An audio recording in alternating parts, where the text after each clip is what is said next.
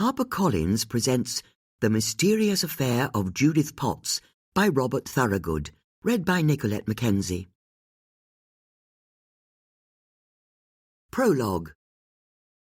Mrs. Judith Potts looked at the woman standing outside her front door and didn't say a word. She didn't dare say a word. Her heart was racing. Her thoughts were in free fall. The woman, for her part, stared straight back at her, refusing to back down. "Who are you?" Judith eventually managed. "You know who I am," the woman said. "You killed my father." "How can you say that?" "You're Judith Potts, aren't you? Philippos Demetriou's wife?"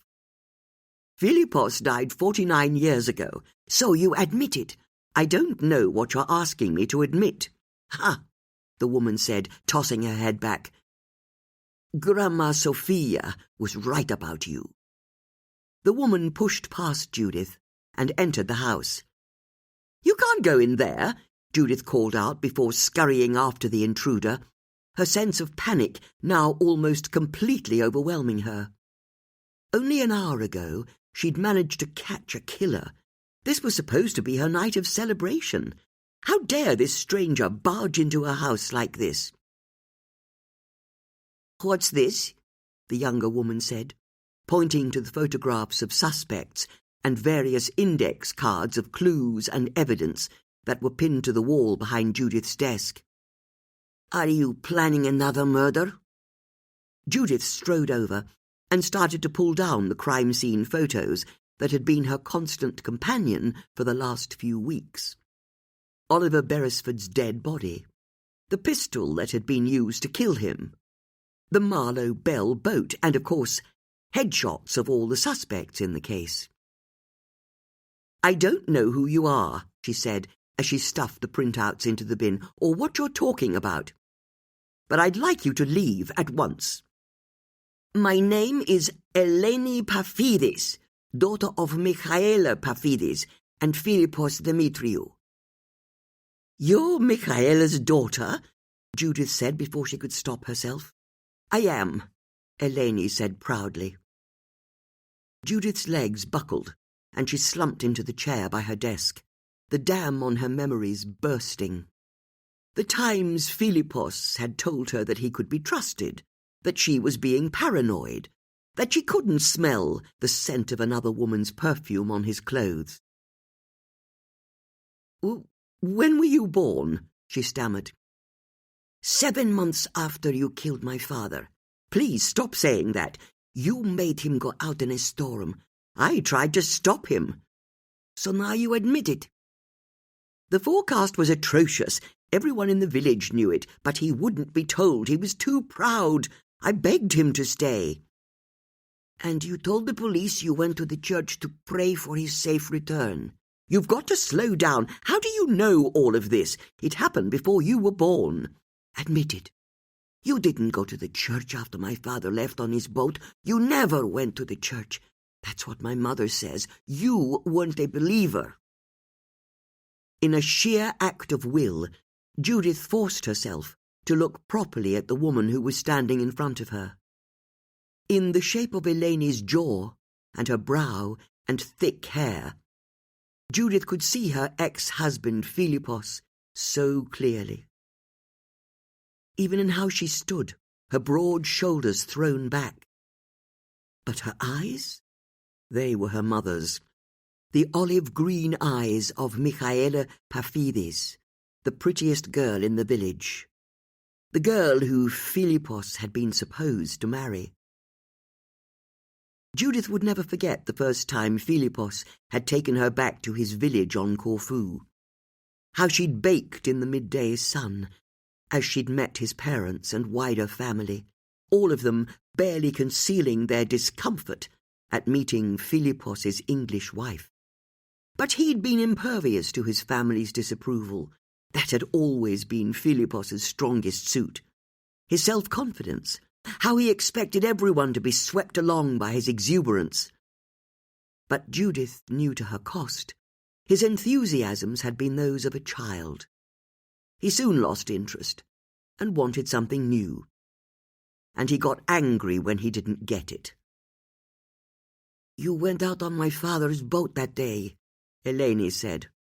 "I went through all of this with the police." Eleni took a step towards Judith and clenched her fists. "You went out on his boat and you killed him," she said. "You then swam back to shore to make it look like he died at sea."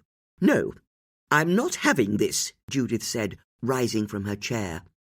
She had to stop the conversation before it went any further. "You can't come in here and make wild accusations. You could be anybody." "You know I am who I say I am. Can you prove what you're saying?" "Back at my hotel, of course." "Get out of my house!" Judith blurted. She had to stop Eleni from talking. "Leave at once, or I'll call the police."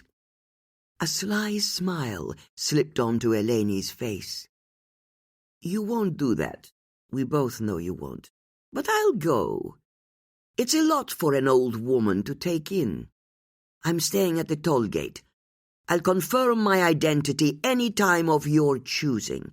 But come and see me soon. If you don't, I'll take all of the evidence I've got to the police." Eleni left, and Judith realized she'd stopped breathing. She didn't doubt for one moment that Eleni was who she said she was. Judith's words to her had just been a delaying tactic to get her out of her house.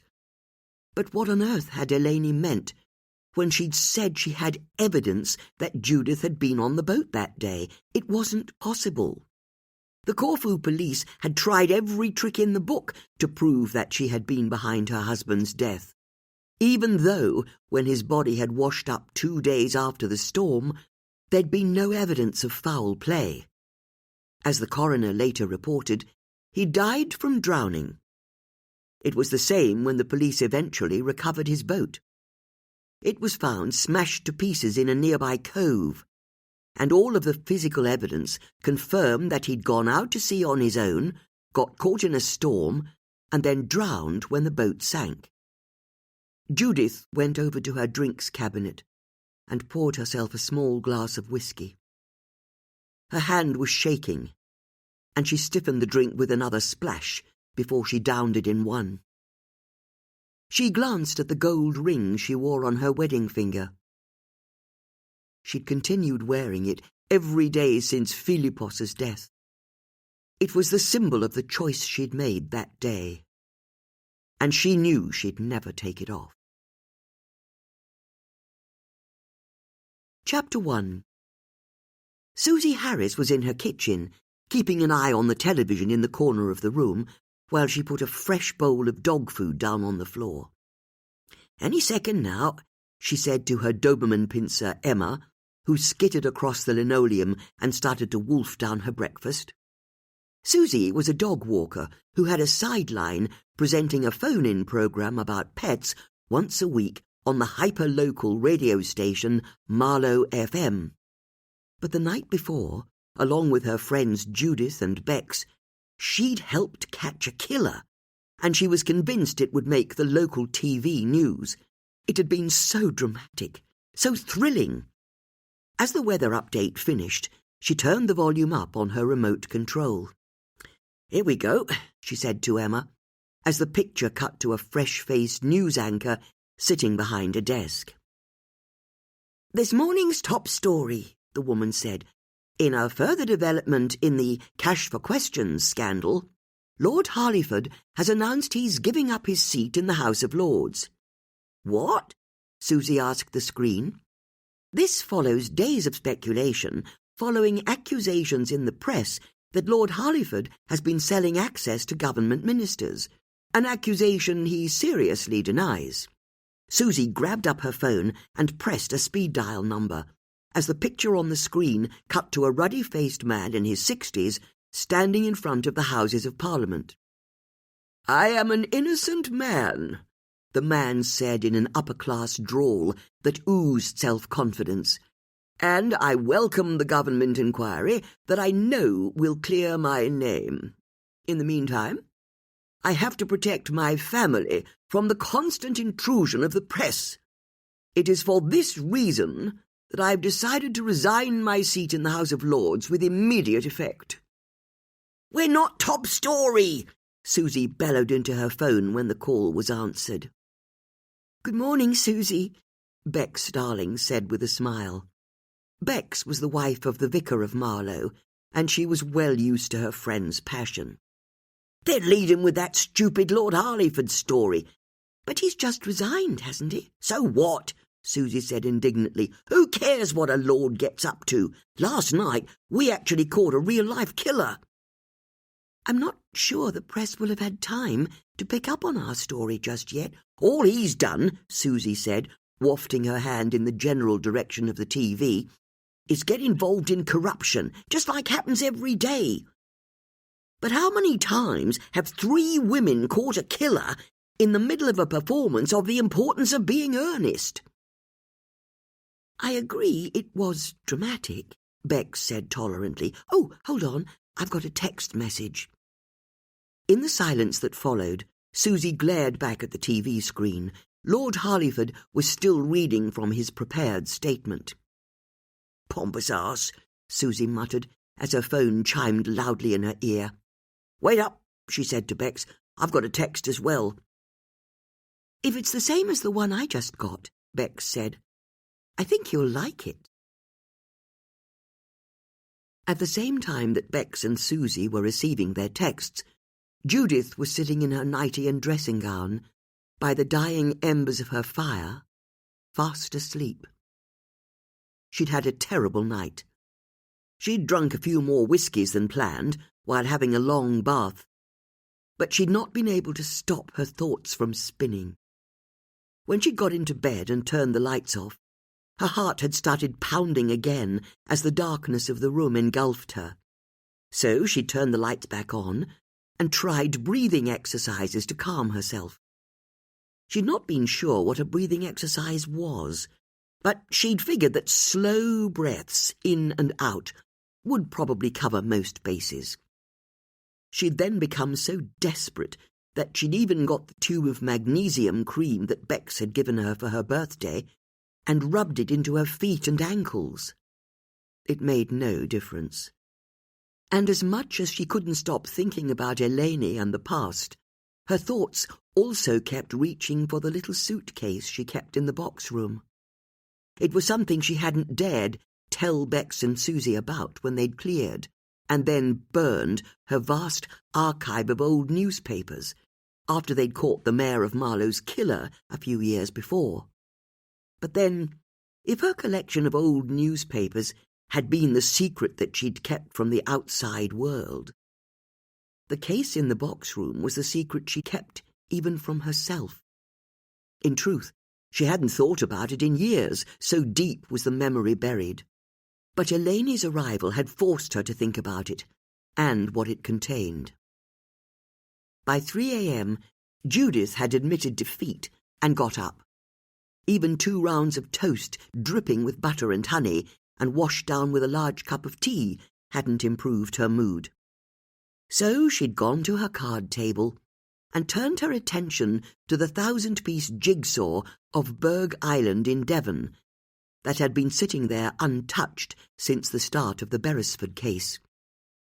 But she still hadn't been able to settle, just as she'd known she wouldn't, and she'd cursed the fact that it was November. The house was thick with coal. Outside it was dark, and there was nothing to do except wait for the day to start. "How dare she?"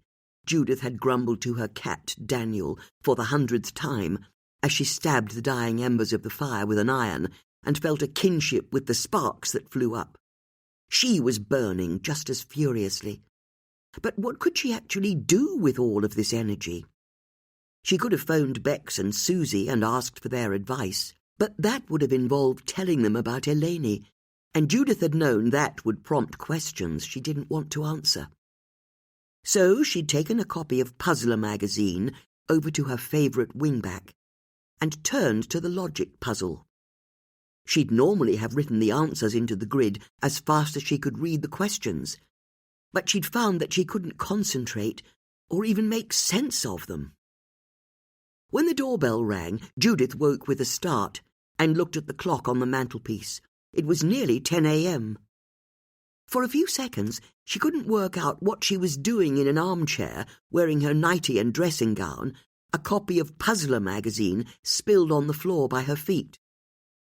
And then, with a stab of horror, she remembered Eleni's visit the night before. The doorbell rang again, and Judith's panic sharpened into fury. If Eleni thought she could intimidate her by coming back to her house, then she had another think coming. Judith lifted herself out of her chair and, ignoring the sharp stab of pain in her left knee, strode to her front door, unlocked it, and threw it open. "Now what?" she asked. Detective Inspector Tanika Malik was standing outside in a dark blue puffer jacket that came down to her knees, her breath misting in the morning air. Seeing Judith's dressing gown and wild hair, she realized she'd caught her friend at a bad time. "I'm sorry," she said. "I should have rung ahead." "Yes, you should," Judith said, as she turned and walked back into her house, leaving the door open. Why had Tanika turned up now? Had Eleni already handed all of her evidence to the police? Was Tanika here to arrest her? "I would have called first," Tanika said, following her friend into the sitting room, "but I needed to see you as soon as possible." "I suppose you're here about the Oliver Beresford case?" Judith asked, hoping she didn't sound on edge. "I'm sorry to say that I'm not." Judith grabbed hold of the mantelpiece to steady herself. "Are you all right?" Tanika asked. "Of course. You don't look it." "But if you're not here about him, then why are you here?" "I've caught you at a bad time, haven't I?" Seeing the concern on Tanika's face, Judith realized that she needed to pull herself together. Whatever was about to happen, she couldn't do anything about it now. "No, it's me who should apologize," she said. "I didn't get a wink of sleep." "I can imagine," Tanika said. "Your performance last night was spectacular, and such a privilege for me to see you solve the case in front of my eyes. Not that it hasn't caused a few problems, but that's not why I'm here. You see, there's been a murder." Judith's eyes widened. "Not Eleni Pafidis?" "Eleni who?" Tanika asked, confused. "Who are you talking about? Eleni's not involved? I've not heard that name before. Who is she?" "It doesn't matter. Tell me about the murder." "Do you know the footballer Gary Wise?" "No, I can't say I've heard of him." "Well, you're going to be hearing quite a lot more of him. Last night, he went into the woods behind his house and was shot dead. A single bullet through the heart." Chapter 2. Tanika saw that her news didn't seem to register with Judith. "Which is pretty extraordinary, if you ask me," she continued, "considering you caught a killer just last night. And now there's been another murder. I know you'll want to hear all of the gruesome details." "Actually," Judith said, "I'm not sure that I do." "I'm sorry?" "Can it wait?" "Are you ill?" "Not ill, just tired. Do you mind if we take a rain check on this Gary chap?" "No, there's something else. There has to be." "Is it that Eleni woman you mentioned? Who is she?" "Really, Tanika," Judith said, letting her irritation bubble over, "you can't expect me to help you solve every murder that comes along." "But you can't help yourself," Tanika said, refusing to believe what her friend was telling her. "All puzzles have to be solved. That's what you always tell me. And your interest has to be piqued by Gary Wise. He's such a famous person. Honestly, I've never heard of him." "You must have done. He played for Arsenal and England." "It will perhaps come as no surprise to you that I don't really follow the football. Now, thank you for coming round, but I need to get on with my day, as I'm sure you do." No, I'm not having this. I refuse to believe you're turning your back on a murder." "But that's exactly what I'm doing, turning my back on it." Judith went over to her card table, picked up an unplaced piece of her jigsaw puzzle, and made a great play of trying to find where it should go. "Okay," Tanika said, ignoring her friend's dumb show. "Then how about if I tell you that Mr. Wise was shot just after 11 o'clock last night? Would that interest you?" "All I'm interested in is finding the other wheel of this sea tractor," Judith said, without looking up. "And that the only other person in the house at the time of his death was his wife, Bethany. She's badly shaken up. Which is hardly surprising when you think about it. Someone killing your husband in the woods behind your house? It makes you shudder, no?" Tanika asked to see if she'd caught Judith's attention. She hadn't. "What else?" she mused. "Whoever killed him very possibly took his mobile phone as well. We've not been able to find it. And then, when we were attending the scene this morning, his house phone rang." Judith continued to make a show of checking over her jigsaw pieces instead of listening to Tanika. "Aren't you at least going to ask me who called?" Tanika asked. "No. You're really making this hard for me. You're not the only one who's been up all night.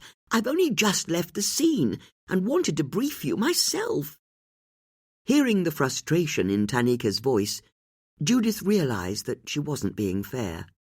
She put her jigsaw piece down and looked at her friend properly.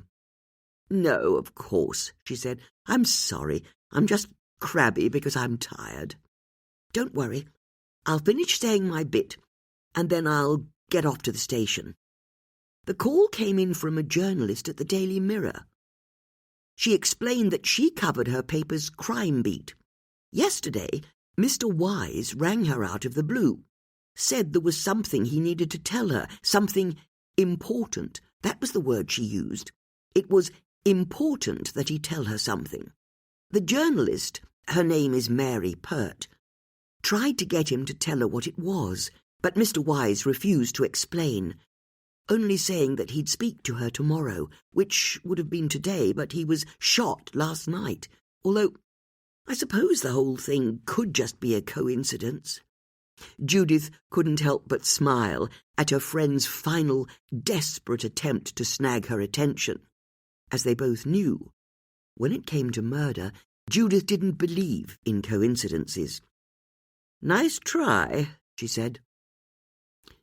There was the sound of footsteps in the hallway, and Bex Starling and Susie Harris bustled in, or rather, Bex bustled in, Susie galumph.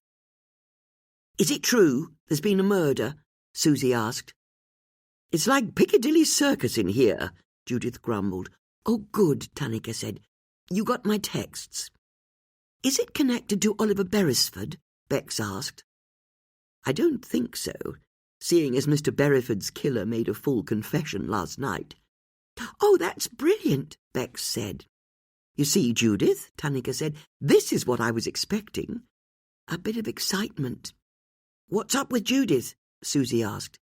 "She's tired." "I can understand," Bex said, going to stand by her friend's side. "Last night would have taken it out of anyone."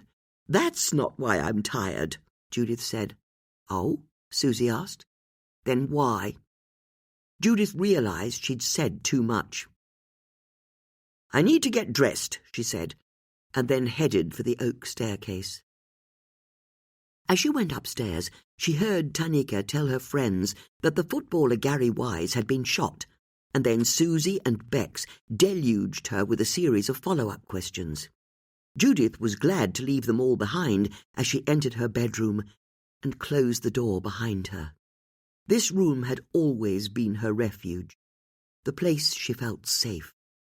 She went over to the mantelpiece and picked up an old letter opener. Turning it over in her hands, she looked back at her four-poster bed and considered what the little knife meant to her.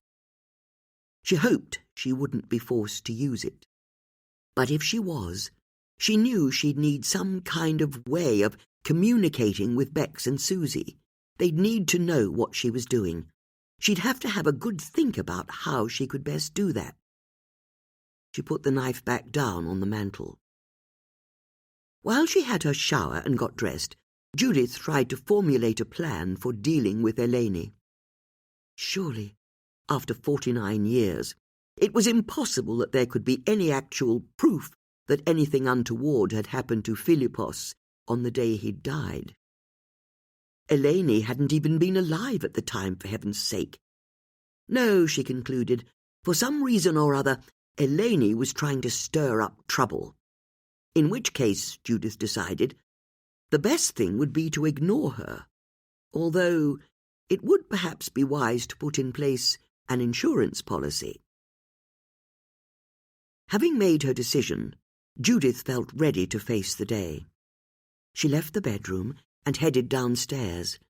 Bex and Susie were still in the sitting room. Judith paused before entering and couldn't help but smile. Bex was twittering about, picking up old plates and glasses and tidying them into a stack, while Susie was sitting solidly by the fire, in the eye of Beck's storm, reading an old copy of the Marlow Free Press. "You could help a bit," Beck said to Susie. "I am helping," Susie said. "No, you're not. You're just sitting there." "This is me helping. I'm staying out of your way because you'll tell me I'm tidying up all wrong." "You make me sound like a monster." "You have views on stacking. I wouldn't go that far. You can't stack one glass inside another, that's all." "And?" Susie asked, raising an eyebrow. "Well, plates have to go together at the bottom of the pile, and you can only put something on top if it's smaller than what's below. That's it." "And?" "And you have to make sure you always use 2 hands when you—" "Oh, God, I am a monster, aren't I?" "No, not a bit of it. You're just you, which is why you're tidying up. And I'm me, which is why I'm sitting here." "Where's Tanika?" Judith asked, to announce her presence. "She's gone back to the station," Susie said, "but she's left instructions. We're to go to Gary Wise's house in Hurley Village. We're to see if we can talk to his wife as soon as possible." "As soon as possible?" Judith asked. "Those were her words," Bex said, "which I don't need to tell you isn't like her at all. In fact, it's borderline suspicious if you ask me. I wonder what's changed." "What does it matter?" Susie said, heaving herself out of the armchair. "She said we should go and talk to the victim's wife, so let's go and talk to her. What do you say, Judith?" "I think that's a splendid idea," Judith said, trying to access an enthusiasm for the case she wasn't feeling. "Although, can I ask you both a question first? How are you getting on with your crosswords?" "What's that?" Bex asked, as she took her perfect tower of neat plates and mugs through to the kitchen. "Are either of you doing cryptic crosswords at the moment?" "Hang on," Susie said. "We've got a dead body to investigate, and you're asking about crosswords?" "It's a simple question. Have either of you been doing any cryptic crosswords? For example, the one I set in the Marlow Free Press?" "What are you like?" Susie said, as Bex came out of the kitchen. "I'm so sorry," Bex said. "I know they're important to you, but they're just gobbledygook to me." "Judith, can we focus on what matters here?" Susie said. "Someone's been murdered. We've got a killer to catch." Chapter 3. Susie drove her battered van through the jumble of brick and flint buildings in Hurley Village, past the ancient Old Bell Inn, and parked by a crumbling brick wall. Once she and her friends got out, they headed towards a little path that led in between a clutch of houses.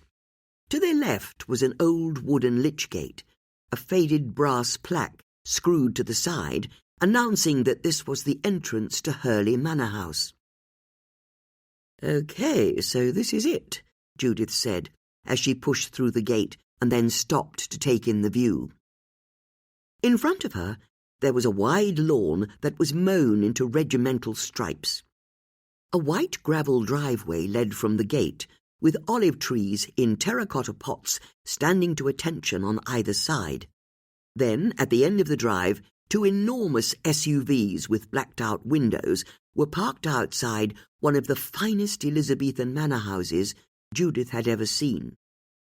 It had diamond-shaped leaded windows, an ancient wisteria growing across its frontage, and a riot of chimneys on top that twisted high into the sky. "A footballer lives here?" Bex asked, amazed. "It's the address Tanika gave us," Susie said, before heading towards the house. As she got nearer, she looked about herself, at the manicured grandeur, and made her decision. "Nah, it's not for me," she pronounced. "Are you serious?" Bex said with a laugh. "Look at those windows. Imagine the drafts, and I reckon 15 chimneys is about 15 chimneys too many. You give me my modern house with double glazing and a nice combi boiler any day." "I know what you mean," Bex said, thinking of her drafty vicarage. "There's nothing like a home with all mod cons, but I'd still move to a house like this in a heartbeat." "But would you bring Colin and the kids with you?" "Susie!" Bex exclaimed as they arrived at the oak front door. Susie pulled on a metal chain that was hanging to its side, and a bell rang distantly from within the house. As they waited, Susie said, "So, what do the pair of you know about Gary Wise?" "I know he was a footballer," Bex said. "He was a central defender, but he was one of those guys who was always in the tabloids. You know, he'd be pictured falling out of nightclubs, and he kept getting into fights on the pitch." "He was violent?" "He was the kind of player who went into tackles studs up." "And that's a bad thing?" "You really don't know anything about football, do you?" Susie said, before noticing that Judith looked distracted. "You all right there, Judith?" It took Judith a short while to register that Susie was talking to her. "Me?" she said. "I'm fine. Don't you worry about me." The door creaked open to reveal a man in his 50s wearing a tweed jacket and brown corduroy trousers. His face was angular, his skin was sallow, and his thinning hair was combed over his head to hide his balding pate. He looked, Judith decided, like one of the very many disappointed head teachers who'd had to deal with her as a teenager. "Can I help you?" the man asked with a condescending tone. Susie pulled her civilian advisor warrant card and lanyard from her bum bag and held it up, making sure that her finger casually rested across the expiry date. "Detective Inspector Tanika Malik sent us," she said. "Are you the family liaison officers?" "Something like that," Susie said. "Is Mrs. Wise in?" "You'd better follow me," the man said, and then turned and led the three friends down a dark, oak-panelled hallway that had oil paintings in gilt frames on either side. He then pushed open a door that led into a modern extension. "Wow," Bex said as she took in the vast room. Every surface seemed to be made of white marble. There was a chandelier hanging over a glass table that could easily have seated 20 people. And behind a huge kitchen island, there was a wall of appliances that included, as far as Bex could tell, 4 ovens. The air was thick with the scent of flowers, and Judith counted 3 different vases that were full of beautiful bouquets. The owners of the house liked the finer things in life, she noted. A woman was sitting at the dining table, wearing a white fluffy dressing gown over a pink velour tracksuit. She looked over as the women entered, her eyes red-rimmed. "What is it now?" she asked. "These women have been sent by the police," the man said. We're sorry to intrude," Bex said, going to the woman.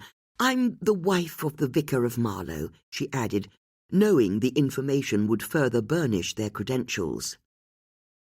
"Bethany," the woman said. "Bethany Wise?" As she said her surname, a sob caught in her throat, and Bex put her hand on Bethany's in support. From the doorway, Judith and Susie could see that Bex had done her thing, and went over and introduced themselves. Once they'd done so, the man, who was still hovering in the doorway, coughed discreetly. "Do you want me to stay any longer?" he asked. Bethany looked over as though she'd completely forgotten he was standing there. "Oh," she said. "No," she added. "I'll be fine. I mean, it's hardly going to get any worse, is it?" "No, I suppose not," the man said. "I promise I'll keep my phone by my side. You ring me at any time. Anything I can do to help, just let me know." With a bob of his head, he turned and left. "He seems nice," Bex said. "He's all right," Bethany conceded. "Is he a relative?" Susie asked, with a smile that she hoped hid the fact that she was getting down to business. "God, no. There's no one with a silver spoon up their arse in my family. That's Gary Asquith. He's been writing Gary's autobiography, you know, coming to the house every day." "He came today?" Susie asked, surprised. "Even after what happened?" "He didn't know what had happened," Bethany said, and then the women saw the moment that her thoughts once again swamped her. "Yes, we're so very sorry for your loss," Bex said. "I still can't believe it," Bethany said. "I'm just numb, you know? Like they've injected me with something." "What happened?" Susie asked. "That's the thing. Nothing. That's what I can't get my head around. We were here on our own, watching the telly. I went to bed about 10 o'clock, maybe a bit after. Gary said he wanted to look at his socials, so I left him downstairs. That's the last time I saw him." The women gave Bethany time to gather herself. "How was he last night?" Bex asked. "That's what the detective inspector wanted to know, but he was normal, you know. And I keep going over what I could have missed, but I can't think of anything." "Are you sure? Did he get any phone calls or texts?" "Not that I saw. And we were sitting together on the sofa. I reckon I would have seen." "It really didn't feel any different to any other evening?" "It was just a normal Tuesday night." "So what happened after you went upstairs?" Susie asked. "I got ready for bed, and I was in my dressing room when I heard this bang. It came from outside, and I sort of knew it was a gunshot straight away. I went to the window and saw a light in the woods. We own the woodland at the back of the property. It looked like a torch, maybe on a phone. Whatever it was, the person who was holding it was moving fast. And the thing is, I knew something bad had happened. I just knew it. It was like a sixth sense. So I went downstairs to tell Gary about it, but I couldn't find him. It was freaking me out. Gary's family are all in Leeds, so I rang Harry to ask him to come over." "The man who was here just now?" Susie asked. "He lives in Marlow. It's one of the reasons we chose him to write Gary's autobiography. He's local." "What time did he get here?" Judith asked. "He didn't answer his phone. It went straight to voicemail. Not that it's a surprise he didn't pick up. It was late." "If the wife of my boss rang me at 11 p.m, I'd answer," Susie said. "The point is, I was on my own, so I rang the police, said I thought I'd heard a gunshot, and that there was an intruder in the woods at the back of the house. Gary's what the police call a high-profile individual. They take security more seriously." "They do?" Susie asked, impressed. "He's had his fair share of stalkers and loonies over the years, sending him stuff through the post and hanging around the training ground. Anyway, a police constable arrived about 20 minutes later, and she didn't hang about. She went and looked in the woods for herself, and that's when she found him. I'll never forget that moment, when she told me." "I can't imagine how tough that must have been for you," Bex said. Bethany looked at Bex, entirely lost. "There's no point asking me what happened next," she said. "The rest of the evening's a blur." "Then can I ask something?" Susie asked. "Who do you think did it?" "I've no idea. Everyone liked Gary." "You said he had stalkers?" "Gary used to joke that you're not really famous unless you've got a stalker. but he's not had anyone crazy go after him for years. Our lives turned around when he left Arsenal and he came back to Wickham Wanderers. He stopped drinking. He doesn't go to clubs or hang out with any of the bad lads. He's a changed man now." "He is?" Susie asked, raising an eyebrow. "That's not the impression the papers give." "Ermine, that's all the papers are, gutter rats.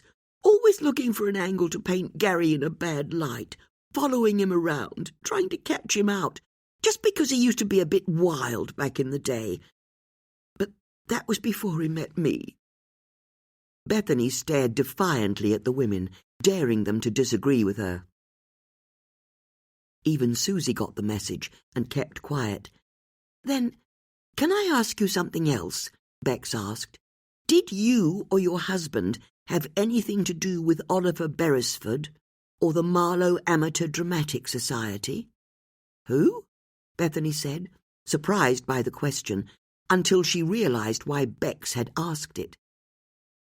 "That's the guy who died on that Marlow Bell boat, isn't it? The detective inspector asked me that as well. The answer's no. I'll be honest, when you're a professional footballer, you train 24/7 during the season, and the weeks Gary gets off every year, we go somewhere far away and very hot. We don't really know anyone in town. That's partly why we hired Harry Asquith. We thought he'd be able to add local colour to Gary's story." "And how well did he get on with Gary?" Susie asked. "You reckon Harry could be involved?" Bethany asked, unable to take the question seriously. "You saw what he was like with me. And he was the same with Gary. He's one of those guys who'll do whatever you say because you're paying him. Are you really sure you have no idea who did this to your husband?" Bex asked. "I said, didn't I?" Bethany replied, and the women could see that her patience was wearing thin. "All I can think is that it was some crazed football fan who got past all of the security cameras around the wood, and then, for some reason, Gary went out to see them, and then—" "And then," Bex said, finishing the sentence for Bethany, "look, we've taken up enough of your time." "I want whoever did this strung up," Bethany cut in. "I'm sorry?" "I want them in prison, the key thrown away because they don't deserve to live, and you'd better work out who it is before I do, because I'm telling you, if I get to him first, I'm going to tear him limb from limb."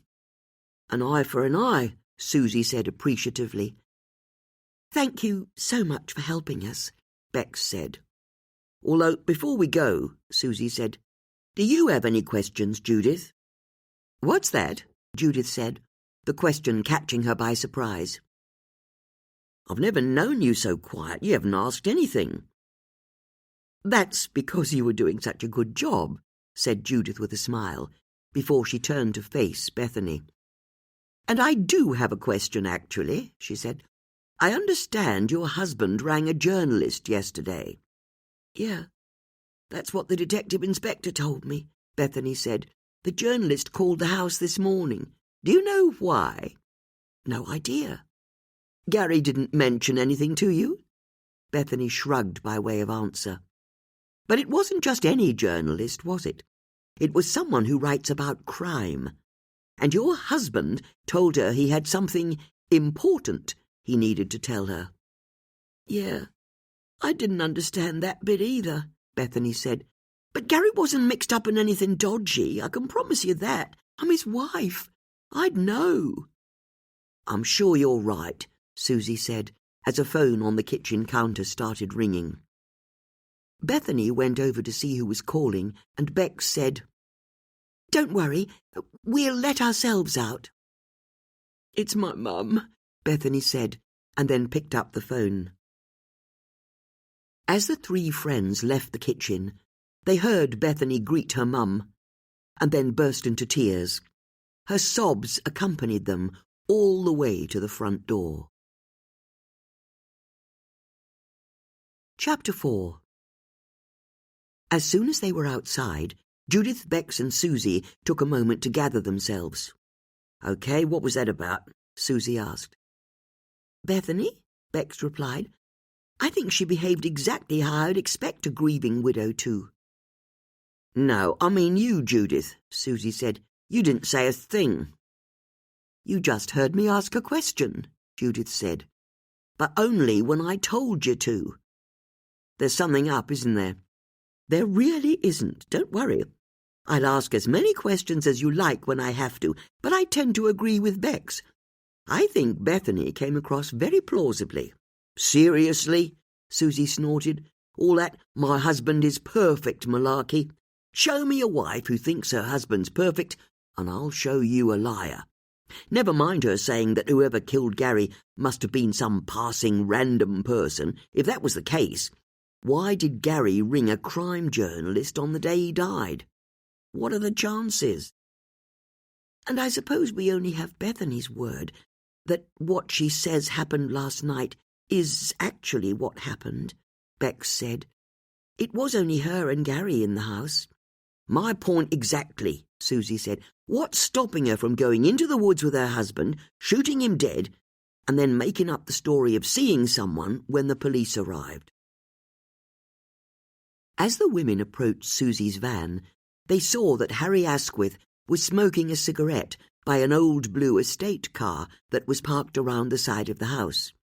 As he saw them, he threw his cigarette into a flower bed and came over. "Hope you don't mind me waiting for you," he said, in a way that suggested he wasn't remotely interested in their answer. "Not at all," Judith said. "In fact, you can perhaps help us. Bethany says that Gary was a reformed character. Not at all how the papers painted him." "Of course," Harry said, as he realized what was behind the question. "You want to know what I thought of him." "If it's not too much to ask," Susie said, as sarcastically as possible. Harry was too superior to even notice. "Where to begin? Well, I suppose the point is, I've ghost-written any number of autobiographies, and top sports people are often very similar. They're driven, and selfish with it. They have to be. They're only one ACL injury away from the end of their career. And their greatest fear is that their talent will one day just leave them. You see, no one really knows where talent comes from, least of all the person who's got it. So you look into their childhood, into their schooling and upbringing, because everything in their past helps to explain the present day." "And what was there in Gary's past?" Bex asked. "He's basically a classic of his type. His mum worked on a supermarket checkout, and his dad was a bouncer for a chain of nightclubs. But he was raised in a home of love and support, and he was prepared to work. So, all was smooth sailing at first. As a local lad, he joined the Leeds United Academy. He was on the fast track to the top. And then, when he was 16, they let him go. Just like that. It nearly crushed him. That's how he told it to me. That feeling of betrayal at such a young age. And that's when he started going off the rails. After being dumped by Leeds, he signed with Wycombe Wanderers, moved down here, and became a bit of a folk hero. He was a central defender, but don't think Rio Ferdinand. He was more of an enforcer, like Terry Butcher. It was no surprise when a big club like Arsenal came knocking, and he was with them for the next 10 years. But that's also when he started to cut loose in London. He got into the papers more and more. And once the tabloids have got you pegged as a wild boy, they'll paint everything you do in that light. So Gary started to play up to it. I've seen it in other famous people." "I see," Judith said, as she wondered if there was a way to speed up Harry's story. "But messing around like that has consequences," Harry said, mistaking Judith's mild impatience for strong interest. "As I'm sure we can all agree, you see, he always had the talent to play for England, but when the chance came along, he was so into his bad boy of football persona that he'd turn up late for training sessions, would oversleep and miss the team bus, that sort of thing. In the end, he only got 3 caps before he was dropped. His talent deserved so much more. The way he told it to me, that rejection, this time at the highest level, put him into a real spiral, and each year he was getting older and drinking more. By the time he was in his early 30s, he wasn't even a guaranteed pick in the Arsenal first team. They had a novice centre-back they were developing who was edging him out of the side, which is when his old club, Wickham, asked for him back on loan, because everyone around here wanted their star player back. Not that Gary was interested. Not until he met Bethany. He told me she was the one who turned his life around. She was his rock. That's what he called her. He changed his ways. He stopped drinking. And he's been a big success for Wickham Wanderers ever since he came home. "What can you tell us about Bethany?" Susie asked. "Only that there's no way she could have anything to do with her husband's death. Those two loved each other. I mean, I was only with them a short while, but it was obvious for anyone to see. He'd ask her how she was the whole time, and was constantly making her cups of tea. Attentive. That's the word I'd use. He was attentive around her." "And how did you get on with him?" Susie asked. "Me? You think I killed him? That's preposterous. But since you're asking, I got on with him just fine. You ask Bethany. And it doesn't matter how we got on. I was home alone last night." "Can you prove that?" "I doubt it. It's like I said, I live on my own." "And yet you didn't answer your phone when she called you." "I didn't hear it, even though you were in an otherwise empty house.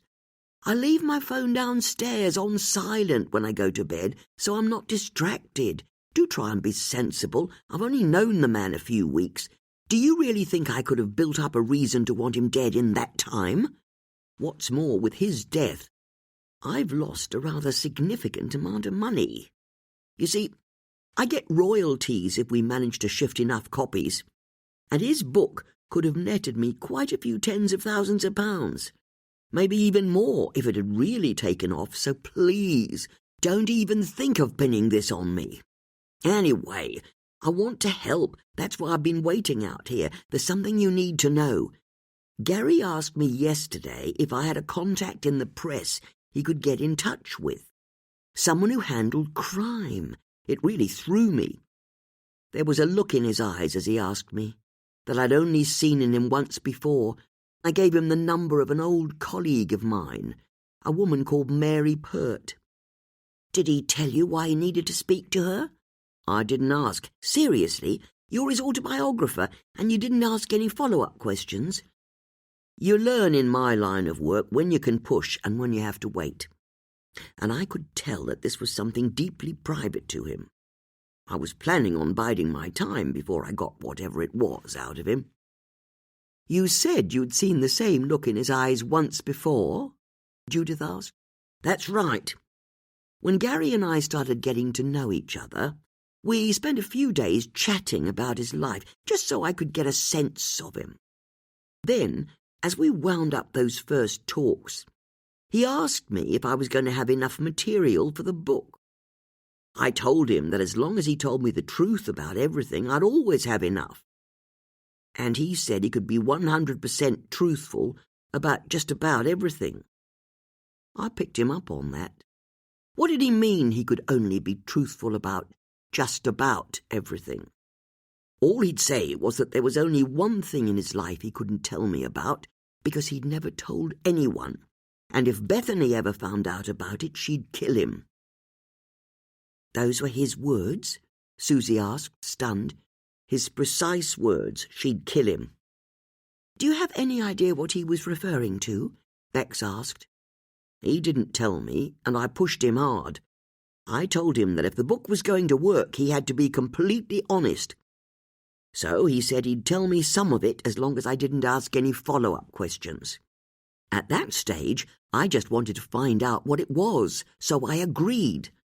And that's when he told me that after the final match last season, he went out drinking with his teammates, even though he'd promised Bethany he wouldn't touch alcohol again. But the last game of the season bender is a strong tradition in football. And then... And then what? Susie asked. He clammed up. Wouldn't tell me what happened next, no matter how hard I tried to find out what went on that night.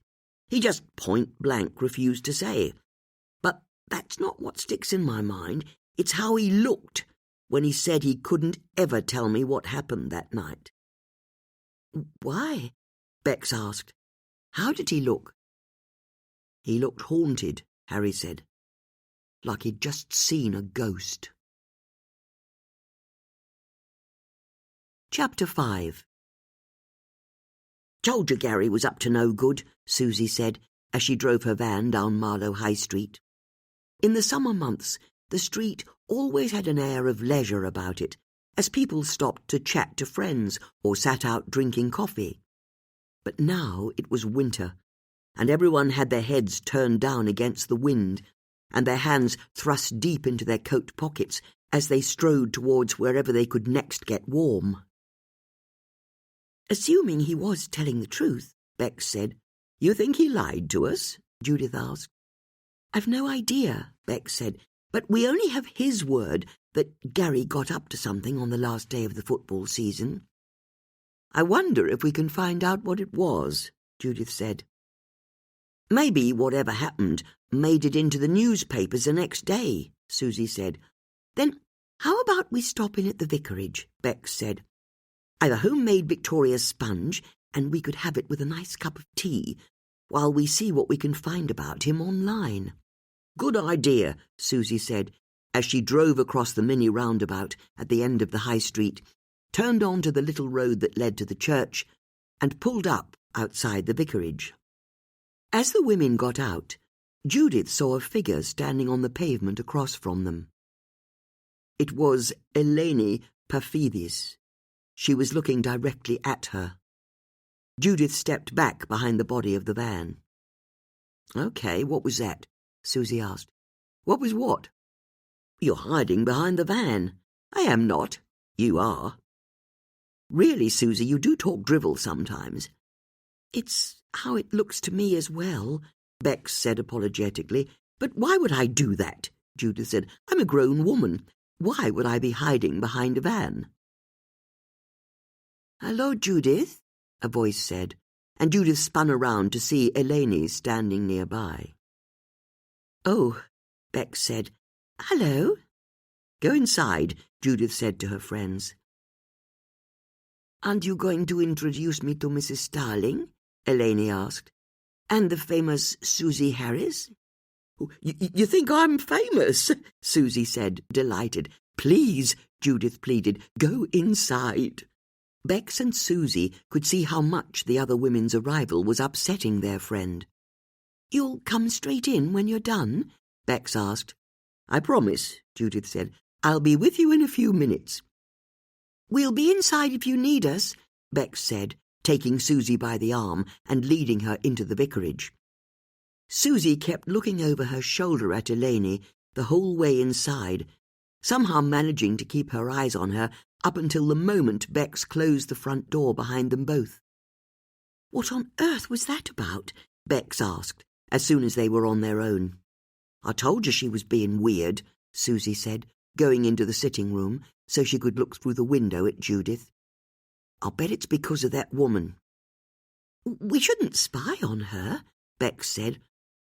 "I'm not spying on her, I'm just looking through the window. Come on, let's go into the kitchen. We need to give her space." "No, I'm staying here," Susie said, "but you're right. I don't want to be caught. Hold on."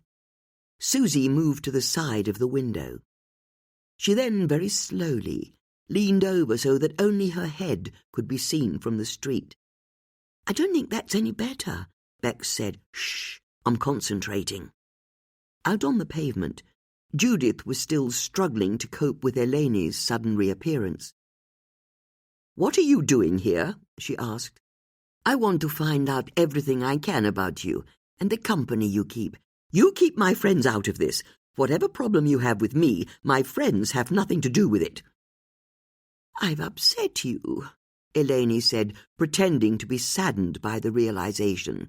"You haven't upset me, and if you think you can intimidate me, then you've got another think coming." Oh, I'm not sure I agree.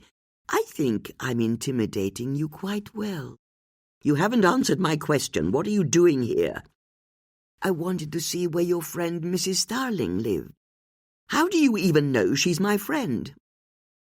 You'd be surprised how much I know about you. Is that why you're staying in the Tollgate Hotel? Judith asked, nodding at the old coaching inn a few doors further down the high street. I couldn't get a hotel that was near you, so I did the next best thing. I got one near her. You can't spy on her. But I can learn so much. For example, I've already worked out why you solve murders with your two friends. You haven't the first idea. It's because of the guilt you feel. You're trying to right the wrongs of the present, because of the wrong you did to my father in the past. That's not remotely true, Judith said, and went on to explain that what Eleni didn't know was that she set crossword puzzles for a hobby, and she'd been a puzzle solver her whole life. She helped the police solve murders because, as far as she was concerned, all puzzles had to be solved. But even as the well-worn words came out of her mouth, she suspected that on some deep level, Eleni was right. And she'd never known this about herself. Part of the reason why she'd started investigating her first murder case must have been because of her feelings of guilt.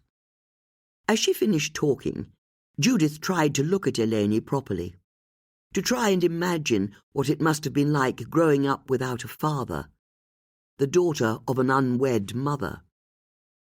"Did your mother ever marry?" she asked. "No," Eleni said.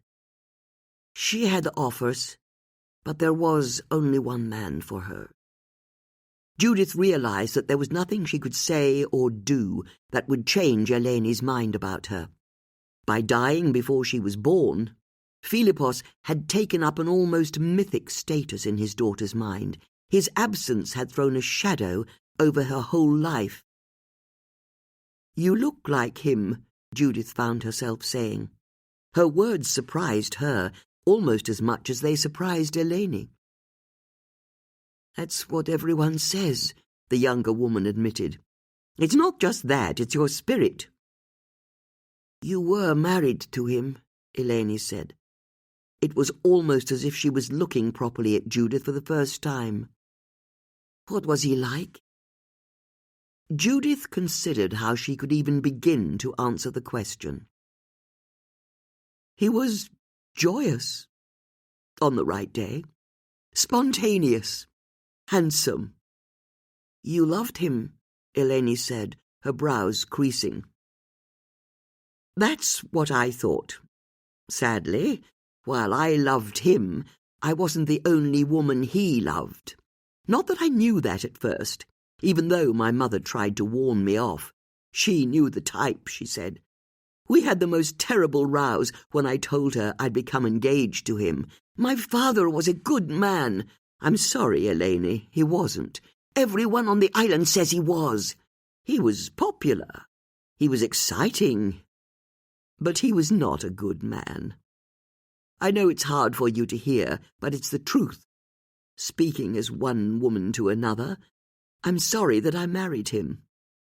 And I'm sorry you grew up without a father.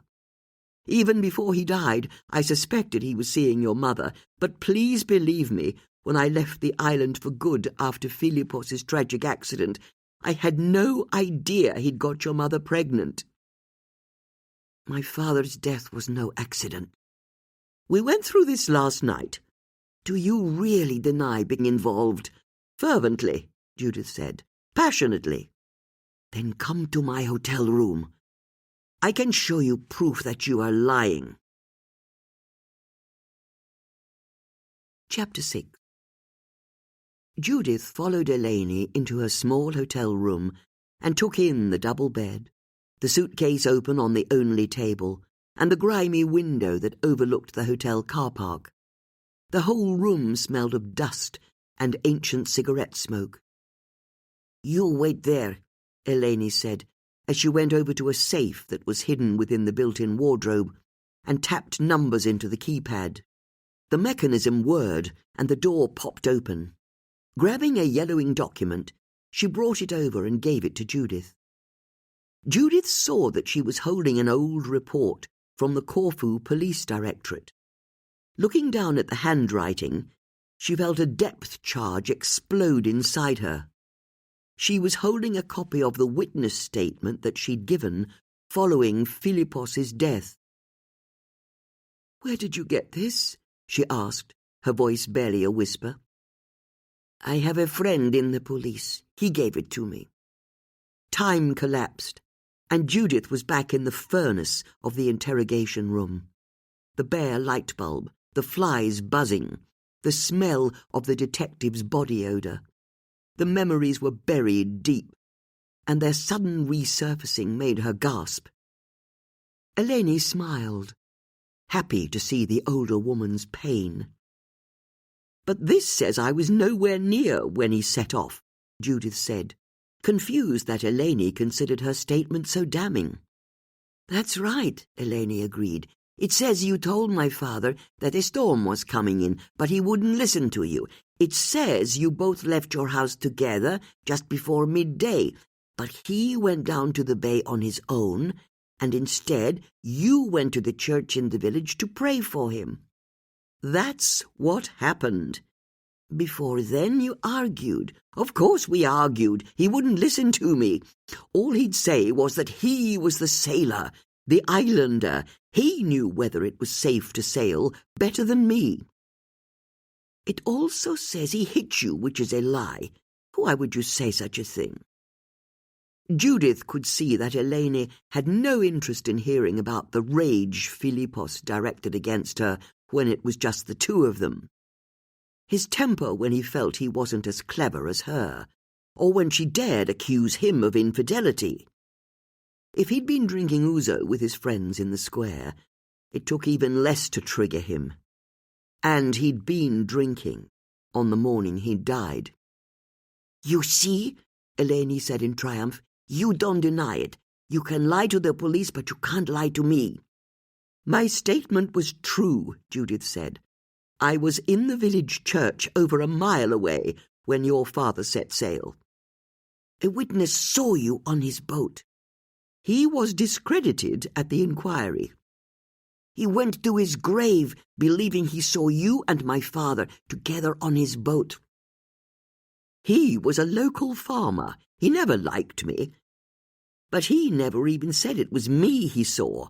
He just said he saw Filippo's boat as it passed the headland, and he thought he saw 2 people on it. And that second person was you, which fits with the statement from the village priest. He said you didn't go to the church that day." As she spoke, Eleni went to the safe, returned with another piece of age-yellowed paper, and handed it over. "Here's his statement," she said. The priest, like the farmer, was mistaken. "I was in the lady chapel when he came through the church. I was praying that your father would be spared in whatever storm was coming. That's why he didn't see me." "The priest said you never went to church." "I went every week, but never through choice, only because you had to. And I felt I had to that day. Praying was all that was left to me." "You're lying. You were on the boat with him." Judith barely heard the younger woman's accusation. She was in Filippo's house. On the rocky bluff that overlooked the Ionian Sea, with steps cut into the rocks that led down to an old concrete jetty, where he'd moor his little fishing boat. With a blue-painted hull and steps down to a cabin that barely had room for a double bed, it had been his pride and joy. When times were good, he and Judith had gone out for days at a time, cooking the fish they caught during the day and sleeping out under the stars on the deck at night. As Philippos had told Judith at the time, his boat was him and he was his boat. "You knew bad weather was coming, so you went out with my father on his boat and drugged him," Eleni said, "or hit him over the head, but you made sure he drowned somehow." "You have to believe me. I never went near his boat on the day he died. And there's the lie, Eleni said as she returned to the safe. She pulled out another document and strode back, forcing it into Judith's hands. Then how do you explain this? Judith saw that she was holding an old photograph. It showed the cove beneath Philippos's house. The boat was moored at the end of the wooden jetty, and he was standing on it. This was taken on the day he died, Eleni said. You can't know that, Judith said. That's the T-shirt and shorts he was wearing when his body was found. He wore those clothes most days.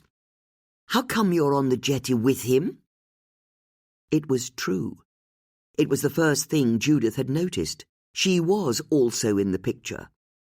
And although Philippos often wore the clothes he had on, she'd never forget the day that he'd died was the first time she'd worn the dress she was wearing in the photograph. If the photo was real, it could only have been taken on the last day of his life.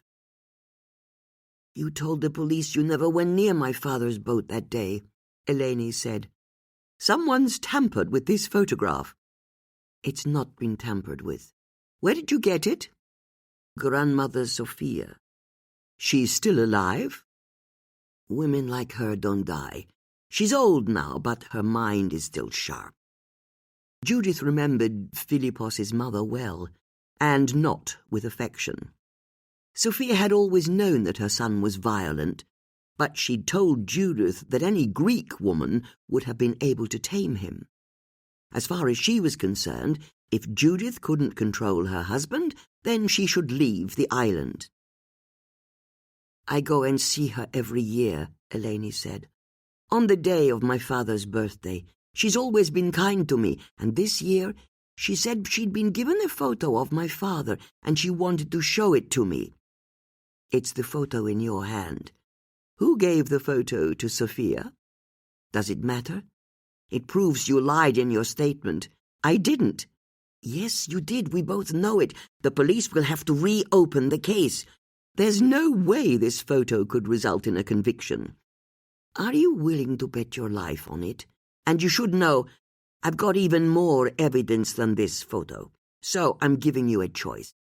You go to the police and confess the truth of what happened that day, or I'll give them all the evidence I've got, not just this photo. Are you trying to blackmail me? I'm giving you the chance to confess. The jail sentence from the judge will be less if you do.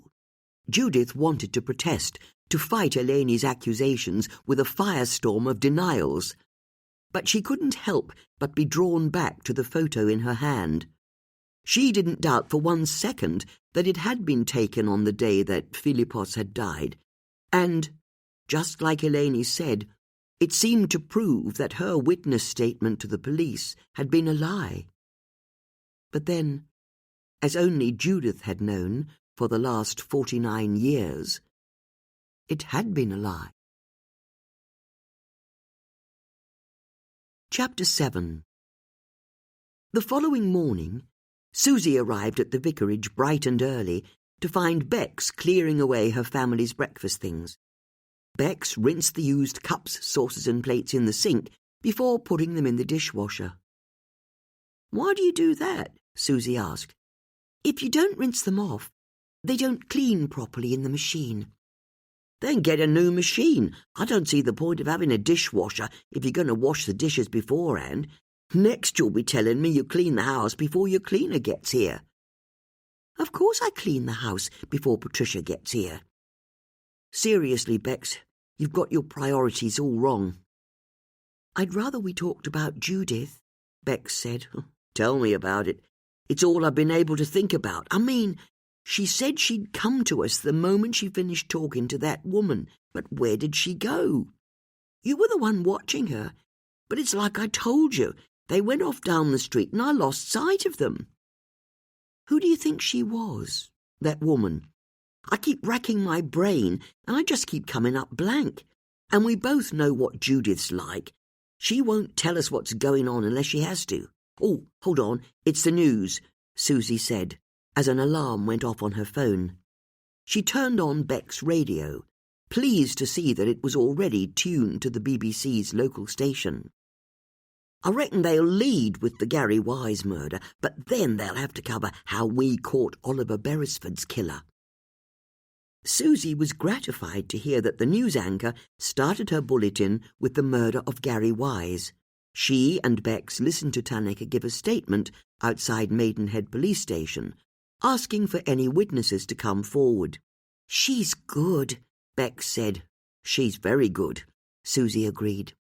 Then, once a football pundit had explained what a loss to the game Gary was, the news anchor went on to the next story. "I don't know what's wrong with this country," Susie said, as the anchor revealed that there'd been further developments in the corruption scandal against Lord Harleyford. "You catch the killer in a local Amdram society, and it's not worth mentioning, but you have one lord up to some kind of shenanigans, and it's all the press want to talk about." Bex couldn't help but smile as her friend slapped the off button on the radio. She loved how melodramatic Susie was, if only because it reminded her how grateful she was that she wasn't like that at all. Bex's phone rang, and she grabbed it when she saw who was calling. "It's Tanika," she said, as she answered the call on speakerphone. "Good morning, Tanika." "Is Judith with you?" Tanika asked. "I've been ringing her since yesterday, and she's not picked up." "She's not answering our calls either," Susie said. "Is she okay?" Tanika asked. Susie frowned, not sure how they should respond. "Yes," Bex eventually offered. "Because she was definitely a bit off with me yesterday," Tanika said. "Then maybe we can help you," Bex said. "It's not help I need. I just wanted to update you on where we're at with the Wise case." Bex looked in surprise at Susie. They both knew that Tanika had never voluntarily told them how a police investigation was going before. In fact, she normally tried to keep the information from them. "But don't get your hopes up," Tanika said. "We've not developed any significant leads." "Then what have you got?" Susie asked. "Well, we've run Mr. and Mrs. Wise's names through the police computer, and they're both clean." "Are you sure?" Susie said. "Doesn't Gary have a whole heap of police cautions?" "Not really. He's had plenty of run-ins with the police in the past, but they get wiped from the system after a number of years, so there are only a few left. There's a bit of a push and shove with some paparazzi for one of them, a drunken disorderly coming out of a pub for another, but there's nothing from the last 3 years, not since he met Bethany." "Was there a police report from earlier this year?" Bex asked. "What makes you ask?" "His ghostwriter told us that Gary got drunk on the last day of the football season and something happened that later haunted him." "Yes. We spoke to Mr. Asquith yesterday. He told us the same thing, but whatever happened that day, it didn't result in a police report being filed." "Have you been able to dig anything up on Harry?" Susie asked. "In his statement, he said he was at home at the time of Mr. Wise's death, although he's not been able to provide a definitive alibi." "Could he be the killer?" "There's no suggestion from anyone, Mrs. Wise included, that Gary had any problems with Mr. Asquith, or vice versa. Although we did find out one thing about him that's possibly of interest. Mr. Asquith is up to his ears in debt. In fact, he's in a real mess, with credit cards that he takes cash out of so he can pay off what he owes on another credit card. He told us he could earn tens of thousands of pounds from Gary's book," Susie said, "which kind of suggests he's the last person who'd have wanted him dead.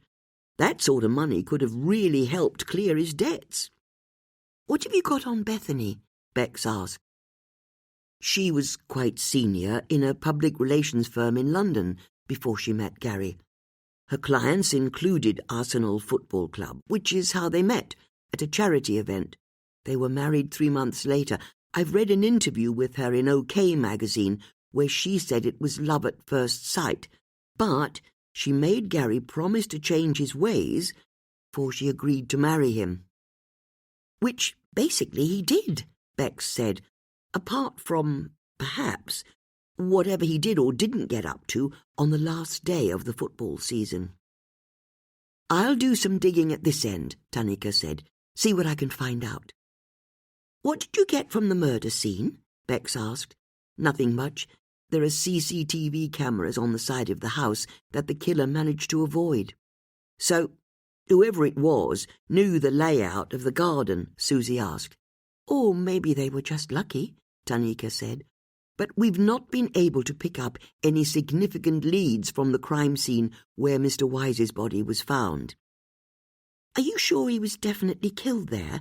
Bex asked. "It's our working theory. There are no signs that the body was moved post-mortem. But I suppose it's theoretically possible he was killed elsewhere and then his body was dumped in the woods." "Then what have you got from Gary's emails and texts?" Susie asked. "His emails are pretty innocuous, according to his wife. He ran his life from his mobile phone, which is still missing. We're waiting on his phone provider to send through copies of all his text and phone messages. Look, are you sure Judith is all right? Only, it's not like the three of you not to be together during a case." "Don't you worry about her," Susie said confidently. "I'm sure she's on her way to join us right now, and we'll fill her in on everything you've said when we see her." She then thanked Tanika for phoning and ended the call. "This is bad," Bex said. "If Judith's not taking Tanika's calls during a murder case, then something's seriously wrong with her." "I suggest we go to her house and have it out with her," Susie said. "No, we can't just barrel in there and put her on the spot. You know what she's like. We'll frighten her off." "All right, then how about this?" Susie said, inspiration coming to her.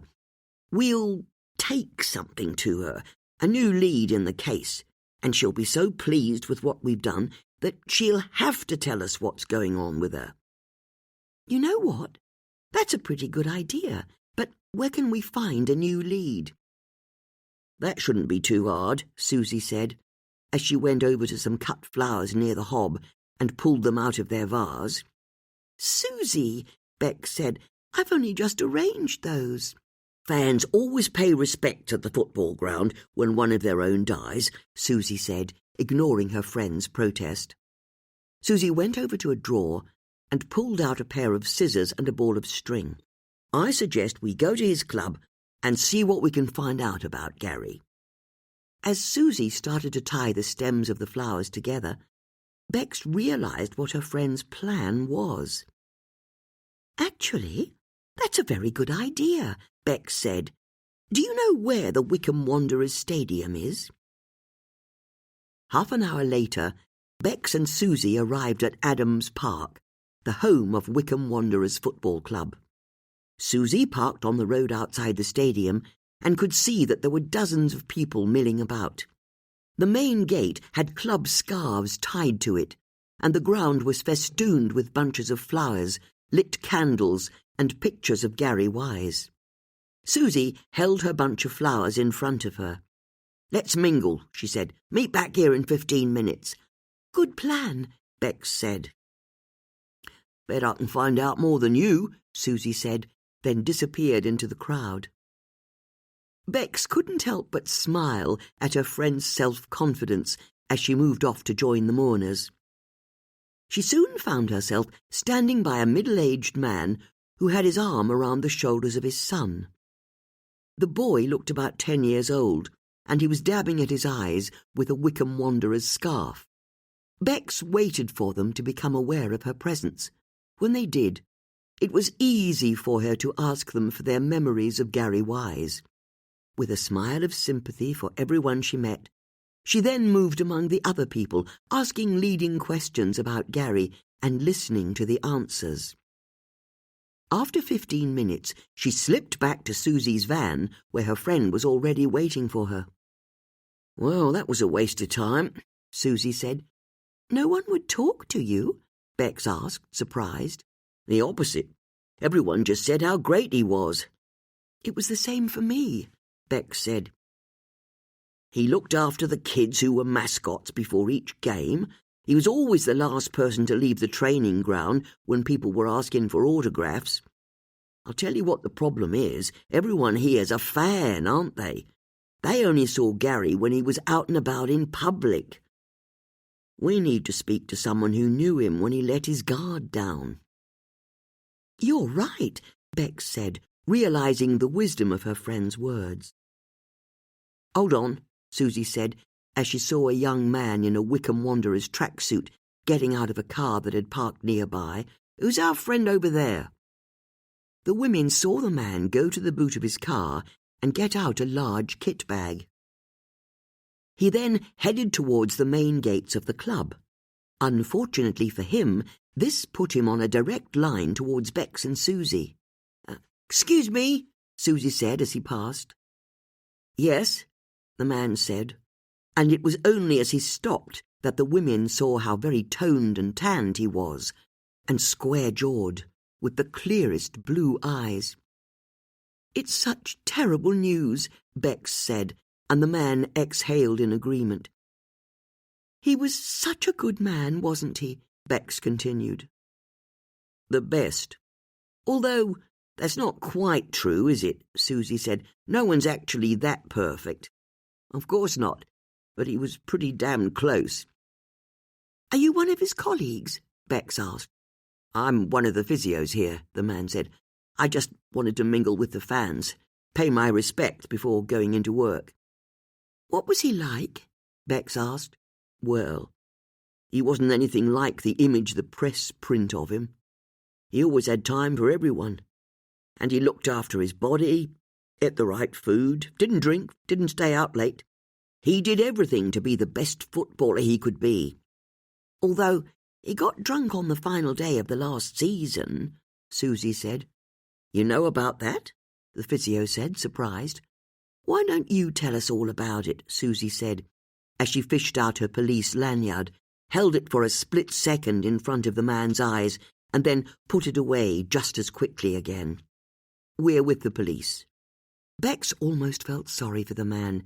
He might have been young, tanned and toned, but he was never going to be a match for a Susie Harris in full spate. "Okay," the man said, "but don't say this came from me. The day after the last match of the season, Gary came to see me. He said he'd had a skinful the night before and he'd hurt himself. When I checked him over, I saw that he had contusions across the lateral aspect of his thigh and a fair bit of subcutaneous hemorrhaging and swelling." "In English?" Susie asked. "He had bruises and cuts all down his leg. I patched him up as best I could and sent him on his way." "Did he say how he got injured?" "He didn't want to, but I made him. You can't really mend someone if you don't know how they injured themselves. He told me he'd been in a car crash." "A car crash?" Bex asked. "That's what he said. The point being, the injuries weren't too bad. I was able to get him mended in time for pre-season training." "What was the date of the last match of the season?" Susie asked. The man thought for a few seconds before replying. "April the 7th. "And he said he'd definitely been in a car crash?" "That's what he told me," the physio said, and then he looked at the women more carefully. "He also told me that the police attended the scene of the crash. So how come you don't know that? Can I see that card you showed me again?" "I'm sorry," Susie said, pretending she hadn't heard the question. "If you're from the police, how come you don't know about his car accident?" "Who's saying we don't know about it?" "You are. You just said. And you could be anyone. The press, even. It wouldn't be the first time one of the tabloids tricked information out of us. Can you show me your card again?" he asked. And this time he held out his hand to Susie. Susie pulled her police lanyard out of her bum bag as slowly as it was physically possible for her to do, and she made sure that her thumb covered the written information on it. As soon as it was close enough for the man for him to read it, she whipped it back, but his reactions were faster than hers, and he was able to whip it out of her bag before she could zip it up again. "This expired last year," he said, as he looked at it. "It did?" Susie said in what she hoped sounded like surprise. Well, I never. I'll have to speak to HR, get a new one issued. You're from the tabloids, aren't you? No, I promise you, Bex said in a panic. We really are civilian advisers, or we were at least. I can't believe you'd do this, the man said. I'm taking this card straight to the police and reporting you. Don't do that, Bex said. And there it is, the man said, as he shoved the pass into a pocket of his tracksuit. All the proof I need that you aren't who you say you are. With one last glare at the women, he turned and headed for the main gates. Bugger, said Susie. Yes, Bex agreed. I don't normally swear, but this feels like an exception. Bugger. Chapter 8. When Susie and Bex arrived at Judith's house, they found their friend in front of the fire, wearing a dressing gown, her hair damp. Have you been for a swim? Bex asked, surprised. Judith smiled by way of an answer, but her friends could see how tired she looked. It must be 0 degrees out there, Susie exclaimed. And before you say the Thames can't be 0 degrees because it would be frozen over, you know what I mean. I imagine you've got news, or you wouldn't be here, Judith said. As it happens, we do, Susie said proudly. She then explained that they'd found out what had happened to Gary on the last day of the football season. But it makes no sense that he was in a drink-driving accident, Bex said, because, according to the man we spoke to, Gary said the police attended the scene. But Tanaka told us the police hadn't had any interactions with Gary in the last 3 years. So that's your plan, Judith said. What plan? Susie said in mock outrage. We don't have a plan, do we, Bex? You knew I'd have started putting the case together, Judith said, nodding at the wood-panelled wall behind her desk. The evidence from the Oliver Beresford case had been removed and replaced with photos of Gary Wise, his wife Bethany, and his ghostwriter Harry Asquith. There were also index cards with handwritten notes pinned next to the photos. And you thought that if you offered me a nice juicy lead, you'd get into my good books and be able to ask me about what happened yesterday. Was it really that obvious? Susie asked, surprised that her plan had been exposed so easily. We were worried about you, Bex said. That's the truth of it. I've never seen you as rattled as you were when that woman appeared. Whatever it is you're going through, we want to share it with you. As much as Judith knew that she wasn't going to do what her friends asked, Bex's demeanour was so sympathetic that she felt a sudden yearning to unburden herself. Bloody hell, she thought. This is how she gets suspects to confess, isn't it? Don't you practice your dark arts on me, Bex darling, she said. No dark arts, Bex said, but we're here to help in whatever way we can. Judith knew that while she didn't want to share her predicament with anyone, in fact, she knew she could never reveal the full truth of what had happened on the day her husband had died. Her visit to Elaine's room had put her into a tailspin, and she suddenly realized that she needed her friends now more than ever.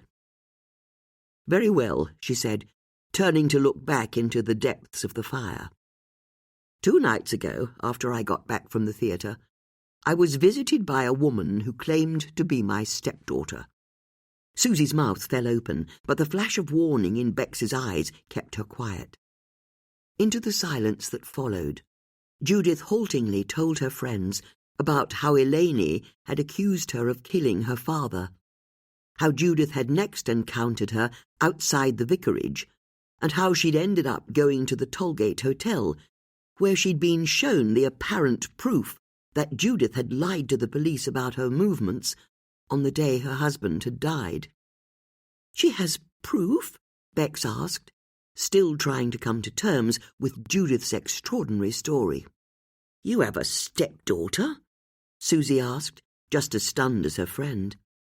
Judith went over to a bookshelf and pulled down her cloth-bound copy of Brewer's Phrase and Fable. From its pages, She plucked the photo Eleni had shown her and handed it over to her friends. "She gave it to you?" Bex said. "This is a copy. She's kept the original. It was taken on the day Philippos died.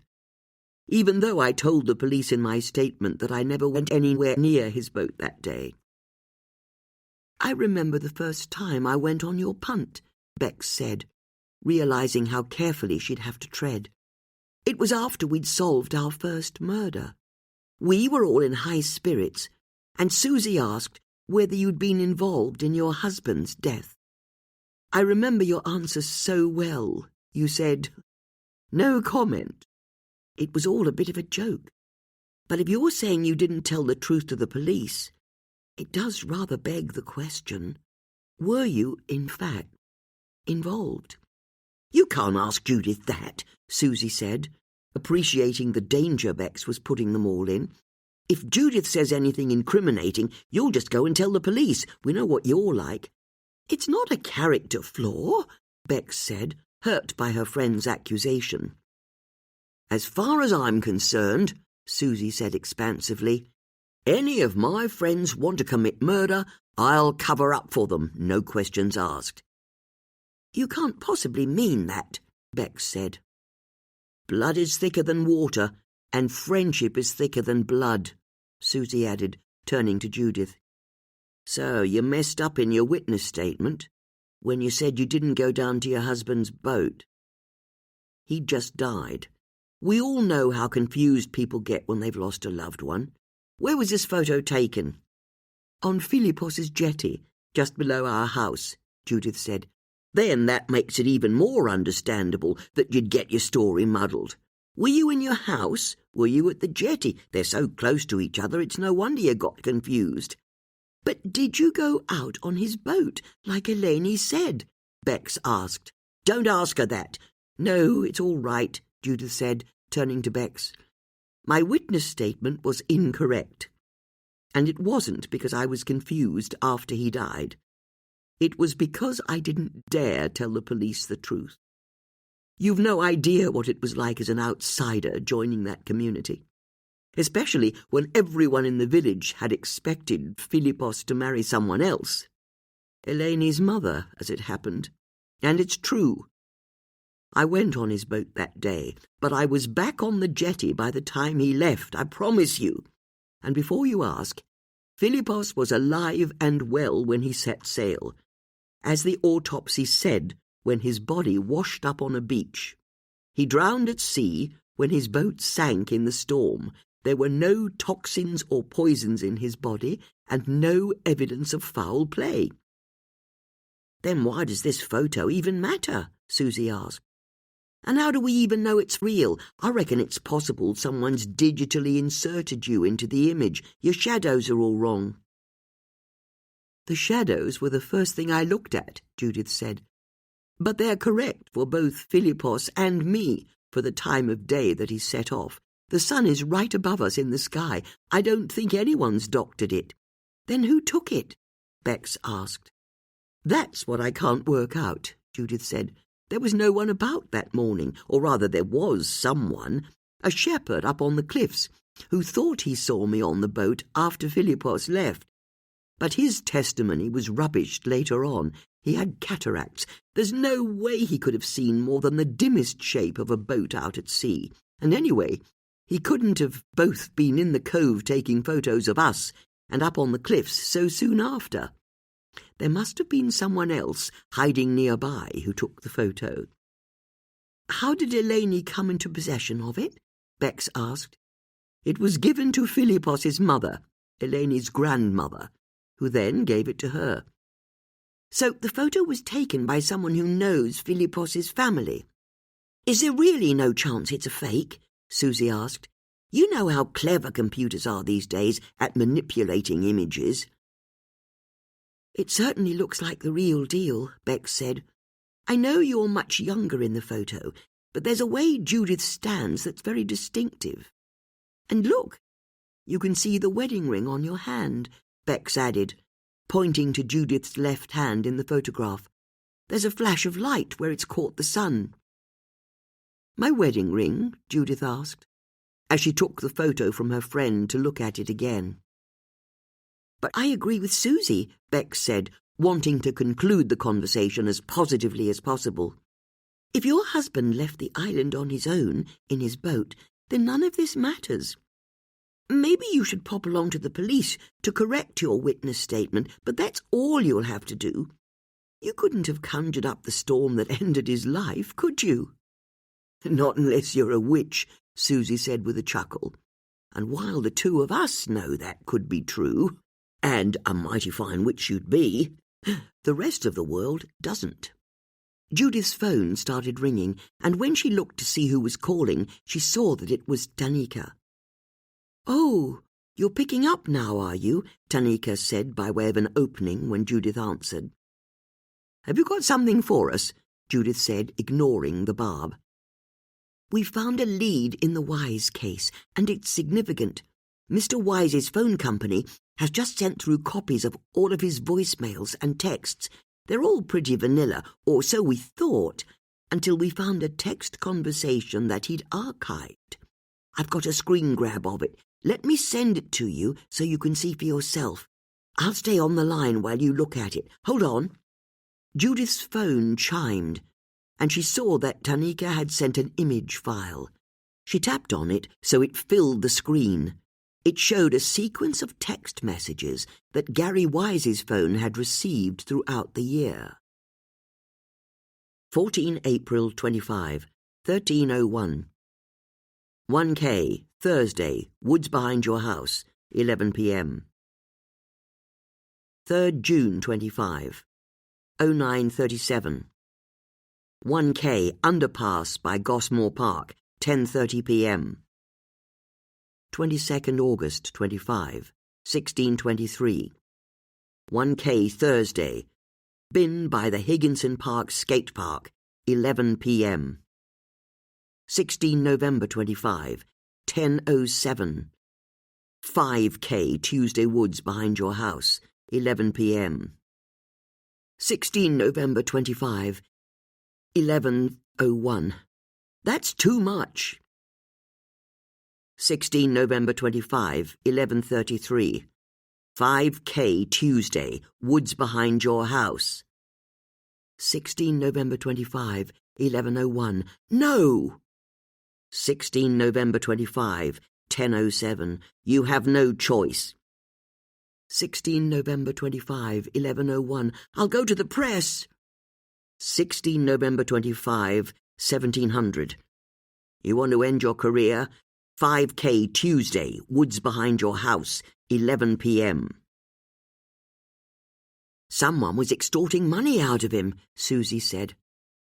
And that last exchange was just before he died, wasn't it? Bex said. The guy who was demanding money from him said they had to meet behind his house at 11 p.m. on Tuesday the 18th, and he died at 11 p.m. behind his house on Tuesday the 18th.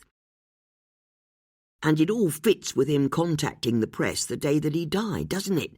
Susie said in excitement. In these text messages, Gary threatens to reveal the name of his blackmailer. If only Gary had told the Daily Mirror journalist the name of who was behind this, Judith said, rather than losing his nerve. Maybe he'd still be alive. But this is the person who killed him, isn't it? Bex said.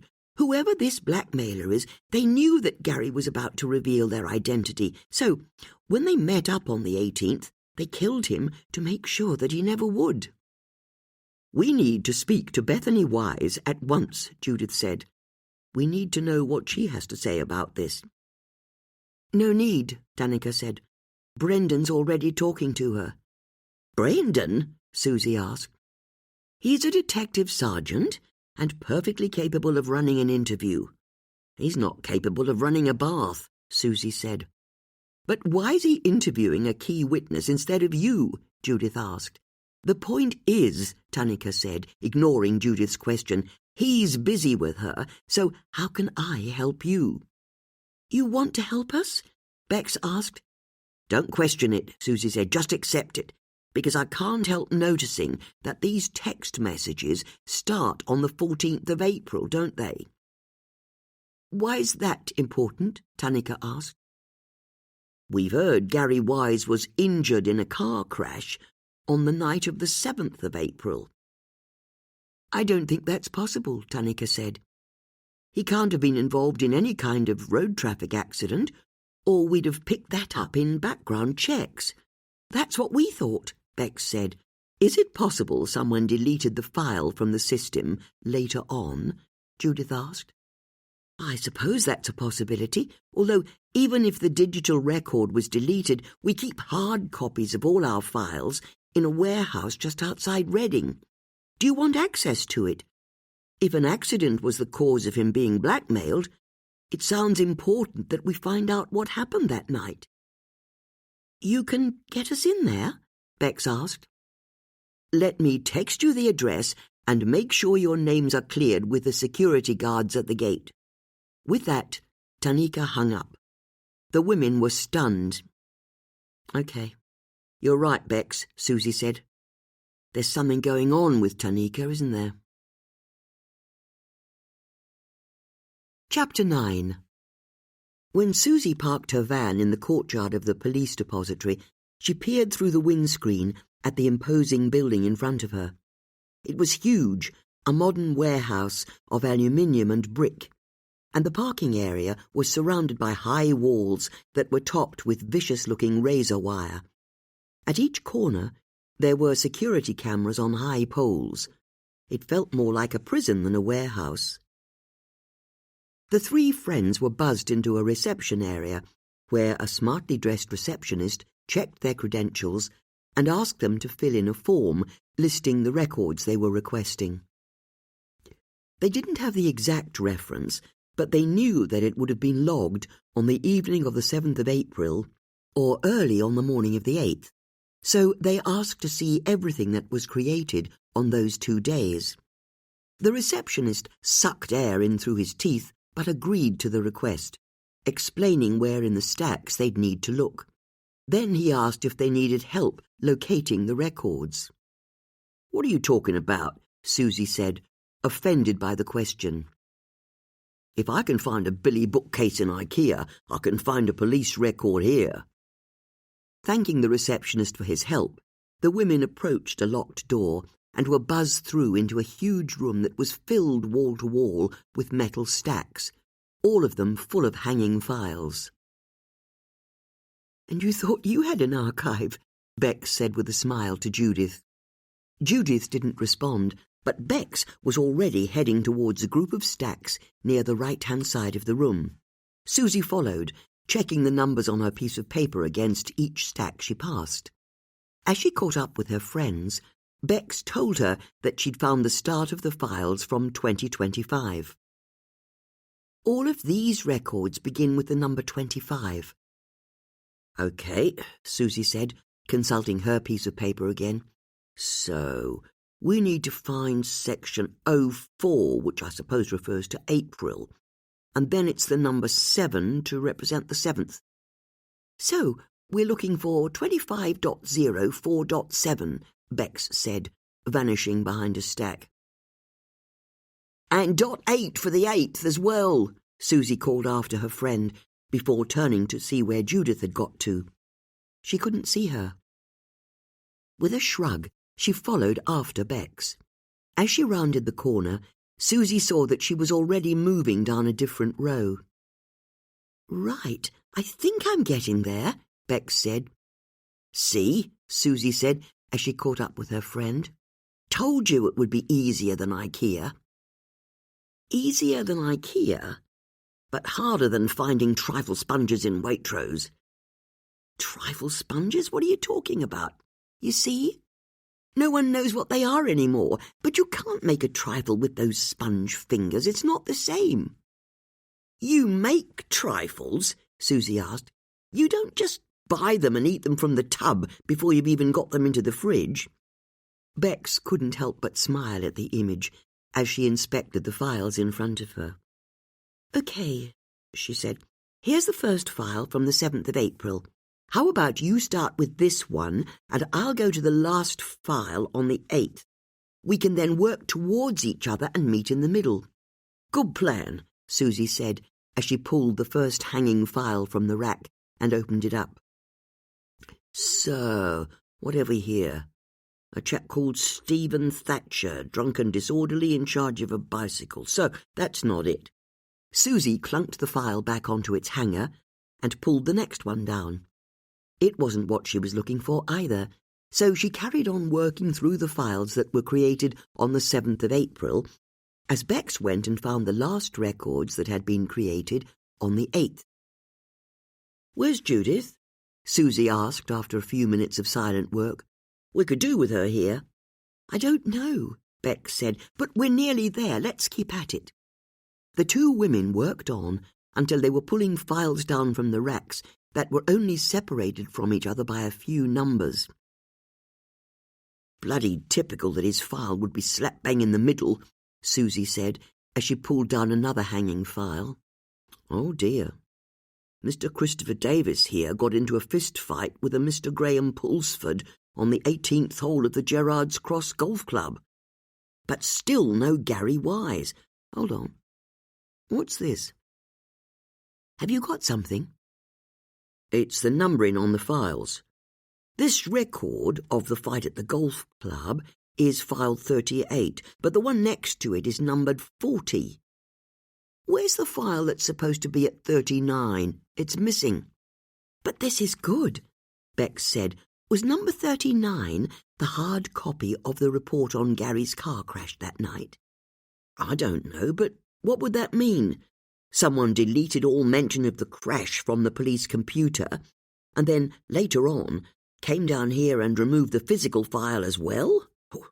We need to speak to Judith. Where is she? Judith!" Susie bellowed. "She hasn't got lost, has she?" Bex asked, once she'd recovered from the sonic boom. "Sorry," Judith said in a fluster as she appeared at the end of the stack. "The two of you disappeared and I couldn't find you." "But you knew the date we were looking for," Bex said. "We were always going to be somewhere around here." "What have you found?" Judith asked Susie, ignoring Bex. Susie explained that they'd just discovered that a file from the 7th of April was missing. "Then we need to talk to Tanika," Judith said. "She'll be able to tell us how a police report could end up being removed like this." "She can also tell us why she's being so helpful all of a sudden," Bex said. "Good thinking," Judith replied. "And she can tell us how Brendan's interview with Bethany went. In fact, there are really quite a lot of reasons why we need to see her, aren't there?" The women left the depository, and together they drove up Winter Hill and through Cookham village towards Maidenhead. They didn't need to go into the main body of the town, as the police station was located on the ring road in between two multi-storey car parks. Susie parked by a row of 3 police cars and then locked her car as she and her friends walked towards the red brick building. "Ah, there she is," Judith said, as she saw Tanika walking out of the entrance holding a large cardboard box. "Ladies," Tanika said, heading over to a white Peugeot car and balancing the box on her knee while she opened the boot. "If we handled evidence like that, you'd give us a right ticking off," Susie said with a twinkle. "This isn't evidence," Tanika said, dumping the box into her boot, where it landed with a thud. "What is it, then?" Susie said, as she reached in and opened the lid. "My personal possessions." Susie could see that the box contained a couple of police manuals, a small pot plant, some framed photos of Tanika's daughter Shanti and husband Shamil, and loose papers and stationery. "Why are you putting all this in your boot?" Susie asked. "As of about 10 minutes ago, I've been suspended." "What?" Susie said, horrified. "No." "But you just caught Oliver Beresford's killer," Bex said, outraged on Tanika's behalf. "In what was quite an unorthodox manner, and I was already on probation, so obtaining a confession from a suspect in a public setting without a lawyer present was seen as the last straw." "It was a sell-out audience in Marlow," Susie said. "I'll bet there were dozens of lawyers present." "You know what I mean." "Brendan's behind this, isn't he?" Judith said. He was behind the last complaint against you." "It doesn't matter who lodged the complaint." "Of course it matters," Susie said. "He's never forgiven you for getting promoted to DI when he couldn't even pass the exam. He's been gunning for your job ever since." "Not every day," Tanika said, in a weary attempt at a joke. "There was a time a month or so ago when he went to the Med on holiday. I had a break from him then." "So, is that really it?" Judith asked. "You're booted out?" "I've had to hand in my warrant card." "Which is why you were trying to get us to investigate this case as fast as we could," Susie said. "You knew this was going to happen." "I had an inkling." "But what happens now?" Bex asked. "I'm no longer a police officer until the tribunal meets to consider my case. So I go home and wait. At least I'll be able to spend more time with Shanti." "But if it's not you who's leading the Gary Wise case, then who is?" As Susie asked the question, the door to the police station opened and Detective Sergeant Brendan Perry strode out. As he approached the four women, he looked like thunder. Chapter 10. Brendan was a heavy man who, to Judith's eyes, always looked as though he'd just finished a large meal and was now suffering from indigestion. "I've just had a complaint from a colleague of Gary Wise's at Wickham Wanderers Football Club," he said to the women. "Hello, Brendan," Judith said, refusing to be intimidated. "Ladies," Tanika said, "while I'm suspended, Brendan's been asked to act up as senior investigating officer on the Wise case." "Is it true you've been investigating using your civil advisor cards even though they're out of date?" he asked. "It's as true a statement as saying that you're threatened by a female boss," Judith said. "What did I tell you?" Brendan said, turning with venom towards Tanika. "If you continue to get this lot involved, it would look even worse for you." "Tanika caught Oliver Beresford's killer," Susie said. "And Tanika didn't get us involved in the Gary Wise case," Bex said. "We've done all that off our own bat." "Bex is right," Judith said. "In fact, Tanika warned us off." "That's not true," Tanika said. "I encouraged them to get involved." "Oh, why would you tell him that?" Susie said before turning back to face Brendan. "We've uncovered important information." "You're not police officers," Brendan snapped. "You have no authority to be talking to anyone." "You're right," Bex said, realizing how much danger they were in. "It's always been a stretch, hasn't it?" "Thanks for the support," Susie muttered. "You'll be wanting our civilian advisor cards back, won't you?" Bex said. "Damned right I do," Brendan said, holding out his hand. Bex handed over her lanyard, while Susie shrugged. "You'll have to get mine from that physio guy at the football club," she said. "He's sending it to us in the post," Brendan said, before turning to face Judith. She smiled sweetly at him. "Your lanyard, please, Mrs. Potts." "I'm sorry, Brendan, but I've lost it." "I beg your pardon?" "I normally keep it in my handbag, but when I went to get it this morning, I discovered it wasn't there. If I find it again, I'll be sure to bring it into the police station for you." Brendan pulled a face that made it clear he hadn't in fact been born yesterday. "Open your bag," he said. "Oh, I don't think I'll be doing that," Judith said. "I said open it." "Do you have a warrant?" "Of course I don't have a bloody warrant." "Then my handbag is private property, and if you want to see what I keep in it, you'll have to apply for a warrant, seeing as you're such a stickler for the rules." Before Brendan could reply, the door to the police station banged open, and Detective Sergeant Alice Hackett bombed out, followed by a clutch of uniformed police officers. "Boss," she called as she headed over. Both Tanika and Brendan turned to face Alice as she arrived.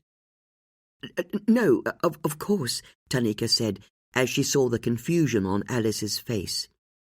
"Sorry," she added, and went back to closing the boot of her car. "What is it?" Brendan asked. "There's been another murder in Marlow," Alice said. "We need to get to the scene, sir." Brendan barely had time to sneer at Tanika before he was following Alice and the other police officers to the squad cars. And then, blue lights flashing, they raced onto the gyratory, and the sound of their sirens disappeared into the distance. "Another murder?" Bex said, horrified. "Do you think it's connected?" "2 murders in 3 days," Susie said darkly. "They're connected." "What should we do?" Bex asked Tanika. "Nothing," Tanika said. "But there's been a murder." "And it's got nothing to do with you. Or me, for that matter. Brendan's in charge now. It's over for the 4 of us." "It can't be," Susie said. "This is how we solve crimes. We investigate, you try and stop us, and then together we catch the killer." "Not anymore," Tanika said. "And if you don't mind, I don't much enjoy hanging around here, knowing people can see me. I'm going home." Tanika got into her car, with her 3 friends telling her how brilliant she was and how wrong it was that she'd been suspended. But she just closed the door and drove off, leaving the women on their own. "That man," Susie said, summing up the feelings of them all. "He's not keeping us from this murder," Judith said, as she pulled her mobile out of her handbag and headed towards the police station. "Judith!" Bex called out after her friend. "What are you doing?" "I'm not having him sideline us," she called back, as she pushed through the door and strode up to the young police constable who was behind the reception desk. His name was Paul Merchant, and Judith had learned over the years that he'd gone to Borlase's school, loved amateur photography, was engaged to a local girl called Veronica, and, when he left the force, he wanted to travel and open a bar somewhere tropical. "Good morning, Paul," Judith said. "Mrs. Potts," PC Merchant said, his face lighting up. "A terrible thing's happened. Brendan's just dropped his phone," Judith said, wafting her iPhone vaguely in the air. "He did?" PC Merchant said, concern etched on his face. "Then you'd better hand it in. I'll give it to him the next time I see him." "There's no time for that. There's been a murder." I know, but correct procedure means correct procedure. You'd hide behind weasel words at this critical time. It's important that Brendan gets his phone. He'll need it, seeing as he's attending a murder scene." The enormity of the situation hit PC Merchant. "I'll take it to him," he said. PC Merchant started to slide shut the glass screen that separated him from the public. "But you can't leave your post," Judith said. "You've got to stay here." "Oh, God, you're right, I can't. What shall I do?" "I know," Judith said, inspiration apparently coming to her only in that moment. "How about you tell me where he is, and I'll take the phone to him." "You do that for me, Mrs. Potts?" "I'm here to do whatever I can to help. Where has he gone?" "Gossamore Recreation Ground," PC Merchant said. "A body's just been found under the A404 flyover." "I'll take his phone to him at once. Thank you very much, Paul." "No, thank you, Mrs. Potts. You've been a great help." Judith smiled broadly as she strode back outside to where Susie and Bex were waiting. The murder happened on Gossamore Recreation Ground, but before we go there, I think we should swing by Susie's house and collect Emma. Gossamore is where everyone walks their dogs, isn't it? Once the 3 friends had picked Emma up and driven to the other side of Marlow, they were able to park Susie's van just around the corner from Gossamore Recreation Ground. After getting Emma out of the boot, Susie put her on her lead, and together they approached the park's smaller side entrance. As had been the case ever since they'd left the police station, their conversation was focused on what Brendan had done to Tanika. "He's never been able to cope with a female boss," Judith said. "Especially one who's more brilliant than him," Susie agreed. "Although he had a bit of a point," Bex said. "I wish you'd stop saying that." I know, Bex said, holding up her hands to stop her friends from attacking her. "But we shouldn't have been using our civilian advisor cards. once they'd gone out of date. And Brendan was right when he said Tanika didn't follow correct procedure. Poppycock, Judith snorted. She spends her whole time following correct procedure. It's us who don't follow it. But we're not police officers. There's no correct procedure for us to follow. It's why we get results. Amen to that, Susie said, as she unclipped the lead from Emma's collar and let her tear off across the grass of the nearby football pitch. Just beyond it, there was a line of trees that had lost their leaves, their jagged branches standing starkly against the grey sky. But the women's eyes were drawn to the far side of the park, to the concrete road bridge that crossed the River Thames. Underneath one of the arches, they could see police officers working by a clutch of police cars and an ambulance. "So what's the plan?" Bex asked. "I'm sure we can all agree we really don't want Brendan to see us. We do agree on that, don't we?" "Don't worry," Judith said. "You're right. We don't want him knowing how near we are. So how about we keep our distance and see what we can find out from over here?" The women found a nearby bench, and Susie threw a ball for Emma to chase. Then, every time a member of the public headed in their direction from the other side of the park, the three friends got up as casually as they could and headed across the grass to home in on their quarry. Then, a few exclamations of surprise from one or other of them at the presence of the police cars would provoke the person they were stalking into revealing what they'd seen as they'd passed the crime scene. After half an hour, Judith and her friends had learned that there was a single body, that the dead person appeared to be a man, and that there was a large Trilby hat on the ground by his head. In a lull in the conversation, while they were waiting for their next informant, Judith turned to her friends. "So, what did you think of the crossword in the Marlow Free Press this morning?" she asked. "What's that?" Susie said. "Did either of you do the cryptic crossword this morning?" "Why would we do that?" "Because it's fun." "That's a pretty strange definition of fun, but they're so simple. The key is to realize you shouldn't treat the clues like a real sentence. The key is to realize you shouldn't read them at all. It's just a code that needs breaking," Judith said. "Each clue is always made up of two halves. One of those halves will give you the synonym for the word you're looking for, and the other half is the puzzle that also gives you the same answer. It's why cryptic crosswords are so superior to concise ones. You always know when you've solved a cryptic clue, because both halves of the question give the same answer. I remember you giving us a masterclass about all of this when we were catching Stephen Dunwoody's killer," Bex said. "I put special messages to you both in the Marlow Free Press crossword today." "You did?" Bex said. "This bird initially hit a Rolls-Royce in Scotland. 6 letters. "What are you talking about?" Susie asked. "It's a clue I wrote especially for you, Susie." "How can it be for me?" "You'll see. You're looking for a type of bird." "A Scottish bird?" Bex asked. "No, that's the surface meaning, and you need to ignore that. Remember, it's a puzzle, that's all. You need to split the clue in two, with one half of it being the literal definition. In this instance, I can tell you that the word you're looking for is a type of bird." "Then what's all that stuff about a Rolls-Royce in Scotland?" Susie asked. "That's the other half of the clue, the puzzle. So what do you think the answer is to initially hit a Rolls-Royce in Scotland?" "I've no idea," Bex said. "It's easy. Initially just means that you should take the initials of the words that follow.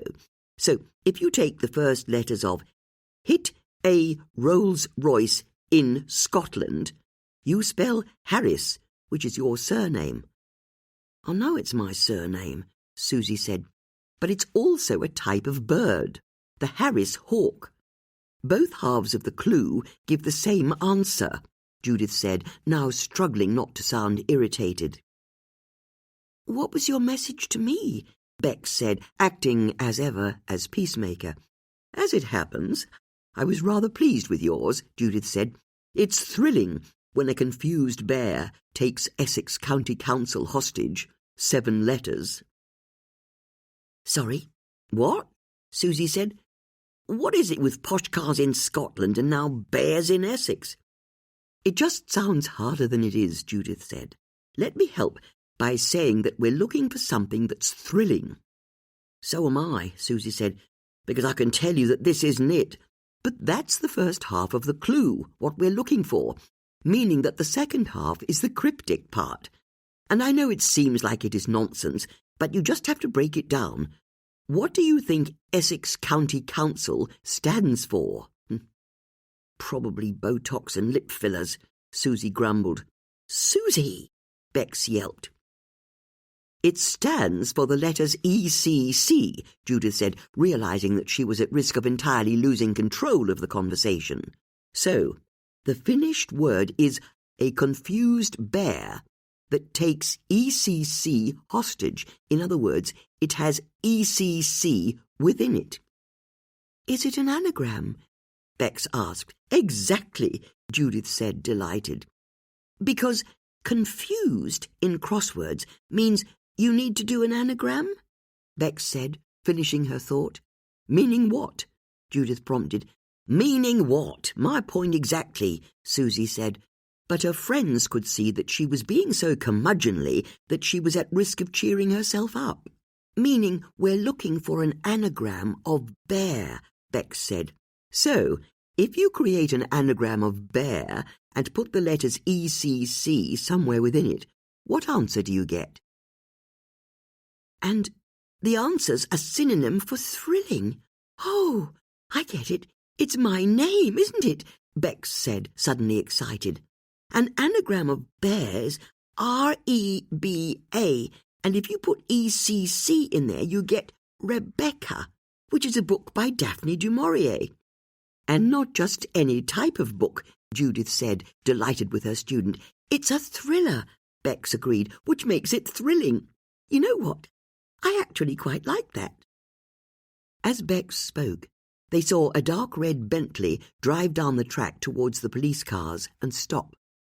A woman with auburn hair got out, and Brendan approached her. Hold on, Judith said. Who's that? The next of kin, Bex offered, if I were guessing. You know what? I think I recognise that car, Susie said. Oh, bloody hell, is that Serena? Oh, God, of course, the Trilby. I think the dead guy's Mike Saxon. You mean the novelist? Bex asked, amazed. The very same. Who's he? Judith asked. You're not serious, are you? Susie asked. Always wears a dark Trilby hat. He's sold about 1 bazillion copies of his books around the world. His main character is an ex-soldier called Fraser Steele. You must have heard of him. I'm sorry, I haven't. So who's that woman? His wife. I used to dog-sit for her every Thursday morning when she went to yoga classes. If I was still there when she got back, we'd sometimes have a cup of tea together. This is the most brilliant news, Judith said, rubbing her hands together. I mean, obviously it's bad news that he's dead, but how lucky that you know the family. What was he like? I only ever met him a few times. He works in an office at the bottom of the garden, but I didn't like him. He's full of himself and treats Serena like staff, which is crazy. They've got so much money from his writing that they actually have staff. But if you know his wife, you're right. We could go and see her. And don't tell me we can't, Bex, darling. Don't worry, I'm not going to do that, Bex said. Now that Tanika's off the case, we can't get her into any trouble. As long as we stay out of Brendan's way, we can do what we like. Are you being daring? Susie asked, impressed. Maybe a little, Bex admitted. Solving crossword clues 1 minute and murders the next. I like it, Susie said in appreciation. The women looked over and saw a female police officer accompany the woman to a police car as a second police officer went over to the Bentley. But this is another celebrity, isn't it? Judith said in realization. First, a famous footballer is murdered, and now it's a famous novelist. I suppose it could just be a coincidence, Bex said. It's not a coincidence, Judith pronounced. 2 celebrities have been killed within days of each other. There's going to be a link between them. We just have to find it. Chapter 11. Serena Saxon was in a haze as the family liaison officer drove her back to her house. She didn't notice the people on the high street going about their day, or the children starting to pour out of Sir William Borlase's grammar school. Even after the car had pulled up at her house, she just carried on sitting there. "Mrs. Saxon," the family liaison officer said, and Serena woke from her reverie. "I can take it from here," she replied, pushing at the door handle. "Are you sure you don't want me to come in with you?" "No, I'll be fine," she said, as she felt the crunch of gravel under her feet. Looking at her house, she noticed, as she always did, how very ugly it was. It was a modern brick recreation of a Georgian mansion, even including scalloped pillars to the side of the entrance that looked like they were made from stone, but were in fact painted plywood. She could sell it now. She could get rid of everything that was horrible about her life. She was free. Serena watched her husband's monstrous Bentley pull into the driveway. The officer who'd driven it came over and handed her the keys, asked her if she'd be okay, and then, when she said she'd be fine, got in the police car with the family liaison officer and drove off. Serena watched it all happen as though in a dream. Then she let herself into her house and put her keys on the side table, vaguely wondering why her dog Cosmo hadn't come to greet her. She hated the vast hallway, with its marble staircase that split halfway up so it served both wings of the house. Her heels clicked on the black and white tiles as she headed through into the kitchen. Once there, she was surprised to see that her dog walker, Susie Harris, was fussing Cosmo. "I hope you don't mind," Susie said. "I'll let myself in." Serena saw that there were 2 women with Susie. One of them looked like the sort of busybody who got too involved in her local community, and the other she recognised as the Vicar of Marlowe's wife. "Dear God, Susie Harris," she said, realising why Susie was there. "You don't hang about, do you?" Susie shrugged by way of apology. "Sorry," she said. "We're friends of Susie's," Bex said, "and we're so sorry for your loss. But when we heard the news, Susie said she should offer to look after Cosmo for you, if it helps at all." Serena went to the fridge and pulled the door open. "Is that really the best you can do? White wine or something stronger?" she asked with a sly smile. "I'm sorry?" Judith asked. "The 3 of you are here because you want to catch my husband's killer. Your reputation precedes you." "Honestly," Susie said, "we were only concerned about Cosmo. You don't have to lie to me. And you really don't think to worry. I think this is a loss I'm going to survive. In fact, I think it calls for champagne." Serena pulled a bottle of Bollinger out of the fridge, went over to one of the kitchen cabinets and pulled out 4 champagne flutes. "You're celebrating?" Bex asked. "If I'm honest, I don't know what I'm doing. I've just had one of the biggest shocks of my life. Identifying Mike is something I'll never get over, but I'm not going to pretend this doesn't make things easier for me. At the very least, Mike would be offended if we drank to his life with anything less than champagne." With a gentle hiss, Serena twisted the cork from the bottle and poured 4 glasses of champagne. Once she'd handed them out, she raised her glass. "To Mike Saxon," she said, "wherever he may now be." "It's a bit too early to have a drink," Bex said disapprovingly. "I don't think you can break into my house and then get on your high horse," Serena said, raising her glass. "To Mike Saxon, wherever he may now be." The women noticed that Serena's glance to the floor seemed to suggest the possibility that her husband wasn't necessarily spending his afterlife in heaven. "To Mike," the 3 friends said, and then took a sip from their glasses. "So, What do you want to know? Serena asked. Are you sure you don't mind us asking questions? Bex asked. Not at all. Shoot, although that's in rather bad taste considering how he died. He was shot, Judith said, catching her friend's eyes. The police officer I spoke to said it was one shot, directly to the heart. Mercifully, death would have been instantaneous. Do you know when it happened? They couldn't say, but they're thinking sometime last night. Judith noticed that there was a laptop on the kitchen table with various pieces of paper and opened books by it. She went over to look as she asked, When did you last see him? Last night, Serena said. Judith looked down at the pages of handwritten notes and couldn't help noticing that the books were various travel guides to Sierra Leone. I'd rather you didn't look at that, Serena said. It's Mike's latest novel, or his notes for it, she added. No, of course, Judith said in a rare moment of tact. Serena downed the rest of her glass and topped it up with more champagne. So, you'll want to know what happened last night, she said. No, you don't need to tell us, Bex said, politeness as ever being her first reflex. Her friends glared at her. Sorry, Bex said, correcting herself. Actually, we do want to know. Well, I'll tell you. We had supper here last night, and then sat down to watch some god-awful show about commandos or special forces or something. What we watch at night is Mike's choice.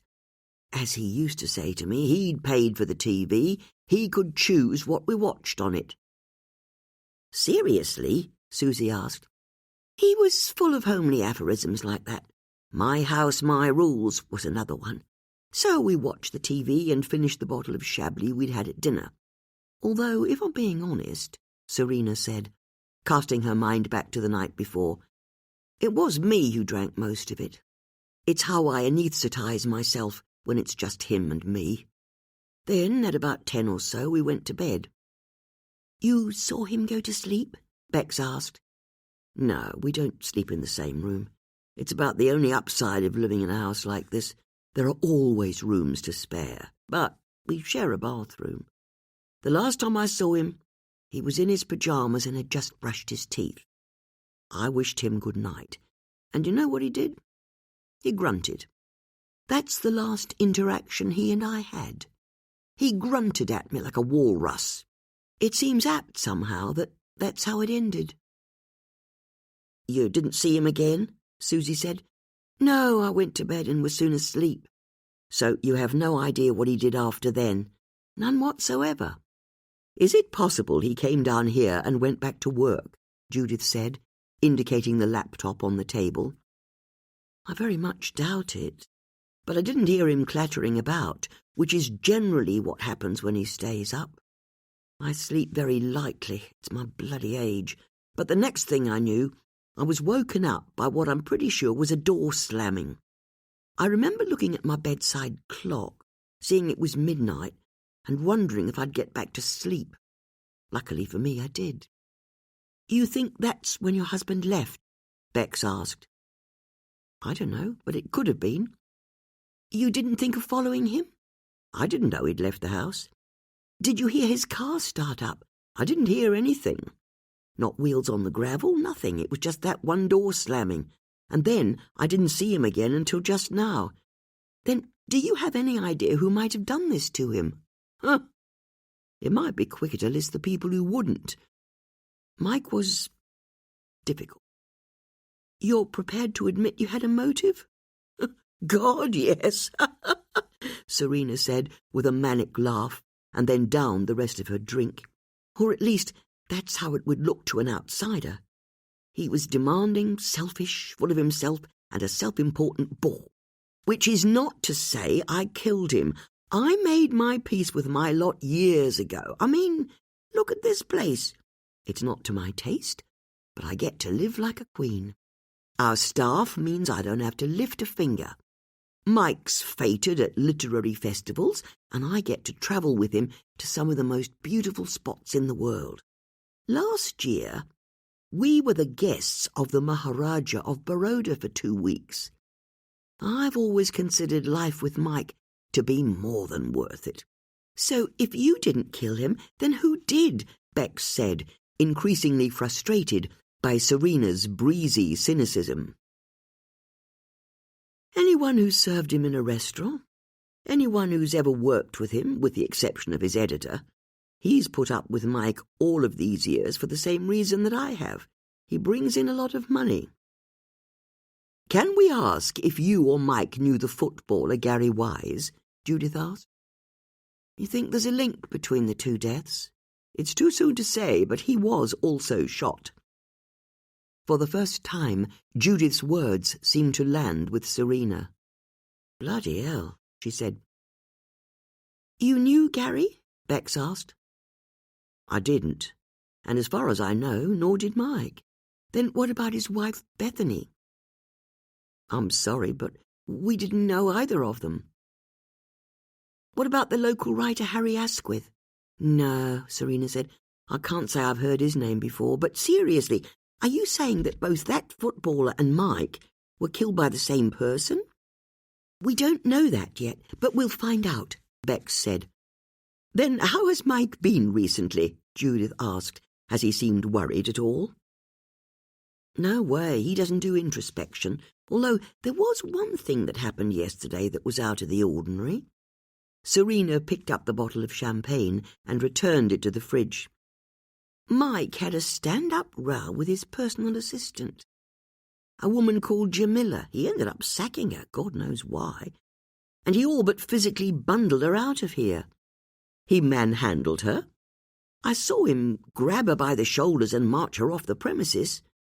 This was down by his office. You can see it from the downstairs windows. Later on, when he was back in the house, I asked him what had happened, but he refused to talk about it. He just said Jamila wouldn't be working for him any longer. As it has nothing to do with me, I left him to stew. If he's going to sack his assistant, that's his business. Do you have his assistant's address? Bex asked. She lives in Marlow. I'm sure I've got her address somewhere. Judith's phone started ringing. She got it out and saw that the number had a +30 dialing code. It's a Greek number, she said. It will be Eleni, Susie said, a warning tone to her voice. But how has she got hold of your number? Bex asked. You're right, Susie said. That's spooky. Did you give it to her? Of course not, Judith said, her finger hovering over the green icon to answer the call. I have no idea how she knows it. Judith pressed the red icon to cancel the call, and then looked at Serena with a smile that she hoped didn't look too forced. If you could get Jamila's address for us, that would be lovely.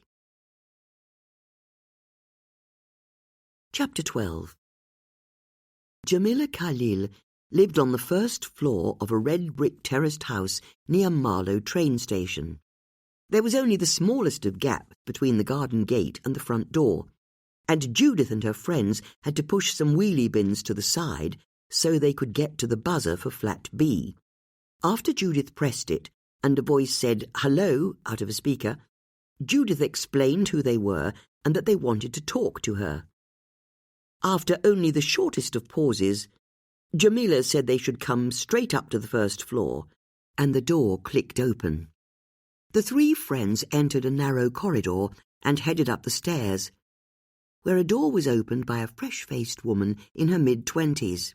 She had straight dark hair, was wearing jeans and a T-shirt, and she gave off an air of distraction as she showed the women into her front room. Judith smiled as she saw a futon on the floor, a spider plant on a windowsill, and floor-to-ceiling shelves either side of the fireplace that was stuffed full of books. The first bed she'd bought for herself after university had also been a futon. She remembered how much she'd loved it. But now, looking at one again after many decades, she marvelled at how she'd ever managed to get in and out of the thing. "I hope you don't mind us calling unannounced like this," Bex said.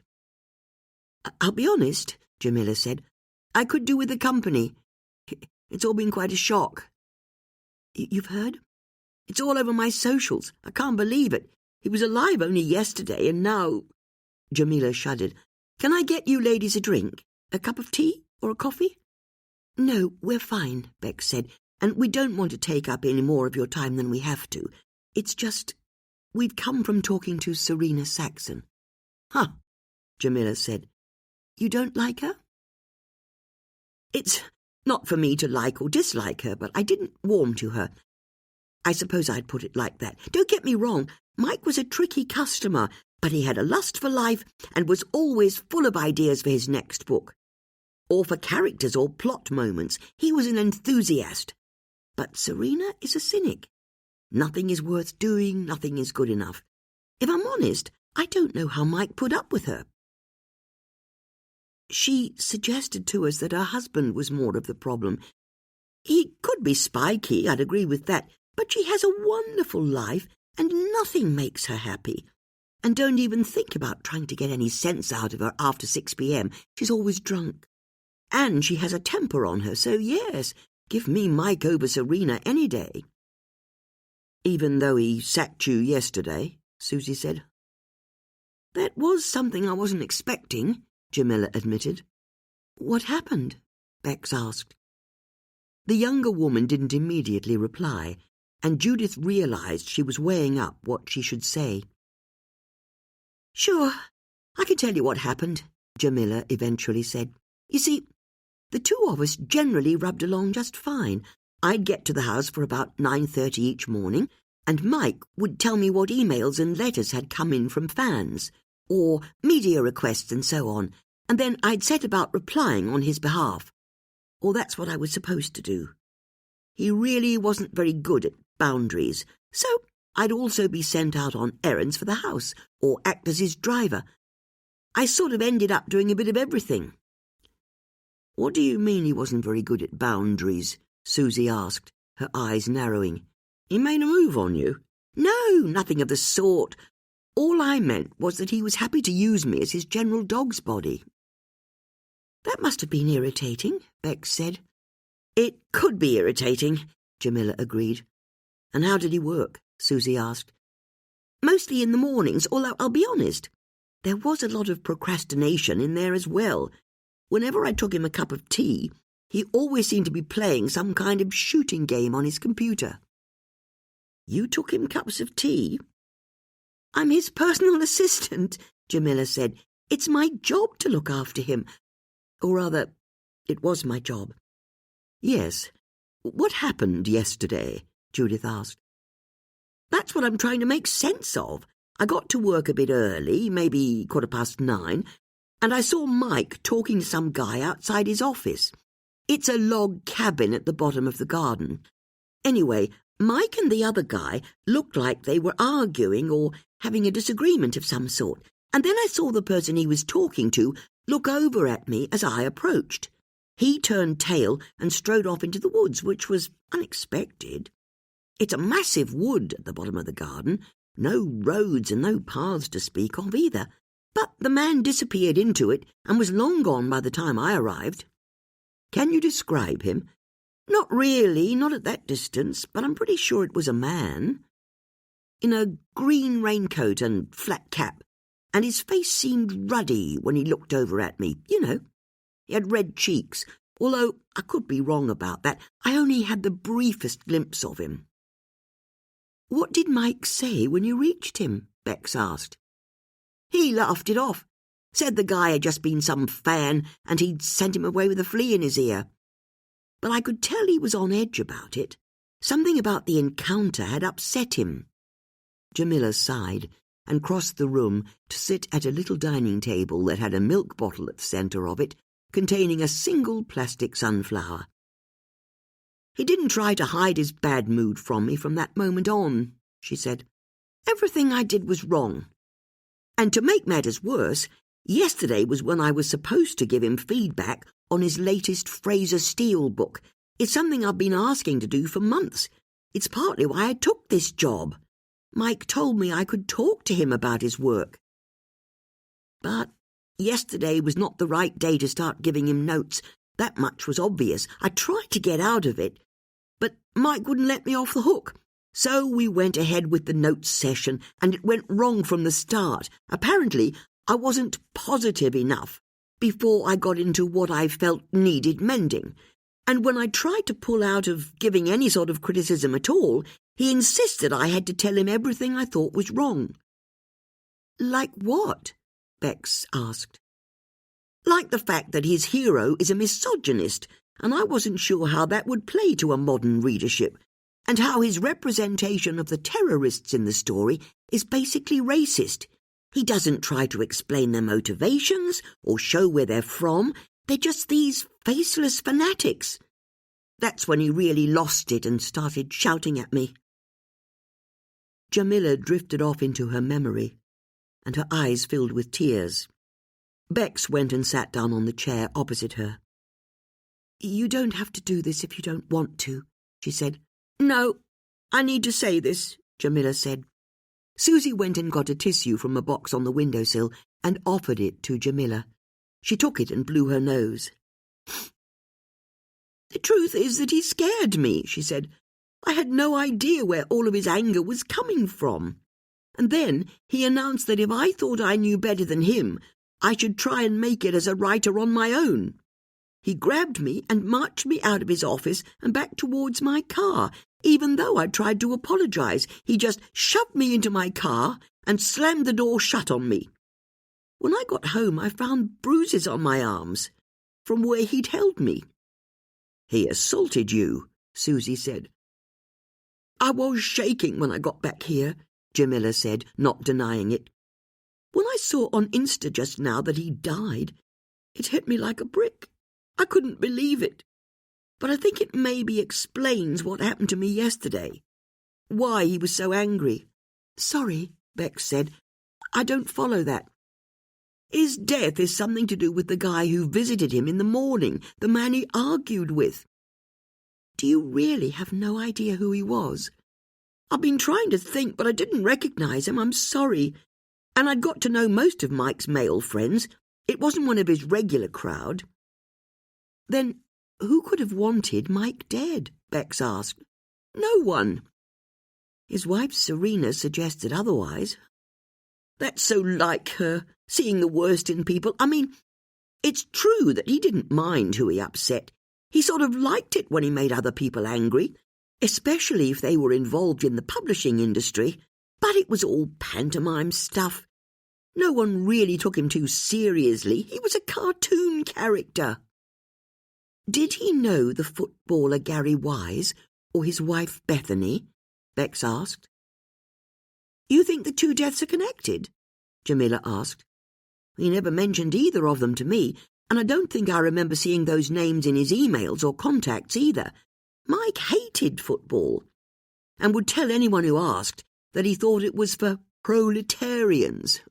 That was his word, not mine." "Then what about Harry Asquith?" Bex asked. "That name doesn't mean anything to me either. Honestly, I've no idea who could have done this to Mike. No idea at all." "Except for you," Susie said, "because I can't help noticing yesterday morning he sacked you in a fury, and by the next day he was dead. Where were you last night?" "I was here," Jamila said in a small voice. "On your own?" "No. My boyfriend Viv stayed over. We went to bed at about midnight, and then we didn't get up until the alarm went off at 6:30 a.m. Viv works in Canary Wharf, so he left about 7. Remembering what Serena Saxon had said about hearing a door slam in her house, Judith asked, "Were you both in the house at about midnight?" "Of course we were. We were asleep." "So your boyfriend can't actually alibi you for that time," Susie said. "You can't possibly be suggesting I had anything to do with this. We're only asking what the police—" "I liked Mike, believe it or not. That's why it was so upsetting, him sacking me yesterday. But I couldn't have ever hurt him. I couldn't hurt anyone." "No, of course," Bex said. "We understand. And we're so sorry to intrude at this difficult time. You've been a great help." Susie and Judith didn't feel as though the interview had finished, but Bex ushered her friends out before they could disagree with her. "We were only warming up," Susie whispered as they emerged from the house onto the pavement. "We can't push it," Beck said. "We can't risk her complaining to Brendan. This is crackers. We need access to the case, and Tanika's no longer able to help us." "Well, maybe we can do something about that," Judith said. "I don't see how," Beck said. "She's been suspended." "But that means she's got a lot of free time on her hands." "Oh, I see what you mean," Susie said in appreciation. "You think we should recruit her?"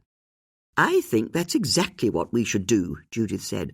"After all, 4 heads are always going to be better than 3. I think it's time Tanika joined our gang." Chapter 13. Judith and her friends strode up to Tanika's house and knocked loudly on the door. It was answered by an old man in a cardigan with tufty white hair and a face lined by a lifetime well lived. He beamed at the sight of them. "Hello, ladies," he called out. "Oh, hello," Judith said. "Is Tanika in?" "You mean my daughter?" "Yes, we do," Beck said with a smile. "How lovely to meet you, Mr. Malik." "Please, it's Sajid. And who are you?"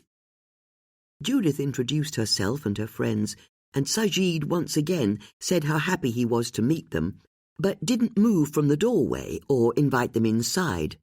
It began to dawn on Bex what the issue was. "We're coming in now, if that's okay." "Okay?" Sajid asked. "Of course it's okay." "Dad," Tanika called from inside the house, "what are you doing?" Sajid turned as Tanika joined him. "Ah, there you are," he said, delighted to see her. "Come on, let's get you back inside," Tanika said, taking her father by his arm and leading him back into the house. "I told you not to answer the door." "Come in," Tanika called back to her friends as she went through to the kitchen. The women followed her and saw Tanika sit her father down at the head of the pine dining table. In front of him was a wicker basket full of socks, with plenty of others laid out on the table. "Your matching socks," Susie said. "Here we go," Tanika said, picking up a black and white striped children's sock and finding its pair in front of her father. As she picked up the 2 socks, her father took one of them from her.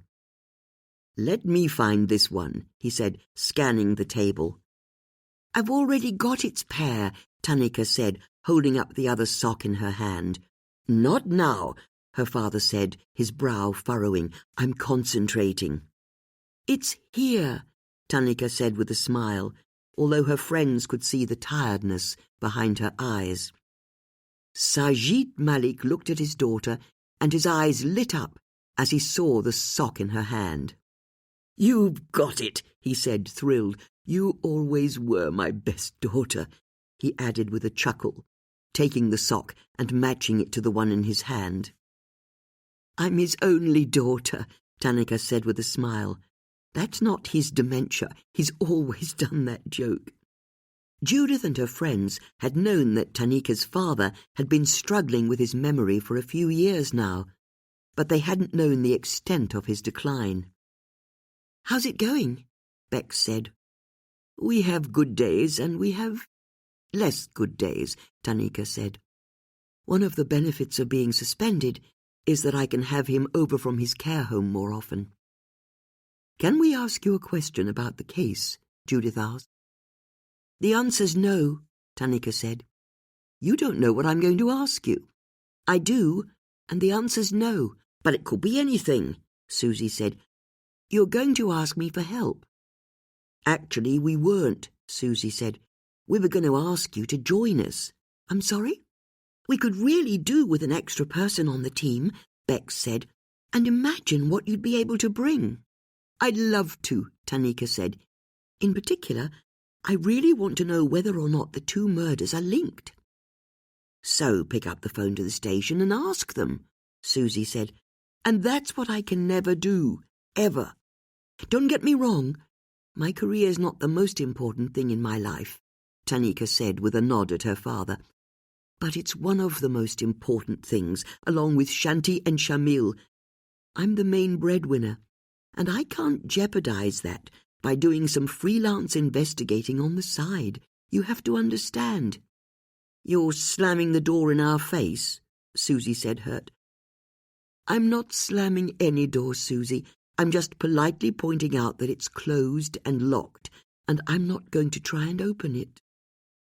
There was such a weariness to Tanika's answer that Susie, Bex, and Judith were briefly at a loss for words. "There's no match for this sock," Sajid said as he picked up the black and white sock again and started looking for its pair in the basket. "Okay," Susie said. "I know what it's like to be the only breadwinner. I get it.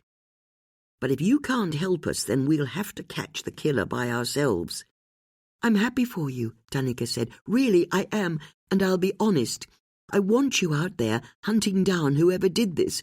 It's driving me crazy being sidelined from the investigation. So you go out there and do what you do because you aren't police officers. I've got to stay here and keep my nose clean because I want to remain one." "We understand," Bex said. "Here," Tanika said as she got up. "Let me show you out." Tanika went to the front door and opened it for the three women. "If there's anything I can do that doesn't involve breaking any rules or laws, just let me know. I'll be here and I'll be ready," she added, before closing the door. "Well, that's no good at all," Judith said, as they returned to Susie's van. "I suppose it was always going to be a bit of a long shot," Bex said. "But she was right about finding out if the two murders are linked. Until we know that for sure, I don't know how we can possibly proceed." "They're definitely linked," Susie pronounced. "They were both shot dead through the heart." "I know that's the most likely explanation, but it would be good to have it confirmed. For example, was the same gun used both times?" "Let's have a think about how we can best find that out," Judith said. "Until then, how about we all go to my house? There's so much we need to learn about Mike Saxon, and what links, if any, he had with Gary Wise." As the women got into Susie's van, and Susie started to drive to Judith's house, Judith and Bex pulled out their phones and started researching Mike Saxon. "Have either of you read any of his books?" Susie asked.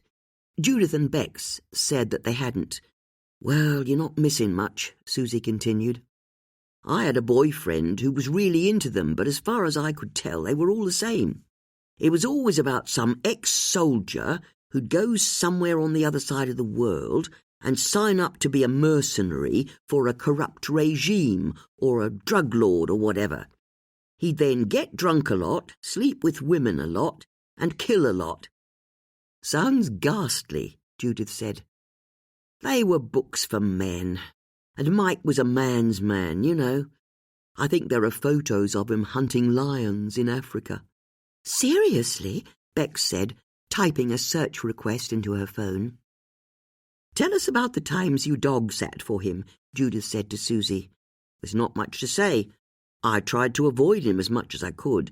He was one of those guys you just knew you didn't want to spend any time with. But there was this one time. I remember I was getting Cosmo into the back of my van.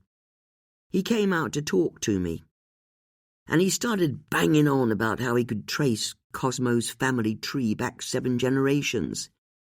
"He was into pedigree dogs?" Judith asked. "I got the impression his interest in purity was about more than just dogs." "Got it," Bex said, as she held her phone up and showed Judith a photo of Mike Saxon kneeling by a dead lion, dressed in hunting khakis with a rifle over his shoulder.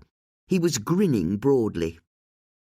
"That's disgusting," Judith said, "and you should know, according to his Wikipedia page, he doesn't limit his violence to defenseless animals.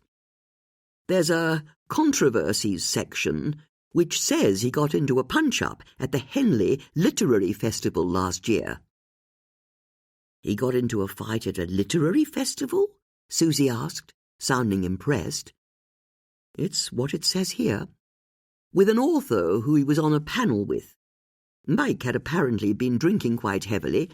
He told the other writer that his books were so bad that he should employ a ghostwriter to write his next one, and it all kicked off.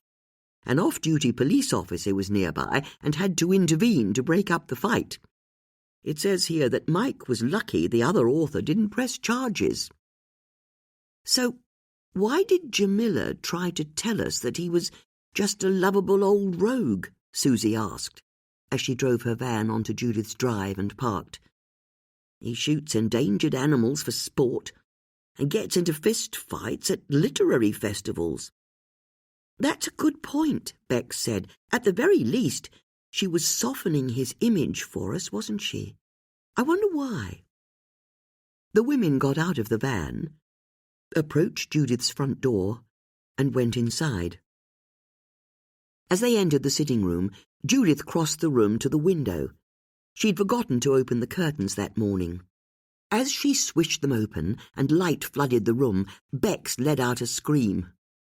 "Oh, God, I'm so sorry, Judith," she said. "What is it?" Judith said, spinning around to see what was up. Bex and Susie were staring at the large gilt mirror that hung on the wall above the fireplace. Across it, there was a smeared scrawl written in what looked like blood. "Ochmoloch, ye say." A chill ran down Judith's spine. "What is it?" Bex asked. "It's a message." "What does it say?" Susie asked. "It's Greek," Judith said. "It says, 'Confess.'" "It's her again, isn't it?" Susie said, going to stand in between the message and Judith, hoping to block her view of it. "It wasn't enough to stalk you. She's now broken into your house and is committing criminal damage." "How did she even get in here?" Bex asked, to keep them focused on practical issues. Judith indicated one of the ground-floor windows. It was ajar. "I left that window open while I was out," she said. "In the middle of winter?" Susie asked, surprised. "So I don't get a cold." "Because that's how colds work?" "It is, actually." "So, how do we get this off?" Susie said, going up to the mirror and looking more closely at the angry mess of red. "It looks like lipstick to me." Judith explained that if it was lipstick, then white vinegar mixed with water should be all they needed, and the women were soon using pieces of kitchen towel to wipe the message off. When they were finished, and Judith had gone to the kitchen to pour the dirty vinegar mixture away, Susie pulled Bex to one side. "She's got to stop this," she said in what, for once, was a genuine whisper. "Who? Eleni?" Bex asked. "Yes, Eleni," Susie said darkly. "No one treats Judith like this. Cold calling her, and now breaking into her house. How dare she?" "I agree. So, this is what we're going to do. At the first opportunity, you and me, we're going to find her, and we are going to warn her off. It's a deal?" "It's a deal," Bex said. "This has to stop." Judith's phone rang on the coffee table, and Judith returned to the room, announcing to her friends, "If it's her again, I think I might answer this time. Give her a piece of my mind." "You do that," Susie said. "Oh," Judith said, surprised as she saw the caller display on her phone's screen. "It's Maidenhead Police Station." She answered the call and put it on speakerphone. "Hello?" she said. "Is that you, Mrs. Potts? This is D.S. Perry." "Oh, Brendan," Judith said, pretending to be pleased. "How can we help you?" "One of my officers just told me he saw you and your two friends at Gosmore Recreation Ground today while we were processing a crime scene. Would you care to comment?" Chapter 14. "Gosmore Recreation Ground?" Judith said, pretending to be surprised by the accusation. "No, I've not been there for weeks." "Nor have I," said Bex, before realizing she maybe should have kept quiet. "Oh, you're all together, are you?" Brendan asked.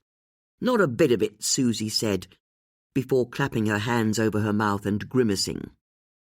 because you need to know I won't tolerate the three of you getting in the way of the investigation like D.I. Malik did." "How interesting," Judith said. "You're saying it's investigations singular rather than investigations plural." "What are you talking about?" "The same gun was used for both murders, wasn't it?"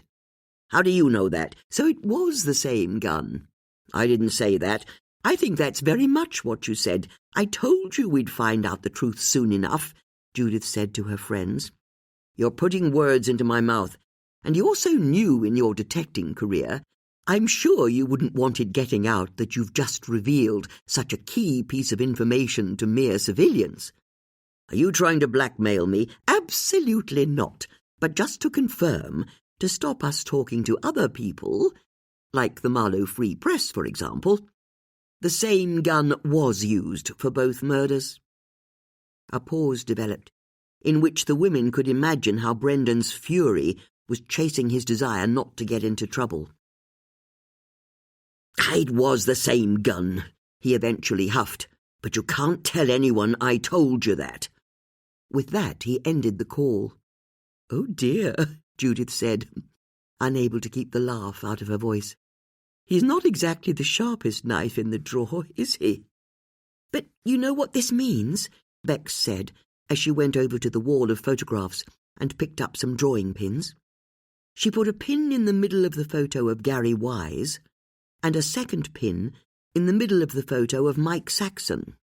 Then she picked up the ball of red wool that sat on Judith's desk, wrapped the loose end around the pin in the centre of Gary's photo, and then ran the wool over to the pin that she'd just placed in the centre of the photo of Mike. "If it was the same gun, then it's like you said, Judith. The two deaths are linked." With that, Bex snipped the wool with some scissors to release the ball. "Although it doesn't necessarily mean it was the same person behind each shooting," Susie said, remembering the first murder case they'd solved together. "But it seems like a good place to start," Bex said. "Agreed," Judith said.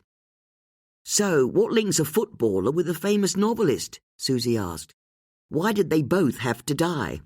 "I've got a theory about that," Judith said. "After all, it seems that Gary Wise was killed in connection with whatever it was he was being blackmailed over." "His text messages suggest it's the most likely explanation," Susie agreed. "So, if we're trying to be logical, now we know that Mike was killed by the same gun, then perhaps he was also killed by the same person." "You think the person who was blackmailing Gary was also blackmailing Mike?" Bex asked. "I don't know, but it might explain the link between the two men." There was a sharp rat-a-tat-tat at the door, and the women looked as one in the direction of the hallway. "Not again," Bex said. "This is harassment," Susie said. "But that's very much her game," Judith said, as she went over to a bookcase and started to look through her books. The knocking started up again from the front door. "Aren't you going to answer?" Bex asked. "Oh, I'm going to answer all right, but I'm going to do this first," Judith replied, pulling down 2 paperbacks. "I'd like to give you a couple of books." "What?" Susie asked. "I'd like you to read them," Judith said, handing a book to each of her friends. Susie's was called How to Solve Cryptic Crosswords, and Bex's was called Breaking the Cryptic Code. "Why are you doing this?" Bex asked. "The pair of you need to learn how to do crosswords properly." "Why?" Bex asked. "Just promise me you'll keep these books to hand," Judith said. The knocking at doors started up again. "I don't see this replacing my bedtime reading," Susie said as Judith left the room. Susie and Bex followed, still holding their books. At the front door, Judith put her hand on the doorknob, then paused. "Good luck," Bex said quietly. Judith looked at her friend. "I'm not the one who's going to need good luck." Judith threw the door open, but was surprised to see that it wasn't Eleni standing outside. Instead, it was a woman in her 60s with a wild mane of frizzy grey hair that was barely contained by a maroon velvet cap. She was wearing bright red lipstick, heavy fake eyelashes, blue eyeshadow, bright orange dungarees, black DM boots, and had finished the whole ensemble off with a purple woolen cape with gold brocade woven into it. She looked as though she'd got dressed in a hurry from a theatrical costume store, having first blindfolded herself, Judith thought. The woman grabbed Judith by the shoulders. "Hello, Judith," she said in a breathy rush. "Who are you?" Susie asked. "You don't know who I am?" the woman said, amused rather than offended. "You're Angela Gulliver, aren't you?" Bex said, "the TV presenter." "I am," she replied. "I'm glad at least one of you recognises me." "Not that I watch daytime TV," Bex said, "or rather, I try not to. Sorry, that's not very polite, is it?" "What on earth are the pair of you banging on about?" Susie asked. "My name's Angela Gulliver," the woman said. "Many moons ago I was an agony aunt. But now I have a mid-morning chat show on Channel 5.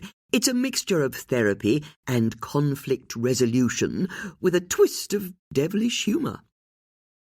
"Well, that's lovely," Judith said. "But what on earth are you doing at my house?" "I happen to know that you're the people who catch killers," Angela said, "and you're helping the police with the Gary Wise and Mike Saxon murders." "It's actually a bit more complicated," Bex said, before Susie talked over her. "Yes, we are," she said. "But why does it matter? What's your connection to the case?" "That's the thing," Angela said, her hand going to her throat as she considered the horror of her situation. "You see, I think I'm going to be the next victim." Chapter 15. Angela looked at Judith and her friends, knowing the impact of her words. "What on earth makes you say that?" Judith asked. "May I come in?" Angela replied, ignoring Judith's question. The very last thing Judith wanted to do was let a complete stranger into her house. "Of course," Susie said, stepping to one side. Judith glared at her friend as she was forced to follow Angela inside. "Wow!" Angela exclaimed, walking into Judith's sitting room and taking in the grand piano, antiques, oil paintings, and view of the River Thames beyond. "And why do you think the killer could be after you next?" Bex asked, picking up on Judith's irritation. "Oh, this is wonderful," Angela said, as she went over to the wall where Judith and her friends had pinned up the photos of the various witnesses and victims. "You're just like the police," she exclaimed, twanging the red wool that connected the two victims. "Could you leave that alone?" Judith said. "You see, I was right." Angela turned back to face the women. "Right about what?" Susie asked. "I can see you've got red wool that goes between the two victims. They're linked, aren't they? This is simply terrible news." "You're not wrong there, especially if you're Gary Wise or Mike Saxon. But what's it got to do with you? Don't you see? Whoever this killer is, this sick and deranged individual, he's going around killing the celebrities of Marlow one by one, isn't he?" "Which is why you think he's coming for you," Bex said, understanding coming to her. "How many celebrities do you think there are in Marlow?" "I've never really counted," Susie said. Judith tried to make sense of Angela. On the one hand, she was speaking and behaving as though she was terrified by the threat to her life, and yet she was also clearly having a wonderful time being the centre of attention. "As far as I can see, Gary Wise was the most famous person here, an ex-England footballer. You don't get much bigger than that. And then I think it's fair to say that Mike Saxon was next. His name is known the world over. He's an international bestseller." "You really think the killer's working through a list?" Judith asked. "I do. So I'm here to tell you that I'll do whatever I can to help you. I can explain to you what life is like as a celebrity in Marlow. You think you lead a different life to the rest of us, Susie said. We don't want to, but it can't be helped. I mean, I can hardly get on a bus and go to the shops, can I? I'd be recognised. That's very interesting, Bex said, recognising that her two friends were on the verge of losing their tempers. But we really don't need any help. Is that honestly why you're here? Judith asked. I'm worried for my life, Angela said, putting her hand to her chest once more. Judith thought that if she'd been wearing pearls, she'd have clutched them. Did you know Gary Wise? She asked. Why are you talking to me like I'm a suspect? Did you know him? Judith repeated. As it happens, I didn't, although I met him a few times at social events. At the Marlow Regatta a few years ago, we were both guests of the Vice Chair, Sarah Campbell, and we've attended a couple of charity events as well. So you did know him, in fact? Bex asked. Hardly. He was a nice enough man, I suppose, but we didn't have anything in common. I don't know the first thing about football. If anything, I knew his wife better. When Gary was out and about at these events, he was surrounded by fans. Bethany and I would end up downing the white wine off to one side. You were friends with his wife? Judith said, picking up a notebook and pen and jotting down a few notes. I'd say more friendly than friends. And what can you tell us about Mike Saxon? Are you really doing this? Could you answer my question? Well, I think I met him only once, and he was a pig. I see you don't mind speaking ill of the dead, Susie said in appreciation. I wouldn't have got anywhere in my career if I wasn't direct, Angela said with a smile, and he was a nasty piece of work. How did you come to that conclusion? We met at an author event in London. We share the same publisher. You write books. Perhaps you've read my autobiography? Angela asked. When the women didn't respond, she barreled on to list the numerous self-help books she'd written, and then explained exactly how long each one had spent on the Sunday Times bestseller lists. What happened when you met Mike?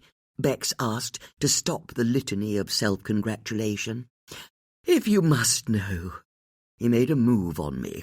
It was our publisher's summer party last year. They hire out the Natural History Museum, and it's a massive shindig. Lots of lovely authors to talk to, lots of champagne to drink. I was admiring the skeleton of the blue whale in the main hall when I felt a hand brush my bottom and found Mike Saxon standing next to me. I think his opening line to me was, "What are you doing later?" I was so surprised that I didn't immediately do anything, when what I should have done was throw my champagne straight in his face. Instead, I asked him what on earth he meant, and that's when he came out with it. He was staying in a suite at the Ritz that night. He thought I looked game, and did I want a tumble with him? I was still on the back foot. It's how men like that operate, isn't it? So I don't quite remember what I said, but it was something along the lines of asking what on earth made him think I'd want to sleep with him. And he just laughed. Can you believe it? He laughed and said I wasn't to take offence. He was just working on the 10% rule. What's that? Bex asked. I asked the same question, and I wish I hadn't. He said that if he asked 10 women to sleep with him, then one would say yes. The 10% rule. He honestly said that to you? Susie asked. He did, and he really wasn't bothered in the slightest when I told him I wasn't going to be one of his 10%. In fact, he looked so smug that I'm sorry to say I laid into him a bit. I said I was sure that being made love to by him would be like being jumped on by a very old and very ugly toad. Good for you, Bex said. That finally got under his skin, which was the effect I was going for. And he said something like, if he was so ugly, how come he'd always had a woman on the go? and he really leaned into me to tell me this. I could smell his terrible breath. It was repulsive. So I just turned and walked away from him. He ruined my evening, if you must know, and I left soon after." "He said he always had a woman on the go?" Judith asked. "Can you believe it? The arrogance." "It is horrible," Bex agreed, "but if he was having affairs, that could give his wife a motive to kill him. Or maybe he was killed by one of the girlfriends he'd discarded," Susie offered. "But I don't think his death has got anything to do with his girlfriends," Angela said. "Mike was killed because he was famous, plain and simple. There's someone out there who's got a grudge against famous people. And I'd like to join your team and help you catch whoever that person is." "I'll have to stop you there," Judith said. "Before we go any further, are you being blackmailed?" "Me?" Angela said in surprise. But the women could see that the question had rattled her. "What on earth makes you ask that?" "It's simple enough," Susie said, not wanting to let Angela off the hook. "Is someone blackmailing you?" "It's really very horrible that you're treating me like a suspect," she said in a rush. "I'm just here because I want to help you stop the killer before he strikes again. His next victim could be me." "No, we're good," Susie said. "We don't need any help. We're like the musketeers. There are only 3 of us." "There were 4 musketeers," Bex said. "What?" "D'Artagnan was the 4th musketeer." "You mention that now?" "No, you're right. Sorry." "Either way," Judith said, "we've got a job to do. Would you mind leaving?" Despite her protests, Judith and her friends managed to bundle Angela out of the house. "There were 4 musketeers?" Susie said to Bex, once they were on their own again. "I'm sorry," Bex said. "It came out before I could stop myself." "None of that matters now," Judith said, "because we've got a bigger question. Why did Angela Gulliver just turn up at my house?" "You don't think she could be the killer, do you?" Bex asked. "I don't know. It doesn't feel very likely, does it? But she definitely got flustered when we mentioned blackmail to her. I think we need to find a photo of her online and pin her picture to the incident board, don't you?" "Do we have to?" Susie said. "It's been quite a long day already." Judith looked at the clock on the mantelpiece and saw that it had just gone 7 p.m. "But Angela arriving like that has thrown the cat among the pigeons as far as I can see," Judith said. "We've got research to do." "Actually, I could do with getting back to the vicarage," Bex said. "Chloe's got a Zoom call with her tutor in half an hour. It would be good if I could be there for it." Only a few weeks before, Beck's daughter had dropped out of university to go travelling with her boyfriend, but had then discovered, when he skipped the country with all of their money, that he'd had very different and borderline criminal plans. "Then let me give you a lift back into Marlow," Susie said. "You're really both going?" Judith asked. "We do have lives to lead." "Then at least don't forget your crossword books," Judith said, picking up the 2 books and giving them to her friends. "Right," Susie said, taking her book from Judith as though it might explode. "Thanks." Once her friends had left, Judith threw herself into investigating the case. She printed out a photo of Angela Gulliver that she found online and pinned it to the incident board on the wall. She then tried to find connections between Angela and the 2 victims. But the truth was, she knew that she was only play-acting someone who was investigating a murder. Put simply, her heart wasn't in it. And that was because her heart was upstairs, and had been ever since she'd shown the photograph of herself and Philippos to her 2 friends. When she realized she'd drifted off into her memories again, Judith knew she couldn't put it off any longer. She was going to have to open the suitcase in the box room. Chapter 16. Judith poured herself a glass of scotch, drank it down in one, put her glass down, and then went upstairs, gripping tightly to the banister for support. Crossing the galleried landing, she approached a white-painted door and opened it. Stepping through, she found herself in the old servants' quarters, an area of the house that she didn't go into from one year to the next. There was a tiny bedroom to one side that had dusty floorboards and peeling wallpaper, and a bathroom on the other side with a yellow-stained porcelain sink and small hip bath. Judith passed the narrow back staircase that led down to the room where she'd previously kept her secret archive of newspapers, and stopped in front of a little door. The door wasn't much more than a hinged hatch in the wall, and it only reached up to her chest.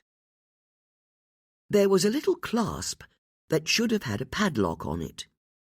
She was puzzled to see that the hasp had been broken off, and the padlock was lying on the floor, still locked.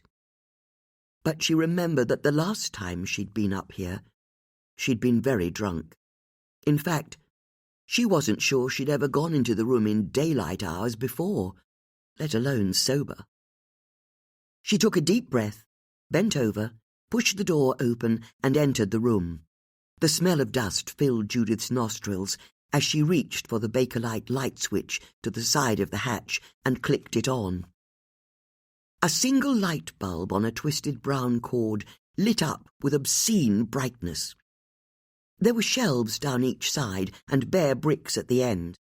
The shelves contained a few used paint pots and rolls of unused wallpaper, but were otherwise empty. A small leather suitcase sat on the floorboards by the far wall. Judith went over to it, picked it up, and returned to the door. Ducking her head, she left the boxed room, closed the door behind herself, and then returned to the warmth of the landing, trying to resist the feeling that spiders had got down the neck of her top and were now crawling over her skin. She'd never brought the suitcase out of the boxed room before. Where should she take it? She went into her bedroom, pulled the satin eiderdown up from where it had piled on the floor, and smoothed it down over the duvet. Yes, she thought, that would do for a table very well. She put the suitcase down and clicked the two brass hasps open. She then lifted the lid and looked inside. It was stuffed full of old photos, all loose or in faded envelopes, and mixed among them were strips of orange negatives. It was Judith's past, her whole life, from her childhood on the Isle of Wight through to Oxford University. Judith with her family and friends, Judith with her great-aunt Betty. But the bulk of the photos were of her and Philippos. First in Marlow, where they'd met at the Bourne End Sailing Club, and then the many hundreds of photos from the 18 months she'd spent as a married woman on Corfu. And it was those photos that were the reason why the suitcase had to be hidden away. She couldn't bear to see how beautiful she'd been, how her tanned skin glowed in the sunshine, and yet remember the pain she was hiding in every single shot, her desperation, that she could now see with the distance and wisdom of time, to appear happy, to show her great-aunt and the wider world that she'd made the right choice. Just looking at the photos made her feel sick with grief. But she knew she had a job to do. There was one particular photo she was looking for. Or, if her theory was correct, there'd actually be 2 photographs that she needed to find, in among the hundreds, maybe thousands of others. Judith picked up the nearest photo. It showed a group of perhaps 24 people sitting under an awning in the village square, where Philippos's family lived. She could see that Philippos's mother was offering a plate of sardines to a young boy who was sitting to her side. but nearly everyone else in the photo was looking at the camera. Philippos was at the far end of the table. His head was turned to look at a beautiful woman to his side. Even from the distance of decades, Judith recognized the woman instantly. She was Elene's mother, Michaela. It had always been obvious what was going on. If only she'd known to look. Judith put the photograph to one side. She still had all the others to work through, and she settled herself on the bed. She wouldn't stop until she'd found what she was looking for. The only problem was she couldn't find it, even though she made sure she inspected every single photograph in the case. She was careful, methodical even, all of the things she hated being when it came to completing mundane tasks. But she knew she was involved in an endeavour that was life and death to her, and she couldn't risk cutting any corners. As the minutes turned into hours, it was with an increasing sense of dread that she came to realise that she wasn't going to be able to find the 2 photos she was looking for. The irony was, she didn't even know if she'd ever seen them before, but she knew she'd recognise them if she found them now. Once she'd removed every single photograph from the case, she took a few moments to try to control her anxiety. It had been ratcheting up as the hours had passed. If she were being logical, the fact that she couldn't find 2 photos she didn't even know existed didn't necessarily mean what she feared it meant. But there was possibly a way of proving it. As she'd sorted through all of the photos, she'd also been making a pile of all the loose negatives for the photos, little slips of dark orange plastic, their perforated edges showing how much they belonged in a bygone age. Judith picked up her bedside lamp, placed it on the flat surface of the suitcase, and removed the frilly green shade. The bare bulb was an assault on her eyes, but she knew she'd need a strong light source for her next task. She picked up the first strip. Holding it up to the light and peering carefully, she was just able to see that all of the 6 negatives were of her and her friends in a formal hall at Somerville College. She put the strip down, reached back into the pile, picked up the next piece of celluloid, and, as she did so, made herself a promise. She wouldn't stop until she'd found what she was looking for, or not found it, which was what worried her far more. The following morning, as soon as it was light enough to see, Judith strode through the wet grass of her garden, wearing only a floppy hat, a silk dressing gown, and an old pair of Wellington boots. She entered her boathouse, kicked off her wellies, slipped out of her dressing gown, and put it and her hat on a hook. She then walked down the slipway and entered the freezing water of the Thames until it was up to her shoulders.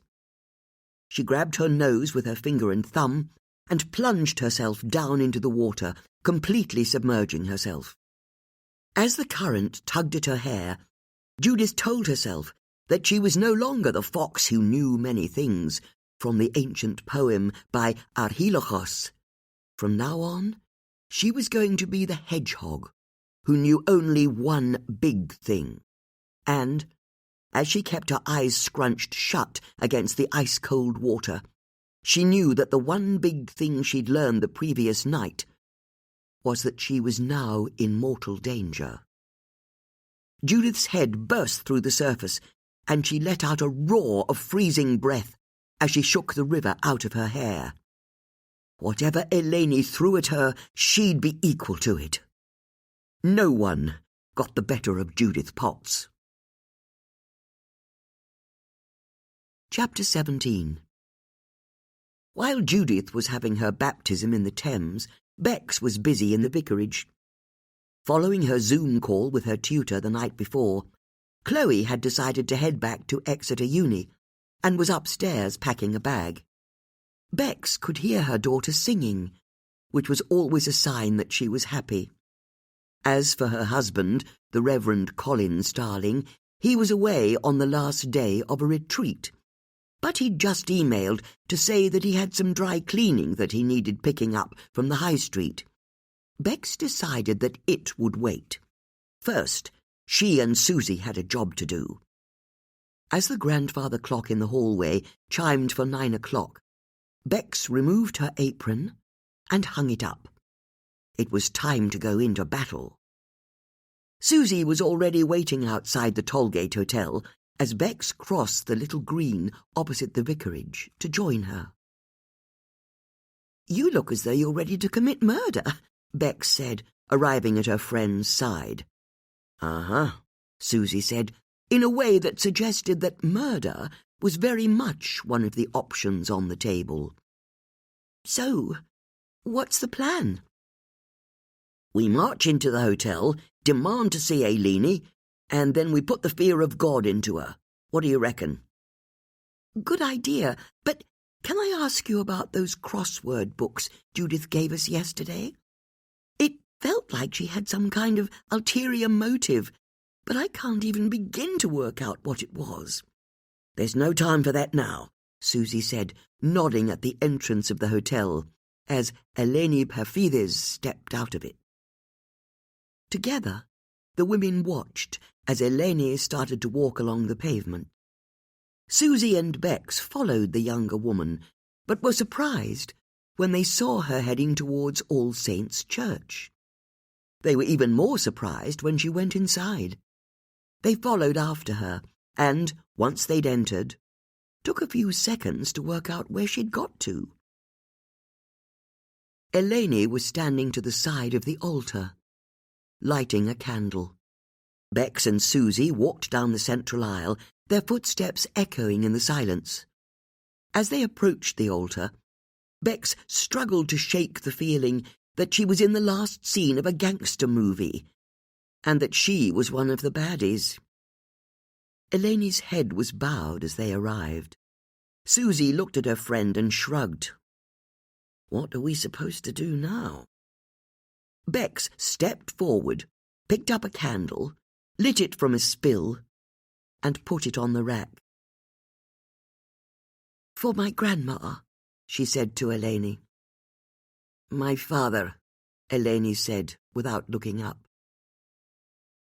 "You're Judith's stepdaughter," Susie said, deciding that she couldn't rely on Bex to stamp her authority on the conversation. Eleni took a step back to look at Susie and Bex properly. "I'm her husband's daughter, yes," she said. "What do you want with me?" "We just want a quiet word," Bex said. "If she wants a quiet word," Susie said, not letting Eleni reply, "I want a louder one. You're to stop tormenting Judith." "You don't get to speak to me like that," Eleni said. "And you don't get to break into someone's house and write threats on their mirror. That's criminal damage." "How do you know that was me?" "How many people do you think would write warnings to Judith in Greek?" "I don't know," Eleni said, unconcerned. "I've met the woman, possibly many. We could report you to the police. You wouldn't dare, because the moment you do—" "Yes, this is very much why we wanted to speak to you," Bex said. "You see, you've claimed that you have evidence against Judith. She killed my father. You don't know that. Have you any idea what that's like? Growing up without a father in my life, seeing my friends with theirs, seeing what they meant to them, I've not had any of that. None of it." "I'm sorry. I don't want your pity," Eleni spat at the women. "I want my father back, but I can't have him because of her." "She didn't kill him," Bex said. "Can she prove that?" "How can you prove you haven't done something?" "And talking about proof," Susie said, "I don't think you have any, not real proof." "I'm sorry?" "That's why you're phoning Judith and then breaking into her house and threatening her.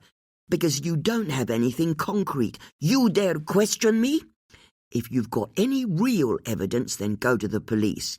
"Susie!" Bex yelped. "No, I'm fed up with it.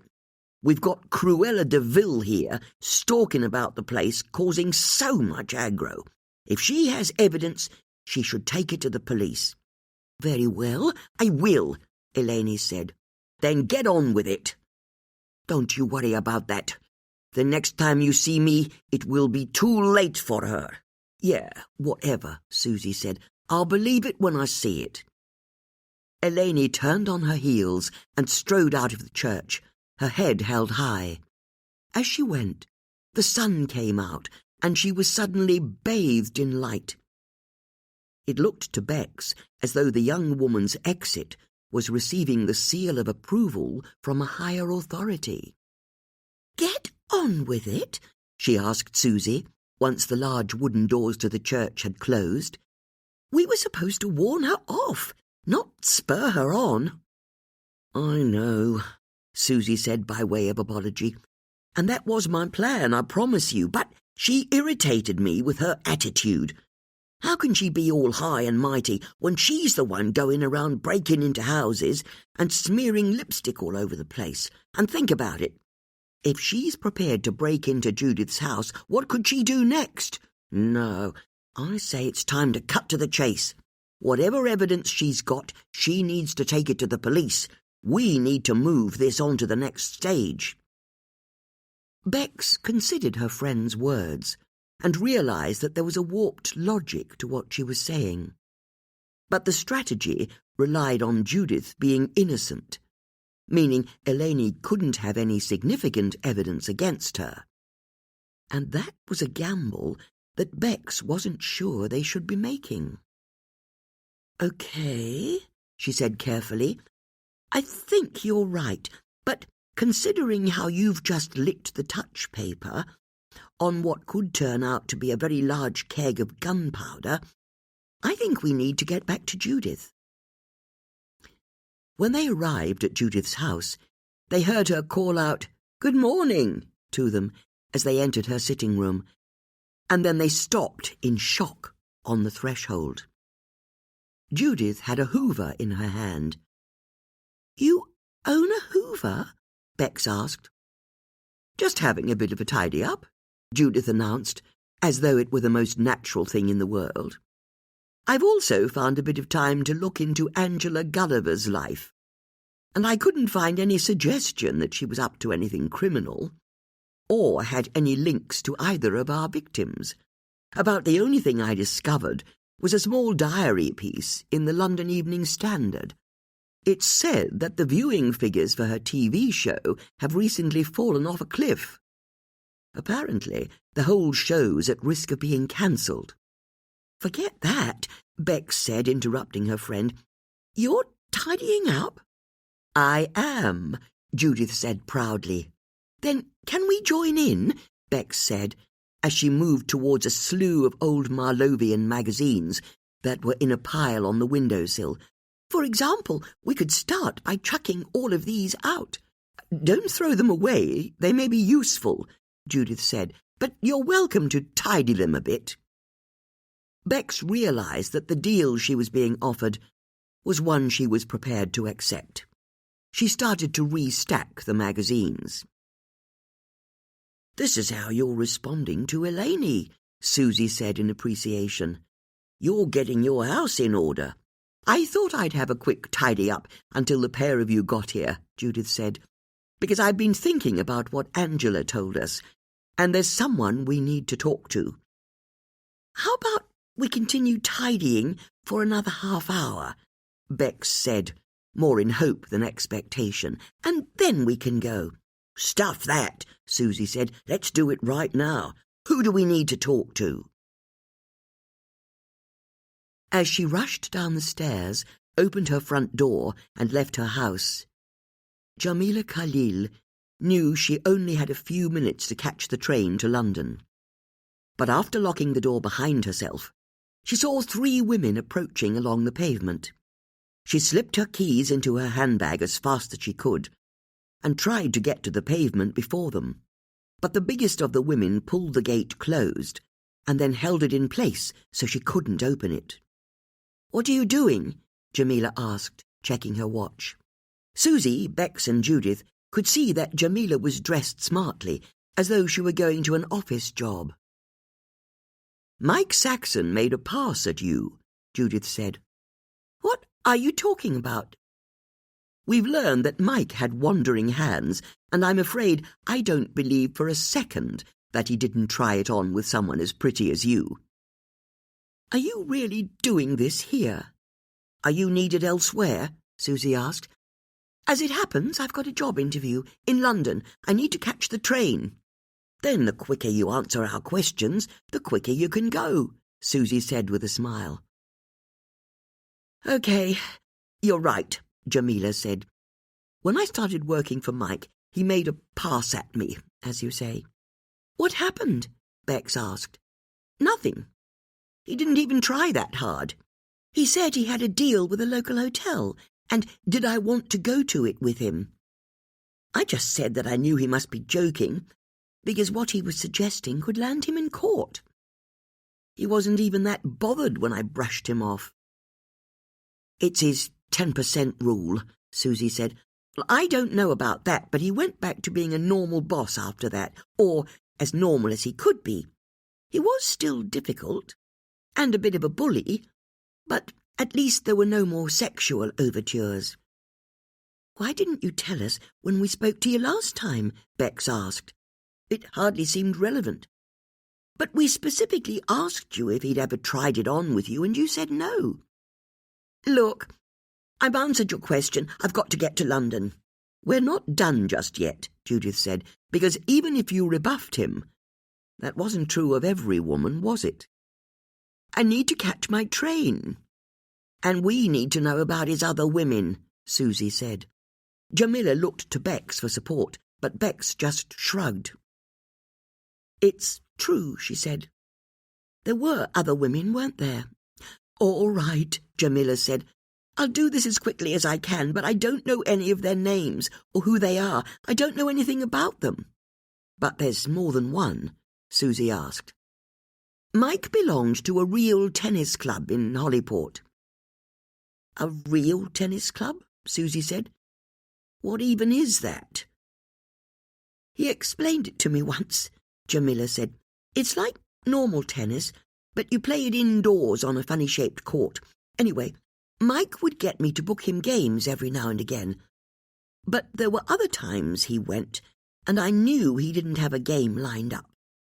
He'd get his sports bag, racket and spare phone, and tell Serena he was off for a game, and then he'd disappear for a few hours. Once, after he came back, I asked him what was going on, and he winked at me and said there was more than one type of sport you could play in Hollyport, which cleared up another mystery for me, because I had to pay various invoices for Mike as well, and he kept getting bills for hundreds of pounds from the Hollyport Hotel." "Oh, I see," Susie said. "So he'd go to his tennis club, get changed into new clothes, go and see his fancy woman across the road in a hotel room, and get her lipstick all over his collar, before going back to the club, having a shower, and getting back into the clothes he'd arrived in," Jamila said in agreement. "That's kind of smart," Susie said. "Not that I approve, of course." "Did you say he had a spare phone?" Judith asked. "It's the one he used for his women," Jamila said with a shudder. "He kept it in his sports bag." "He had a second phone?" Susie said, stunned. "Do the police know about it?" "I've no idea. I've not told them about it. They didn't ask." "Do you know where it is?" Judith asked. "It's probably in his sports bag. He normally keeps it in his office, but it wasn't there the last time I was there. It must be in his locker at the club." "Do you know how to get into his locker?" "I've no idea. I think he had a key for it on his key ring." "Do you know where his keys are?" "I guess Serena has them. Or the police." "Then you've been very helpful. Thank you for your time," Judith said, nodding to Susie to let go of the gate. Susie lifted her hand and Jamila pulled the gate open and rushed past the women on her way to the train station. "He had a burner phone," Bex said as she watched the younger woman go. "And if he used it for his women," Judith said, "I wonder what else he used it for." "What do you mean?" Bex asked. "Gary's blackmailer contacted him by phone." "Oh, I get it," Susie exclaimed. "What if the proof that Mike was also being blackmailed is on his secret phone?" "It would make sense," Judith said, "seeing as he's already using it for his secret affairs." "We need to tell the police about it," Bex said, "at once." Judith and Susie looked at their friend in disappointment. "I mean, obviously we've got to tell them," Bex said before she realized the truth of the situation. "We're not going to tell them, are we?" "Do you really think Brendan's capable of catching the killer?" Susie asked. Bex knew her answer to that question. "So, what do you think we should do?" she asked. "Simple," Susie replied. "We should break into the real tennis club, get hold of the master key to the lockers, slip into the men's changing room without anyone seeing us, get into Mike's locker and recover his phone for ourselves. And, once we've had a good look at it, then we can hand it in to the police." Bex's heart sank. The idea was so preposterous, so inherently foolish, that she knew Judith would only have one response. "I love it," Judith said with glee. Chapter 18. It was only a 15-minute drive to Hollyport Village, and when the women arrived, Susie slowed her van to a stop outside the Hollyport Hotel. It had originally been a row of white stucco Georgian houses that had since been knocked through and converted into a small hotel. But the three friends could see that the paint on the walls was peeling, and there was a brownish-green stain under the eaves where a gutter had broken. "So, this is where Mike took his women," Susie said with a grimace. "Classy." "Where's his real tennis club?" Bex asked. "It's just behind here," Susie said, checking her sat-nav. "But can I ask, what even is real tennis?" "I think it was originally French," Judith said, "which is why it's called real. It's the French word for royal. It became popular in medieval times." "It's that old?" Susie said, impressed. "I'm sure Bex will find out during her lesson." "You really think this will work?" Bex asked. "No idea," Susie said breezily. "But you've got the easiest part, so stop complaining. Come on," she added as she drove off again. Her van was soon bouncing down a potholed driveway that opened out into a large grassy area leading to the enormous red-brick building of the Hollyport Real Tennis Club. With its row of vertical windows and gabled lead roof, it had the look of a 19th-century chapel. "OK, it's impressive," Susie conceded as she parked her van next to a brand-new MG car. As the women got out, Susie and Judith stopped to admire Bex. "Wow," Susie said in appreciation. Bex was wearing white trainers and socks, her shortest tennis skirt, and tightest white top. "Is it too much?" Bex asked. "You know what men are like. Too much is never too much." "You look sensational," Judith said. "Lead on." Bex squared her shoulders and headed as confidently as she could for the club's entrance. "Still got it, girl," Susie said as they fell in behind her. "Mind you," she added in a stage whisper, "she looks like that poster from the 70s of the woman who's not wearing any knickers." "I heard that," Bex said, but Judith and Susie could only smile at their friend's self-confidence. It was wonderful to see. As they approached the building, the door opened, and a man came out wearing cream flannel trousers and cricket shirt. He was holding a canvas sports bag in his hand. It was Harry Asquith. "Oh," he said, his eyes widening as he saw Bex in her tennis outfit, before he noticed that Judith and Susie were with her. "Harry," Bex said in lieu of knowing what else to say. "How lovely to see you. Are you a member here?" "As it happens, I am," he replied. "So you knew Mike Saxon?" Judith asked sweetly. And Harry went very still. "What's that?" "He's also a member here, isn't he? Or rather, was. I suppose you've heard the terrible news." "I saw it in the papers. Why are you asking?" "No reason at all, but it's interesting, isn't it? We've struggled to find anyone who knew Gary Wise and Mike Saxon, and here you are. You knew both men. What was Mike like?" "Mike?" Harry said, recovering. "I hardly knew him, if you must know, but whenever I met him he seemed nice enough, you know, friendly and up for a bit of a chat. Now, if you'll excuse me, I need to get to my car." "Hold on," Judith said, grabbing Harry by the arm. "What are you doing?" he asked. "Are you saying that that's your car next to Susie's van?" "It is," Harry said, a note of pride in his voice. "But the first time we met you, you were driving an old estate car, and now, only a few short days later, you've got a brand new MG." "That's none of your business," Harry said, yanking his arm out of Judith's hand. "But it is. You see, D.S. Malik told us that you're up to your ears in debt. You even have to use the cash you take out on one credit card to pay off debts on others. So where did you get this new car from?" Harry took a few moments before he answered. "As it happens," he said, "I've just signed a contract to write a new book. There was a significant advance, and I've treated myself to a new car. Okay?" "That's quick work," Susie said. "I had to move fast because you're right. I've had a few money problems over the years." "Why?" Bex asked. "If you must know, I've always had a weakness for the GGs."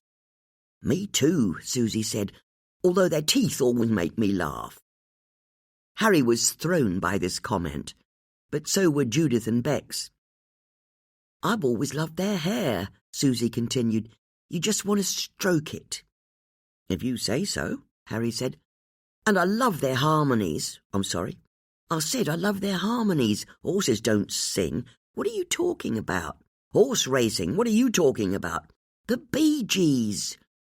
No one spoke for a few seconds, and then Bex snorted a laugh. "Harry said GGs," she said. "Oh, I see," Susie said, entirely unconcerned. "Sorry, I wasn't listening properly." "And you want to stroke the Bee Gees' hair?" Bex asked her friend. "Can we get back to Harry's gambling?" Judith said, in a desperate attempt to get the conversation back on track. "Gambling's not the right term," Harry said, correcting Judith. "Not the way I do it. I do proper research." "Well, as far as I can see, whether or not you're doing your research properly, you don't win." "I'm just on a bad run, that's all. The weather's been too wet, the going too soft. Next season I'll turn things around. You watch me. Now, if you don't mind, ladies, I need to get back to work." With a nod at the women, Harry strode off to his MG and got in. "How interesting," Judith said. "He's a gambler." "A gambler who's massively in debt," Bex said. "And knew both victims," Susie said, as the MG engine roared into life.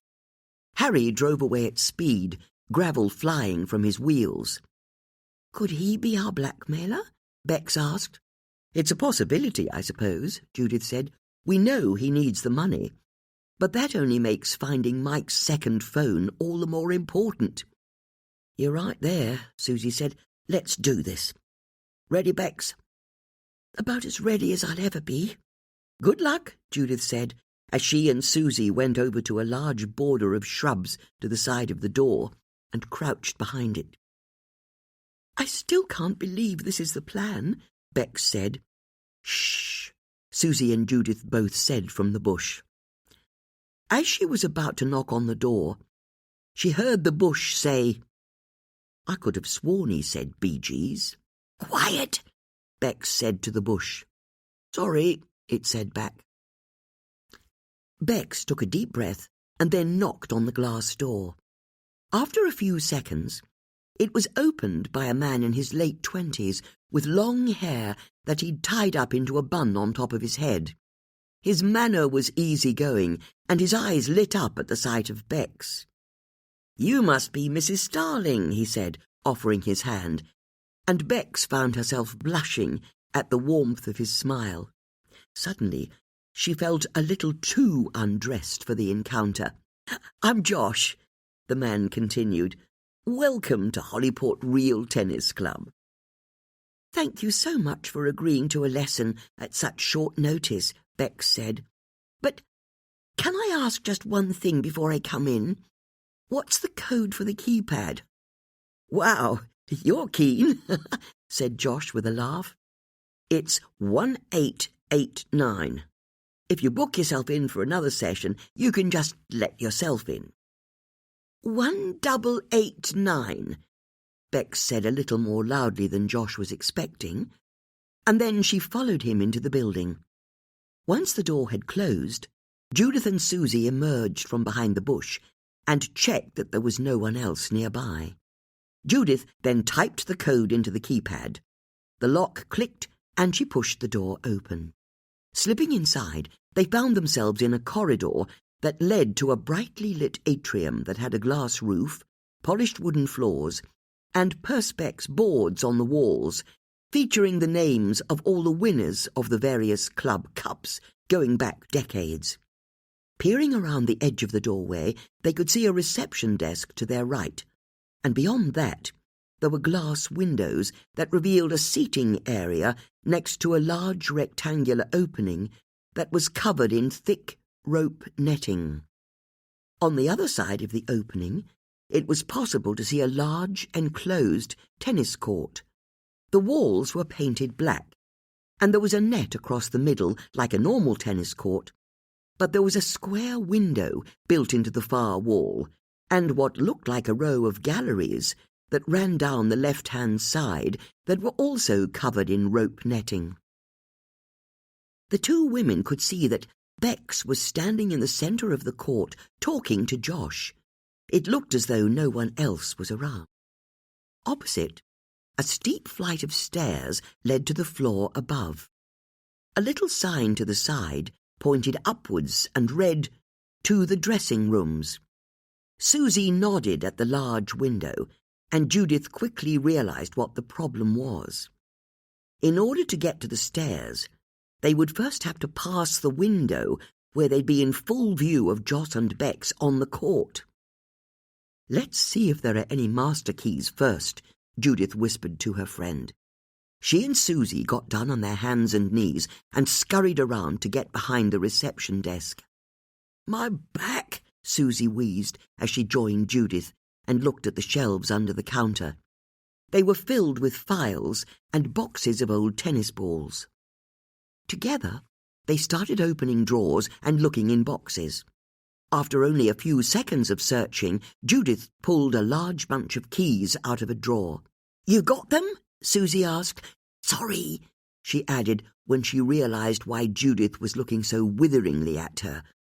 "I can't help it if my voice is loud." Judith checked through the ring and realised it contained every type of key imaginable.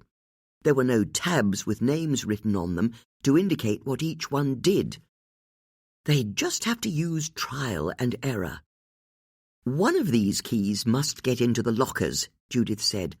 "People must be forgetting their keys the whole time." She crawled out from behind the desk and scuttled across the room to the stairs, Susie following her.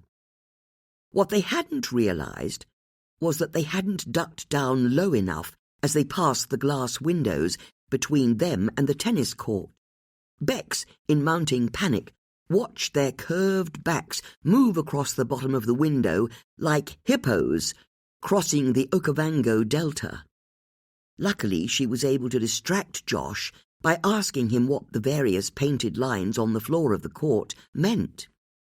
Once her friends had passed, she tuned back into the conversation and heard Josh say, "The easiest way to view chases is that, from the hazard end, you're trying to set one as low as possible, ideally, in fact, a chase better than one, but from the server's end, you don't want to set any kind of hazard chase at all, although a chase of one is so much better than second gallery or door." "Oh, well, I'm glad you cleared that up. Thank you very much," Bex said, even though she had absolutely no idea what he was talking about. As soon as Judith and Susie arrived upstairs, they rushed along the corridor until they found the men's changing room. Before they could decide on their best strategy, Susie rapped on the door and called out, "Cleaning!" Judith put her ear to the door and didn't hear anyone call back, or any sound of movement at all, so she looked at her friend, shrugged once, in admission that they were now in the lap of the gods, and pushed the door open. Chapter 19. Mercifully, there wasn't anyone in the changing room, and the two women quickly closed the door behind themselves. There were floor-to-ceiling wooden lockers built along two of the walls, a window that overlooked the club's car park, and a large alcove to the side of the room that contained two showers with flimsy white curtains on a rail.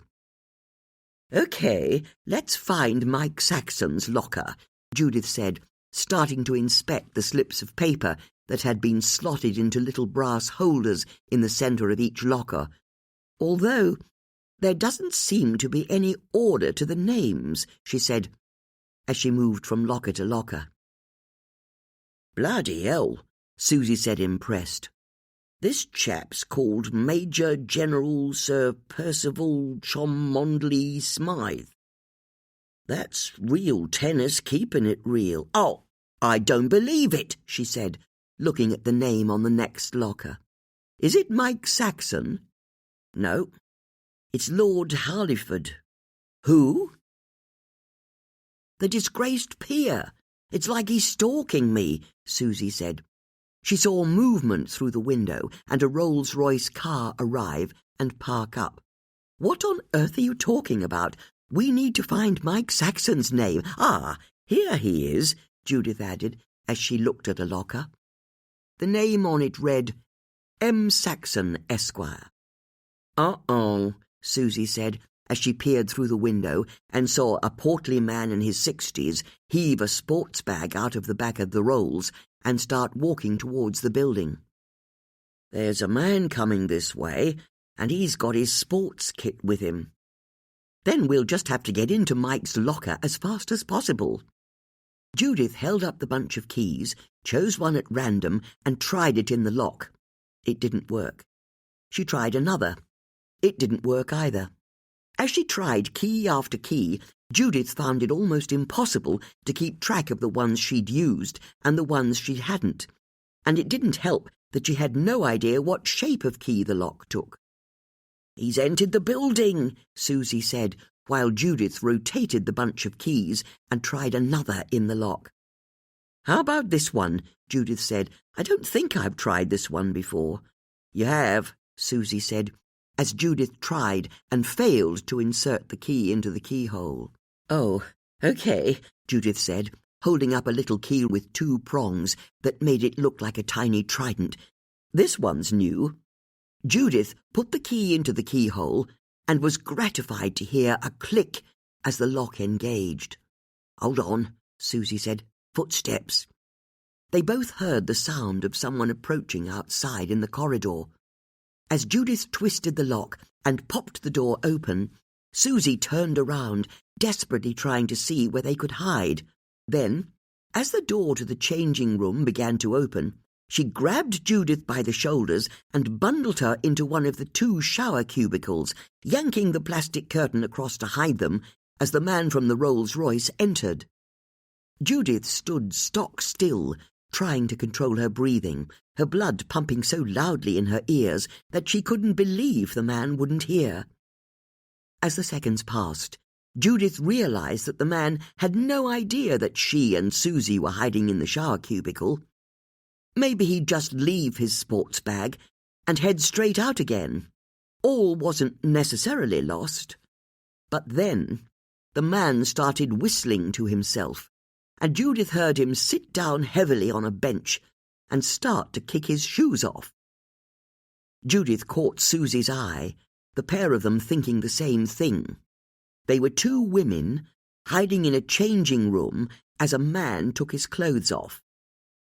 The absurdity of the situation hit them both at the same time, and Judith's hand went to her mouth to stifle a giggle. Then, as they heard the man slip out of his clothes, she had to crunch her face up to stop herself from guffawing. To make matters worse, the plastic sheeting they were hiding behind didn't block out all of the light, so while they remained hidden in the gloom of the shower cubicle, the man was getting undressed in the well-lit changing room. They could dimly see his figure as he took off his clothes. "Right then," man said to himself. "Time for a shower." Susie and Judith froze. There were only 2 showers for the man to choose from, and they were hiding in one of them. There was a 50-50 chance that a completely naked man was about to whisk the curtain back and reveal himself to them. They looked at each other as the shadow of the man approached.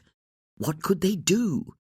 The man's hand went to the edge of their curtain. He'd chosen their shower, which was when Susie spun the tap and the shower burst into life, drenching them both in an instant.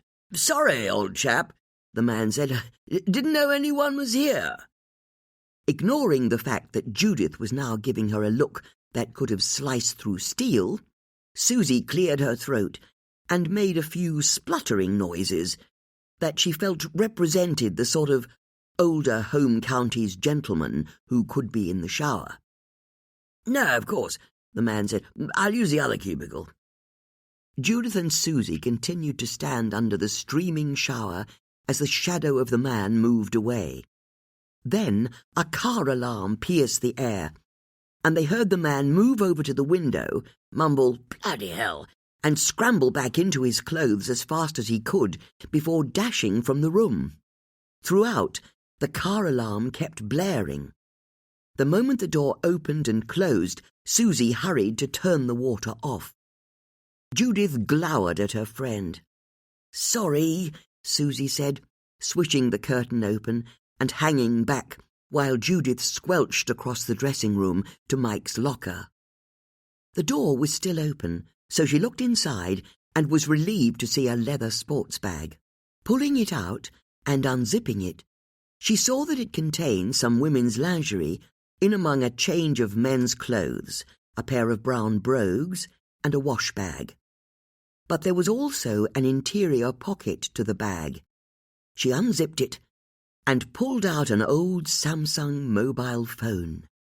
"Gotcha," she said. The sound of the car alarm stopped, and the women went over to the window. Outside, they could see the plump man remonstrating with Bex, who was standing by his car. Had Bex set off the car alarm? "Let's go to the women's changing room," Judith said. "See if we can dry ourselves while that man comes back. When we hear him start his shower, we can slip away." Judith picked up Mike's bag, and she and Susie went into the women's changing room next door. There wasn't much they could do about their wet clothes, but there were fresh towels and hairdryers, so they were able to make sure they looked slightly less like drowned rats when they left 10 minutes later. As they passed the men's changing room, they could hear the sound of running water, and when they got to the bottom of the stairs, they could see that Bex was back on the real tennis court with Josh. Doubling over, they crossed to the reception desk, opened the drawer, put the keys back, and then crouched their way out of the main doors. Once outside, the women straightened up. "Now what?" Susie asked. "I think we need to get dry before we try and get into Mike's phone," Judith said. "I suggest we go back to mine. We can wait for Bex there." The women got into Susie's van and then drove to Judith's house, the fan heaters on full blast, pointed at their damp clothes. Chapter 20. As Bex finished her coaching session with Josh, she smiled sweetly at the owner of the Rolls-Royce when he came to take her place on court. Seeing as he believed that she'd somehow tampered with his precious car, he didn't smile back. Once outside, Bex saw that Susie's van was nowhere to be seen, so she checked the messages on her phone and saw that her friends had retrieved Mike's bag and phone and had gone to Judith's house to wait for her. "Yes!" Bex called out to the skies, and couldn't stop smiling to herself as she used her phone to order a taxi. The version of her who'd first moved to Marlow would never have got herself mixed up with such free spirits as Judith and Susie. She was still smiling to herself when she arrived at Judith's house and found Susie standing in front of a roaring fire, wearing a thick dressing gown over her clothes, as Judith poured cups of tea for them both. "Ah, there you are," Judith called out, and started to pour tea into a third cup. "Why are you in a dressing gown?" Bex asked. "We had to go under cover," Susie said. "More like underwater," Judith said. "Very funny," Susie said with a laugh. "But we were going to be discovered until that car alarm went off. You were behind that, Bex, weren't you?" "I was," Bex said in pride. "A short while after you went upstairs, I saw a man in a suit arrive with a sports bag and head up after you. I guessed he was heading to the changing room, and I knew I had to somehow get him out. I'd noticed that his suit looked very expensive, which gave me the idea that he'd probably arrived in a fancy car. And men like that care more about their cars than they do about almost anything else. So I told Josh I needed to go to the loo, left the court, and slipped out to the car park. When I got there, I saw that there was only one car there other than your van, Susie. It was a Rolls-Royce, so I pulled the silver lady on the front of it as hard as I could and set off the alarm." "You vandalised a Rolls-Royce?" Susie said, amazed. "Well, maybe a bit. When the man came out, I did my best impression of a vicar's wife and told him that I'd had nothing to do with it. I'll be honest, it was brilliant. I could tell that he wanted to accuse me of lying, but he couldn't believe that someone who looked and talked like me would have tampered with his car for no reason. So I went back to the lesson, hoping it had given you time to extricate yourselves." "It did," Judith said. "What amazing quick thinking." "And we got everything we needed," Susie said, before going to a side table, retrieving Mike's sports bag and pulling out his Samsung phone. "Have you seen what's on it?" Bex asked. "We've been getting dry first," Susie said, "and it's locked. We've been wondering how to get past his lock screen." "I wonder if it might be quite easy," Bex said, taking the phone from her friend. "We don't want to get locked out," Judith said. "Of course, but you know how lazy we all are with passwords and passcodes. We're always using the same ones over and over." "That's true," Susie said. "If you ever work out the 4-digit code to unlock my phone, you'll get access to my computer, the PIN on every bank card I've ever had, and the padlock to the gate at the back of my garden. Actually, now you mention it, that's a really bad way to run your life, isn't it?" "Do you have Serena's phone number?" Bex asked Susie. "Of course," Susie said, pulling out her phone and scrolling through her contacts. She dialed a number and put her phone on speaker when the call was answered. "It's Susie Harris here." "Oh," Serena said, sounding irritated. "Why are you ringing?" "Just a quickie. Can you tell me the code your husband used to lock his phone?" "I'm sorry?" "We need the code to his phone." "I'm not telling you that." "Why not? You're not the police. I don't have to." "Here, let me take this," Judith said. "You're right, Serena, we aren't the police. But we need to know the code to your husband's phone, and you can tell us what it is now, or you can tell the police later on. But if you wait until the police ask, you'll have to explain to them why you refuse to help us." Serena didn't say anything for a few seconds as she weighed up what she should say. "Of course I want to help in whatever way I can," she said. "You just caught me at a bad time. Mike was terrible at numbers, so he had a bit of software that meant he just had to draw a large M and then an S on the screen to unlock it. Even he couldn't forget his own initials. So try that." With that, Serena ended the call. "Let's see," Susie said as she turned Mike's phone on, and, when prompted, drew the letters M and S on the screen. The phone didn't unlock. Instead, a message appeared saying, "2 more attempts remaining." "Damn," Susie said. "That's a bit of a problem," Judith said in agreement, "although I wonder if he used the same logic, using initials from a name, for this second phone." "How do you mean?" Bex asked. "I suppose I'm asking if his main phone belonged to Mike Saxon. Who did his burner phone belong to?" "Oh, I see what you mean," Susie said. "Well, we're talking about a guy who shoots lions and thinks it's fun and beds women whenever he can. I'll bet he thinks he's his hero, Fraser Steele." "Then why don't you try his hero's initials?" Bex asked. "Good thinking," Susie said, as she awakened the lock screen again, and this time drew the letters F and S on it. She turned the phone to her friends in triumph. "We're in! Brilliant idea, Judith. Now we can see what he gets up to when no one's looking." Susie looked at the phone's home page and saw that Mike only had a few apps installed. She pressed the email icon, but it opened to a window that invited her to add an email account. Okay, so he's not using the phone for email, and there's no WhatsApp as far as I can see, or X, or Blue Sky, or Insta, or anything else.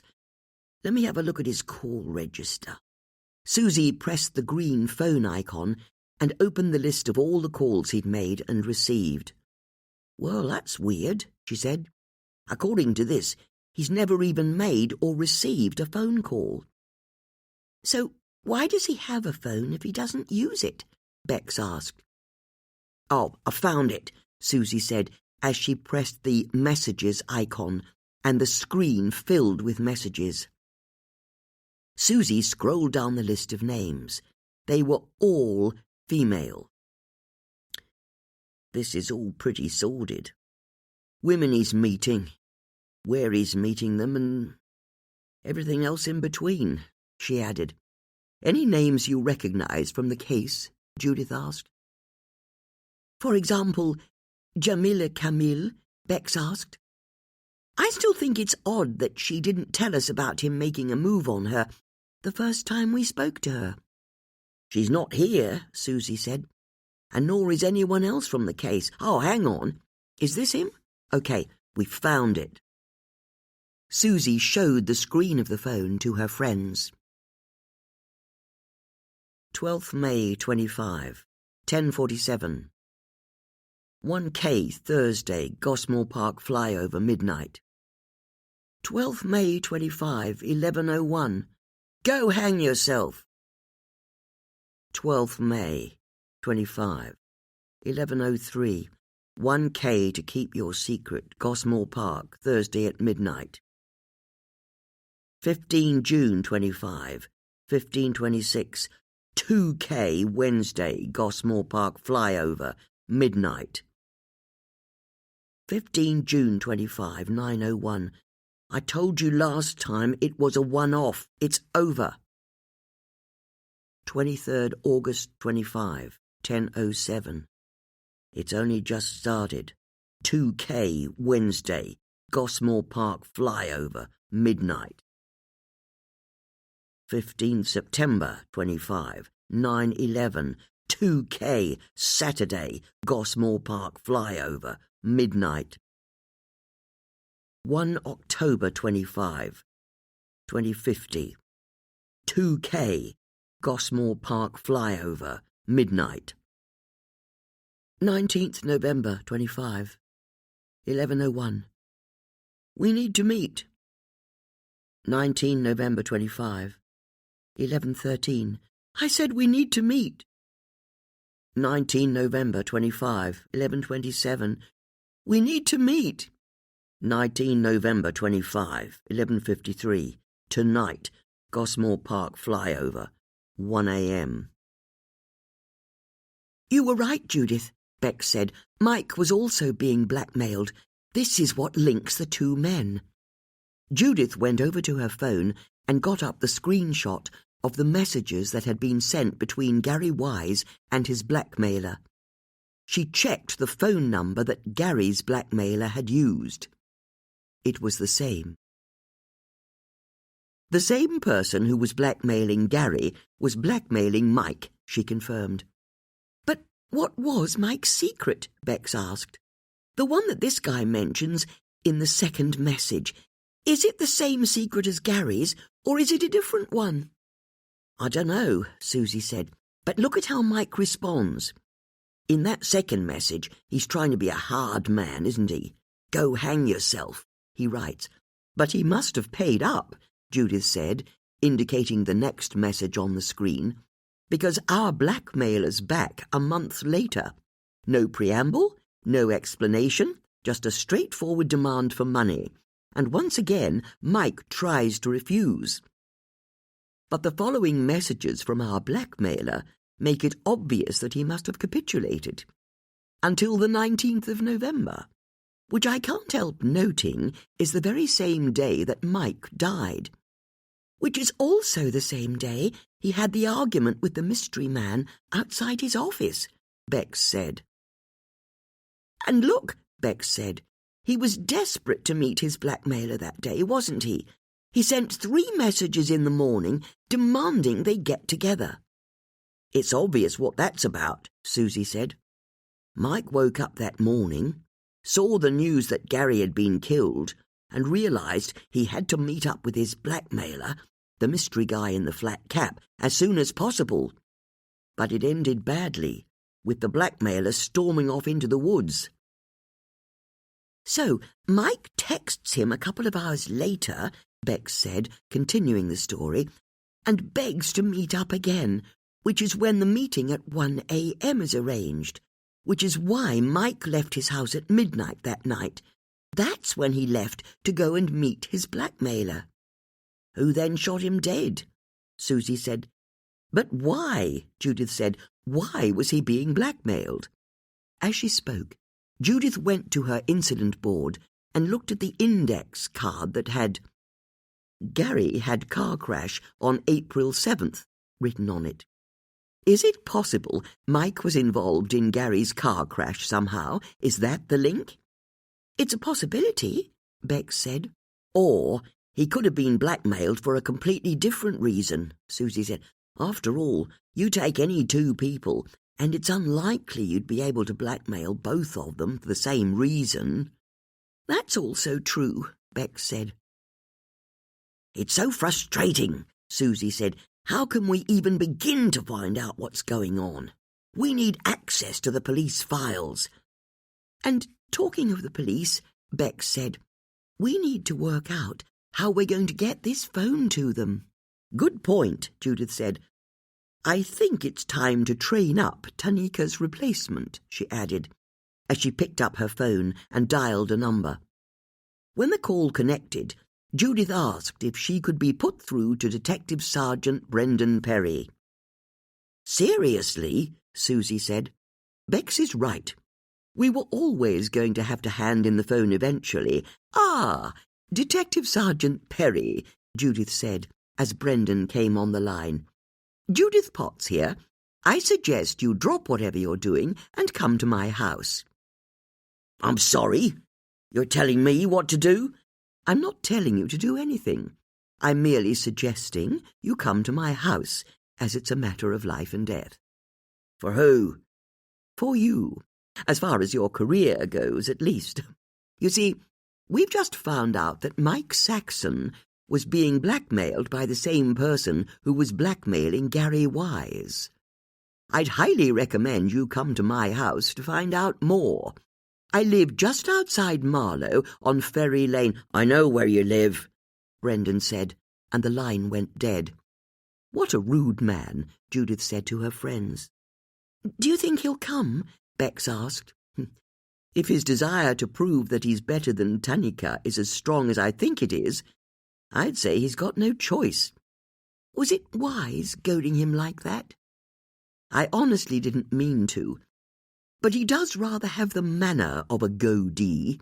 Now, before he gets here, I suggest that you and I, Susie, make sure we're presentable.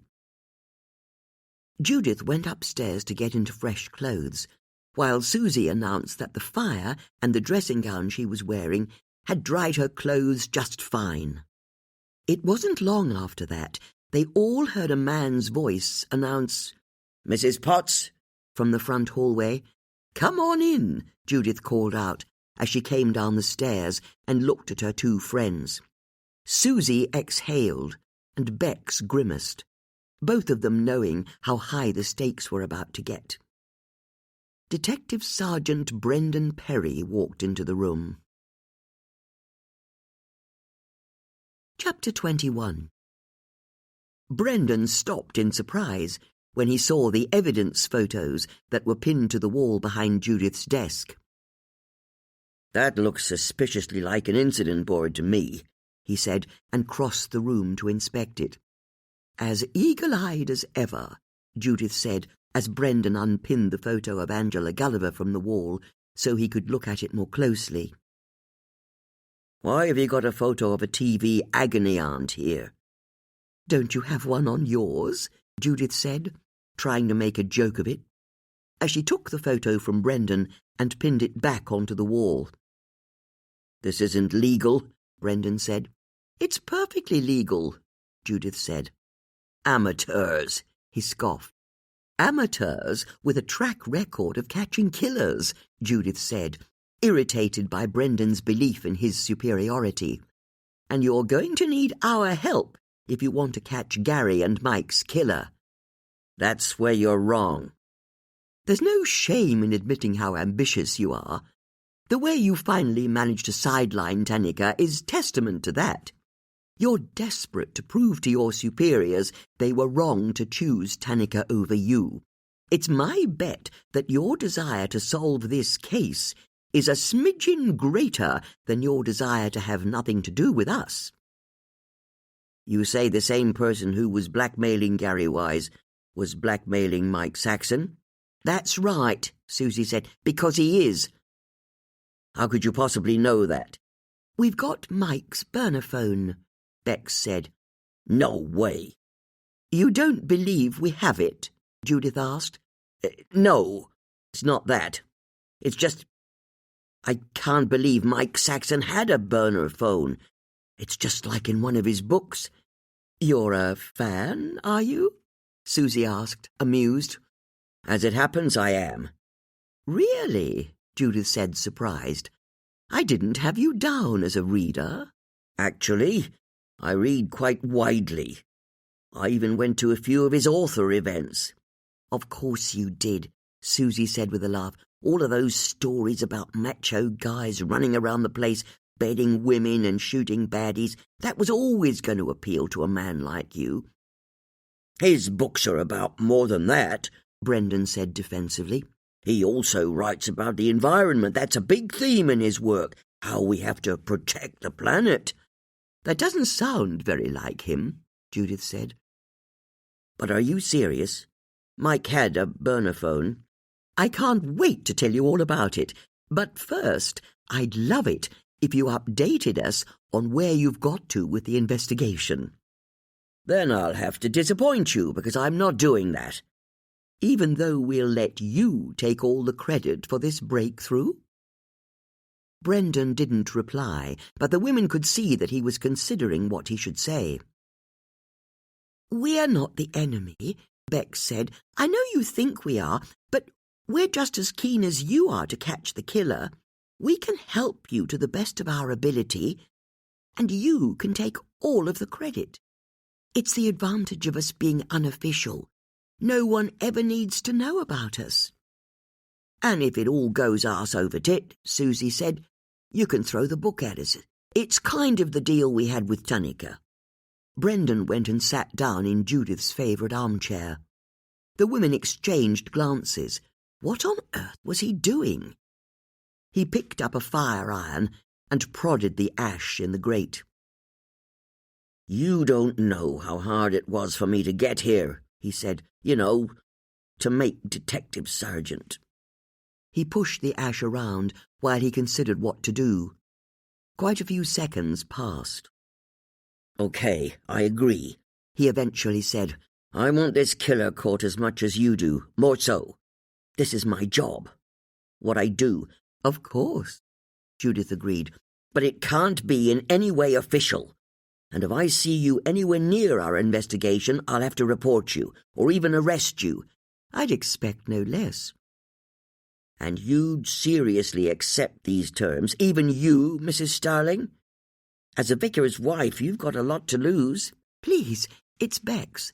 And it doesn't matter what I might or might not lose. All that matters is that we catch the person who killed Gary Wise and Mike Saxon. That much I can agree with. Brendan looked at the women as though for the first time.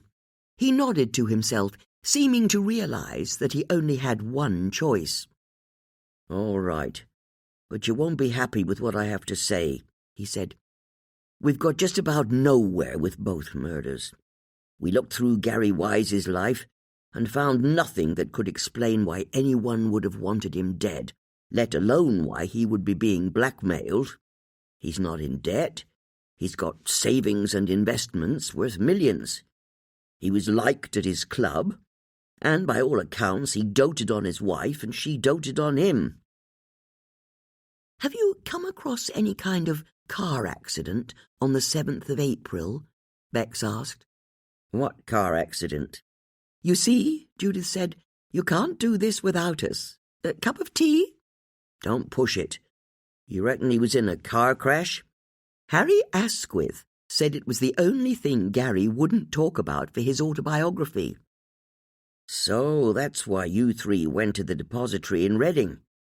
You were looking for the report on the incident, but it's now missing, or so it appears, which is a bit of a worry because it suggests that Gary, or someone who knew Gary, was able to put pressure on a police officer to pull the file.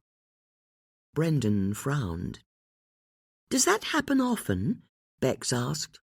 Almost never, Brendan said. But there's always going to be the odd bad apple. Someone who'll let their head be turned if they're offered enough money.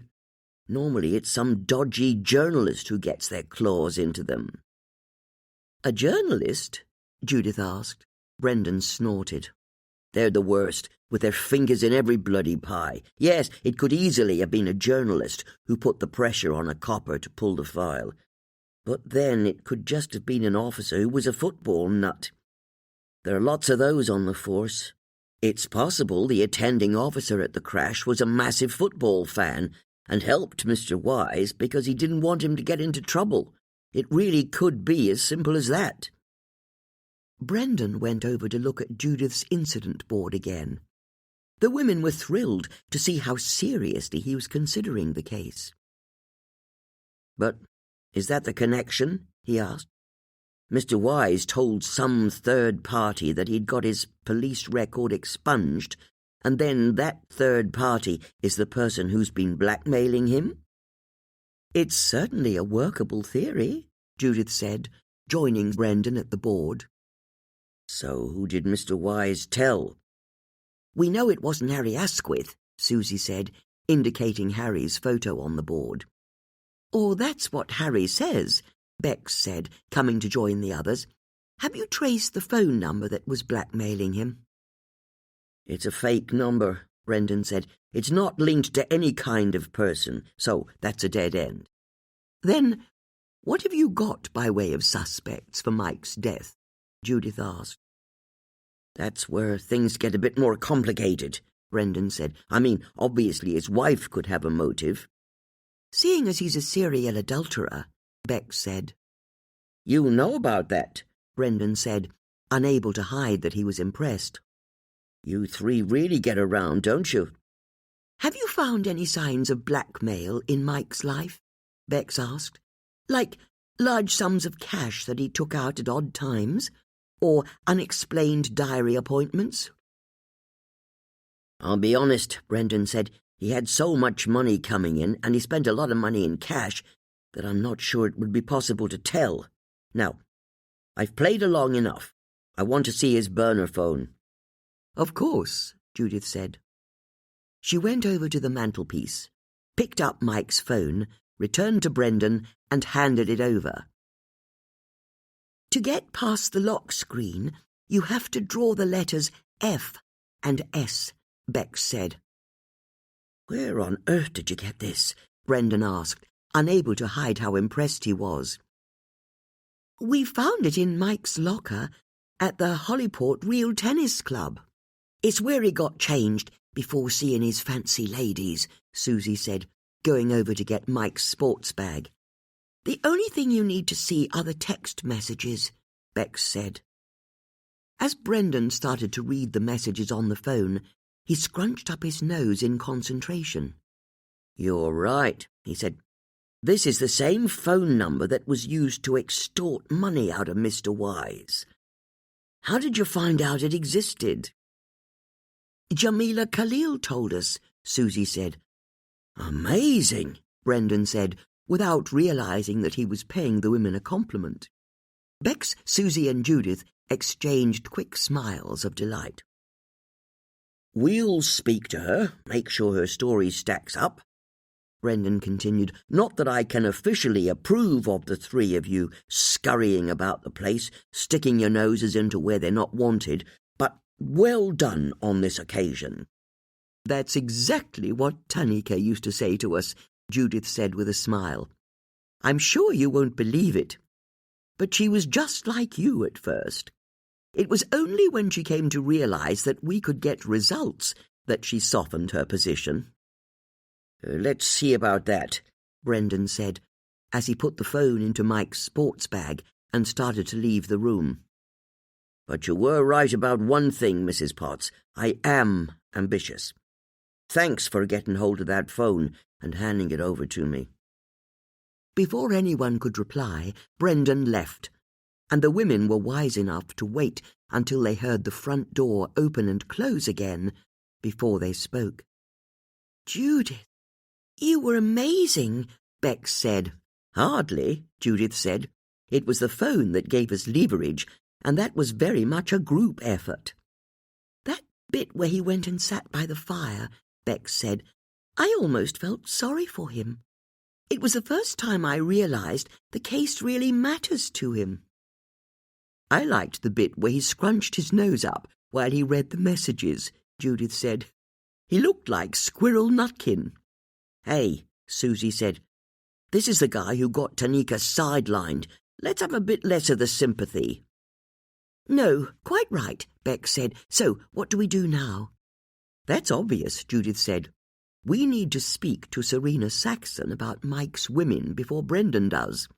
I want to find out if she knew that her husband was a serial adulterer. Good thinking, Susie said, and went to get her coat.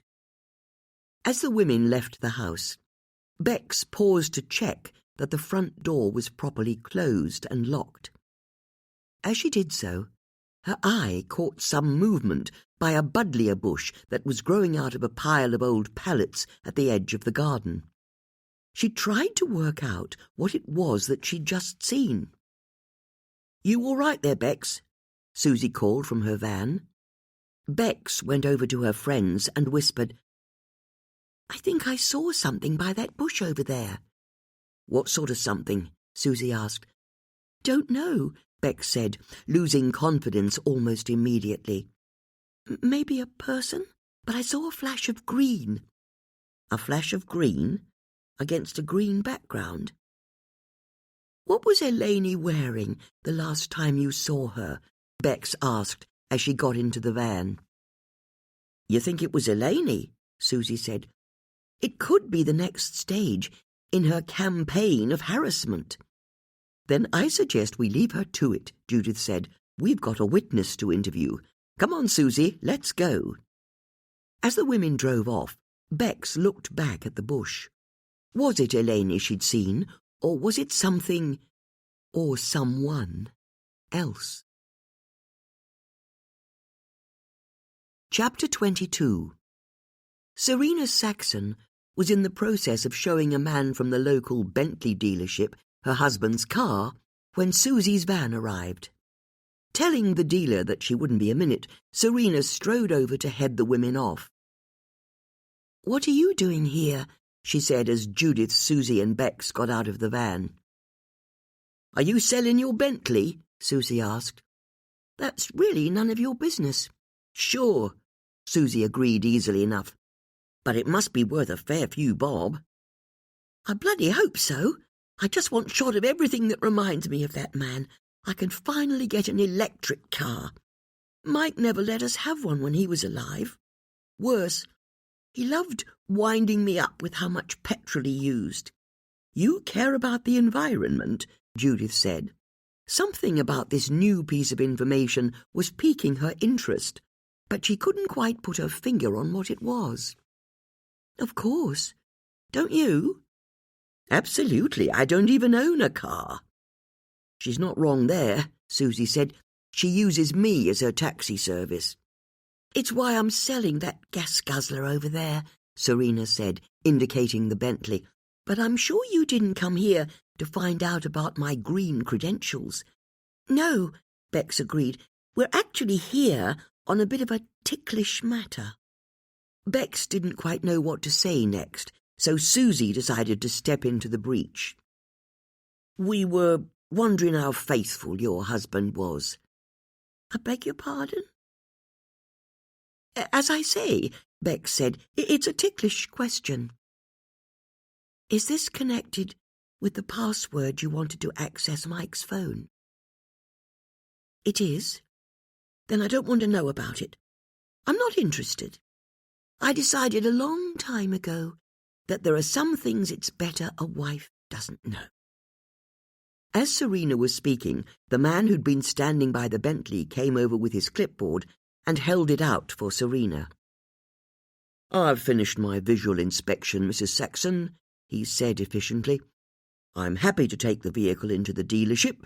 Just as you say, it's in top condition. If you could just sign at the bottom of the document."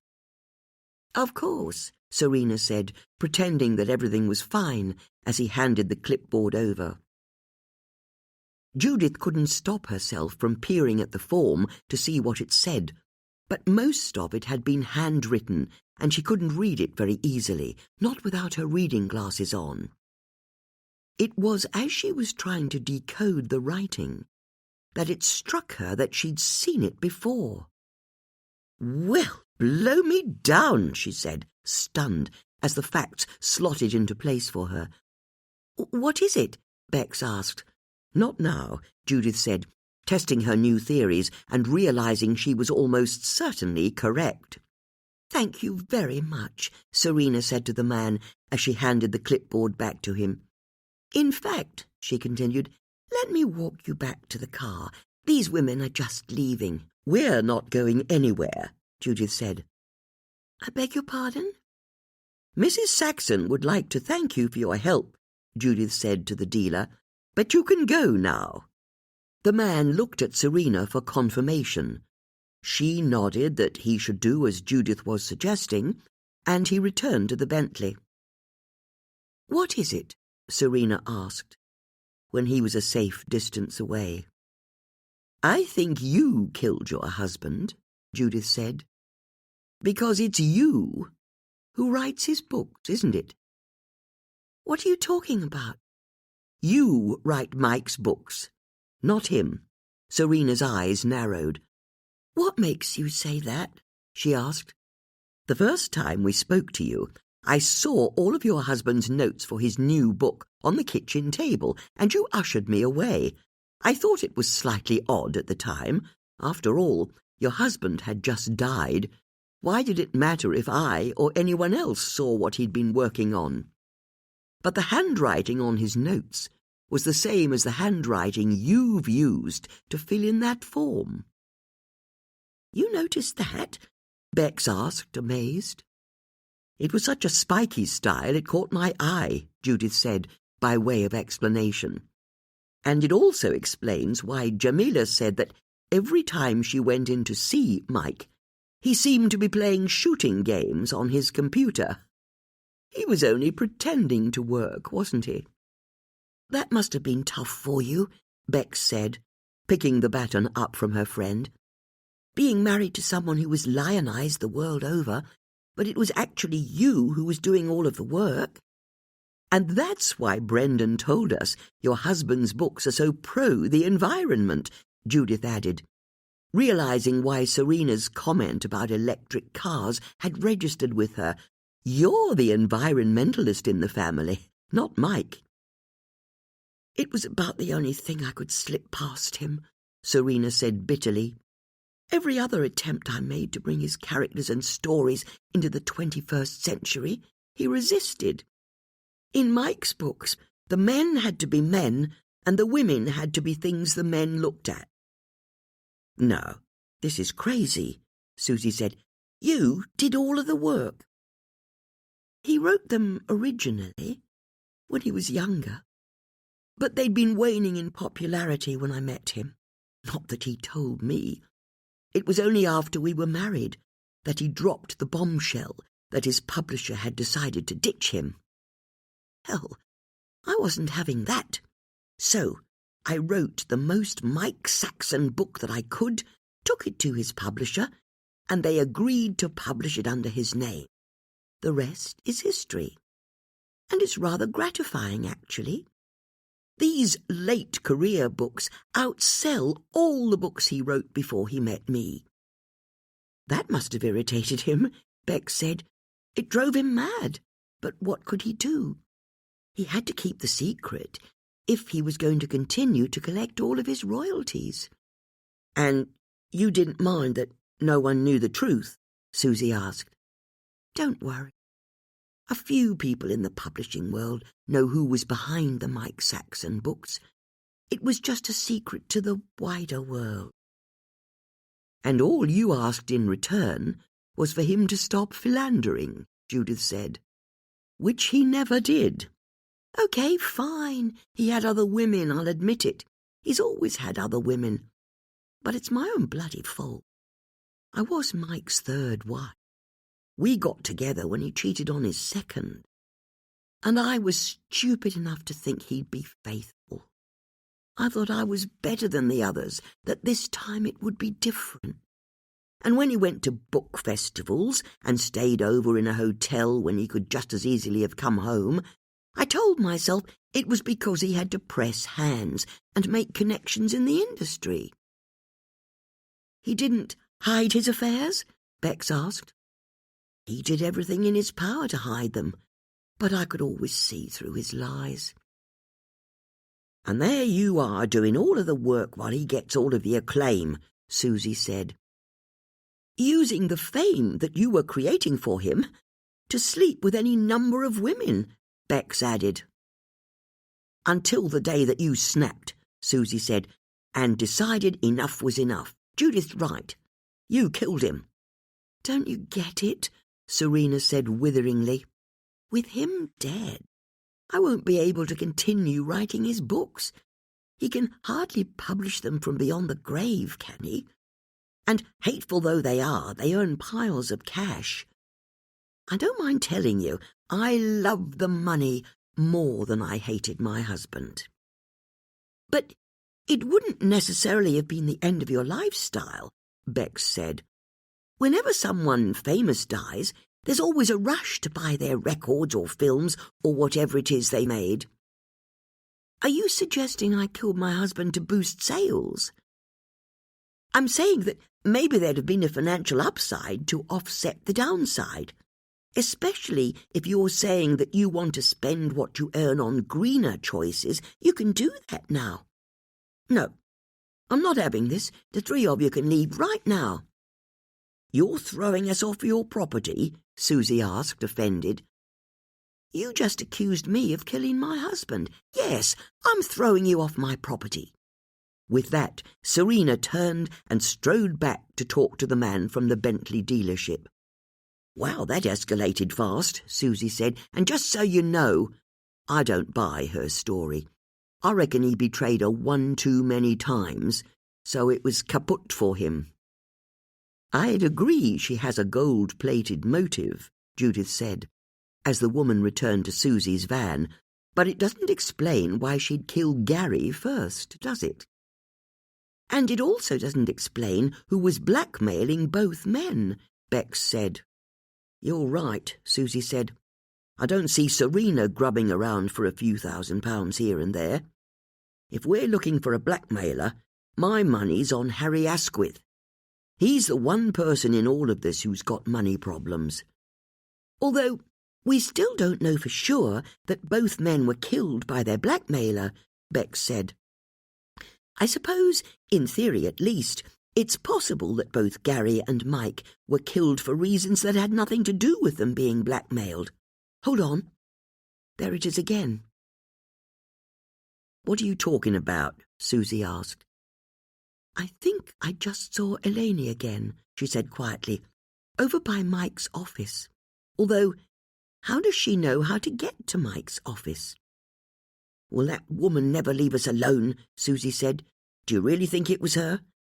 I didn't see for sure, but it was very definitely a person. Then I think it's time we flush her out into the open, Judith said, as she got into Susie's van and waited for her friends to join her. What's the plan? Susie asked, putting the van in gear and driving off. Whether or not it's Eleni, if they were at my house spying on me and then managed to get here, then that suggests to me that they must have a mode of transport, in which case they'll no doubt be following us again when we leave. So how about we let them do just that? But to a location of our choosing. As Judith spoke, Susie turned the van onto the main road that led to Marlow. Then it's good news we're in my van, Susie said. Whoever it is won't have any difficulty following us, but where should we go? We need somewhere where there's a proper dead end, Judith said, so we can trap them. Then how about Gosmore Wreck? Bex suggested. There's a small car park, and only the one lane that leads down to it. That's exactly what we're looking for, Susie said. Good thinking. As Susie spoke, she drove over the suspension bridge that crossed the Thames and entered the bustling town of Marlow. People were wrapped up in long coats and thick scarves against the winter chill, and the shop windows were glowing golden from the lights inside. Susie turned right at the mini roundabout so she could head to the Riverside Park.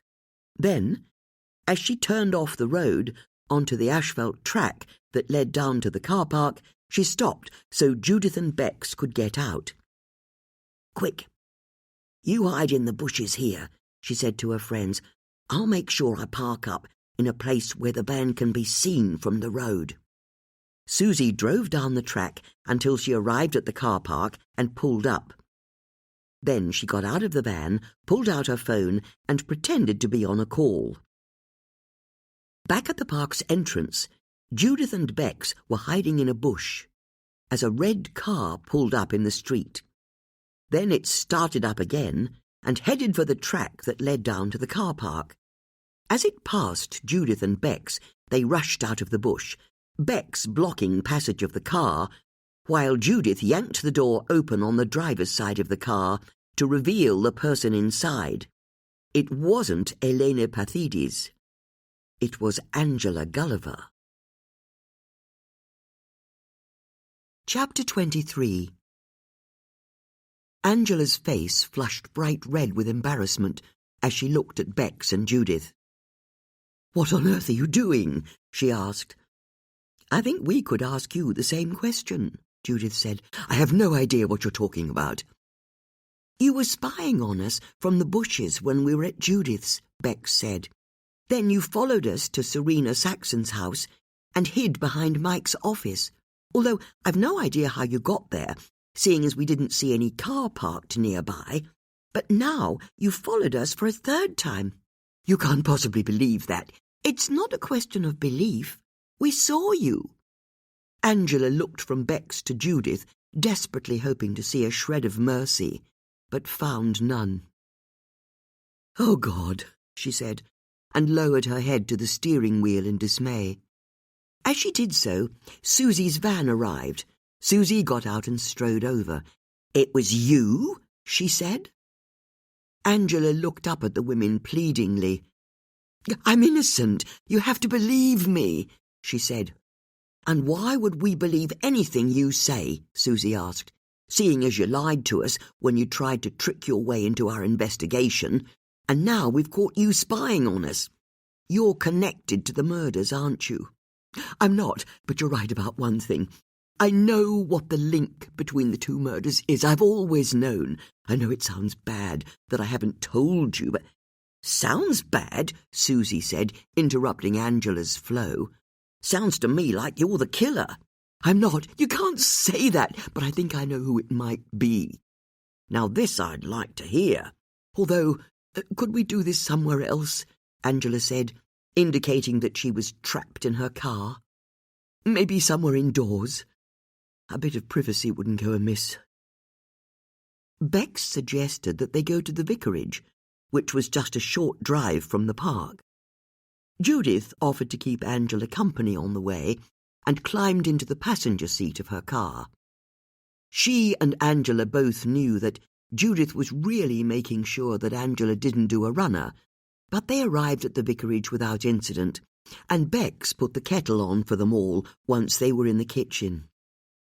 "This is so pretty," Angela said, taking in the room. "Save it for another time," Susie said. "Just tell us who the killer is." "Oh, you have to believe me. I don't know anything about what happened or why Gary and Mike were killed, but I know who did it." "And you think this person could be after you next?" Bex asked. "That's it exactly," Angela said. "I think it's best if we all sit down and you tell us what you know," Bex said, as she brought over a tray that was piled high with a big pot of tea, cups and saucers, and a plate of biscuits. "Thank you," Angela said. "You're too kind, Mrs. Starling." As Bex poured 4 cups of tea and added splashes of milk, Judith realized there was something she wanted to ask Angela. "How's your TV show doing?" she asked. "Oh, what sort of question is that?" Angela replied defensively. "I read in the newspaper that viewers have stopped watching. Viewing figures in telly are down for everyone. The heady days of millions of people watching the daytime schedule have been over for some time." "Do you have any other TV shows on at the moment? Not currently? Or newspaper columns? Or book deals? I want to tell you who killed Gary Wise and Mike Saxon. How well or not my career's going has nothing to do with any of this." "Very well," Susie said, snapping a bourbon biscuit in half and then popping one of the pieces into her mouth. "Name the killer." "That's why I'm here," Angela said, and took a sip of tea to steady her nerves. "Do any of you know Lord Harliford?" "What?" Susie said in amazement. "Have you heard of him?" "Heard of him? I feel like I'm being stalked by him." "How do you mean?" Judith asked. "Susie thinks he's been getting too much publicity for his crimes," Bex said quickly, not wanting the conversation to get sidetracked. "Well, you're right about his crimes," Angela said. "No one was less surprised than me when he was suddenly all over the papers. You see, it's my belief that he killed Gary Wise and Mike Saxon." "I thought he was just in trouble for selling access to government ministers," Judith said. "Sell access one day," Susie said, as though repeating a well-worn aphorism. "Kill a footballer and a novelist the next." "I think there might be something in that," Angela said. "Not that I know how you get from the first part to the second." "So, what do you know about him?" Judith asked. "Well, He lives just outside Marlow, on the road up to High Wycombe, in a huge mansion that's on an even larger estate. And he contacted my production company a few months ago. I get approached by lots of individuals, even some rather grand ones, so it didn't seem all that out of the blue. He just said he was a local landowner, and seeing as I also lived in Marlow, did I want to visit his house for afternoon tea? Of course, I said yes. A free cup of tea is a free cup of tea, Angela acknowledged, as she held up the cup Bex had poured for her. Anyway, our assistants found a time that suited us both, and I went to visit his house. It's quite something. I think I know it, Judith said. It's not that far from me, not that I've ever been invited around for tea. Anyway, Lord Harleyford, or William, as he wanted me to call him, was kind of off with me right from the start. Don't get me wrong, he was friendly enough, but I could see he was on edge. I'm extremely intuitive like that. In my line of work, you have to be. So we talked about the weather and how long I'd lived in Marlow and my TV show. It turned out William hadn't ever watched it, which made the whole encounter even more peculiar. After a while, I realized he was building up to saying something. You know how it is, you can just tell when someone's delaying what they really want to say. But the thing is, he still hadn't said what was on his mind as we finished tea, so I asked him directly. I just came out with it. What's the real reason you invited me here? And that's when he asked me if I knew the author, Mike Saxon. It was such a left-field question. I said I'd met him at a party once, but that hardly constituted knowing him. Is he a good man? William asked. Can he be trusted? What did you say? I didn't tell him about Mike hitting on me, but I said that I was pretty sure that he couldn't be trusted, to which William asked if I thought Mike would ever break the law. The question flummoxed me, but he kept pressing me. Was Mike dodgy in any way? Was it possible someone could use leverage against him? He was trying to find out if Mike could be blackmailed, Judith asked. That's how it sounded to me, but I can't say my memory is all that clear. His questions were so startling, I didn't know what to think. Which is why you got flustered when we mentioned blackmail to you the first time we met, Bex said. It sent me into a bit of a spin, I can tell you. What's he like, Lord Harleyford? Judith asked. He was exactly how I expected him to be, maybe 70 years old. He looks like he spent his life eating red meat and drinking red wine. Self-satisfied, that's how he came across. Someone who's used to getting his own way. Until he started asking about Mike, and then he seemed in a bit of a panic. You know, like he was desperate to hear what I had to say. And then, out of nowhere, he started firing questions at me about Gary Wise. But it's like I told you last time. I don't think I've ever exchanged more than 2 words with Gary. I didn't have anything to tell him. What did he want to know about Gary? Susie asked. It was the same sorts of questions that he'd asked about Mike. About whether I thought there was anything that would make Gary susceptible to blackmail. Could he be up to no good? That sort of thing. I was able to deal with his questions easily enough, but things got really strange when I started to leave. He started asking me if I had any skeletons in my closet. And there was this look in his eyes as he asked me. It was like I was talking to a madman. I made my excuses and tried to get out of there, but he kept badgering me, telling me that I'd have to be careful in case any of my adoring public found out about my secrets. It could end my career. He was threatening you? Bex asked. That's what it felt like, and I fled that place as fast as I could. If I'm honest, I was reeling a bit.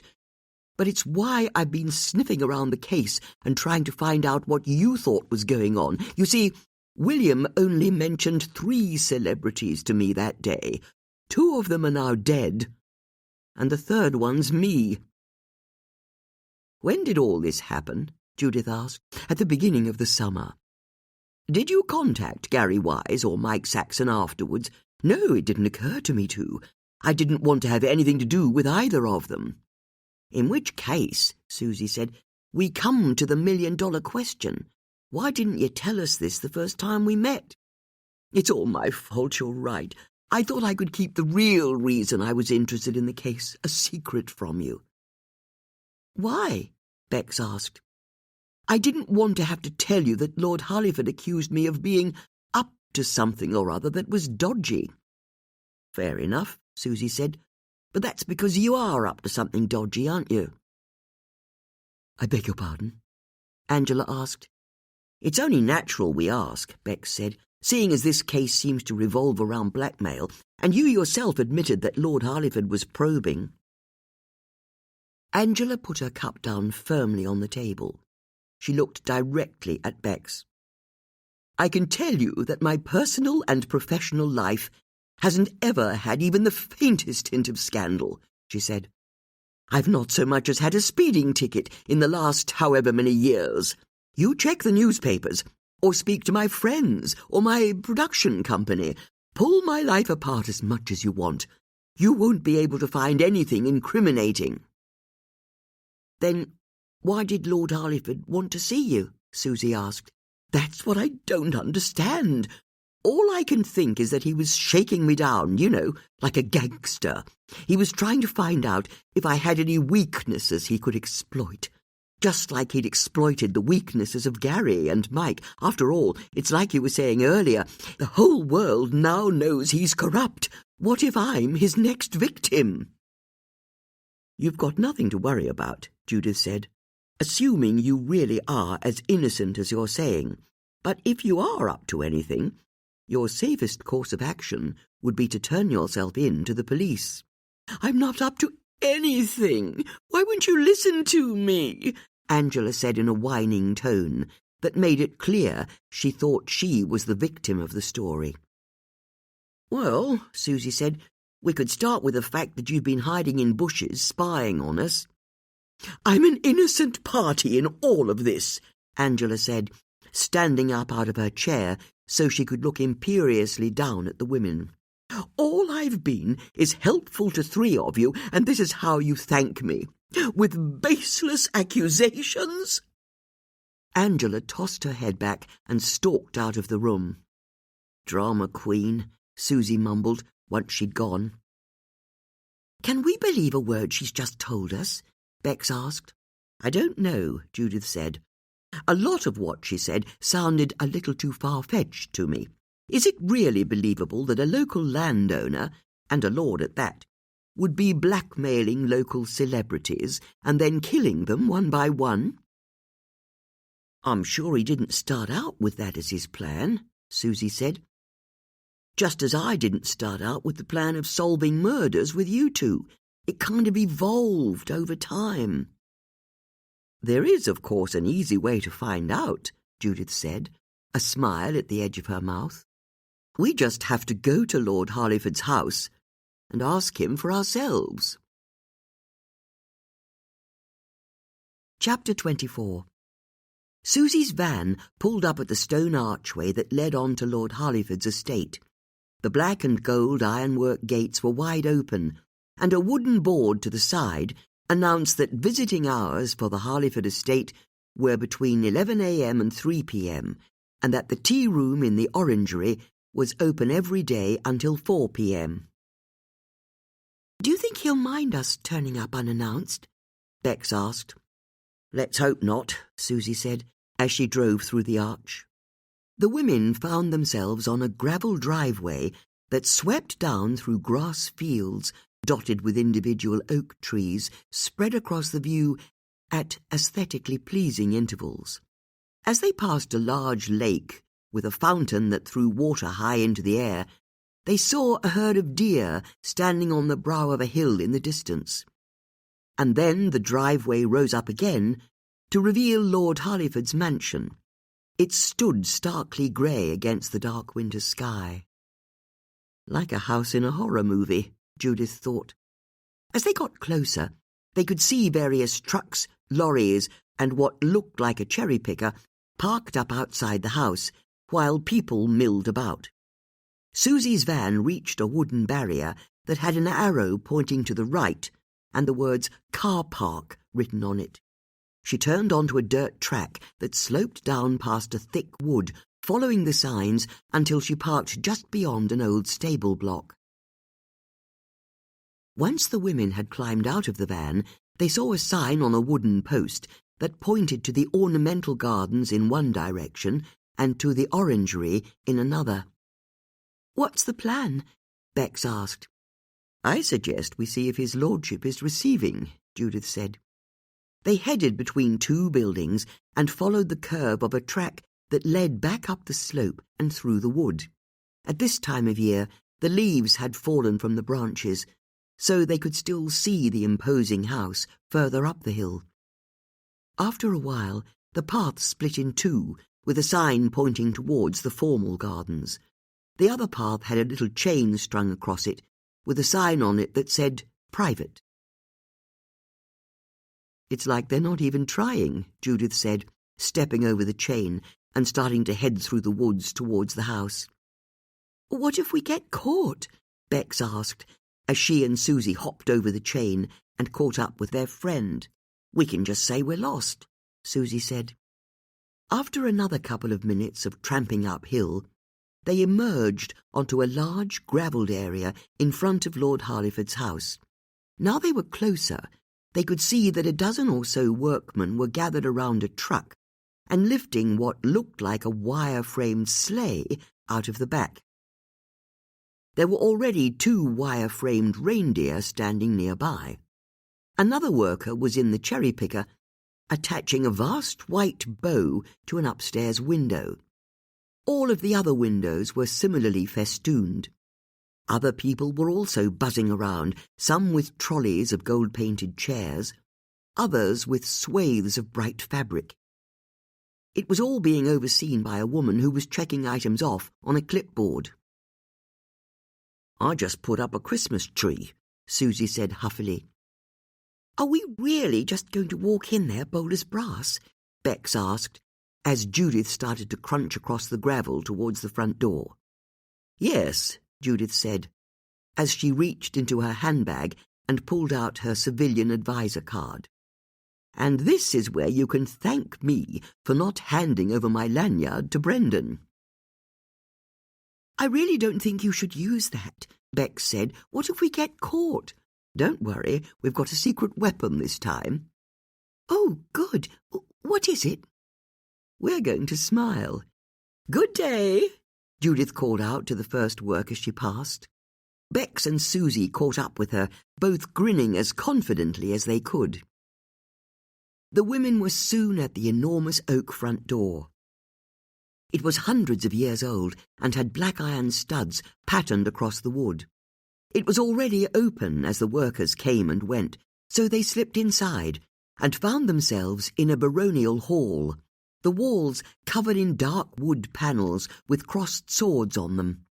2 suits of armour stood to attention either side of the main door, and there was a massive stone fireplace at one end, surrounded by old sofas and armchairs.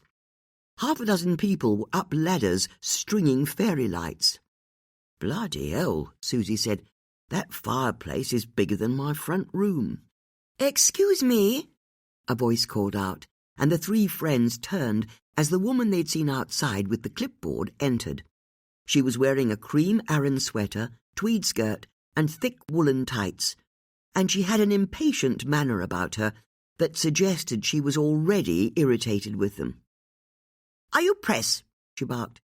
"No, not press," Judith said, holding up her police lanyard to the side of her head so the woman could see that the photo on it matched her face, but lowering it before she could see the expiry date. "We're working with the Buckinghamshire police. Is his lordship in?" "Really?" she said, her face souring. "Haven't you talked to him enough?" "It's just a few questions," Bex said as kindly as possible. "I'm Lady Harleyford," the woman said. "You'd better come with me." Judith and her friends followed Lady Harleyford out of the grand hall into an old corridor that was lined with Roman busts on plinths. Lady Harleyford didn't give them a glance as she clipped past and turned abruptly through a little door.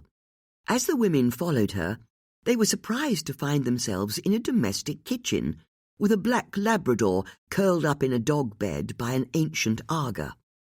A plump man in a checked shirt and dark green cardigan with holes in the right elbow was sitting at the kitchen island, a mug of coffee in his hand and a copy of the Financial Times in front of him. Susie recognised him as Lord Harleyford from his appearances on television. "Lord Harleyford?" Judith asked. "Now what?" he drawled. "We're from the Buckinghamshire Police," Susie said, and then turned to Lady Harleyford. "Thank you, we've got this." "I very much doubt that," Lady Harleyford said as she left the room. "Sorry about all of the workmen everywhere," Lord Harleyford said, not sounding apologetic at all. "We're throwing our winter ball in a few days, and I'm damned if a police investigation is going to stop it. But how can I help? Haven't you had your pound of flesh?" "As it happens," Judith said, "we're not here about your problems in Parliament. We wondered if you could tell us about your relationship with Mike Saxon." "Was that?" Lord Harleyford said, all of the colour draining from his face. "Could you tell us about your relationship with Mike Saxon?" Judith repeated. You mean that author who died?" he stammered. "That's the one," Susie said. "Terrible business," Lord Harleyford said, hiding his confusion by taking a sip of coffee. He put the cup back down on the table. "You understand, I had no kind of relationship with him. I didn't know him at all." "But you know he's dead?" Bex asked. "It was in the papers." "And you never met him at any of the swish events in Marlow I bet you go to?" Susie asked. "Absolutely not." "And never invited him to one of your balls?" Bex asked. "Never," Lord Harleyford said. "I've never met him." "Then what about Gary Wise?" Judith asked. Lord Harleyford gulped, and then made a big play of trying to check his memory. "No," he said. "Can't say I know the name." Lord Harleyford got up and took his cup to the sink. "Oh, come on, you must have heard of him," Susie said. "He's the footballer who was shot dead." "Don't follow football. I no more knew that footballer than I knew Mike Saxon." "Angela Gulliver says different," Susie said. Although his back was to them, they could see Lord Harleyford freeze. "Are you going to deny knowing her?" Judith asked. "I am," he said without turning around. "I don't know who you're talking about." "You invited her to tea," Bex said. "There'll be a paper trail between your assistant and hers. I meet a lot of people." "She said you were blackmailing Gary Wise and Mike Saxon," Judith said. "Why was that? And why did Angela also say you tried to blackmail her?" "Is it related to you selling access to ministers in Parliament?" Susie asked. "That's not been proved," Lord Harleyford barked as he spun around to face the women. "And I can tell you it won't be. I'm fighting those allegations through the courts. Now, I'm sorry. I appreciate you're here on official business, but I've a ball to organise. I can't possibly spare the time," he said, heading over to a door in the corner of the room. "You can see yourselves out," he added. With that, he pulled the door open and stepped into a courtyard outside. "Have you been blackmailing Gary and Mike?" Susie shouted after him, but Lord Harleyford had gone. "We can't let him get away," Judith said, and followed him outside, Susie and Bex right behind her. The women saw Lord Harleyford stride across the courtyard, so they set off after him. "What's your connection to the victims?" Bex called out, as they saw their quarry disappear down the side of some outbuildings. "Why did you try and blackmail Angela Gulliver?" Judith shouted, as they picked up their pace. But when they rounded the buildings, they saw that Lord Harleyford had vanished. All they could see was a gate that led into a grass paddock, and, to the side of that, the beginnings of the wood they'd walked through to get to the house. "Oh," Bex said. "Where did he go?" Susie asked. "Hold on," Judith said, indicating some fresh footprints she could see in the damp grass in front of them. Letting out an oof as she bent down to inspect them, she saw that they led across the lawn towards a low stone building a little way away. They went straight up to the front door. Got you, Judith said. Judith and her friends followed the footprints towards the building. As they arrived, Judith put a hand on the brass handle of the door. "Are you sure we should do this?" Bex asked. "He can't just run away," Susie said. "We need answers." Judith pushed the door open and stepped into what looked like an old storeroom that had become a dumping ground for broken pieces of furniture and other artefacts from around the estate. There was an ancient Welsh dresser next to some old iron beds, a pile of wooden pallets next to a clump of fire extinguishers, a sit-on mower next to a neat pile of old wicker hampers. There was no sign of Lord Harleyford. "OK, he's not here," Bex said. "We can go." "Wait a moment," Judith said, as she moved through the room. The footsteps outside were fresh. "I think he's in here somewhere." "Lord Harleyford!" Susie called out. There was no answer, so Susie stalked over to an old wardrobe and yanked the doors open with an aha. There was no one inside. It just contained a row of oily overalls on coat hangers. "Over here," Judith said, beckoning to her friends from the centre of the room.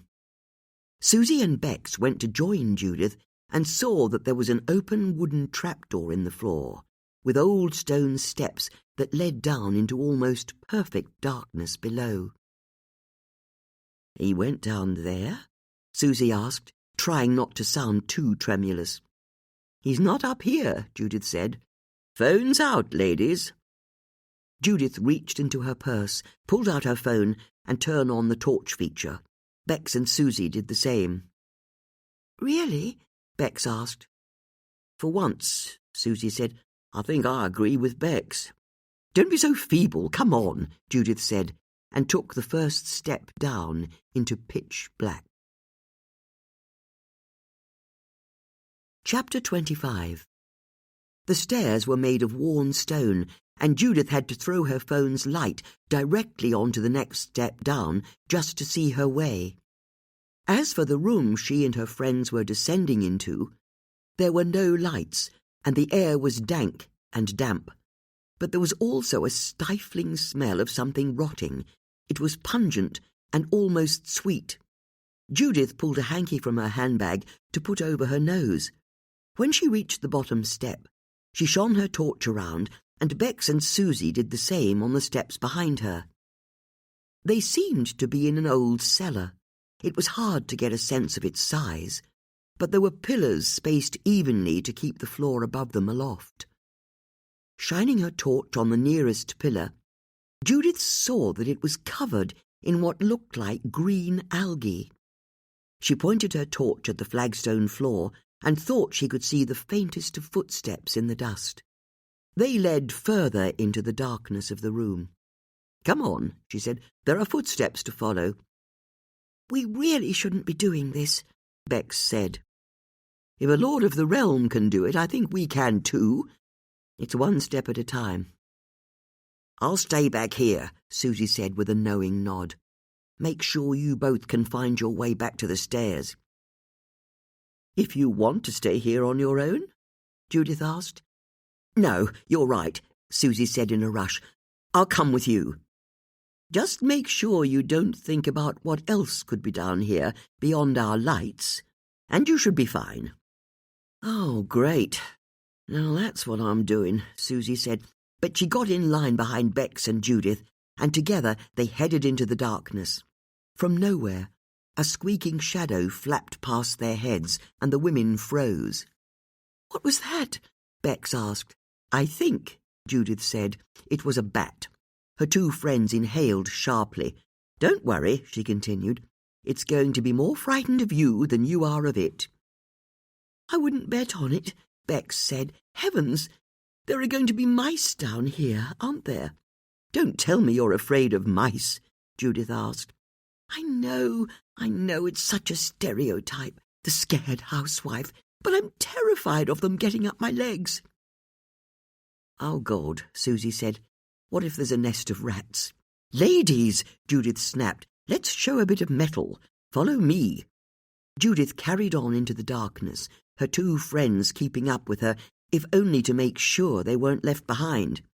"Oh," Judith said after a while, "it's the end of the room. Hang on, what's this?" Judith lifted her phone and used the torch to light the wall. They could all see a faded mural.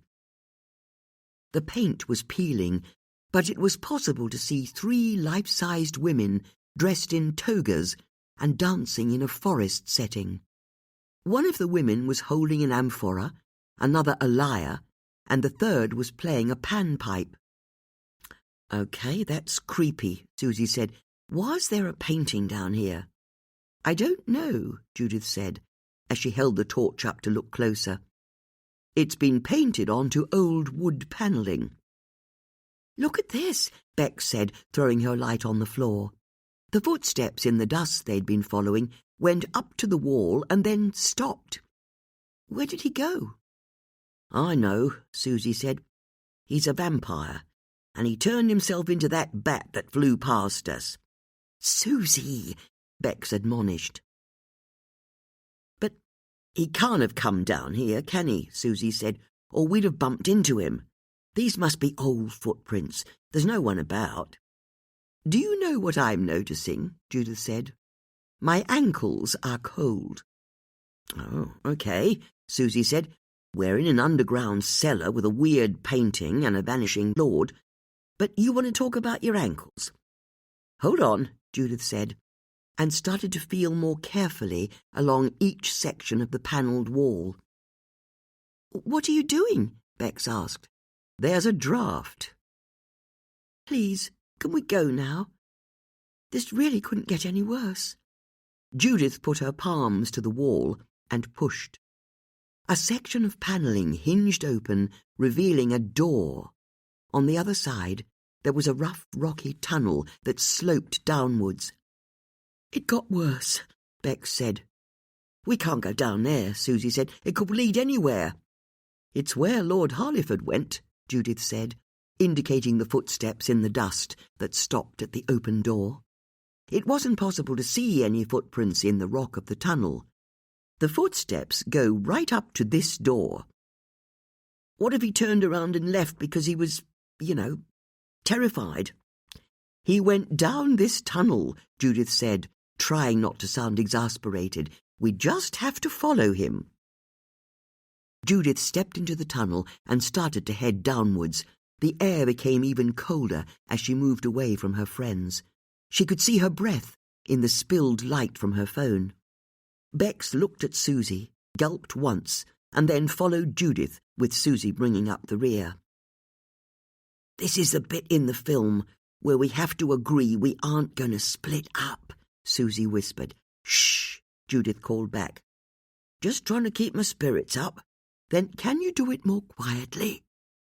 The corridor was dark and oppressive, and it was taking all of Judith's courage to pretend to her friends that she wasn't just as scared as they were. There were tons of cold rock above her, and it took a real force of will to lift up her feet and put them down one in front of the other, especially when it looked as though the corridor was heading towards a dead end. But when she reached it, she saw that there was an arch to her left that seemed to open into a larger chamber. As she stepped through, lights came on, and she was stunned by what she saw. The room was broadly circular, had a large fire pit in the middle of it, and the rest of space was taken up with armchairs, sofas, and occasional tables with lamps on them. It was these lamps that had lit up as she'd entered. And now she was looking more closely, there was a kitchen area off to one side, with a double-height wine fridge and a washing-up area with what looked like a dishwasher next to it. "Wow," Bex said as she entered behind Judith.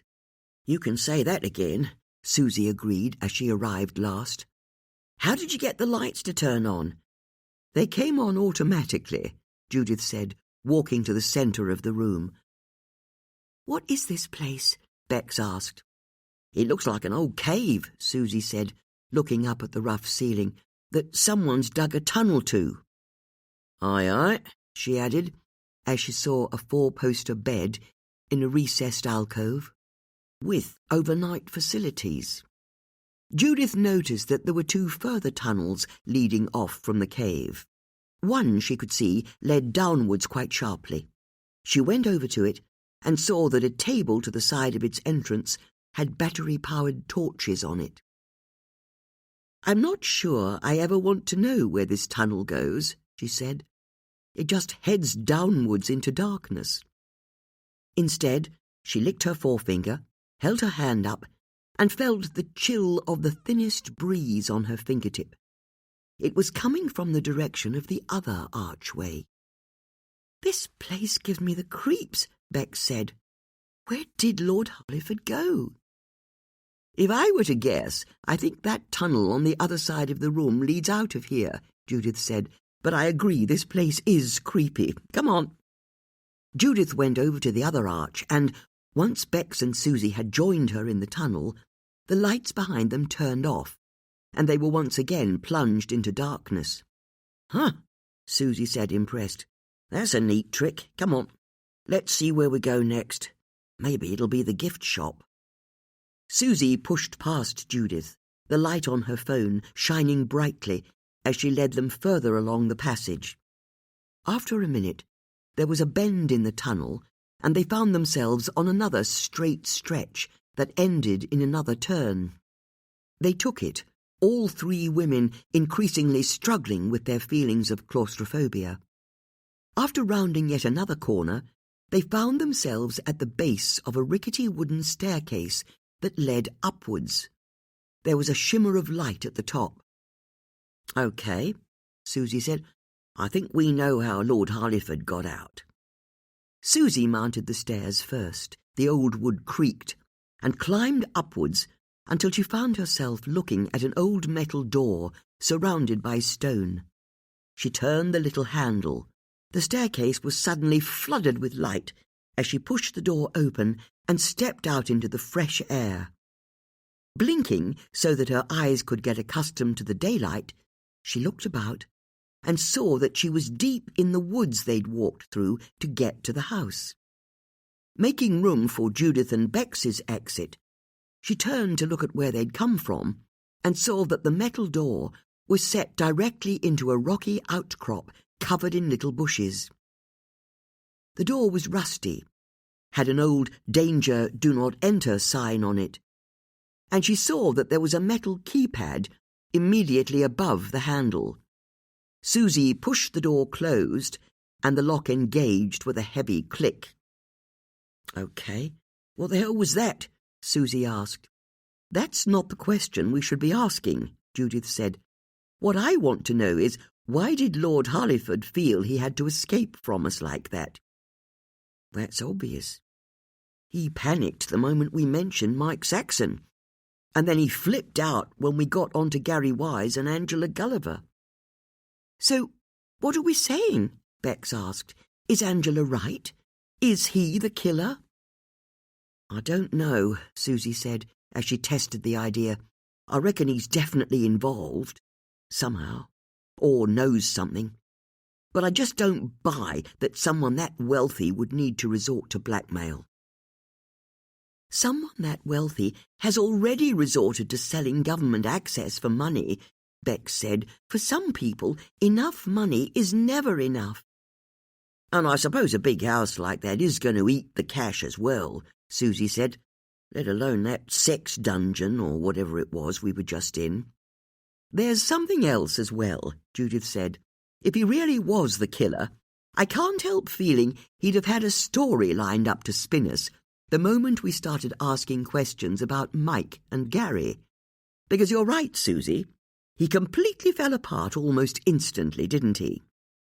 Unless he was so sure of himself that he never thought anyone would ever come knocking," Susie said. "Not that that sounds very plausible. His wife made it pretty clear to us that he's already had a heap of interviews with the police." "Can I suggest we get out of here before he comes back?"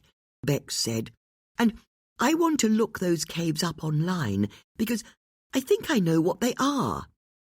"You do?" Susie asked. "Possibly, but can we focus on the getting away from here part of the plan first?" "Good idea," Judith said, and started to push through the scrubby bushes until she found the main track that led from the gardens back to the car park. They scurried down the path and were so keen on getting off the premises that they didn't even stop to get some of the freshly made crumpets that were advertised on a blackboard outside the orangery. As Susie drove her van back towards the main road, Bex pulled out her phone and started to type in some search terms. "I was right," she said. "What have you got?" Judith asked. "It was a memory I had from somewhere. I think a parishioner once mentioned it to me. Lord Harleyford comes from a notorious family. They made their money hundreds of years ago and have been as rich as Croesus ever since, which means there was never anything for the family to do." "There's always something to do," Judith said. "Not if you were this guy, Francis, the 7th Lord Harleyford," Bex said, indicating the screen of her phone. "He set up a drinking society for his friends in London called the Hellfire Club. Wherever they went, their behaviour was so bad that they got banned from ever going back. But Francis knew there was a cave near his family home, so the rumour was that he got it fitted out for him and his friends to have their depraved parties in. Not that anyone ever knew what went on at them, but the motto of the society was wine, women and song, so I think we can guess." "Told you," Susie said. "Sex dungeon." "It does sound rather grim," Judith agreed. "There were stories that they'd try and summon spirits," Bex said, looking down at her phone, "or raise the dead. The whole club was shrouded in the occult, and the caves became known as the Hellfire Caves. But this was all supposed to have stopped in the 19th century. The way the lighting came on automatically suggests it's still in use," Susie said. "Is the Hellfire Club still going?" Bex asked. "Is that what these murders are about? There's some kind of secret society with Lord Harleyford at the heart of it, and they get up to really bad things when they're together in the caves under his house." "Which could be why Gary and Mike were being blackmailed," Susie suggested in excitement as an idea overtook her. "Someone found out what they were up to and was making them pay to keep their secret a secret." "But Gary and Mike were both paying their blackmailer, weren't they?" Bex said. "So why did the blackmailer have to kill them?" "Maybe Lord Harleyford found out that 2 members of his secret society were being blackmailed," Judith said, "so he killed them to make sure they didn't spill any of the secrets of the Hellfire Club." "You know what?" Susie said. "That sounds possible." As Susie drove her van over Marlow Bridge, a rowing 8 appeared out of the mist below them on the water, flashed under the bridge, and then was lost again in the mist on the other side. "There's so much about this case we're still not getting," Judith said. "For example, how does Angela fit into this? Is she a concerned bystander, trying to get to the bottom of what's going on? Or is she more involved than she's admitting?" "Do we honestly think she could be the killer?" Bex asked. "I don't know," Judith said. "I just don't know." The women fell into a contemplative silence as Susie drove down the lane that led to Judith's house. As they passed the jagged stump of an old oak tree, Judith found herself remembering her first murder case. The huge oak had come down in a terrible storm which had messed with her plans to catch her neighbour's killer. She'd nearly ended up with a bullet in her head because of it. She shuddered at the memory. Susie spun the wheel to her van and drove onto Judith's driveway. There was a cream Fiat 500 car parked by her door. "Who's that?" Susie asked. "I don't know," Judith said, as Susie parked up and they all got out. Approaching the car, Judith called out, "Hello? Can I help you?" The driver's door of the Fiat opened, and Eleni Perfides got out. She was dressed in a long black coat and black gloves. Judith stopped in her tracks, Susie and Bex stopping with her. Together, they watched Eleni approach like an avenging angel. "How dare you return to the scene of your crime?" Judith said, before Eleni could speak. "I beg your pardon. I know it was you who wrote that message on my mirror, but you need to know that you can't intimidate me. I refuse to play your game." "I've given all of my evidence to the police," Eleni said. The news caught Judith by surprise. "I'm sorry?" she asked. "Just like your friend suggested," Eleni said, looking at Susie. "Whoa," Susie said, as she realized how this sounded. "You did what?" Judith asked her friend. "It's possible we had a quiet word with Eleni," Bex said. "We wanted her to stop threatening you, and we sort of ended up agreeing that Eleni should perhaps take her evidence to the police." "Are you serious?" Judith said in mounting fury. "We've got a killer to catch. I don't have time to deal with the police poking around in my life as well." "That's not my problem," Eleni said. "The police have all of my evidence, all of it, Judith Potts, not just what I showed you. This is your last chance to admit what you did to my father. You go to the police of your own free will and make a full confession, and they'll be more lenient, because if you don't, then I can tell you, the next time there is a knock at the door, it will be the police arresting you for murder." Eleni turned on her heels, returned to her car, and drove off. Chapter 26. "I'm so sorry," Susie said, as she and Bex followed Judith into her sitting room. "What were you thinking?" Judith asked. "I wasn't thinking, that's the problem. But I couldn't bear what she was doing to you, and I could see that she could have kept it up for days, for weeks, just playing with you like a cat with a mouse." "So you told her to go to the police?" Judith asked. "I didn't mean to. It just came out." Judith slumped into her armchair. "No, it's all right," she said.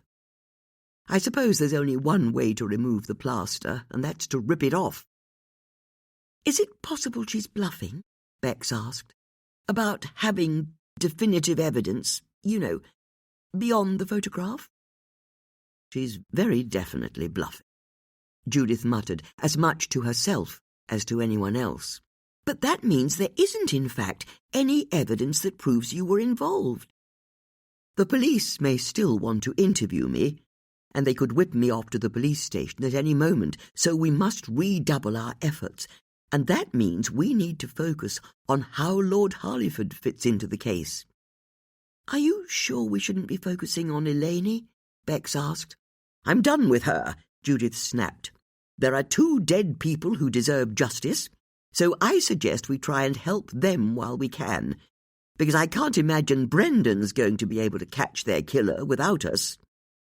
As she spoke, Judith noticed the Marlovian magazines that Bex had earlier tidied into a neat pile. Seeing them all squared off irritated her.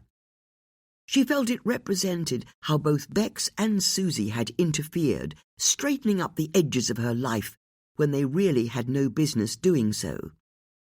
But seeing the pile of magazines also gave her an idea.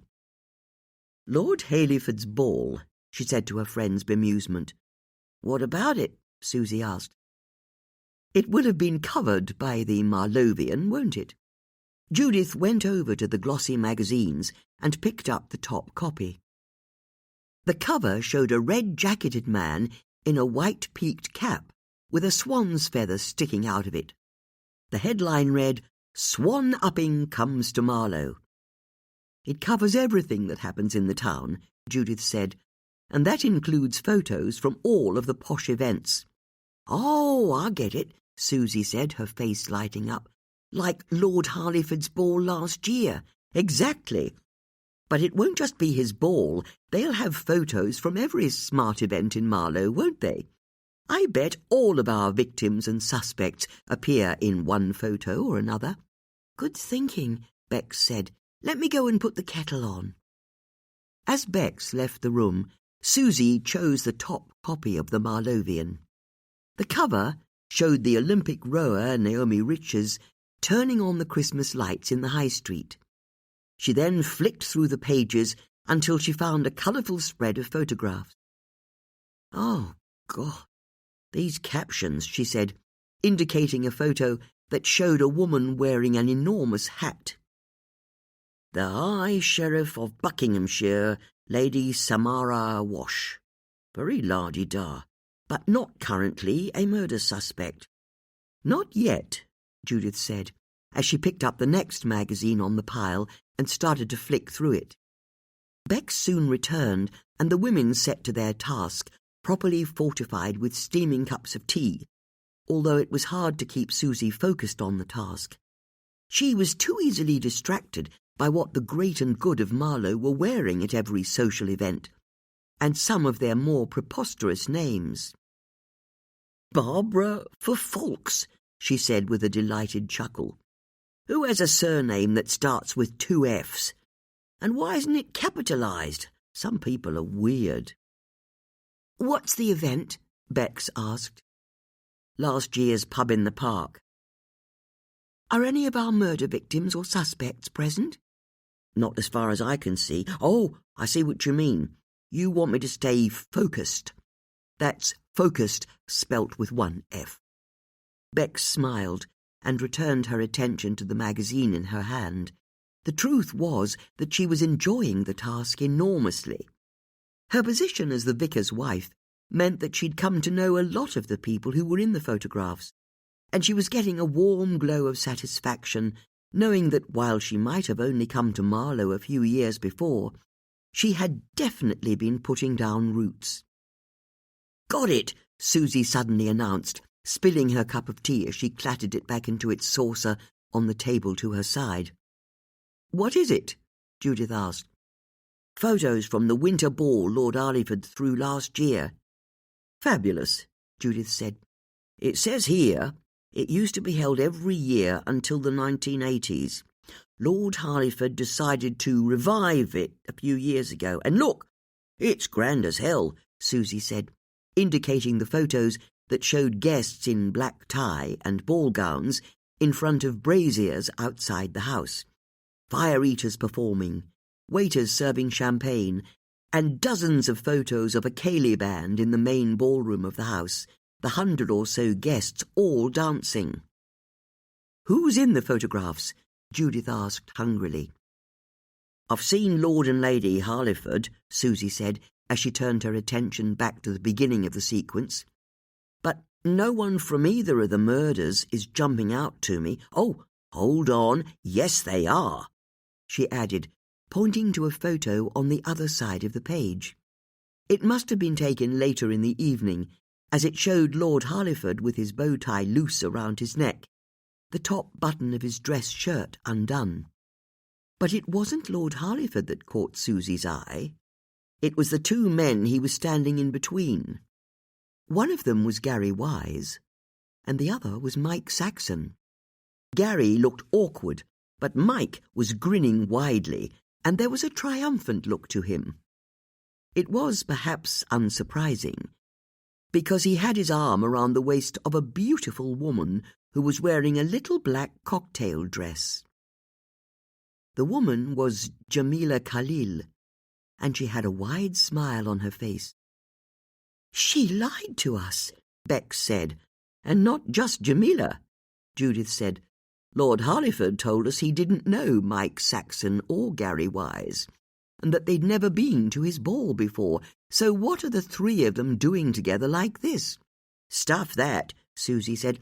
"I want to know what Mike's doing at the ball with Jamila instead of Serena, and why she's letting him put his hand around her waist like that." "She's one of his women, isn't she?" Bex said. "Of course she is," Susie said, slapping her forehead in a pantomime of comprehension. "Why on earth did we believe her when she said she wasn't? We all said at the time that there was more to her and Mike than she was letting on. Although," Bex said, looking at the photo carefully, "he's so much older than her. Do we really believe she was his date?" Why else would she be there? What if Mike received his invitation and told her he wanted her to accompany him as his assistant? I'm not sure she'd have been able to turn him down. She's having way too much fun in the photo for that to be an official engagement. But you know what? There's an easy way of finding out if Jamila and Mike were ever an item, isn't there? We just have to ask her. But she'll just lie to us again, Bex said. You're right, Judith said, although there's still a way we may be able to find out the truth. Because we now know that if she and Mike were ever an item, he'll have taken her to the Hollyport Hotel. She went to her coat rack, plucked down her cape, swished it over her shoulders. I think we need to make a few inquiries, she added, and then left. Susie and Bex joined Judith outside, and the three women drove in Susie's van to Hollyport, where they parked up outside the run-down hotel. As they walked into the building, they found themselves in a drafty reception area. Susie rubbed her hands together to get a bit of warmth into them, and then the three friends headed over to an antique desk, where an old man was sitting wearing a green waistcoat with a name badge on it. "Hello," Judith said, holding up her warrant card before smartly returning it to her handbag. "We're with the Buckinghamshire police and have a few questions." The man coughed, a wet, phlegmy expectoration that he swallowed before smiling in a way that bared his nicotine-stained teeth. "I'll do whatever I can to help," he said. "Thank you," Judith said, trying not to show her distaste. "It's about the murder of Mike Saxon." The receptionist's eyes lit up at the name. "It is it?" he said. "Did you know him?" Susie asked. "You could say that." The women waited. "Then could you say?" Judith asked, unable to keep the irritation out of her voice. "He was one of those men who book a room, but never for the night, if you know what I mean. It was strictly by the hour." "That's a thing, is it?" Bex asked, surprised. "If we're not running at full capacity. It's better to hire out a bedroom for a few hours than not at all." "You make this place sound like a knocking shop," Susie said. "Aren't all hotels basically knocking shops?" the man asked with a laugh that became a wet cough. He got out an old handkerchief and wiped at his lips. Judith had a sudden desire to be anywhere but where she was, so she got her copy of the Marlovian out of her handbag and showed the photo of Lord Harleyford, Gary Wise, Mike Saxon, and Jamila Khalil to the man. She asked him if he recognized Jamila, and the man made a great play of taking the magazine from Judith, peering closely at the photo, then shaking his head. "Can't say I do." "Are you sure?" Susie asked. "We think she's one of Mike Saxon's girlfriends." "Oh, I've not seen her before," the man said, but the way he leaned on the word her made it clear that there was someone else in the photo that he recognized. "Then who have you seen before?" Susie asked. "Well, that would be telling, wouldn't it?" "And it would be a great help if you did just that," Bex said. "I'm more than happy to," the man said, and then sat back in his seat and looked at the women with a leer. "Oh," Judith said, as she realized what was going on. "You expect us to pay you for the information?" "No, we don't need to do that," Susie said, stepping in front of Judith so she could look directly at the man. "I'd like to book a room for 2 hours, please." The man's eye twitched as he tried to work out the angle that Susie was playing. "That's right," Susie said. "A room for 2 hours. And then I'm going to go to TripAdvisor and list everything that's wrong with this hotel, starting with the man who works on reception. Don't do that. I found the receptionist rude, dismissive, and he kept coughing into a hanky. It was disgusting." "It's this woman," the man said, jabbing his finger down on a photo on the other side of the page to the one that had Jamila on it. Mike Saxon's been here dozens of times, each time with a different woman, but I recognised this woman here. She came with him to the hotel about 6 months ago, and it was one of the times he booked a room for 2 hours in the middle of the afternoon.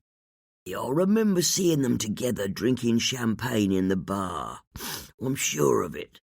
Judith, Susie and Bex crowded around the magazine and saw that the photos showed a group of revellers who were raising their glasses in a toast to the camera.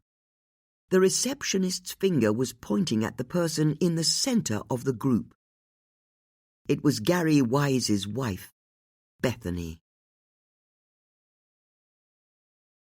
Chapter 27.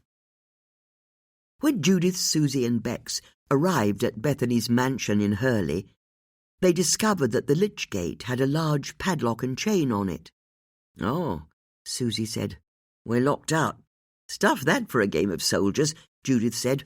"We know there's a path through the woods to the back of Gary's house. Let's see if we can find it." Judith strode off by the flint and brick wall that marked the edge of Gary and Bethany's property, and Bex and Susie followed. They kept the wall on their right-hand side as they walked up the track, a thick wood on the other side. "It's creepy to think this is how the killer got in," Bex said. "Assuming it wasn't Bethany who killed Gary and she just pretended there was someone in the woods," Susie said. "Do we really believe she killed her own husband?" Bex asked. "Depends," Susie said. "If she was having an affair with Mike Saxon, who knows what she might have done? Gary's a rich man. Divorce him, and you get half of what he had. Kill him, and you get it all. And I definitely got the impression the last time we were here that Bethany's a woman who likes the finer things in life." Judith found herself remembering the various vases of freshly cut flowers that were on display when they'd first met, and the 4 ovens. "Let's not get ahead of ourselves," Bex said. "First, we need to find out why she was at the Hollyport Hotel with Mike. Maybe there's an innocent explanation." As they walked, the woods on their left got thicker, and the wall on their right remained impregnable. "Bloody hell, their garden's big," Susie complained.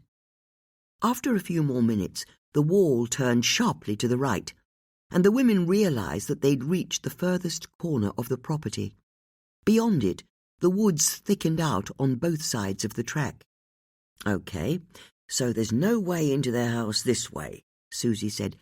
"There must be," Judith said, and carried on down the track. After 20 yards or so, the path took a turn to the right and headed deeper into the woods, but it soon ended in a clearing that contained a large pile of stacked logs. "Right, so the house is somewhere in that direction," Judith said, pointing back through the woods. "For the police to have believed the intruder got in this way, there has to be a route to the garden." Judith pulled back the branches of a tree, ducked down, and started to push into the wood. "And we're sure this is still a good idea?" Bex asked, pushing a branch to one side and following. "Ow!" Susie said, as the branch Bex had been holding snapped back into her face. "Sorry, quiet you two," Judith said. "We don't want anyone to hear us, although I'll tell you this much. If the killer came in this way in the dead of night, it can't have been easy to make their approach." "You can say that again," Susie grumbled. "I can see the house," Bex said, and pointed ahead of them. It was true. The trees were thinning out, and it was possible to see the outline of Gary and Bethany's house. The women made better progress as they entered a clearing and could finally see across the lawn to the Tudor mansion. "Do you think this is where he was killed?" Susie asked, looking at the open ground around them. "There's a clear line of sight to the upstairs windows of the house," Bex said, and then shivered. "This could be where it happened. The killer came through the woods, and Gary came from the house and met him here." "Hey!" a voice shouted from the direction of the house, and they looked over to see Bethany approaching. "We've been rumbled," Susie said. How on earth did she know we were here? Judith asked. What's the plan? Bex asked. We style it out, Susie said, and then strode off to meet Bethany. She called out a confident, Hello, and then with her next step, dropped like a stone out of view.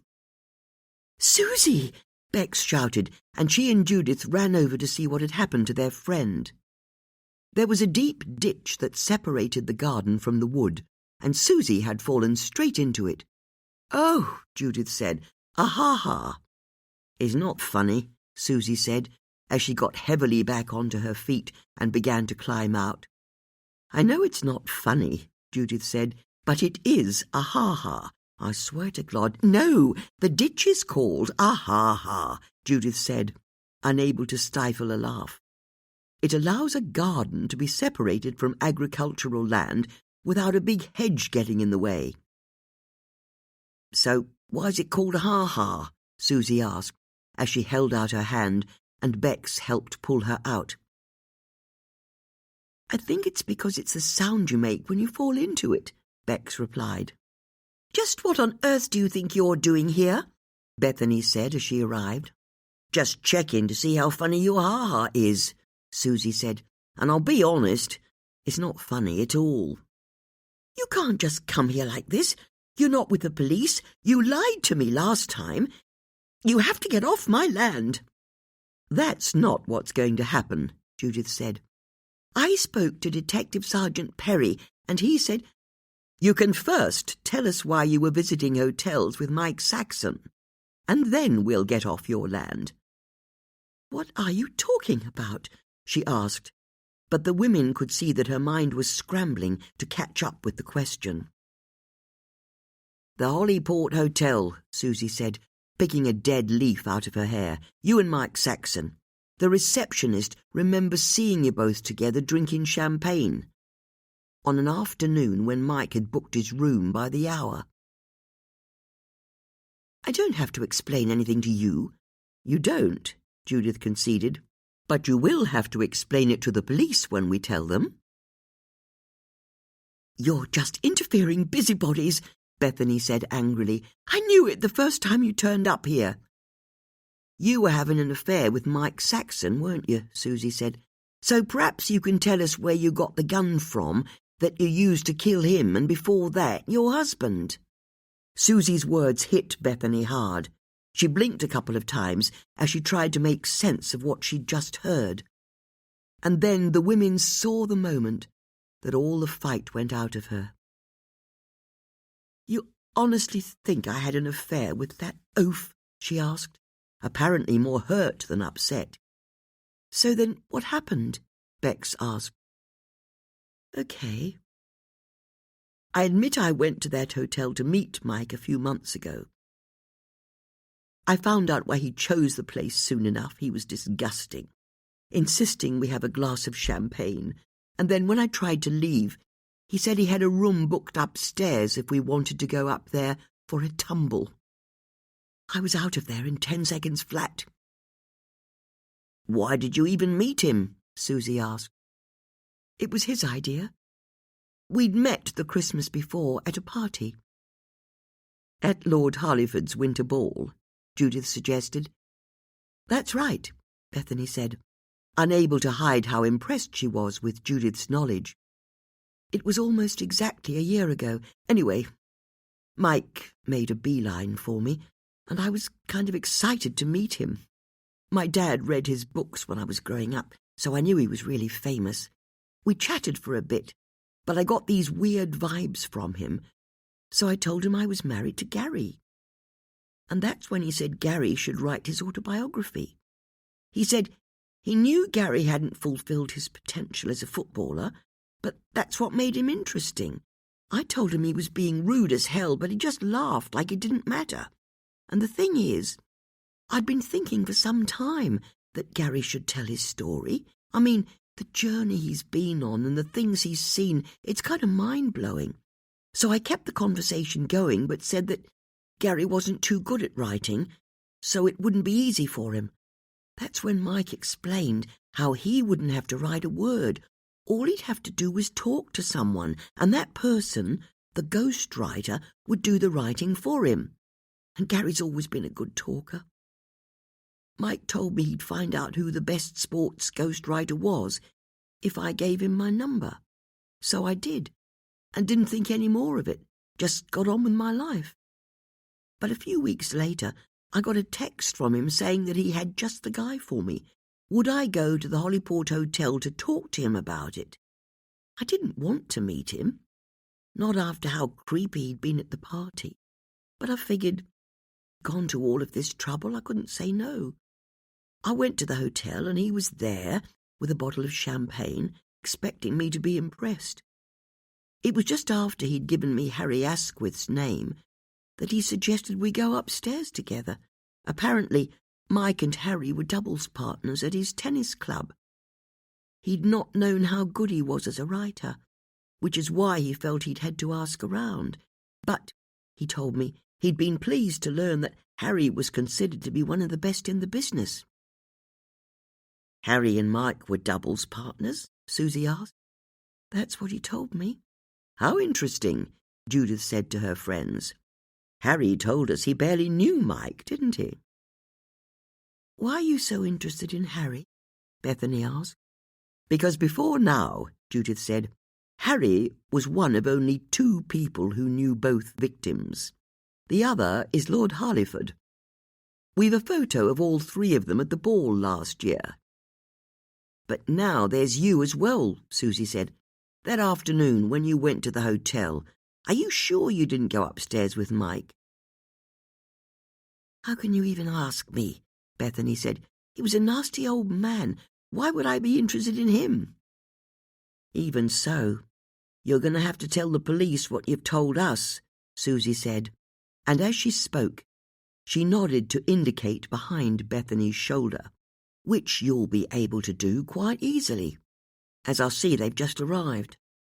Susie's friends turned and saw that Brendan was approaching across the garden with 2 uniformed police officers. They're not here to talk to me, Bethany said. Do you really think we don't have security cameras that cover the entrance to the woods? I saw the 3 of you the moment you turned onto the track that runs down the side of the house. But the police said there wasn't any CCTV footage of the killer approaching the woods on the night your husband was killed, Bex said. Whoever it was must have evaded the cameras. In the middle of the night, Judith asked, how did the killer get into the woods without being picked up by them? Before Bethany could answer, Brendan called out, What are you doing here? Sorry, Susie said breezily. We got lost. Seriously? Bex asked. That's our line? It's our line and we're sticking to it. We were taking a walk through the woods, Judith said, as Brendan and the 2 uniformed officers arrived. We got lost, and Mrs. Wise here is helping us off her property. And I know the 3 of us strike fear into the strongest of men, but I think turning up with 2 uniformed coppers for backup's a bit feeble, Detective Sergeant. Brendan flushed at the accusation, and at the reminder that he wasn't an inspector yet, and then pulled himself up to his full height. That's because I've been looking for you, Mrs. Potts. New evidence has been handed in relation to the unexplained death of your husband in 1976. I'd like to ask you to accompany me to the station to answer a few questions about what happened that day. She's not coming, Susie said. And if you won't come voluntarily, I'll arrest you. You can't do that, Bex said. Don't you tell me what the police can and cannot do, Mrs. Starling. Mrs. Potts, will you come voluntarily? Do I have any choice? Judith asked, a tremor in her voice. Brendan didn't reply. Then, she said, and crossed a little wooden bridge off to the side that spanned the ha-ha and started to walk towards the house. Brendan flashed a look of triumph at Susie and Bex before turning to follow, his 2 police officers at his side. Bex and Susie watched their friend being marched off the premises and were utterly dumbstruck. I wasn't expecting any of that, Bethany said. I only wanted you off my property. Just before Judith disappeared around the side of the house, she turned and called back at her friends. The man had red cheeks. And then she was gone. The man had red cheeks, Bex said. Why had Judith just shouted that at them? Chapter 28. On the drive to the police station, Judith decided she wasn't, in fact, in a police car, and she most certainly wasn't being driven to a police interview. She'd been there before, and she wasn't going to go there again. When she arrived at Maidenhead police station, she only dimly heard the police officer ask her to follow him. Then, once inside the building, she barely heard the answers she gave to the questions she was asked as she was signed in. Only one question cut through. Do you wish to have a lawyer present for your interview? No, she said. Judith knew that her best hope was to get her ordeal over and done with as quickly as possible. She hadn't been arrested. She hadn't been charged. She was a voluntary witness, and she knew how the process worked. She just had to dead bat their questions. They didn't have any evidence. They couldn't have any evidence. And then they'd have to let her go. The officer led her down a corridor into a small interview room. There was a camera set into the ceiling that pointed down at the metal table and chairs. Judith sat down in the chair that the man indicated and folded her hands onto her lap. She was good at waiting. 5 minutes passed, but it felt like half an hour. 10 minutes passed. The door opened, and Brendan entered with a manila folder in his hands. He sat down opposite Judith with a tight smile. Judith smiled back. She wasn't going to give him the satisfaction of knowing how scared she was. As Brendan started the recording device and asked her to confirm that she didn't want a lawyer present, her mind flew back to the first time she'd been in a police interview room, on the day her husband's body had been found. Brendan opened his folder and then leaned back and considered his witness. On the 3rd of July, 1976, he said, your husband died in suspicious circumstances in the Ionian Sea, just off the coast of Corfu. It was dealt with by the Corfu authorities at the time, Judith said. New evidence has come to light. Evidence I dispute. Of course you do. It puts your testimony in doubt. But first, I'd like you to tell me what you did with your police record. I'm sorry?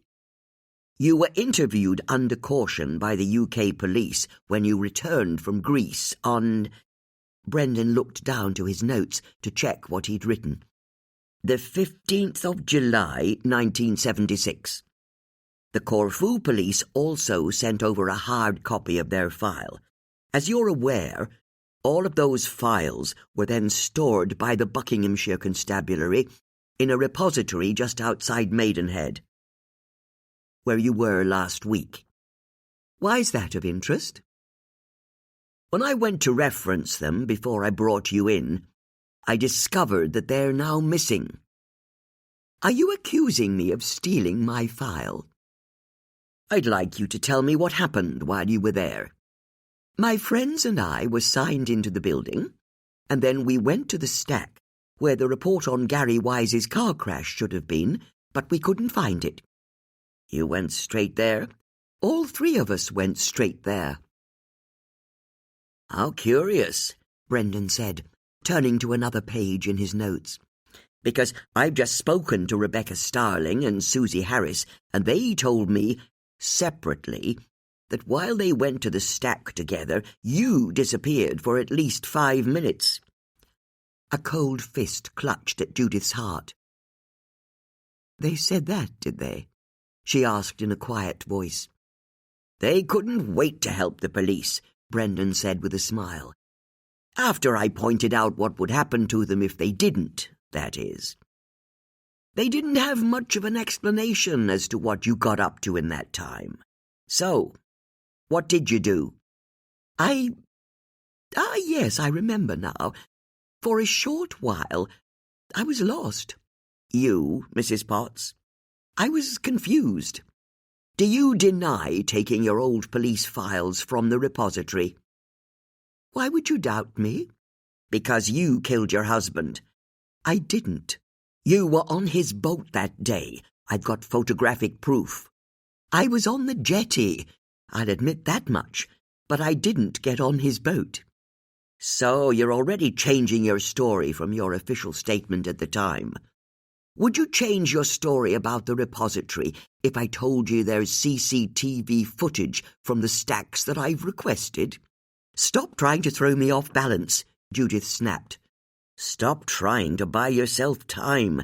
Then no, I wouldn't change my story about where I went in the repository. Even though you lied about being with your husband on his boat just before he left? I was upset when the police interviewed me. I was confused. Just as you lied about going to the church. You never went anywhere near it that day, did you? My husband had just died. I didn't know what was going on. Have some pity. Your husband hit you. Judith froze, overwhelmed by the sudden spike of hatred she felt towards Brendan. That he'd mentioned something that was entirely private to her. That he'd use her pain as an interview technique. Brendan turned a page in his file and looked at a printout of an old, handwritten witness statement. My Greek counterparts digitized all of their records in the early 2000s, he said. Even though a physical copy's no longer in our possession, they were happy to give me access to their copy of your file. It says here, you made a formal complaint against your husband 3 months before he died. You wanted out from a violent marriage. You had a motive. The photo you have is a fake, Judith said. It was given to you by Eleni Perfides. She's the illegitimate daughter of my husband. She's not a reliable witness. The photo's not a fake. It's so easy to manipulate images these days. Have you checked the paper it's printed on? It will be modern paper. It was the first thing I did, Brendan said, looking squarely at Judith. I gave the photo to forensics, and their report says the paper it's printed on is at least 30 years old. The photo is authentic. Judith's heart started to pound, adrenaline coursing through her. But you don't have the negative it came from, do you? She asked, unable to keep a note of desperation out of her voice. I'm not going to divulge to you what evidence we may or may not have. Which suggests to me you don't have the negative, Judith said, clinging to what she felt was a critically important point. I insist you either charge me for a crime or you let me go, Judith said. A smile twitched at the corner of Brendan's mouth. You're refusing to cooperate? He asked. I've cooperated fully with you. But you've not told me all the secrets you keep padlocked up. It's time to confess, Mrs. Potts. Brendan's mention of a padlock sparked a thought for Judith. It was barely a flicker, but she stilled as she considered what it might mean. Mrs. Potts? Brendan asked, irritated by Judith's sudden silence. Not now, Brendan, Judith said, her mind lassoing loose thought after loose thought, and corralling them into order. But for once, what she was considering was so overwhelming that she couldn't even begin to comprehend it. For the record, Brendan said, the witness is refusing to respond. Judith realized that she had to get home, and at any price. There was a piece of evidence she had to check. Charge me or release me, she said. I beg your pardon, Brendan said. I'm happy to admit that when I was interviewed by the Corfu police, I forgot to mention that I briefly went down to the boat with my husband that morning. but I didn't go on his boat when he left for sea, and my testimony after that point remains the same. I went to the church and prayed for him. Unless you'd like to produce any other evidence.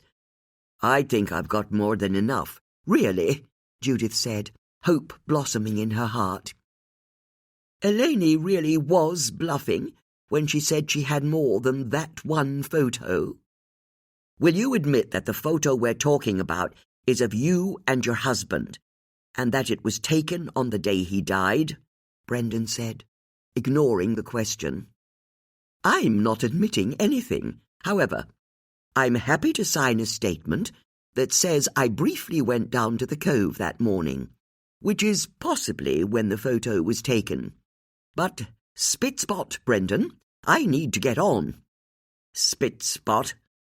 If all you've got is one dodgy photo, then I really think this interview is over. Brendan sat back in his chair, his brow furrowed. Judith thought that he looked like a small child who'd just had his favourite toy taken away from him. You have nothing else you'd like to add? He asked. Nothing, Judith said, and folded her hands on her lap. And I'm sorry to say that I don't have time to write out a new statement for you right now. I'll come into the station in the next 48 hours to do that, which I'm sure will be fine for you, seeing as it's such a minor addition to my file. Don't you think? Brendan could see the resolve in his adversary, so he told Judith that he was happy to agree to her terms as long as she did indeed come back to the station to update her statement. Before he'd even finished speaking, Judith had scraped her chair back and was striding out of the room. Nor did she break stride when she passed P.C. Merchant on reception. Not even when he called out a good afternoon to her. Instead, she hurried to Maidenhead Station and got onto the Marlow donkey. As the train clattered towards Marlow, the Thames shining like a silver ribbon, she found herself thinking of all the times she'd taken walks along the river's banks, the picnics she'd had on her own, the dozes she'd had under the weeping willows. This stretch of the river represented peace and tranquillity for her. But now she knew that she was hurtling towards chaos.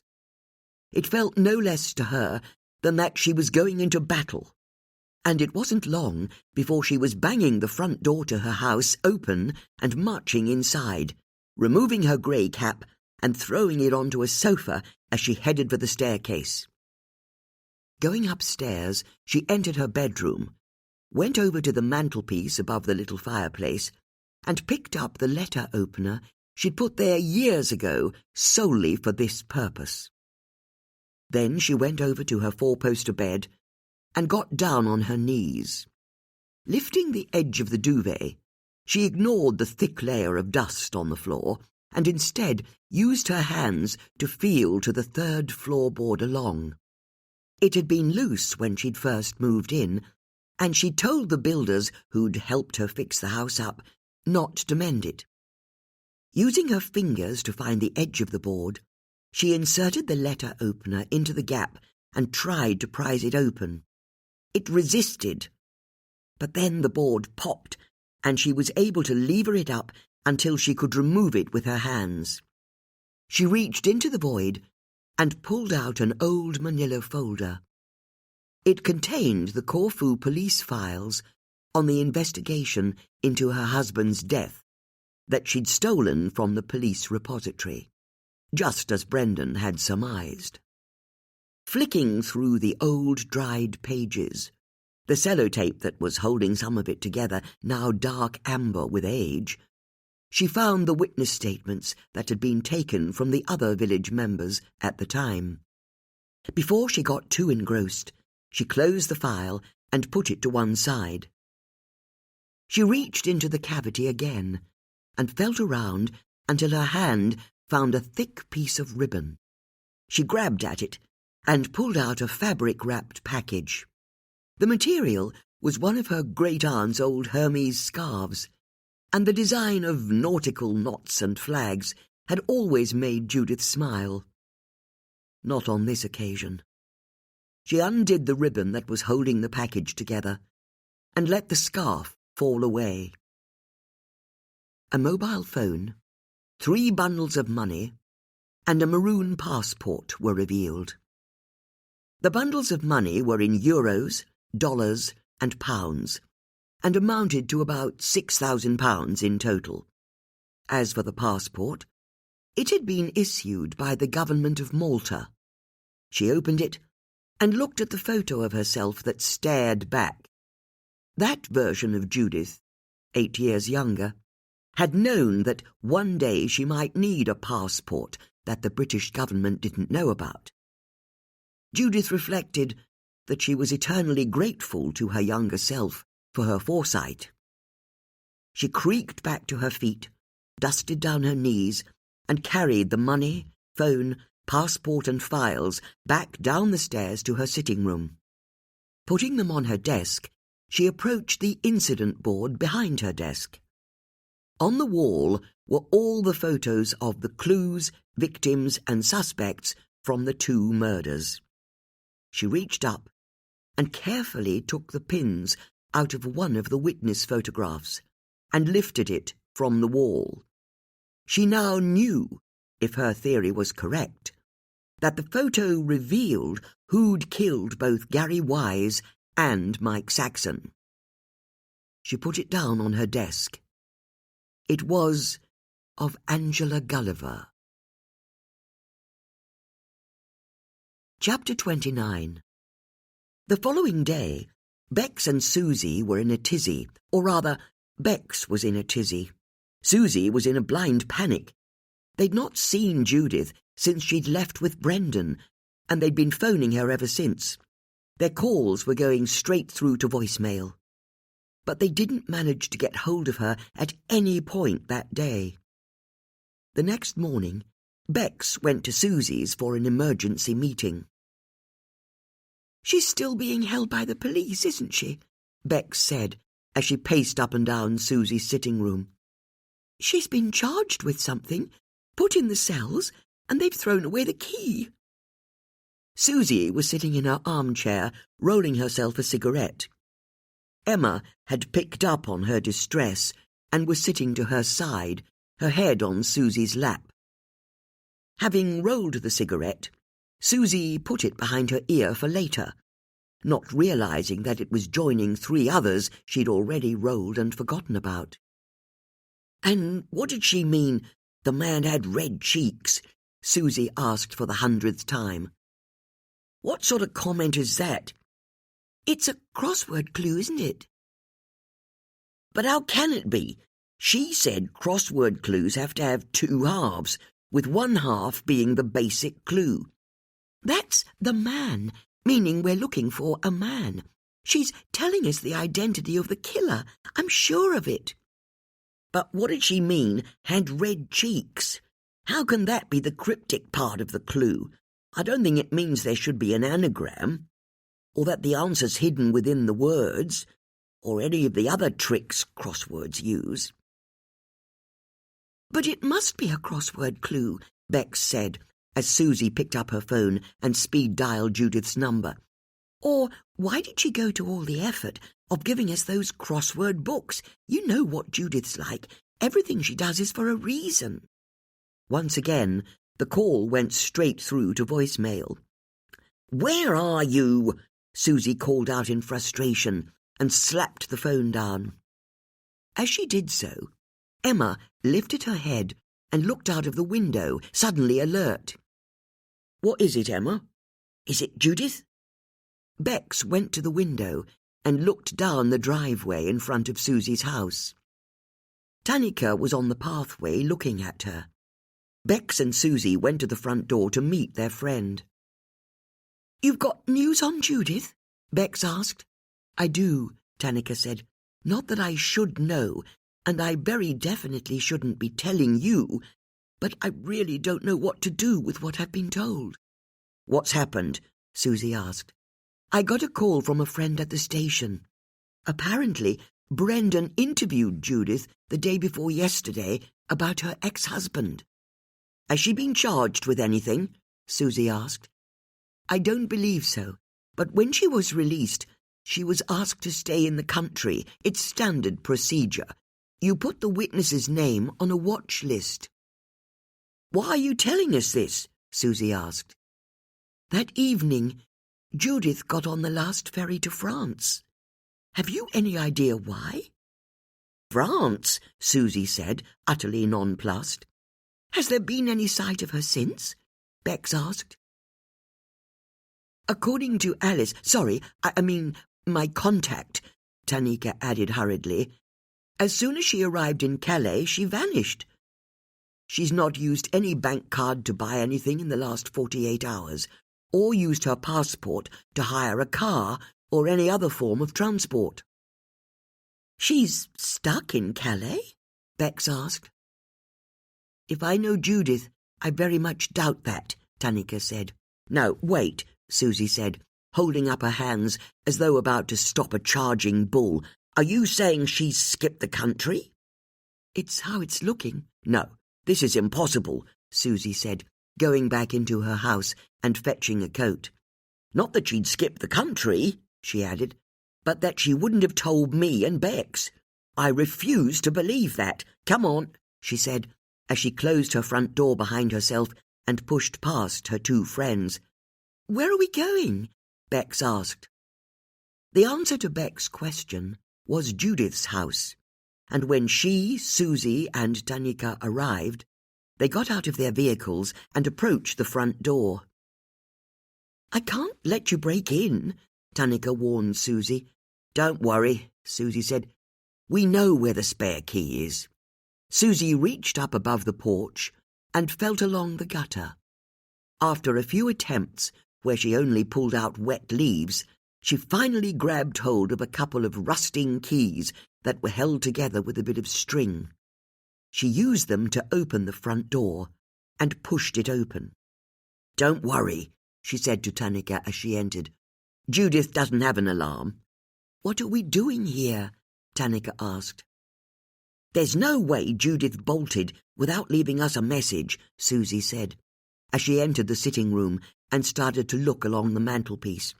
There'll be a letter or note to us somewhere, telling us where she's gone and why. We just have to find it. You're right, Bex said, going over to Judith's card table to see if there was anything left on it by the finished jigsaw of Berg Island. Tanika was drawn to the incident board behind Judith's desk and paused as she looked down at the surface. There was an open tin of travel sweets. The lid to it was placed to the side.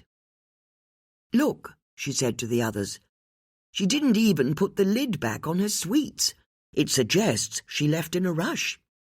Or maybe she just forgot to put the lid back on, Bex said, as she and Susie started to search through the loose papers on the desktop and hunt through the drawers.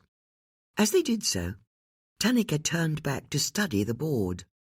As ever, she was impressed with all of the information the amateur sleuths had been able to collate. And also, as ever, she didn't want to inquire too closely about where they'd got their information. There's nothing here, Susie said in frustration, and moved over to start checking the bureau to the side of the room. Bex went over to the bookcases. Maybe she left a note here, she said, as she started to look from shelf to shelf. There's something missing, Tanika said, tracing a red piece of wool that went from a location on the map of Marlow to a red pin with nothing attached to it. Look, she said to Susie and Bex as they approached. All of the red wool goes from locations on the map, or from one of the index cards she's put up on the wall, to a piece of evidence, always. But this piece of wool just goes from the centre of Marlow and then finishes out here on the wall. There was something pinned to the wall here, wasn't there? Hold on, Bex said, looking at the gap on the wall. This is where Angela Gulliver's photo is supposed to be. You're right, Susie said.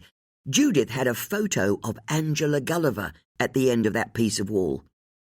Where's the photo now? Bex said, looking around. I've not seen it, Susie said.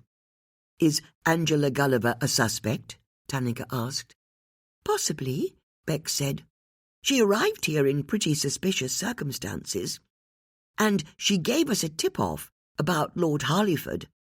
But we've never been able to directly tie her to either of the victims, except for a brief encounter she had with Mike Saxon at a party. It doesn't matter why she took the photo down, Susie said, heading for the stairs. We aren't going to be able to work anything out until we find Judith's note. I'm checking upstairs. Susie clumped up the wooden stairs and disappeared into Judith's bedroom. Bex suggested that she and Tanika go and have a hunt in the kitchen. Once there, Tanika stopped in surprise. She definitely left in a hurry, she said, pointing at the heaped pile of unwashed plates, mugs, and cutlery in the sink. No, Bex said with a smile. It always looks like this. If anything, it's possible she had a good clear-up before she left, seeing as it's all in the sink. Let's see if there's a note for us anywhere. So, why the mention of Lord Harleyford? Tanika asked, as she started to open drawers. Isn't he the government minister who's just had to resign? He is, and he seems to be at the heart of these murders somehow. Him and the secret caves he has under his house. There are secret caves?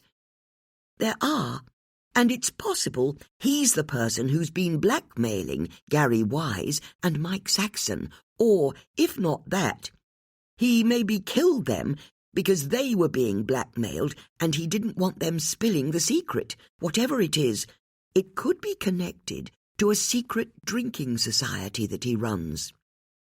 Bex opened the fridge and gasped. You found something? Tanika asked eagerly. Bex closed the door to the fridge, her eyes glazed over in horror. You don't ever want to look in there. It's bad.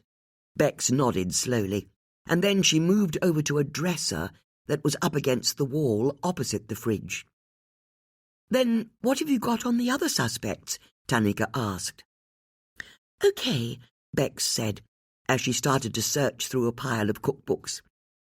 Gary Wise's wife, Bethany, seems to be your typical grieving widow, but there's a question mark over her relationship with Mike Saxon.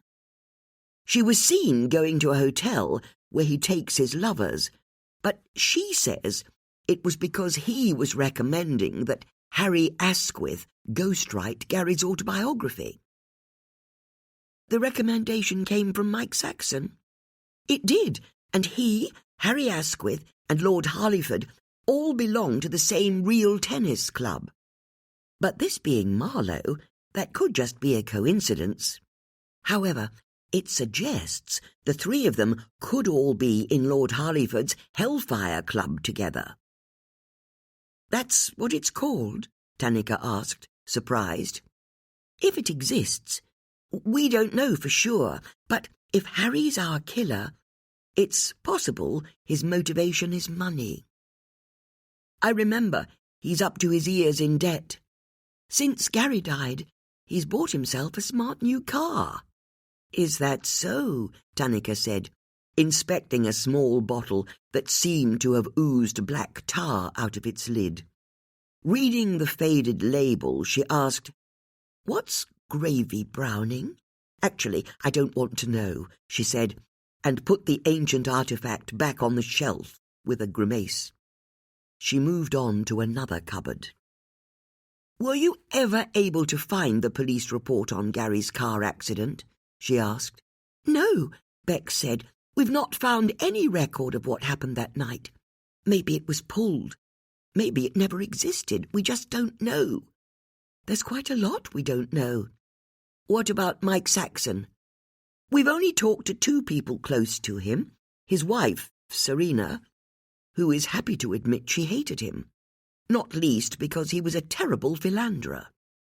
But we also discovered that it's been her writing his books for however many years, so she loses out on being able to make money now he's gone.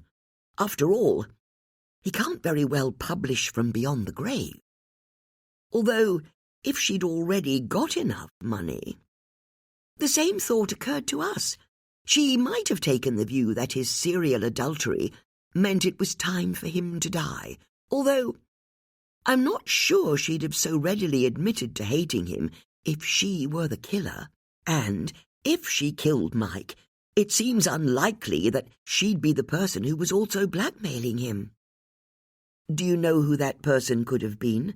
No idea, although it's very definitely the same person who was extorting money out of Gary. It was the same phone number contacting both men. Then why was Mike being blackmailed? We still don't know. Possibly it was his adultery. Perhaps it was something else. It's so frustrating not having you running the case. It's like trying to do this with one hand tied behind our backs. Take this brief pause to let your mind settle. The journey ahead awaits with new emotions and new discoveries.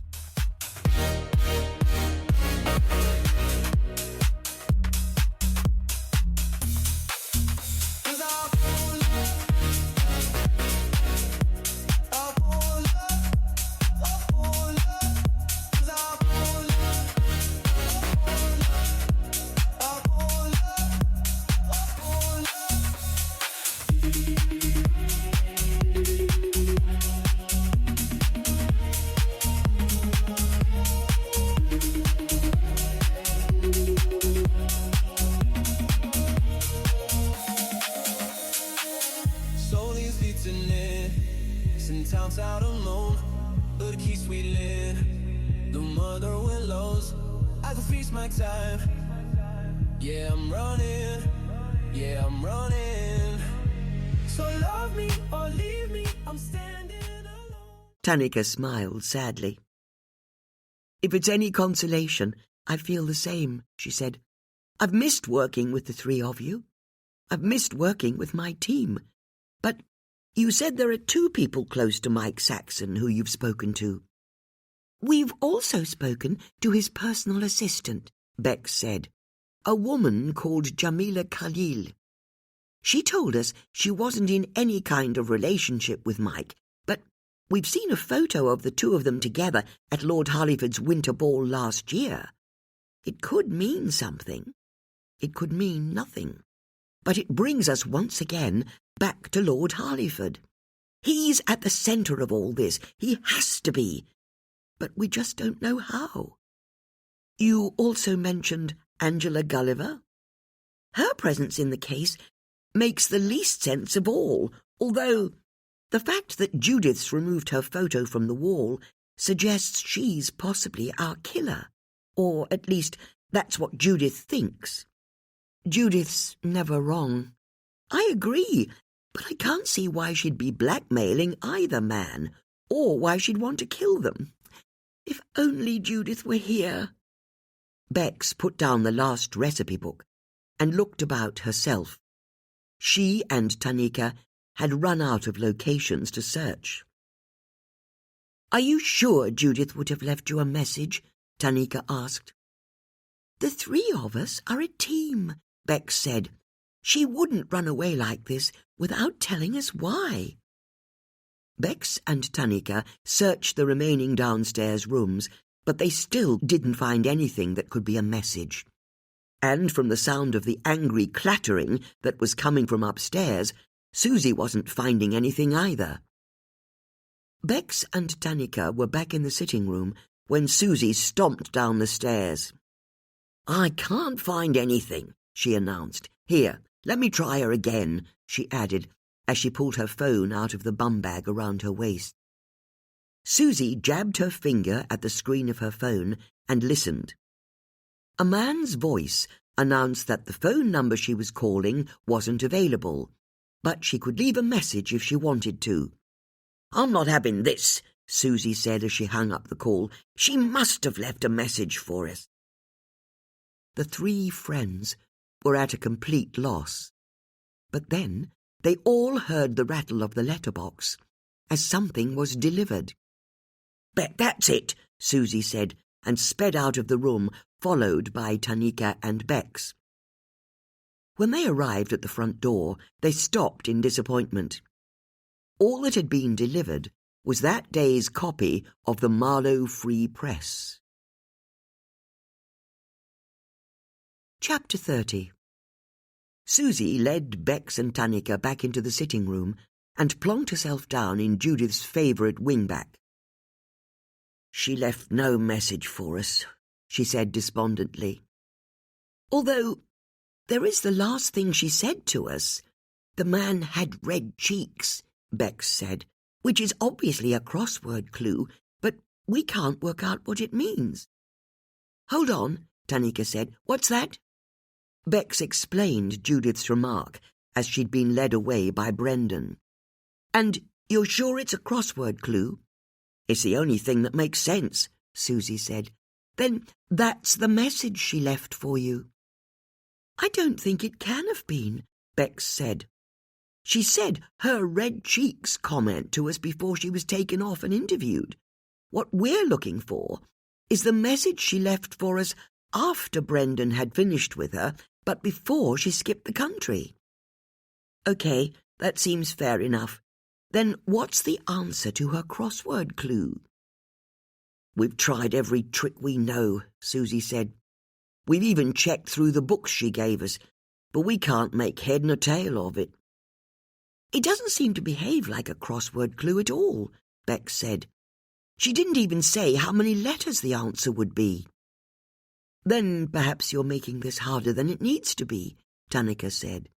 "If it doesn't make sense as a crossword clue, maybe it isn't. And instead, it just means what it means. Judith wants you to look for a man who's got red cheeks." "You mean she wasn't being clever?" Susie asked sceptically. "That doesn't sound like Judith. Seeing as Brendan turned up when you weren't expecting, maybe she didn't have time to be clever. So what might she have been referring to?" "We've no idea," Susie said. "That's why we think it's a crossword clue. If it isn't, it could be any of the men in the case." "Do they all have red cheeks?" "Well, not Harry Asquith," Bex said. "His face is completely pale, like he's recently died." "Then what about Lord Harleyford? I've seen him on the TV, and I'd say he has a pretty ruddy complexion." "You're not wrong there," Susie said, realising the truth of Tanika's words. "But she didn't say his name out loud," Tanika continued. "So it's not his name she wanted you to hear. She didn't even call him a lord, so it's not his status either. It's just the colour of his cheeks. That suggests to me there's some other element of the murders where red cheeks are important. Or someone saw someone with red cheeks." "But that's not the case," Bex said before she stopped herself. "Actually, that's not true. When we spoke to Jamila, she said that on the day that Mike died, she saw someone with ruddy cheeks arguing with him that morning by his home office." "You're right," Susie said. "She said the man was wearing a flat cap and a green coat. Is Judith saying that was Lord Harleyford?" "There's an easy way to find out," Tanika said. "If you're saying this Jamila woman saw him, you only have to go and show her a photo of Lord Harleyford and see if she recognises him." "But why is it even important?" Susie said. "Maybe she was telling you in her own way that he's the killer." "In which case, why did she remove Angela's photo?" Bex asked. "Although, you're right, Tanika, we should talk to Jamila. After all, we now know that she went to Lord Harleyford's winter ball last year with Mike Saxon." "Which she kept from us," Susie said. "And if it really was Lord Harleyford who argued with Mike on the day he died, it's deeply suspicious that she didn't recognise him, seeing as she met him last year." "And that's where I leave," Tanika said. "I need to make sure I'm nowhere near you when you do any actual investigating." "Are you sure?" Susie asked. "Quite sure, thank you. See you later." "Thanks for all of your help," Bex said as Tunica left the room. "We wouldn't have got there without you." Tunica paused in the doorway to look back at Bex and Susie. "Yes, you would," she said, and then she was gone. "How long do we give it before we can leave without it looking like we were together?" Susie whispered to Bex. "I'd give it 5 minutes," Tunica called back from the front door. "Oh," Susie said, surprised. "She heard me." "Yes, she heard you," Bex said with a smile. "But I'm still not sure we've decoded Judith's message right." "I know what you mean. It's weird that she'd go on about crosswords so much, and then, when she gives us a clue, it isn't a crossword."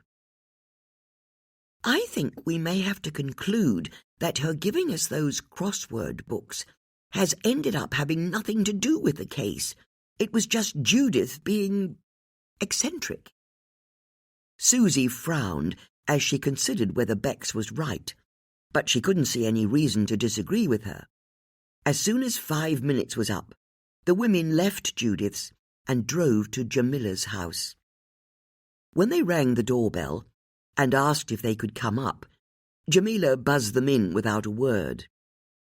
When they arrived at the top of the staircase, Jamila opened the door in a fluster. "Now is not a good time," she said. "Did you get your job?" Bex asked. "As it happens, I did," Jamila said. "But how can I help you?" "It's a quick question.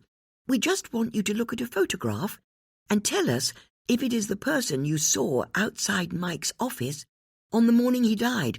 Okay, as long as it's just that." "Hold on," Bex said, as she fished out her phone and got up Lord Harleyford's Wikipedia page. She zoomed in on his photo before showing it to Jamila. "Do you recognise this man?"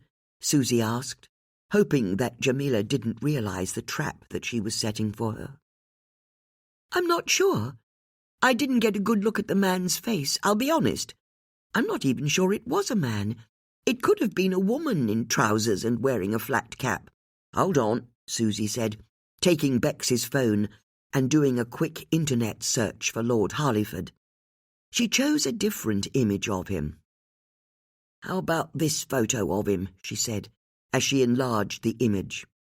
It showed Lord Harleyford at a local shoot, with a shotgun under his arm, surrounded by other men with guns. He was wearing a flat cap, a green Barber coat, brown corduroy trousers, and green wellies. "No, sorry, I still don't recognise him." "It's Lord Harleyford, but you know that because you went to his ball last year." At the mention of the ball, Jamila flashed a glance at the mantelpiece above her fireplace. "And don't think about denying it," Susie continued. "We've seen a photo of you there with him and Mike Saxon." While Susie was speaking, Bex drifted over to the mantelpiece to see what had made Jamila look in that direction, and saw a stiff invitation to Lord Harleyford's winter ball. Jamila's name was handwritten in the top left-hand corner in blue ink. "And you're going again this year, aren't you?" Bex said, as she picked up the card and handed it to Susie. "I think it's time you told us what's going on," Susie said. "I know how this is looking," Jamila said, "but I've not done anything wrong." "How about you tell us what you've done, and we can be the judge of that?" "How did you find out I was there?" Jamila asked, before realising the answer to her question. "You've seen the photos in the Marlovian, haven't you? I should have known better than hoping you wouldn't come across them. But there's actually not much to say. Mike told me he had an invite for 2 to the ball last year, and that his wife was refusing to go with him. So would I like to go as his +1? I obviously didn't want to, but it was such a fancy ball I was tempted. I told him I'd be happy to go as long as he didn't think it was a date. He always liked it when people were blunt with him, and he said he'd honour my wishes. It would be strictly platonic." "The photo didn't look platonic," Susie said. "You're right. The moment we arrived, he wanted to dance with me and show me off to his friends. I'd escape from him for a few minutes, realise I didn't know anybody, and then he'd find me and offer me another drink. I think he thought that if I got drunk enough, I'd let my guard down. As for that photo, you go back and look at it again. I'm not smiling in it, that's a grimace. I was in a hostage situation." "Why didn't you tell us about this when we first talked to you?" Bex asked. "Because, believe it or not, I want his killer caught, and I know I didn't have anything to do with his death, so I didn't want you wasting your time. You could have told us that you recognised Lord Harleyford when you saw him arguing with Mike on the day he died. But that's the thing. I didn't recognise him. Honestly, I just saw a man with red-faced cheeks. It could have been anyone as far as I was concerned. And remember, I only met Lord Harleyford once, and that was last year. On the day Mike died, I saw the person's rough body shape, the colour of their face, and the fact that they were wearing a flat cap. As I said before, it could even have been a woman." "I don't buy it," Susie said. "If you don't know Lord Harleyford, how come he's invited you to his ball again?" "I've no idea," Jamila said. "The invitation only arrived this morning. But it's such a grand event, and I didn't want last year's experience of it to be my only memory of it.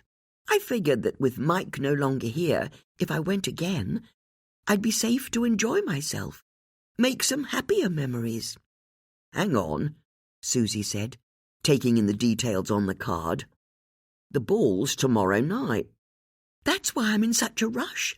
I'm trying to work out if I've got an outfit, and I've got to get my hair and nails done, or at least that's what I thought. Are you saying he could be the person who killed Mike?"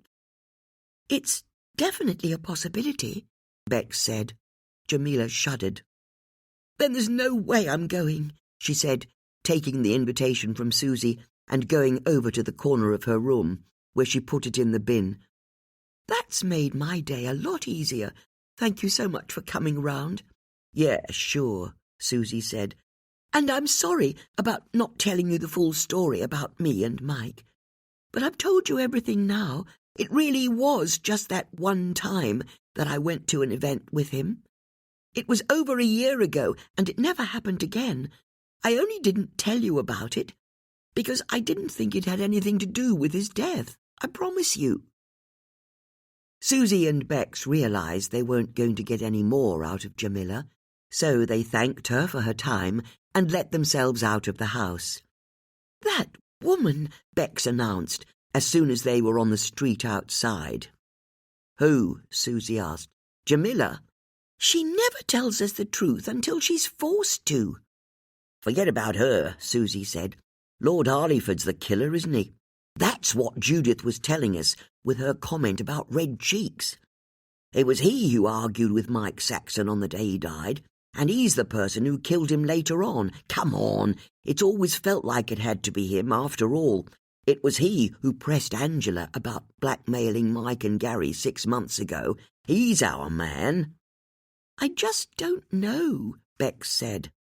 "We're basing a lot of this on Jamila's testimony, and I'm not sure we can trust her. And there's something else as well. If Lord Harleyford's the killer, why did Judith take the photo of Angela Gulliver with her rather than his?" Susie scoffed at her friend's question and suggested they go to her house, as it was just around the corner. They needed to try and work out the meaning of everything they'd just learned. When they arrived, Susie unlocked her front door and pushed it open to reveal that that day's post had arrived while she'd been out. She picked it up as she led Bex into her kitchen. "It's just retirement home flyers," she said, dumping the post on the countertop and putting the kettle on.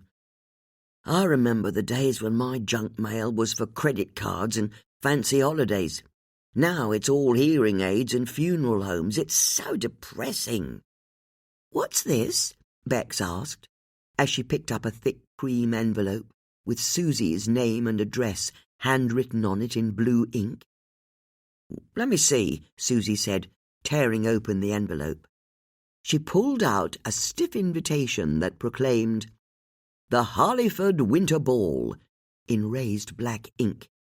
In the top left-hand corner, the name Susie Harris had been handwritten in blue. "Oh, good," Susie said, and showed the invitation to Bex. "I've been invited as well. What the hell is going on?"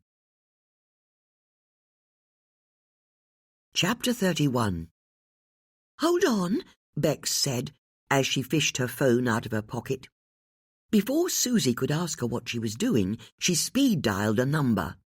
When the call connected, she said, "Hi, Colin. Are you home? Can I ask a favour? Today's post should have arrived. Can you get it and see if there's a cream envelope with my name and address written on it in blue ink? Thank you." Bex waited a few seconds in silence. Susie, realising what her friend was checking, didn't say anything either. "Oh, I see," Bex said. "Yes, thank you. No, there's no need to open it. Thanks. I'll be home later on." Bex hung up. "I've got a cream envelope as well," she said to her friend. "I've also been invited to the ball." "OK, this is now seriously weird," Susie said. "What's Lord Harleyford playing at? What's so important about the ball that means we've got to be there? And Jamila as well, for that matter." "I suppose there's only one way to find out. We could go to the ball, couldn't we?" "I want to know if someone else has been invited." "Who?" Bex asked, and Susie explained that they should see if Judith had received the same invitation. When they arrived at Judith's house and let themselves in with the spare key, they picked up her post and saw that there wasn't a heavy cream envelope with her name and address on it. "That makes no sense," Susie said. "You and I got invitations, but Judith didn't." "Maybe Lord Harleyford knows she's out of the country." "How can he possibly know that?" "But what do you think we should do? Go to the ball?" "What would Judith do?" "Go to the ball." "Then let's go to the ball." "But is that the right thing to do? And since we're here," Bex added, looking about herself to check they definitely were on their own, "maybe we need to address the elephant in the room. What if she really was involved in her husband's death? You know, really quite actively involved." "Oh," Susie said, "that elephant in the room. Because I'm sure she didn't do it, of course not. But if she did do it, if she did, as I say, she'd behave pretty much like she has done. As soon as the police started to move in, she'd drop everything and flee the country." Susie didn't speak for a few seconds as she considered her friend's words. "It's what I'd do," she admitted. "If I knew I was about to be arrested, I'd feel I had no choice." "So, is that what we're saying? She's guilty?" "It doesn't feel right, not Judith, although I wouldn't mind too much." "You wouldn't mind her committing murder?" "Sure. We know her husband was a wrong 'un. If Judith did him in, it's because the world's better without him in it. That doesn't bother me. But I draw the line at her leaving the country without telling us where she's gone." "You really are an extraordinary person," Bex said, as they returned to the front door. "Thank you," Susie said, not realising that the comment wasn't quite the compliment she thought it was. Bex picked up the copy of the Marlowe Free Press that had been delivered that morning, but as she put it on the side table, she paused, the paper in her hand. "You okay there, Bex?" Susie asked. "Shh," Bex said, her mind racing. "What do you mean, shh?" "I mean, shh, Susie.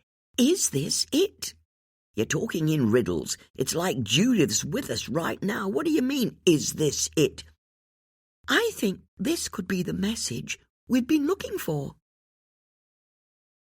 The following morning, Tanika was watching her mixer whiz up a homemade soup and trying not to think too closely about the Wise and Saxon cases when there was a knock on the door. Clicking the off switch, she wiped her hands on a tea towel and moved to the front door. When she threw it open, she was surprised to see that Bex and Susie were standing outside. "We need to borrow a set of handcuffs," Susie said. "I'm sorry?"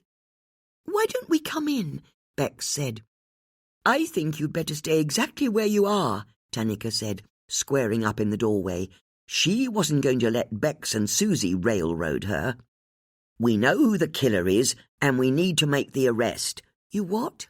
"We almost definitely know who the killer is," Bex said, correcting her friend. "Almost definitely?" "Close enough to make no difference," Susie said, with a waft of her hand that suggested it really wasn't a biggie. "If he isn't the killer, he's hand in glove with the killer. And he's planning something tonight at the winter ball. Whatever it is, we have to catch him at it." No, Tanika said. "Back up there. Who are we talking about?" "Lord Harleyford," Susie said. "And you think he's going to do something tonight?" "Oh, he's definitely up to something," Susie said. "But don't worry, we're going to stop him. We're going to make a citizen's arrest using a pair of your handcuffs." "Have you informed the police?" "What, you mean Brendan?" Susie said. "It doesn't have to be Brendan, but he is the SIO on the case. If this Lord Harleyford is the killer, you need to hand your information over to the police, because I won't help you. I can't help you." "But we're good at this," Susie said. "You don't have to tell me that, but you don't have me to protect you anymore. And considering Judith's position at the moment, you could get into real trouble if you try and do this on your own." "Are you being serious?" Susie said, affronted. "You won't help us?" "I'd go further than that. If you know who the killer is and try to deal with him on your own, I'll be forced to report you." "All we asked for was a set of handcuffs," Susie huffed. "Are you going to report Lord Harleyford to the police?" Tanika asked. "No way. I'm not having Brendan get his size 12s all over this. He's been behind us in the investigation every step of the way. He's not getting the glory at the end. But if you won't help us, then we'll do it ourselves, won't we, Bex?" Susie returned down the path and headed towards her van. Bex hovered, and then took her courage in her hands. "I agree with Susie," she said. "This is too important to leave to Brendan. We are going to the ball tonight. We're going to confront Lord Harleyford. And we're going to accuse him of killing Gary Wise and Mike Saxon." Tanika watched Bex turn and leave and felt overcome by a deep weariness. Didn't her friends realize the impossible position they'd just put her in? She went back into her kitchen and tried to pretend that Bex and Susie hadn't just visited her. But it wouldn't work. The fact that she was currently suspended meant that she didn't have the luxury of turning a blind eye to anything. In fact, she realized with a sinking heart, she would have to follow correct procedure and report them. If it ever came out in her tribunal that she'd known what they were planning and not told anyone in the investigation, she'd never get her job back. It would be a career ender. She couldn't do that to Shanti, or Shamil, or her father for that matter. Bex and Susie really had put her in the most invidious position. She went to her phone and picked it up. Scrolling through the names in her contact book, she found the details she was looking for. For the briefest moment, her finger hovered over the screen, knowing the terrible consequences of what she was about to do. But she had no choice, she told herself. She stabbed her finger down on the screen, her decision made. The call connected and started ringing. "What do you want?" a man's voice barked as he answered. "Brendan, it's Tanika here," Tanika said before she changed her mind. "I need to tell you that Bex Starling and Susie Harris are planning to take the law into their own hands tonight at a ball in Marlow. I need you to stop them." Chapter 32. Brendan gritted his teeth as a teenager in a high-vis jacket directed him to park in a field just beyond Lord Harleyford's stables. He found a spot in among the BMWs and Audis, and what's that he could see? A Rolls-Royce, if he wasn't much mistaken. He slammed the door on his Ford Mondeo, blipped the lock shut, and then headed up the torchlit path towards the mansion. To his eyes, the house was offensively large. As far as he was concerned, the overlit statues above each window wouldn't have looked out of place in a shopping centre. He all but snarled at the security team, who asked to see his invitation before they let him proceed. Brendan got out his warrant card. "Detective Sergeant Brendan Perry," he snapped. "I'm here on official business." "Of course, sorry, sir," the guard said, and stepped aside to let him pass. As Brendan approached the house, he only had one resolution. He was going to find Susie and Bex, and he was going to arrest them for interfering in a live murder case. He didn't see why it shouldn't end in a custodial sentence for them both, especially if it could be proved that they'd helped Judith skip the country. Either way, he'd make sure their lives in Marlow were ruined. Susie wouldn't be able to run a dog-walking business with a criminal record, and it would be even worse for Bex. Her husband wouldn't be able to continue as the town's vicar with a criminal for a wife. But first, he had to find them. At the same time that Brendan was arriving at the house, a hooded figure was scurrying through the woods near the house, heading towards the secret entrance to the tunnels of the Hellfire Caves. The house glowed just beyond, shafts of darkness stabbing through the woods where the trees broke up the blazing light. The hooded figure stopped and looked around, their breath frosting in the cold night air, their heart racing. Had they just heard a branch snap nearby? It was so hard to tell over the noise of the party. The figure left the path, pushed through the bracken, and reached the secret door that led into the caves. Their black-gloved hand pressed a sequence of 5 numbers on the keypad, twisted the knob sharply, and then pulled the door open. They looked about themselves one last time to check that no one could see them, and then stepped into the darkness. The door closed with a heavy click as the lock reset. They were inside. Only a few minutes later, Susie turned her van onto the driveway of Lord Harleyford's estate and almost immediately saw a young woman wearing a high-vis jacket who directed her to the parking area by the stables. Susie wound her window down to say thank you, then drove into the field and allowed another teenager to point her to the spot where she should go.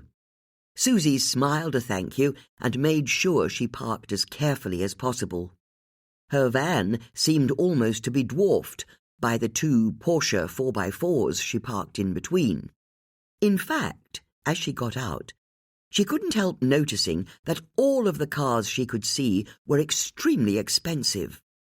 Although she smiled as she saw an old Ford Mondeo parked nearby.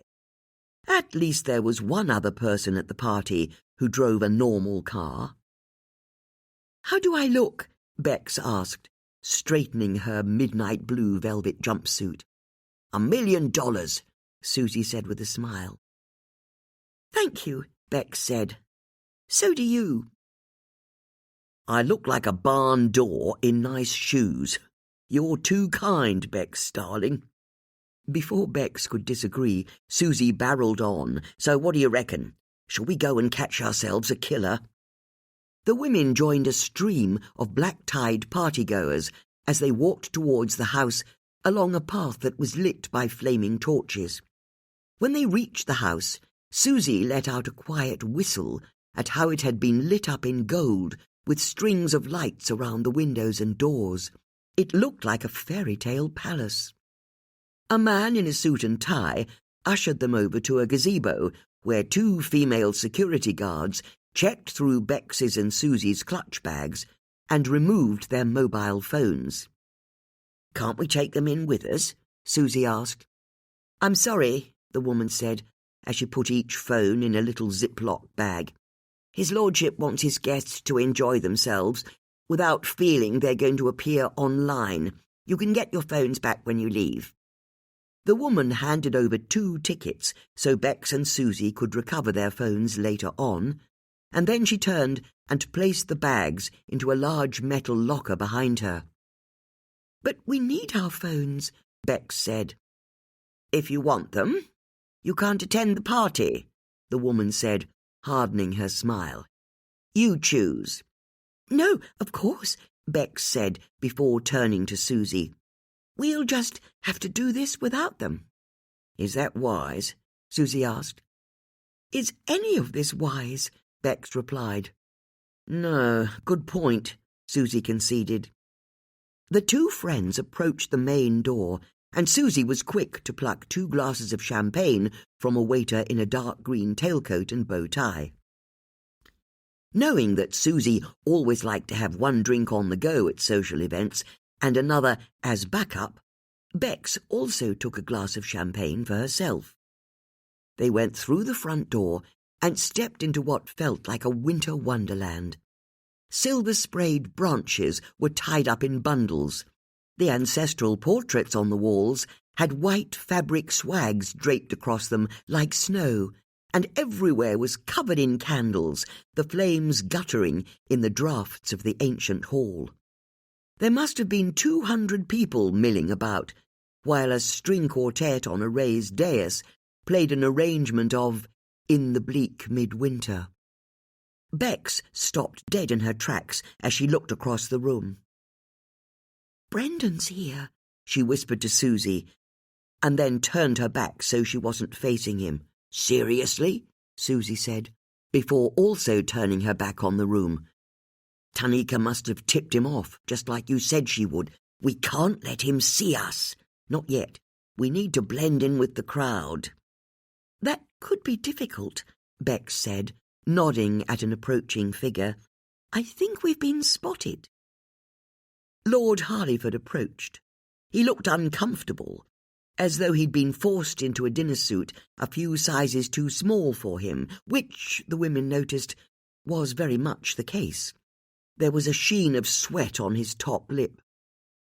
"You came," he said by way of an opening. "You invited us," Susie said, "and thanks," she added, raising one of her champagne glasses in a toast, "because it gives me the chance to ask where you vanished to the last time we were here." "I didn't vanish anywhere," Lord Harleyford said. "You did. And then you invited us to your party at the last minute. What's going on?" "I suppose the late invitation needs a bit of an explanation," Lord Harleyford said, with a smile that just managed to make him look even more anxious. "The party's for the great and good of the county.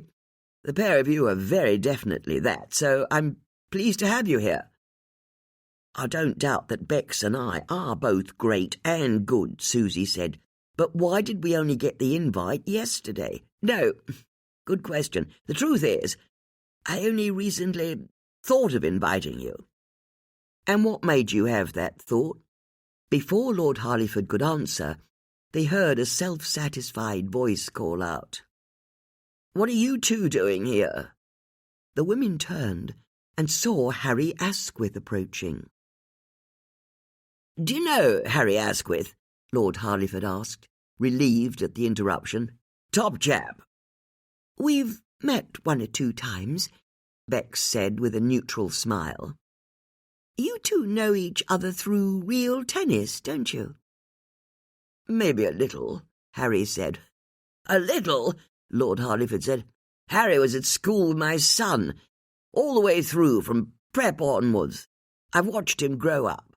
It's why I'm asking him to write my autobiography. I need someone I can trust to tell my side of the story. Now, if you'll excuse me, I see that Mayor Muriel has just arrived." Lord Harleyford moved off, but the women kept their eyes on Harry. "What?" he asked. "You've known Lord Harleyford your whole life?" Susie asked, raising an eyebrow. "So what?" Harry said, trying not to sound defensive. "And now you're writing his autobiography?" "It's like I said the last time we met. I have to eat. And after Gary died, I was in a mess, I'm happy to admit it. I needed the money from that book, if only to pay off some of my debts. But then I was playing tennis at the club, and I realized William was the answer I was looking for. I could use his problems to solve mine. So I suggested to him that the best way of dealing with his recent difficulties was to get his story out there first, before the police charge him with selling access to ministers." "And you came up with this plan after Gary died?" Susie asked. "I just said, didn't I?" "And it was Lord Harleyford's money that allowed you to buy a new car?" Bex asked. "That's none of your business." "We'll take that as a yes. What do you know about the Hellfire Caves?" "God, people are obsessed with that place. It's just where William and a few of his friends go for drinks.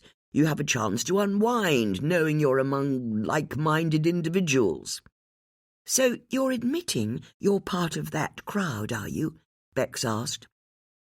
"I wouldn't call it a crowd, and before you ask, I've never seen Mike Saxon or Gary Wise down there. Really, it's all quite innocuous. Just men complaining about how the world's gone to hell in a handcart." "Then why is there a 4-poster bed down there?"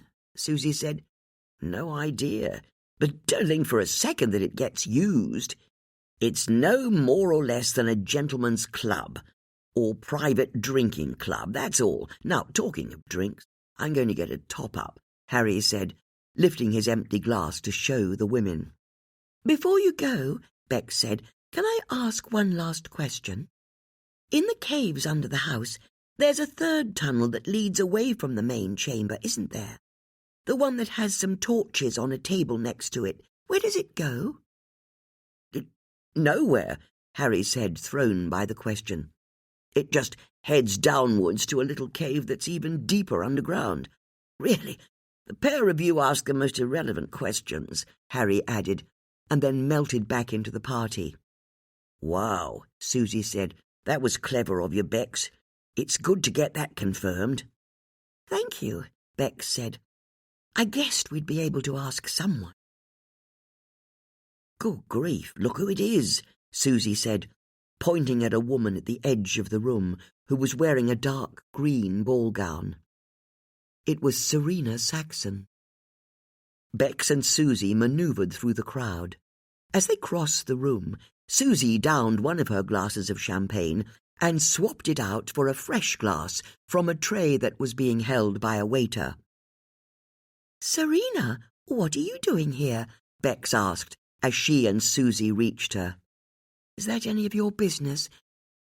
"No, of course not. It's just odd." "If you must know, I'm slaying some ghosts. Mike was invited last year, but told me he didn't have a +1, so I didn't come. This year, now he's dead, I saw the invite on the mantelpiece and decided to come on my own, seeing as I hadn't made the cut last time." Bex could see an undercurrent of anger swirling through Serena's words and realized she could guess what was really driving her. "You know he brought Jamila last year, don't you?" she said. Serena took a sip of her champagne and then finished it in one. "Congratulations," she said to the women bitterly. "You win a prize. You're right. My husband was bedding his beautiful personal assistant." Bex could see that Susie was about to say that they hadn't known for sure that that was what had been going on, so she dug an elbow into her side to keep her quiet. "How did you find out?" Bex asked. "I was at the dentist of all places, idly flicking through a copy of the Marlovian when I saw him with her, bold as brass, the pair of them together. Him with his arms around her, and her grinning like the cat who'd got the cream. That's when I realized what had been going on, the reason why, every time Mike went to a book festival last year, I was no longer invited. Jamila went with him instead, didn't she? And I'd known she'd been interested in him from the start. She had a way of looking at him I recognized, but I genuinely believed he wouldn't make a move on her, not if there was a chance I'd find out." "But you did find out," Susie said, "as you've just admitted to us, so tell us. What did you do?" "I did nothing," Serena said, her voice full of self-reproach. "I kept telling myself I'd confront him, but I just let it slide. He continued to lead his life, and I continued to lead mine. Two separate people rattling around that huge house, hating each other and not saying anything, the English way." "Were you ever going to tell him you knew?" Bex asked. "I genuinely don't know." "You liked your lifestyle too much, didn't you?" Susie said. "That was the problem." "I was a coward, you're right. I didn't want to lose what I had. And believe it or not, I enjoyed writing Mike's books. I know they're male fantasy claptrap, but I loved doing the research, and there's still an art in putting together a good plot. I knew that if I confronted him, Mike would leave me for her, and I could hardly carry on writing his books if I became wife number 3 or 4. "You really think he'd have married Jamila?" Bex asked. "That was always her endgame. It's like I said, I recognized the type. The only mistake I made was that I didn't realize just how cunning she was." "I have to confess," Bex said, "she's been running rings around us as well." "But why didn't you tell us any of this before?" Susie asked. "And admit that I'd been discarded for a younger model." "Didn't you ever want to catch your husband's killer?" "Not really. It would have been one of his exes who did this to him, and I really don't want to know about it. You mark my words. It would have been a floozy of his who he dumped when he took up with his new assistant." "Is it possible he ever dumped Jamila?" Bex asked. Serena looked at Bex carefully before she replied. "What makes you say that?" "It's just I can't help noticing we only have her word for why he sacked her on the day he died. She told us it was because he didn't like the notes she gave him on his latest book. A book we now know you wrote," Susie interjected. "But who's to say their bust-up wasn't for a far more personal reason than that?" Bex continued. "After all, he manhandled her that day. That suggests there was more going on than literary criticism." "Oh, God, why won't she leave me alone?" Serena said, a sob catching in her throat as she looked across the room. "What's she doing here?" Serena then turned and disappeared into the crowd, and Susie and Bex peered across the room to see what had caused her so much distress. "Bloody hell," Susie said, as she realized what she'd seen. Jamila Khalil was standing on the other side of the room, looking directly at Susie and Bex. She raised her glass of champagne in a silent toast to them. "Little minx," Susie said. "Come on, Bex." Susie pushed off back through the crowd, once again managing to swap out an empty glass of champagne for a fresh refill by the time she'd arrived on the other side of the room. "Ladies?" Jamila said with a knowing smile as Susie and Bex arrived. Jamila was wearing the same tight black dress she'd worn at the ball the year before, but this time she'd added a pair of black gloves that stopped just above her elbow. "You said you weren't coming," Bex said. "I saw you put the invitation in the bin." "I changed my mind." "No, you didn't," Susie said. You were always coming. You lied to us." "Oh dear, you've caught me out," Jamila said, sarcasm dripping from every word. "What am I going to do?" "Just like you lied to us about your relationship with Mike," Bex said. "Serena's just confirmed that you and he were an item." "And finally you get to the truth. It took you long enough." "Very well, I'll admit it. I was having an affair with Mike, just like you guessed the first time you spoke to me. But do you really think it was ever going to be in my interest to tell you?" "You're as bad as Serena," Susie said. "That old cow. Whatever I was up to with Mike, at least we had fun together." "You should have told us," Bex said. "Why?" "It's like I said to you before. I had nothing to do with Mike's death. And my private life is my private life. If I'd told you about Mike, my boyfriend could have ended up finding out." "You want to stay with him?" Bex asked, amazed. "Just because I'm in a steady relationship doesn't mean I can't have a little fun on the side. And that's what Serena never understood. Mike was fun. He was spontaneous. He'd say things he shouldn't, and he loved spending money." "But he was seeing other women," Bex said. "I was seeing another man. You really are a prude, Mrs. Starling. It's what's called an open relationship." "But we asked at the Hollyport Hotel. The receptionist didn't recognize your face." "That was the one thing I drew the line at. I only met Mike in my flat. That was the rules, or at the Ritz when we were in London.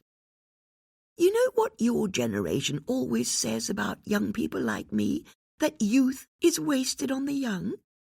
I've always taken the view that it wasn't going to be wasted on me." Jamila looked at Bex and Susie, enjoying how much she was irritating them. "He dumped you on the day he died, didn't he?" Bex said. Jamila took half a step back, as though she'd just been slapped in the face. "You didn't argue with him about his book," Bex continued, pressing home her advantage. "He didn't care about his book." "He didn't even write his books," Susie said. "His wife did." Susie and Bex were thrilled to see that for once. Jamila looked unsure. "That's right," Susie said. "We've learned that he didn't write them. So he wouldn't sack you over your opinions of them, and he definitely wouldn't have manhandled you." "You're right," Jamila said. "He said he was going back to his wife. That's what really happened. That morning he told me he was going to mend his ways. That's the phrase he used. Mend his ways. And I was to get off his property. I couldn't believe it. He was an old walrus, a boring old man with bad breath. I was supposed to be the one who'd dump him, not the other way round." "You were hurt." "I was furious. If you must know, it's the other reason I didn't admit to being in a relationship with him, because by the time you asked me about it, I wasn't in one. Now, if you don't mind, I've got business to attend to." "What sort of business?" Bex asked. Jamila beckoned Susie and Bex closer, and they bent their heads to her. "Some of the richest men in the UK are here tonight," she whispered into their ears. "I'm hunting."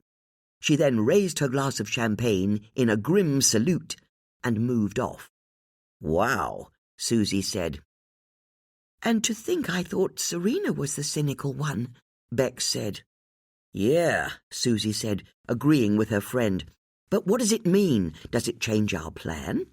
If only Judith was here, she'd be able to tell us what it all meant." "But she isn't here," Bex said. I know, Susie agreed. "We've got to do this on our own, although it's really unsettling everyone else is here, isn't it?" "How do you mean?" "Well, there's us for a start, and then there are all of the suspects for both murders. Harry Asquith, Serena Saxon, and Jamila Khalil, not forgetting Lord Harleyford." "It's not quite everyone," Bex said. I can't see Bethany Wise. But has she ever really been a suspect? I know what you mean, Bex agreed. I've never seen why she would have killed her husband, let alone Mike. And there's someone else who isn't here. Someone who fits into these murders in a way that only Judith understands. If only she were here to tell us how Angela Gulliver... As she spoke, Susie saw a woman enter the main door wearing a petrol blue gown, her hair a cascade of grey above her head, silver hoops dangling from her ears. Angela Gulliver had arrived. Chapter 33. What on earth are you doing here? Bex asked Angela, as she and Susie converged on her. Why shouldn't I be here? Angela said, offended by the question. Lord Harleyford invited you as well, Susie said. As it happens, my invitation arrived this morning, but better late than never, I say. This is, after all, the party of the season. It wouldn't be complete without me. But tell me, she added conspiratorially, did you manage to speak to Lord Harleyford after I tipped you off about him? We did, Susie said, but he ran away from us. Into the Hellfire Caves, Bex said, and we lost him. You know about the caves, do you? Angela said, impressed. If you ask me, I think they could be the key to unlocking the whole case. In fact, if you pushed me, I would say that I think Lord Harleyford is the ringleader of some sort of cult, like his forebears. I think it all started out innocently enough as a male drinking club. I can't be the only one who's noticed it's only men who've died so far. But put men with power and money in a secret society, and what do you think they'd get up to? It's probably best if you don't answer that question. But isn't this just some fun escapade? Bex said, stung by the gossipy tone in Angela's voice. Of course not. It's deadly serious. Are you trying to save your show? Is that what this is about? Susie asked. I beg your pardon? The last time we talked, you admitted that your TV show was in trouble. And that you've not got much else going on professionally, Bex added, picking up on her friend's point. It would be front-page news if you solved these murders, which would really boost your TV show. Basically, Susie said, summing up the situation as she saw it, if your show got cancelled, you'd stop being famous, and I think that would kill you. You really think I'm that shallow, do you? Yes, Bex and Susie both said at the same time. How could you? Angela said, hurt by the accusation. The next thing you'll be suggesting is that I kill those two men just so I could then be seen to catch their killer. You said that, Susie said, not us. You know what I think, Angela said with a sniff. I think that you're one Judith Potts short of a crime-fighting trio. Excuse me? I know you're having to do all of this without her, and I have to say, I can see that the two of you are way out of your depth. How can you possibly know that we're doing this on our own? Bex asked. You're not the only one with contacts in the police, Angela said, with a sweet smile that was utterly deadly. Having issued her put-down, she sashayed off into the crowd. Well, Bex said. I know, Susie agreed, but that means you're right. Apart from Bethany, that's a full house of suspects here. And I can well believe that any of them are capable of murder. They're not the nicest of people, are they? I think it's why Bethany's the only one of them who stayed away. She's the only one of them who doesn't have her head turned by an invite to a fancy ball. As she spoke, an alarm went off on Beck's wristwatch. It's time? Susie asked, downing the remainder of her champagne. It's time, Beck said, and then she took a deep breath to steady herself. Can you see him? He's over by the string quartet, Susie said. I've kept him in view ever since we got here. And Brendan? He's on the other side of the party. I don't think he's seen us yet." "I can tell you that he hasn't, because if he had, he'd have confronted us." "Which means we're all systems go. Let's do this." Susie led Bex over to the string quartet. When she arrived, she stepped in front of Lord Harleyford. "You're both looking very serious," Lord Harleyford said. "That's very much part of the plan," Susie said, "because we're done with pussyfooting around. We know that you're the person behind the blackmail, and that means it's you who killed Gary Wise and Mike Saxon as well." "I beg your pardon," Lord Harleyford said, his ruddy face turning an even deeper shade of red. "And it all came about because Gary Wise contacted an investigative journalist, didn't it? That's what set off this terrible sequence of events." "I didn't kill anyone," Lord Harleyford said, barely containing his rage. A few nearby guests turned their heads at the sound of raised voices. "You've lived a life of privilege, but inheriting a fancy title and house has never been enough for you, which is why you've been selling access to ministers for cash." "That won't be proved." Lord Harleyford spat at the women, but they could see fear mixed in with his fury. "I think it will. And in the meantime, Bex and I are making a citizen's arrest. We've got an audio recording of your last encounter with Mike Saxon," Susie said. "What?" "You heard me. It's not true." "Want to bet? Basically, you'd better come quietly, because if you don't, we can do this noisily." Before Lord Harleyford could answer, Susie grabbed a glass of champagne from a passing waiter and banged her forearm against the tray he was holding so that it fell to the floor, where it rang out like a cymbal.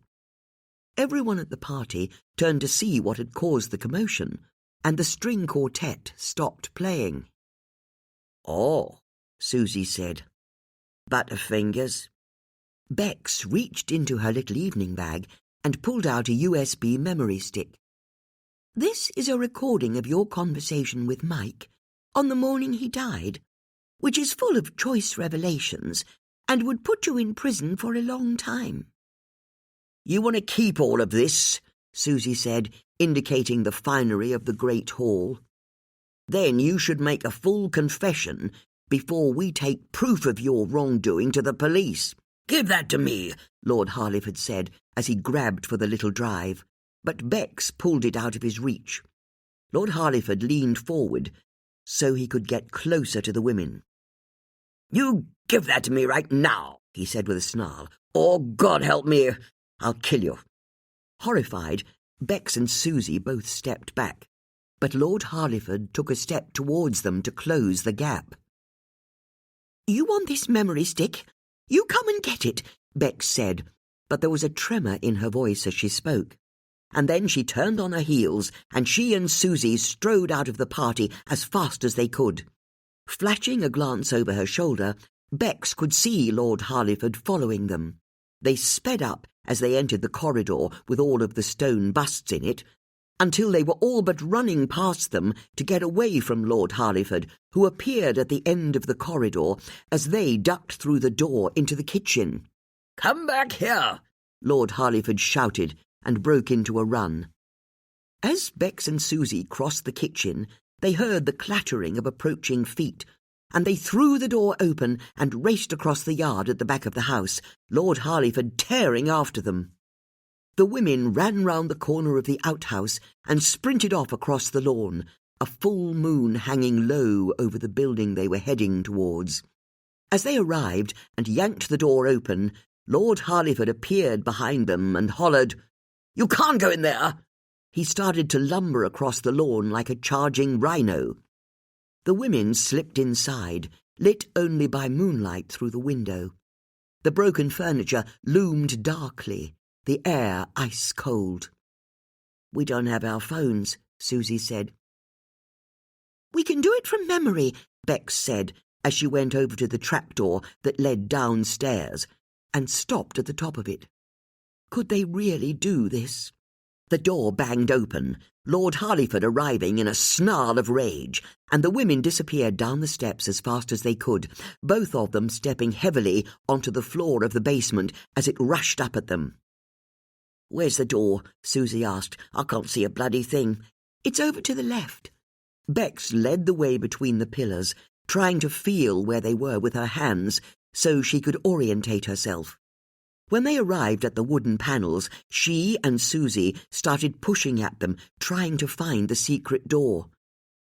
"Where is it?" Susie said, as footsteps clattered down the stairs, and Lord Harleyford, his phone torch lighting his way, started running towards them. "Gotcha!" he shouted, but as he arrived, Bex found the edge of the secret door, pushed it open, and, as they slipped through it, Susie slammed it back into the face of Lord Harleyford as he ran into it. He let out a roar. The women were now in a jet-black tunnel. "We just need to get to the main room," Bex said, as she started to run down the tunnel, keeping her hand against the walls so she could stay on the path. Susie followed. As they reached the end of the tunnel, Lord Harleyford's footsteps ringing out behind them, they turned into the main chamber, the lights finally turning on. "Okay, now what?" Susie said, taking deep gulps of air to get her breath back. "This isn't the deepest part of the caves," Bex said, and went over to the middle tunnel that led from the main chamber. This was the route they'd not taken the first time they'd been in the caves. She grabbed up one of the torches that were on the side table and turned it on. Susie did the same. "This isn't even close to a good idea," Susie said. "This has never been a good idea," Bex said, running into the tunnel. Susie followed. This was a far rougher passage, with rocks and other debris under their feet as they ran.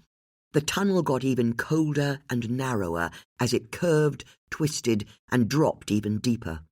And then it tapered to the thinnest of gaps, and they stopped, throwing their torchlight light on the space that was far too slender for either of them to get through. "No," Bex said, the sound of Lord Harleyford running down the tunnel behind them, getting ever nearer. "We can't go through that. It's a dead end." Chapter 34. "We know it must be possible to get through," Susie said to Bex, as she pushed past her friend and turned sideways so she could insert herself into the rough gap. As she did so, Susie saw that the opening was at its narrowest at head height, but it got wider nearer the floor, so she dropped to her knees and carefully wriggled her shoulders. The wall pressed against her head, almost touching her nose, but she managed to scrape through to the other side. Bex looked over her shoulder as she heard the sound of footsteps pounding closer, the tunnel beginning to glow with torchlight as Lord Harleyford approached. Before she lost her confidence, she turned sideways and pushed through the gap. But then she realized she'd left her torch behind. As she reached back to get it, Lord Harleyford arrived, his hair and eyes wild, his torch throwing crazed shapes onto the walls. "Come back here," he hollered, but Bex grabbed her torch, pulled it through the gap, and turned to face Susie. "Susie," she said. "Stick to the plan," Susie said, as she turned and strode down the tunnel. "We have to get to the lowest point of the tunnel." Bex used her light to look at the bloody graze she'd given her knuckles, and then she followed.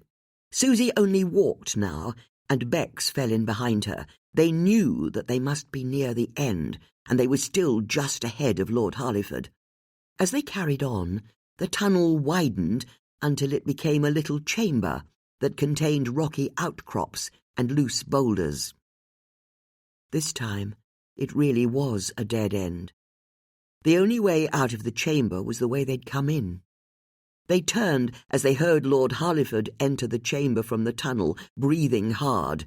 There was a cut to his forehead, blood slicking down his face and making him look like a terrifying ghoul. "You're trapped," he said, as he regathered his breath. "Give me that USB." "We know you're not the killer," Susie said. This brought Lord Harleyford up short. "What?" "We know you're not the killer," Susie repeated. Then why the hell did you tell me I was? We needed you to follow us. Why? Because we knew that the real killer would follow you. I was serious. This was all a setup. I'm afraid it was, Bex said. A shot rang out, whip-crack, and Lord Harleyford spun sharply and dropped to the floor with a sickening thump. No! Bex shouted and went to Lord Harleyford, falling to her knees as she saw blood start to pool on his white shirt front from a bullet wound just below his left shoulder. No, no, this wasn't supposed to happen, she said as she looked up and saw the dim outline of a figure standing by the entrance of the chamber. Smoke curled from the muzzle of a pistol. "He was innocent," Susie called out, dropping to her knees to inspect Lord Harleyford. His eyes were closed, and it didn't look as though he was breathing. Was he dead? Bex looked at Susie, both of them terrified, and both of them knowing they had to try and stall for time. It was the only option they had. "You might as well step into the light," Susie said. "We know who you are." The figure didn't move, their gun hand rock steady as it pointed in the direction of the two women. Bex's whole body was shaking, but she refused to be intimidated. She pushed up from her knees and rose to her full height. "Didn't you hear?" she said. "We know who you are." Susie got to her feet at her friend's side, reached for her hand and took it firmly in hers. They would face the killer together. "Bex is right," she said, red-hot fury in her voice. "And you don't need to worry about us recording this encounter or anything. We had to hand in our phones at security. It's just us two and you, Brendan." The figure didn't move. "That's right," Bex said. "We know it's you, Detective Sergeant. It was you who killed Gary Wise, and who then killed Mike Saxon." "And Lord Harleyford," Susie added. The figure stepped forward. It was Detective Sergeant Brendan Perry. His eyes were wild, and his jaw clenched and unclenched as he desperately tried to work out what options he had. "You're next," he said. "Don't you want to know how we worked it out?" Susie asked. Brendan banged the palm of his left hand against the rock wall in frustration, but his gun hand barely wavered as it pointed at the women. "You've got to be curious," Bex suggested. "Although it wasn't us who worked it out. It was Judith, of course. She realized you were behind the killings before she left the country. And then she left us a message telling us." "Shut up about that woman," Brendan shouted. "If it wasn't for her, I wouldn't have had to do any of this. It's all her fault." "You're going to blame Gary's murder on her?" "Damned right I am, the meddling bitch. "And Mike Saxon?" I had to stop him going to the police." "Because you were blackmailing him?" "He thought he was the big man, but he wasn't. Not at the end. And it will be the same for you two. It's like you said. It's just the three of us down here. And no one followed me. I made sure of that. I was checking behind me the whole time. It's just us and thousands of tons of rock above us. When you vanish tonight, I'm not sure anyone will even know to come down here to look for your bodies." "You don't want to do this," Bex said. "I've got no choice. I've not had any choice at any time, but finally, I'm going to be able to make the pair of you shut up." "You idiot," Susie said, madly improvising. "What?" "You've fallen into our trap. Isn't that right, Judith?" Susie said, looking dramatically over Brendan's shoulder. Brendan spun around, only to realize that Judith wasn't, in fact, standing behind him. He turned back to face the women, his mouth curled into a sneer. "Nice try," he said. "She's not even in the country. We've got a watch on all the ports and airports. But it's good to know that when it came down to it, the great Judith Potts let you down." "Never!" Judith ran out from behind an outcrop of rocks and swished her grey cape over Brendan's head. knocking him to the ground with all of her weight, which allowed Susie to step forward and stamp her foot down on his wrist. Brendan screamed in pain and let go of his gun, and, as Bex jumped onto his back and wrenched his other arm up, Susie dropped all of her considerable heft onto him so that all three women had him pinned to the floor. Brendan writhed under the women's weight, but he couldn't shift them. "Tanika's handcuffs?" Judith asked, through her gasps of breath. "Wouldn't give them to us," Susie grunted as she ripped the leather strap from her evening bag and started to wrap it around Brendan's wrists. She then passed it in between his wrists and wound it around a couple of times to tighten it off. As Brendan continued to struggle, Bex and Judith followed their friend's example. They ripped the straps from their handbags and used them to tie Brendan's feet together. Finally, Brendan was bound tightly enough, and they rolled off him. As he continued to fight against his bonds, the women took a minute to regain their breath and check over their bruises and grazes. Susie had deep scratch marks on her right arm from where Brendan had grabbed at her. Bex had banged her forehead on the stone floor and felt it gingerly as she got to her feet. She'd have a bruise there tomorrow, she knew. As for Judith, she peeled off the black woolen gloves she was wearing and checked her hands. A nail on the index finger of her right hand had bent back, and she knew it would throb for a while. Other than that, she was mercifully undamaged. "Sorry, ladies. That didn't go quite as I planned," she said. "Didn't go as planned?" Susie wheezed. "It didn't go remotely to plan. Tell me you at least recorded everything he said." "Don't worry. I've got my phone on a tripod behind that rock over there. It videoed the whole encounter." The women looked down at Brendan. "You know what?" Susie said, indicating the leather straps that now bound Brendan by his hands and feet. "We handbagged him." Lord Harleyford stirred and then drew in a rasping breath as he regained consciousness. "Someone help me," he gasped through the pain of his bullet wound.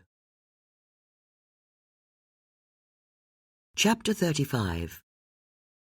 An hour later, Judith, Bex and Susie were sitting on the tailgate of an ambulance, silver foil heat preservers over their shoulders, steaming cups of tea in their hands.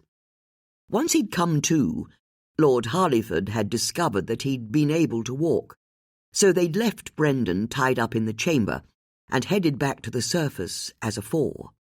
As soon as they'd left the caves, Bex used Lord Harleyford's phone to call for an ambulance and the police. After that, the party had broken up quickly, but there had been doctors present among the guests, so they'd been able to attend to Lord Harleyford while he'd waited for the ambulance. Fortunately for him, the bullet had passed straight through his shoulder. "I knew you'd get my message," Judith said to her friends, as she took a sip of warming tea. "You didn't make it easy," Susie grumbled. "If it had been easy, anyone could have intercepted it, and I disagree. I think I made it perfectly clear how I'd be communicating with you." "But how on earth did you work out that Brendan was the killer?" Bex asked. "Yes, good question. I suppose my thoughts had already begun to turn to the killer being a police officer, even without me consciously knowing it. After all, right from the start, we've suspected a police officer got rid of the records of Gary Wise's car crash. I was focused so closely on trying to imagine who could have had a police officer in their pocket that I didn't consider it was actually a police officer who was behind all of this. I wonder if Brendan was perhaps the first responder to the scene when Gary had his drunken car crash. Or maybe he heard about it from a friend afterwards, in the staff canteen perhaps, or by the proverbial water cooler. Either way, I think Brendan approached Gary and told him that he could make the problem go away. And we all know how desperately Gary loved Bethany, and how angry she'd be if she found out he'd smashed up his car while drunk, let alone what the newspapers would say. So Gary did the easy thing and agreed to the deal. Brendan made the police report disappear. But he wasn't done, because Brendan now had leverage he could use against Gary.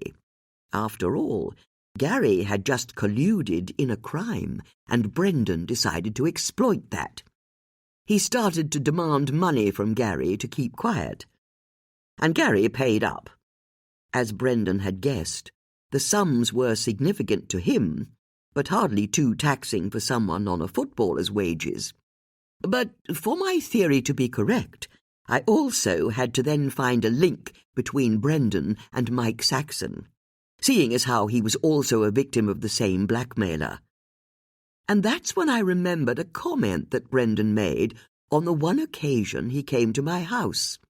He let slip that he was a big fan of Mike Saxon's writing, and had even been to a few of the talks that he'd given. Which reminded me that quite early in our research, we discovered that Mike had got into a punch-up with a fellow author at the Henley Literary Festival. A fracas, we learned, that had only been resolved when an off-duty police officer stepped in. I began to wonder if that off-duty police officer had been Brendan. After all, Henley's the nearest literary festival to Marlow. If Brendan went to any talks that Mike had given, it would make sense that he'd have been at that one. And I remembered that Mike's Wikipedia page said that the fight broke out when he told another author that he should get a ghostwriter to write his books for him. Which was quite a risky statement to make when you think about it, considering how Mike's books were ghost-written by Serena. Then let's add one other piece of information to this.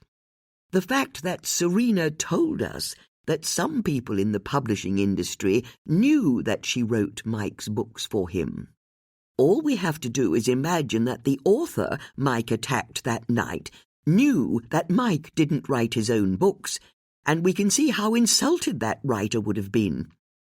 It certainly doesn't feel impossible to imagine that this writer would have hit back by saying that while he didn't employ a ghostwriter, he knew that Mike did. If Brendan was the person who broke up the fight that night, he could have overheard the author saying that Mike used a secret ghostwriter for his books, his wife. Which is why he blackmailed Mike Saxon next, Bex said. It wasn't anything to do with the women he was sleeping with. Not even his affair with Jamila, Susie said. Exactly, Judith said. Mike's self-image would have been destroyed if it got out that his wife wrote his books. And, once again, Brendan asked for enough money for it to be meaningful for him, but not so much that a rich man like Mike wouldn't pay up. Then, how does Lord Harleyford fit into all of this? Susie asked. Well, Judith said, we've known for some time what his crime is. He's been selling access to government ministers to the highest bidder. He's claiming he's innocent, Bex said. Nonsense, Susie said. He's guilty as charged. That's why he resigned his seat in the House of Lords. Quite, Judith said. And while I don't know how Brendan managed to find out Lord Harleyford's secret, we know his modus operandi now. He offers to keep your dirty secrets out of the press in return for regular payments. So you think that's what happened? I don't just think it, I know it. You see, before I left the country, I came here to see Lord Harleyford. I explained that I knew he was being blackmailed by Brendan and offered him a deal.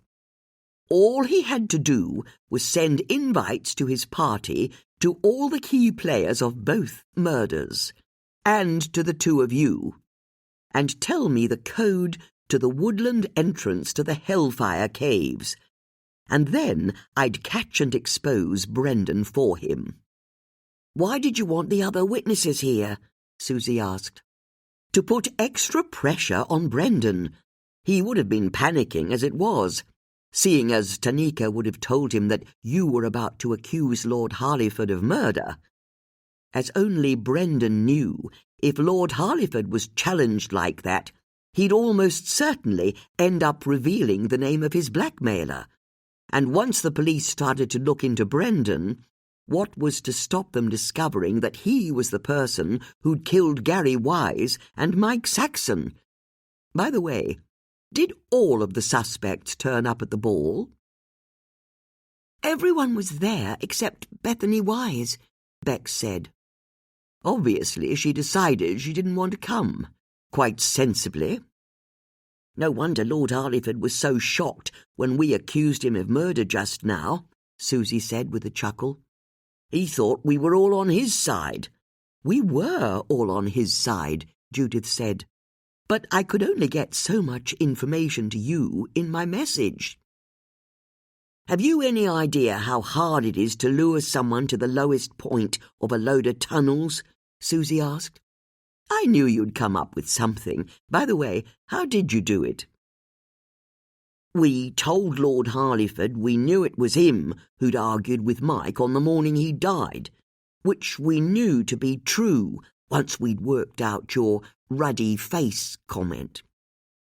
Not that we got there quickly, Bex said. It took Tanika to point out that your comment wasn't in fact a crossword clue. And then we told Lord Harleyford that we had a recording of his argument with Mike on a USB stick, which was a lie. We didn't. But it had the desired effect, Bex said. He got so wound up that he threatened to kill us. Horrible man, frankly. But once we'd accused him and caused enough of a commotion, he followed us when we left. And Brendan followed him, Susie added, just as you said he would. It was then just a matter of getting us all down to the spot where you said you'd be hiding, in a place so remote that we'd be able to get him to confess to the murders. I'm so sorry that it all ended up being far more dangerous than I'd planned, Judith said. It all came out in the wash, I suppose, Susie said, and it adds to the charges the police can bring against Brendan. Attempted murder of Lord Harleyford, as well as the actual murders of Gary and Mike. And I did tell Lord Harleyford that the plan was risky, Judith said, but he told me he'd been trapped by Brendan for so long that he felt he had no choice but to go along with it. But I still don't know how you worked out it was Brendan in the first place, Bex said. To answer that, I first have to explain how I worked out that the photo Eleni showed me was a fake. Or rather, it was you, Bex, who worked it out for me. Because you pointed out that I was wearing my wedding ring in the photo. As Judith spoke, she held up her left hand to show off the gold band that she wore on her wedding finger. Of course you were, Bex said. You'd been married for some time when the photo was taken. And yet, something only I know is I only started wearing this ring after Philippos died. You didn't wear a wedding ring when you were married? Susie asked. Philippos wouldn't wear one, so I didn't either. Then why did you start wearing one afterwards? Bex asked. That's a story for another time. The fact that I was wearing a wedding ring in the photo meant that it must have been taken after Philippos's death. But he was in the same photo as me, so how could that even be possible? And that's when I had the creeping feeling I'd seen the photo before. To be more precise, I had a memory of having seen that photo of Philippos on the jetty before. Not with me standing near him wearing my wedding ring, of course. That was still impossible. But I had a memory that it was me who'd taken the picture of him. So I got out my old photos and started looking through them for all the pictures I had of Philippos on the jetty. And the thing is, I couldn't find a single one, which was surprising. Philippos went down to his boat every day. I remember taking quite a few photos of him there. They were all missing. It was peculiar, to say the least. But then I realized I still had all the negatives of the photos. I started going through the hundreds of strips of negatives I owned.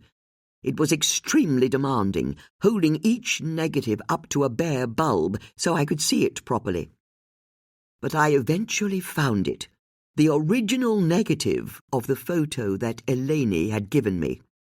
It showed Philippos standing on his jetty, the boat in the water and the sun in the sky in exactly the same position.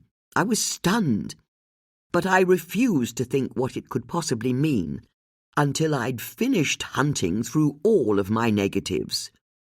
The existence of the first negative implied the existence of a second negative.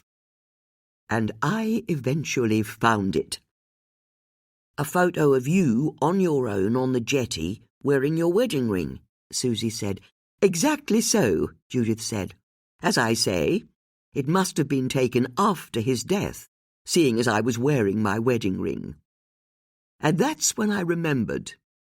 The Corfu police took photos of me on the jetty, wearing the clothes I was wearing on the day Philippos died, at the exact same time as Philippos had gone out. I'd buried the memory so deep, I didn't even remember it until I saw the photo. "But why would they do that?" Bex asked, confused.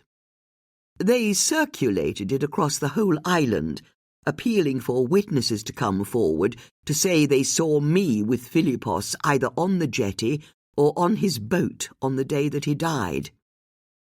"They were gunning for you," Susie said, appalled. "It's how they managed to flush out the local farmer, who then said he'd seen me on the boat.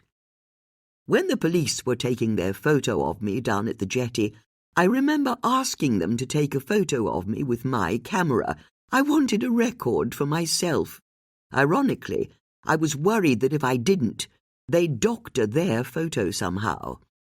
As it turned out, they didn't, but many decades later, it would be doctored by a different police officer in a completely different country." "Hold on," Susie said. "Back up a bit, would you? You didn't wear a wedding ring when you were married, but within a few days of your husband dying, you'd started wearing one?"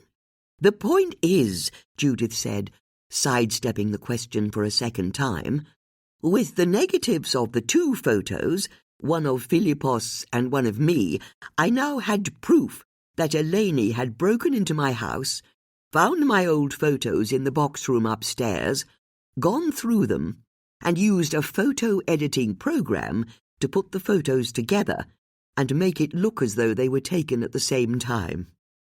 I felt so shocked, violated.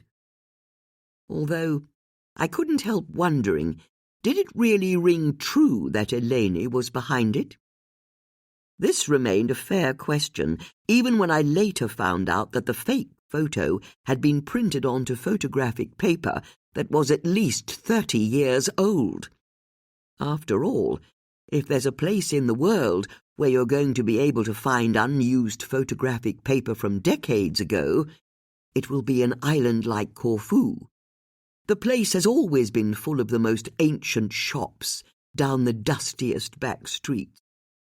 But I'd met Eleni a few times by this point, and she'd struck me as fiery and passionate rather than cold and calculating. The way those photos had been chosen and put together demonstrated a level of planning that I didn't naturally equate with her, and also an understanding of how forensics worked. Getting the new photo developed onto old paper was really very clever, really, and one that I felt was beyond her. So, the question of whether she'd in fact been behind the original theft was one I hadn't entirely resolved. even though I had no idea who could have done it if it wasn't her. And then we come to Brendan's interview of me. During it, he referred to me keeping my secrets padlocked away, which struck me as an odd phrase, linguistically. I'd have expected him to say, I kept secrets locked away. That's what you do with secrets. You lock them away. So, why the sudden mention of a padlock? And that's when I asked myself the simple question. What if it had been Brendan who'd broken into my house? You see, when I'd first gone to get my photos out of my box room, I'd noticed that the padlock on the door had been forced and left on the floor. I presumed it had been me who'd broken it the last time I'd looked at the photos, as I knew I'd been a little under the influence, as one might say. But what if it wasn't me who'd forced the padlock? What if it had been Brendan? It was an impossible thought, but I couldn't escape the feeling that the theory of Occam's razor, that the simplest solution should always be considered first, was suggesting to me that Brendan was behind the break-in. And the thing was, I realized there was a way I could prove it. I ended my interview with him as fast as I could, went home, and I took the photo of Angela Gulliver down from the incident wall in my sitting room. Which now makes even less sense than it did before, Bex said. It made us think Angela was the killer. Yes, I suppose it would have done. But I knew it possibly proved that Brendan was the killer. Don't you remember? When he came to my house, he took the photo of Angela from the wall, meaning it was covered in his fingerprints. Just as I hoped the broken padlock upstairs also had his fingerprints on it. So, I went upstairs and brought the padlock down to my study. I blew icing sugar onto it and revealed that there were 4 clean fingerprints. It was then a relatively easy matter to lift the prints with sellotape and put them on black paper. Using a magnifying glass, I discovered that 3 of the fingerprints belonged to me, but the 4th one didn't. When I then compared it to the prints of Brendan's that I'd lifted from the photo of Angela, I found a match. He has a rather distinctive scar on the forefinger of his right hand. And with the discovery of Brendan's fingerprint on the padlock, there was only one conclusion. It was Brendan who'd broken it.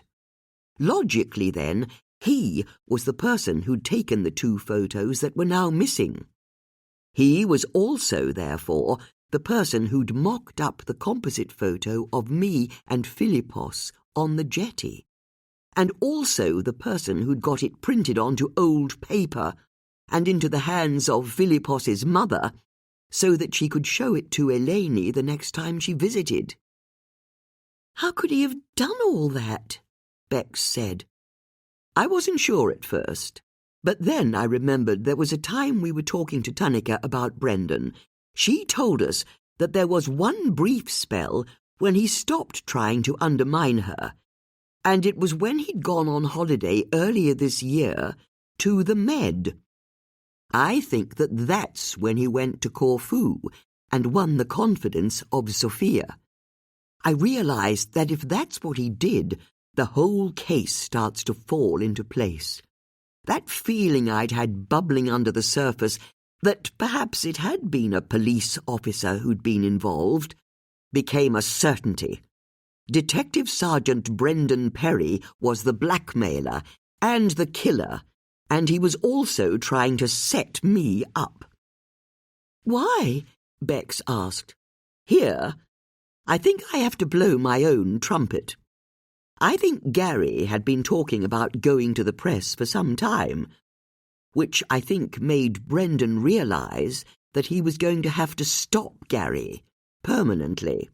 And if you were Brendan, and you were mixed up in blackmailing a footballer, a lord, and a thriller writer, but you were beginning to get out of your depth, and the whole thing was beginning to fall apart, Where might you have seen the greatest threat to you staying out of prison?" "Judith Potts," Susie said in appreciation. "Indeed. Brendan thought that if I was embroiled in trying to clear my name, I wouldn't have the capacity to concentrate on him, which, let's be clear, I didn't. But then I didn't need to, because he made one fatal mistake. He didn't realize that the pair of you would be just as effective at catching the killer without me as you are with me." "That's not entirely true," Bex said. "Without your message to us, we wouldn't have known what to do. But you got the message, that's all that matters. And it wasn't just us that Brendan didn't want working the case. He also made sure that Tanika got officially suspended as soon as possible after his first murder. After all, what better way to make sure the killer isn't caught than to be the person who's put in charge of investigating the murder?" "It's kind of clever, really," Susie said. "I'd rather you said that with less admiration, Susie," Bex said. "I don't care," Susie said with a shrug. "It's still clever, but it explains why the police never made any real progress, doesn't it? He didn't want the killer caught. The killer was him." "Although it doesn't explain why you left the country," Bex said. "No, I suppose not," Judith said. "But now I'm back, I can tell you all about where I went and what I did after I arrived in Calais." Chapter 36. I hired a car from what I can only call a very local company, Judith said.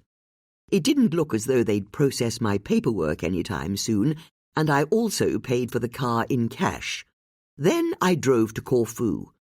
"I beg your pardon," Susie said. "It took 2 days." "Sorry," Bex said, still not sure that she'd heard correctly. "You drove for 2 days straight?" "Not entirely. I only had to get to Ancona in Italy. From there, I was able to sleep on the ferry to Corfu. I needed to know for sure where Philippos's mother had got hold of that fake photo. I was gratified to see she recognized me the moment I walked through the door, even after all of these years. But I was less pleased to discover that although she is now over 100 years old, she hadn't softened in the intervening time. Her hostility towards me remained the same. But I'm much older now, too. It's water off a duck's back. And before she could refuse to offer me a drink or a chair to sit in, I showed her the photograph Eleni had given me and asked where she'd got it from. She didn't immediately say. I think she was working out what angle she could play to cause me the most aggravation. In the end, she shrugged and said a man had given it to her. I got out my phone, went to the Maidenhead police station website, and showed her a photo of Detective Sergeant Brendan Perry. That shook her. She accused me of being a witch. How could I possibly know that that was the man who'd given her the photo of me and Philippos? It's all I needed to know. Brendan had given her the photo and dripped poison into her ear, that it had been taken on the day her son died, which of course confirmed her long-held belief that I'd lied to the police. I bet she couldn't wait to show the photo to Eleni, the daughter of the woman she'd always wished her son had married. And then began a chain of events that ended with Eleni in this country accusing me of murdering my husband. Which also explains something Eleni said to me when I asked her where she'd got all of her evidence from. She had all of the various witness reports and so on from the investigation into Philippos's death. She said they were all given to her by a friend in the police force. At the time, I presumed she must have been referring to the Corfu police, but she wasn't. I think Brendan was once again behind it, either knowing that Eleni would come to Marlow to accuse me, or suggesting to her that she come here and confront me. It should be easy enough to find out. We just have to ask her. That's how she got your phone number as well, Susie said. Brendan gave it to her. And it's how she knew where you lived, Bex said, and where I lived for that matter. He fed her all she needed to harass me and keep me off balance. I still can't believe it, Bex said. I know, Judith agreed. It's quite a lot to take in. Aye, aye, Susie said. Lord Harleyford's incoming. The women looked over and saw that Lord Harleyford was walking towards the ambulance, a paramedic at his side. His black dinner jacket was draped over his shoulders and his arm was in a sling. He glared at the women as he approached. I suppose I should thank you, he said, without a hint of gratitude. You're welcome, Susie said, with a smile that was similarly frosty. Can I have that USB drive now? He asked. There was nothing on it, Bex said. Sorry. What?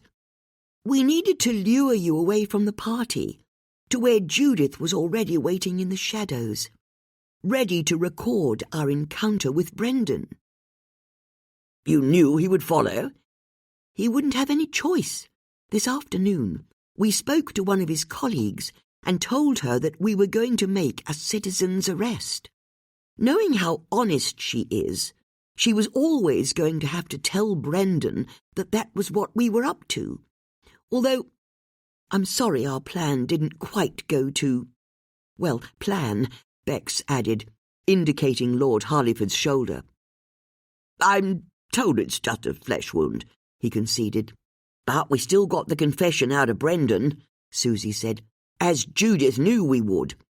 We just had to look like we were trapped in the deepest cave beneath your house, and he'd feel he could say anything to us, and it would just be our word against his.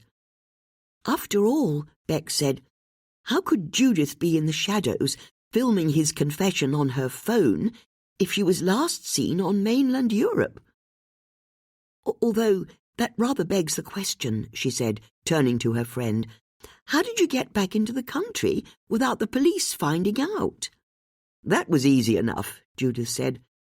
I used my normal passport to leave the UK. It was important Brendan found out I'd left the country. Then, to get back in, I flew from Corfu to London on a second passport I have, from Malta.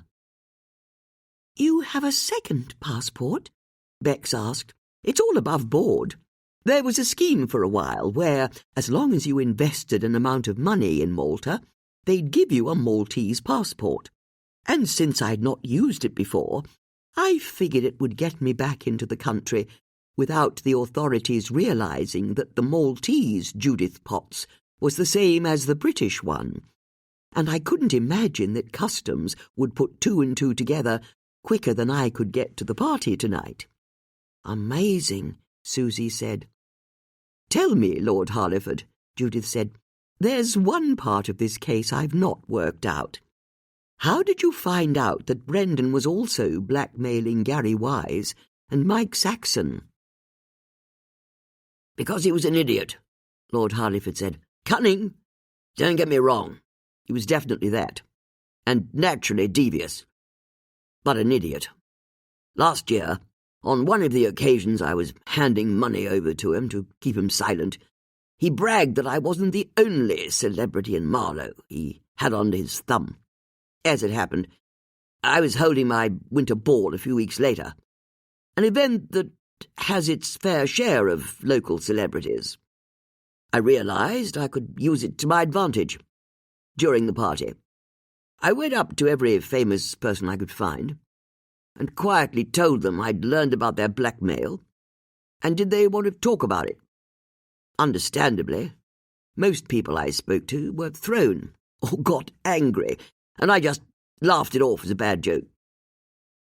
But when I spoke to Mike Saxon, He started blustering in a way that I recognised all too well.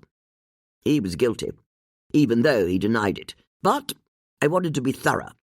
So I started getting other famous people around to afternoon tea.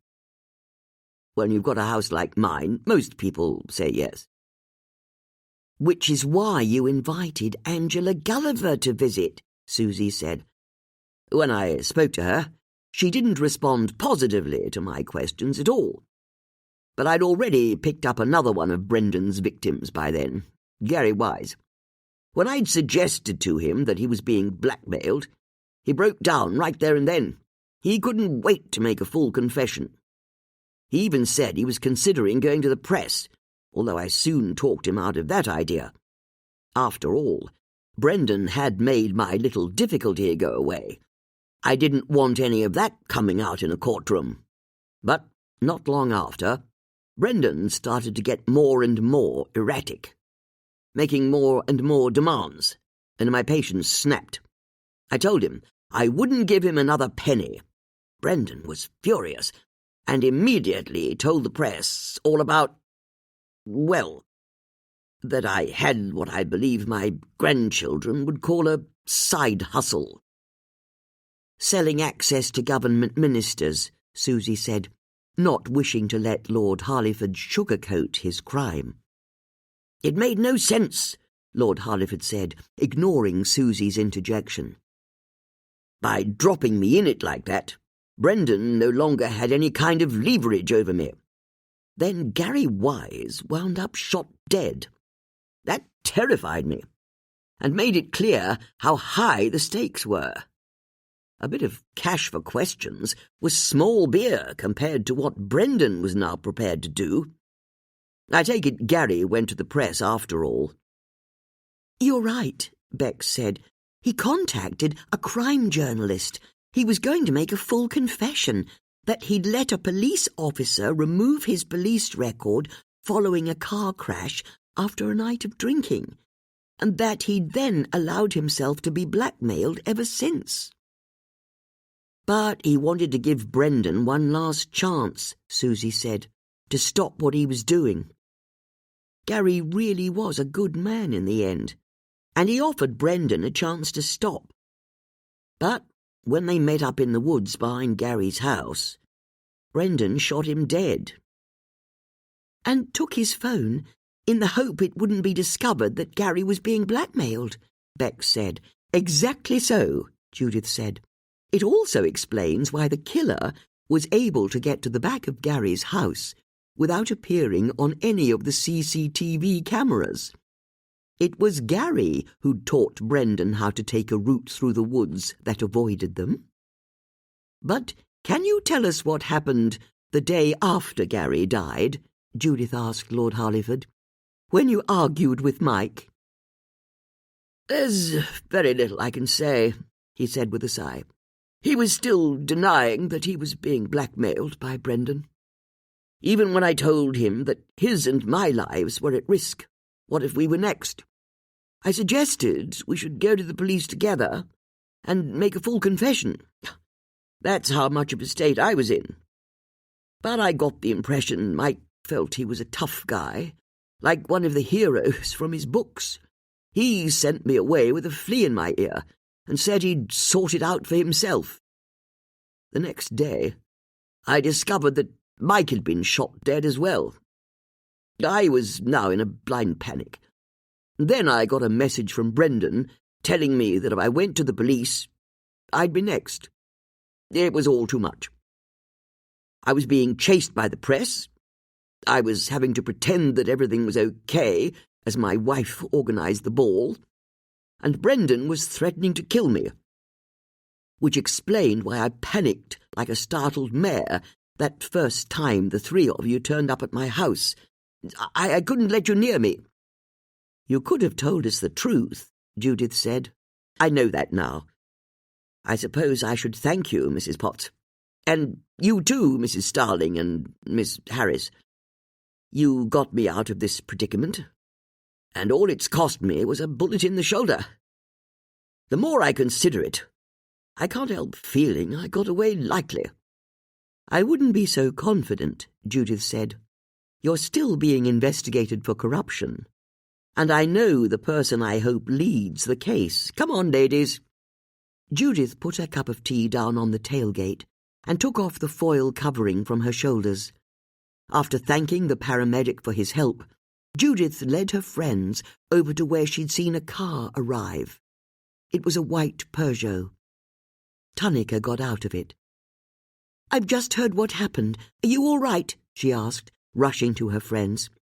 "Just a few grazes and bruises," Susie said. "No lasting damage." "And if you think we're bad, you should see the other guy," Bex said with a smile. "Is it true? Brendan was behind everything?" "It explains why he's been making so many official complaints against you and Judith. You were the two biggest threats he faced." "But you know what this means," Susie said. "There's no way they'll be able to keep you suspended when the only person who ever brought any grievances against you has just been arrested for murder." "I don't know if it will be that simple," Tunica said. "Who was it who rang you this evening to tell you that Brendan had been arrested?" Judith asked. "My superintendent," Tunica admitted. "Then I think it could well be that simple," Judith said with a smile. "You'll have your job back. And better than that, the first criminal you put behind bars will be Detective Sergeant Brendan Perry." The four friends looked at each other and couldn't help but smile. "I'm sorry we asked you for your handcuffs," Bex said. "We had to get Brendan to the ball without him realizing he was being set up, and we knew you'd have to tell him what we were planning to do." "I don't care about that," Tunica said, "but how did the pair of you know what Judith was planning?" "She left us a message after all," Susie said. "That's not possible. The three of us went through her house together. There was no message." "Oh, there was a message all right. It was there all along." "Where was it?" "In the Marlow Free Press," Bex said. "As we should have remembered sooner, Judith was still setting the crosswords in it.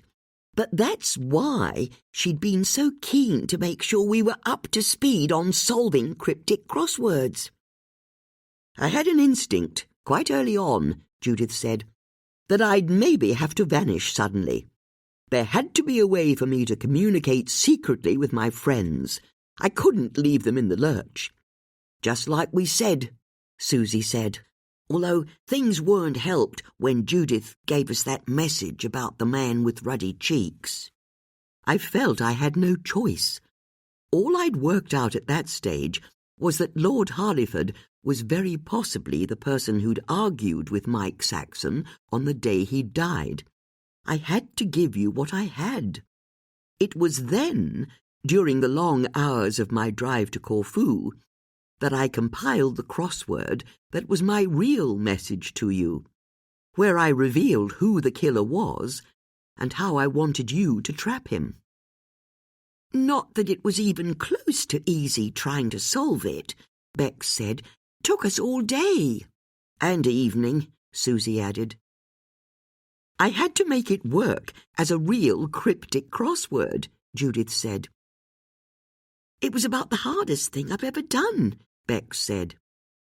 "How on earth could you pass on messages in a crossword?" Tunica asked. "It was amazing," Susie said. "My favourite bit was when we had to lure Killer Perry deepest tunnel.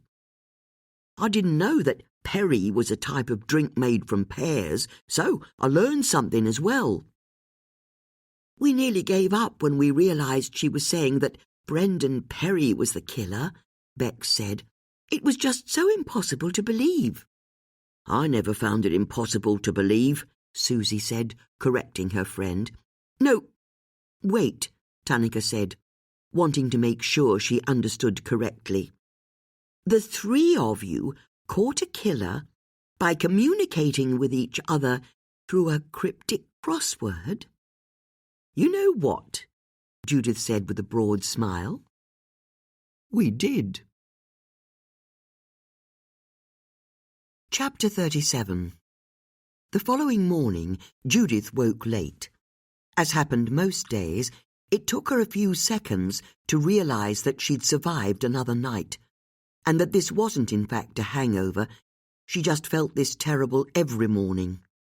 She looked at the alarm on her bedside table and was surprised to see that it was just before 9 o'clock. Why was she awake so early? There was someone banging at the front door. Judith threw back her duvet, went over to her thick curtains, and peeked through a gap to see who was outside. There was a Fiat 500 car on her driveway. Judith's heart sank. She put on her embroidered dressing gown and left the room, picking up a shoebox from her dressing table as she went. She knew there was no rush. The person outside wasn't going to be going anywhere anytime soon. Once she'd unlocked and opened the front door, Judith smiled at the woman standing outside. "Hello, Eleni," she said. Eleni Paphides looked unsure, and so young, Judith thought. In her hands she was holding that morning's Marlowe Free Press, and Judith could see that the headline screamed "Detective Double Killer" next to a large head and shoulders photograph of Brendan. "I'm so sorry," Judith said, her heart going out to the younger woman. "You trusted him." Eleni was still too bewildered to respond. "The photo he gave your grandmother was a fake," Judith said as kindly as possible. "He mocked it up out of 2 different pictures he stole from me." "Why?" "His life was falling apart, and he couldn't have me and my friends on his case, literally. So he used you and he used your grandmother, Sophia." "She can handle it," Eleni said, and Judith couldn't help but smile. Eleni wasn't wrong. The younger woman looked at Judith as though for the first time. "I know we probably won't meet again," Judith said. "I don't think that would suit either of us. But I'd like you to have this," she added, handing the shoebox over. Eleni nodded, taking the offering. But she also knew that there was nothing she could say that would make up for the ordeal she'd put Judith through. She was relieved to see that Judith wasn't demanding any kind of apology. She turned and started to leave. "When your father smiled, it was like the sun coming out," Judith said, and Eleni stopped in her tracks. "He was the most charismatic man I ever met. You remind me a lot of him." Eleni turned to look at Judith.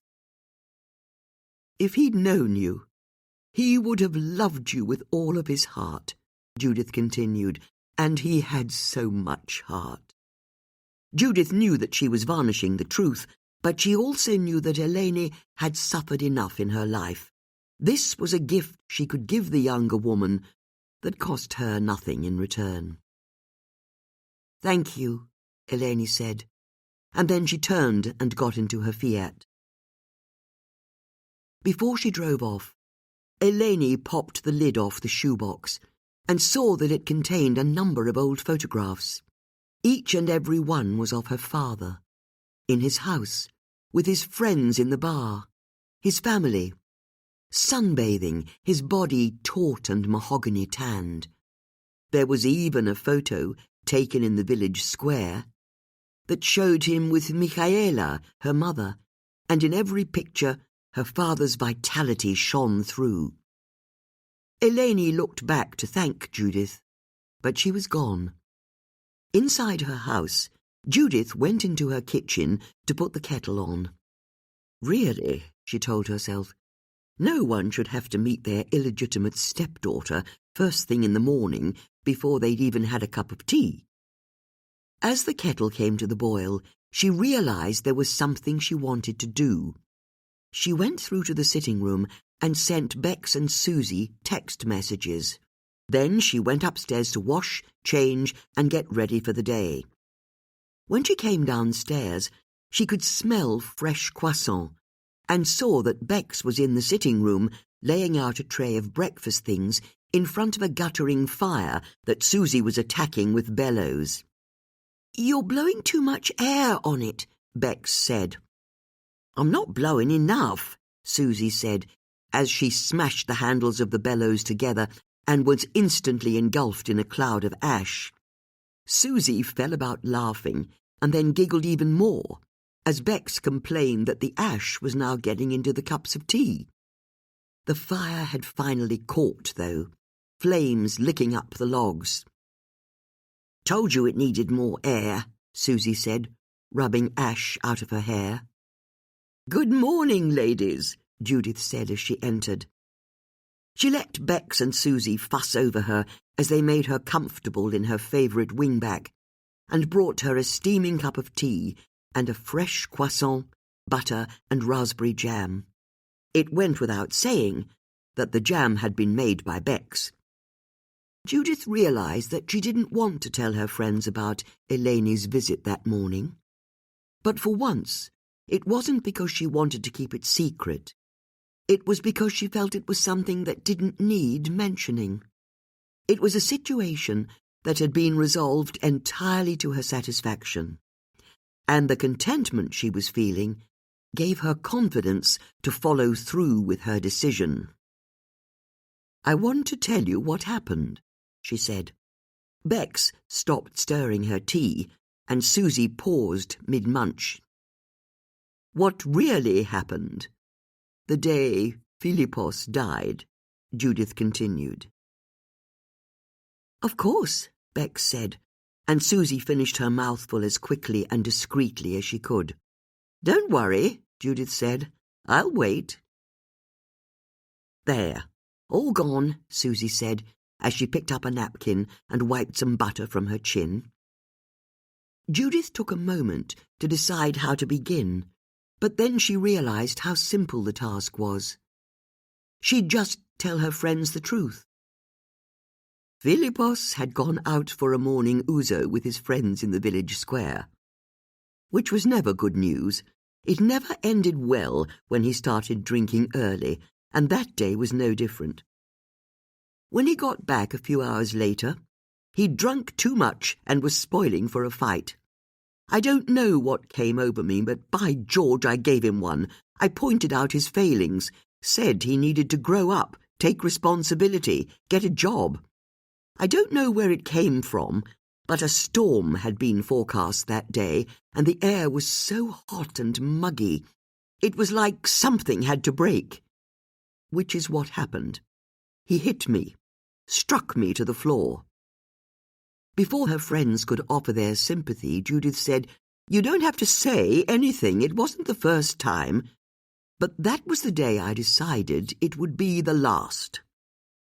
I told Philippos he'd better not go out sailing, because a storm was coming in. He hated being told what to do, and doubly so if that person was me. So I had a fair idea how he'd react. He said he'd go out on his boat, storm or no storm. And then I followed him all the way down to the jetty, telling him he couldn't go out, while knowing that it was the one thing that would make him go. I baited him, even when he slipped and fell onto the foredeck. He really was very drunk. I just stood there, telling him how it was too dangerous for him. But I needed to know I'd be free of him, truly free. So when he pushed past me to fill up a canister with water, I got onto his boat and went below deck. As you deduced many years ago, Susie, I've always been a competent sailor, and I knew that boat inside and out. The engine was underneath some boards in the cabin, and that was also where there was a little hose that ran from the bilge pump to the hull. Making sure I kept an eye on Philippos as he filled up with water back on the jetty, I pulled the board up so I could see the engine and all of the pipes and cables that led to and from it. That was when I saw him head back with the canister, and I knew I only had seconds before he discovered me. So I reached down to the hose and tried to unplug it.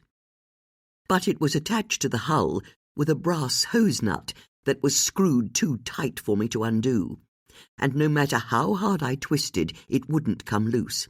I'll never forget how my stomach lurched as he stepped back onto the boat. I was in so much danger. God knows what he'd do to me if he found me. But I wasn't going to back down. I kept on twisting, the skin of my fingers rubbing raw against the metal, my heart thundering as he realized I was below decks and called out. What was I doing? And then the hose nut gave just a tiny fraction, and I had to bite back the pain as I twisted and twisted as fast as I could. The nut finally released, and the end of the hose popped free from the hull. As Philippos started to come down the steps into the cabin, I just had time to see water seeping in through the hole in the hull as I slipped the floorboards back into position and stood up. I remember so clearly the look of suspicion on his face. He knew I'd been up to something, but he was too befuddled with booze to know exactly what it was. Even so, I wasn't in the clear. I was still holding the hose nut, so I put my hands behind my back. "What's that in your hand?" he said to me. Judith whispered, now entirely lost in the past. "Nothing," I lied. And then he came towards me, with this look in his eyes, and there was only one word to describe it: violence. As he grabbed my arms to find out what I was holding, inspiration came to me. I slipped the brass hose nut onto a finger. It's been on my hand every day since then. Judith held up her left hand, the single golden ring on her wedding finger glinting in the firelight. "It's not a wedding ring?" Bex asked. "It's never been a wedding ring." "It's brass, not gold," Judith said, "and threaded on the inside. But when Philippos inspected my hands to see what I was holding, he saw only my empty palms and didn't notice the new ring on my finger. And in his confusion, I was able to get past him and onto the jetty. Then I waited, knowing that his boat was very slowly shipping water. It wouldn't remotely be a problem for a sailor like Philippos, as long as he wasn't drunk, and as long as there wasn't any bad weather. As he hoisted his sails and set off, he didn't look back at me. But then I wasn't looking at him. I was looking at the dark clouds that were already massing on the horizon. I went to the village just as I later told the police. I did go into the church, although that didn't quite work out as I'd hoped. The priest, who I knew was there, either didn't see me or pretended that he didn't. And then it was just a question of waiting, until Philippos's body washed up 2 days later. Bex and Susie didn't know what to say. "Years ago," Susie eventually managed, "I remember asking you why you still wore your wedding ring, and you said you wore it so you'd remember. But it wasn't your wedding day you were remembering. It was the day you became free." Judith realized she felt a lightness that she'd not felt for decades.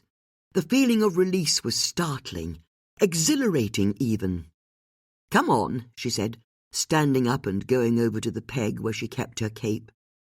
"You can help me do something I should have done years ago," she said, as she threw it over her shoulders and walked out of the house.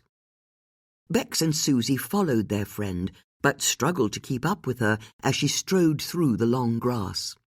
Although there was a chill in the air, it was a day of bright sunshine, the sky a clean blue, not a single cloud to be seen. And Judith smiled as she reached the edge of the Thames and started to twist at the ring on her wedding finger.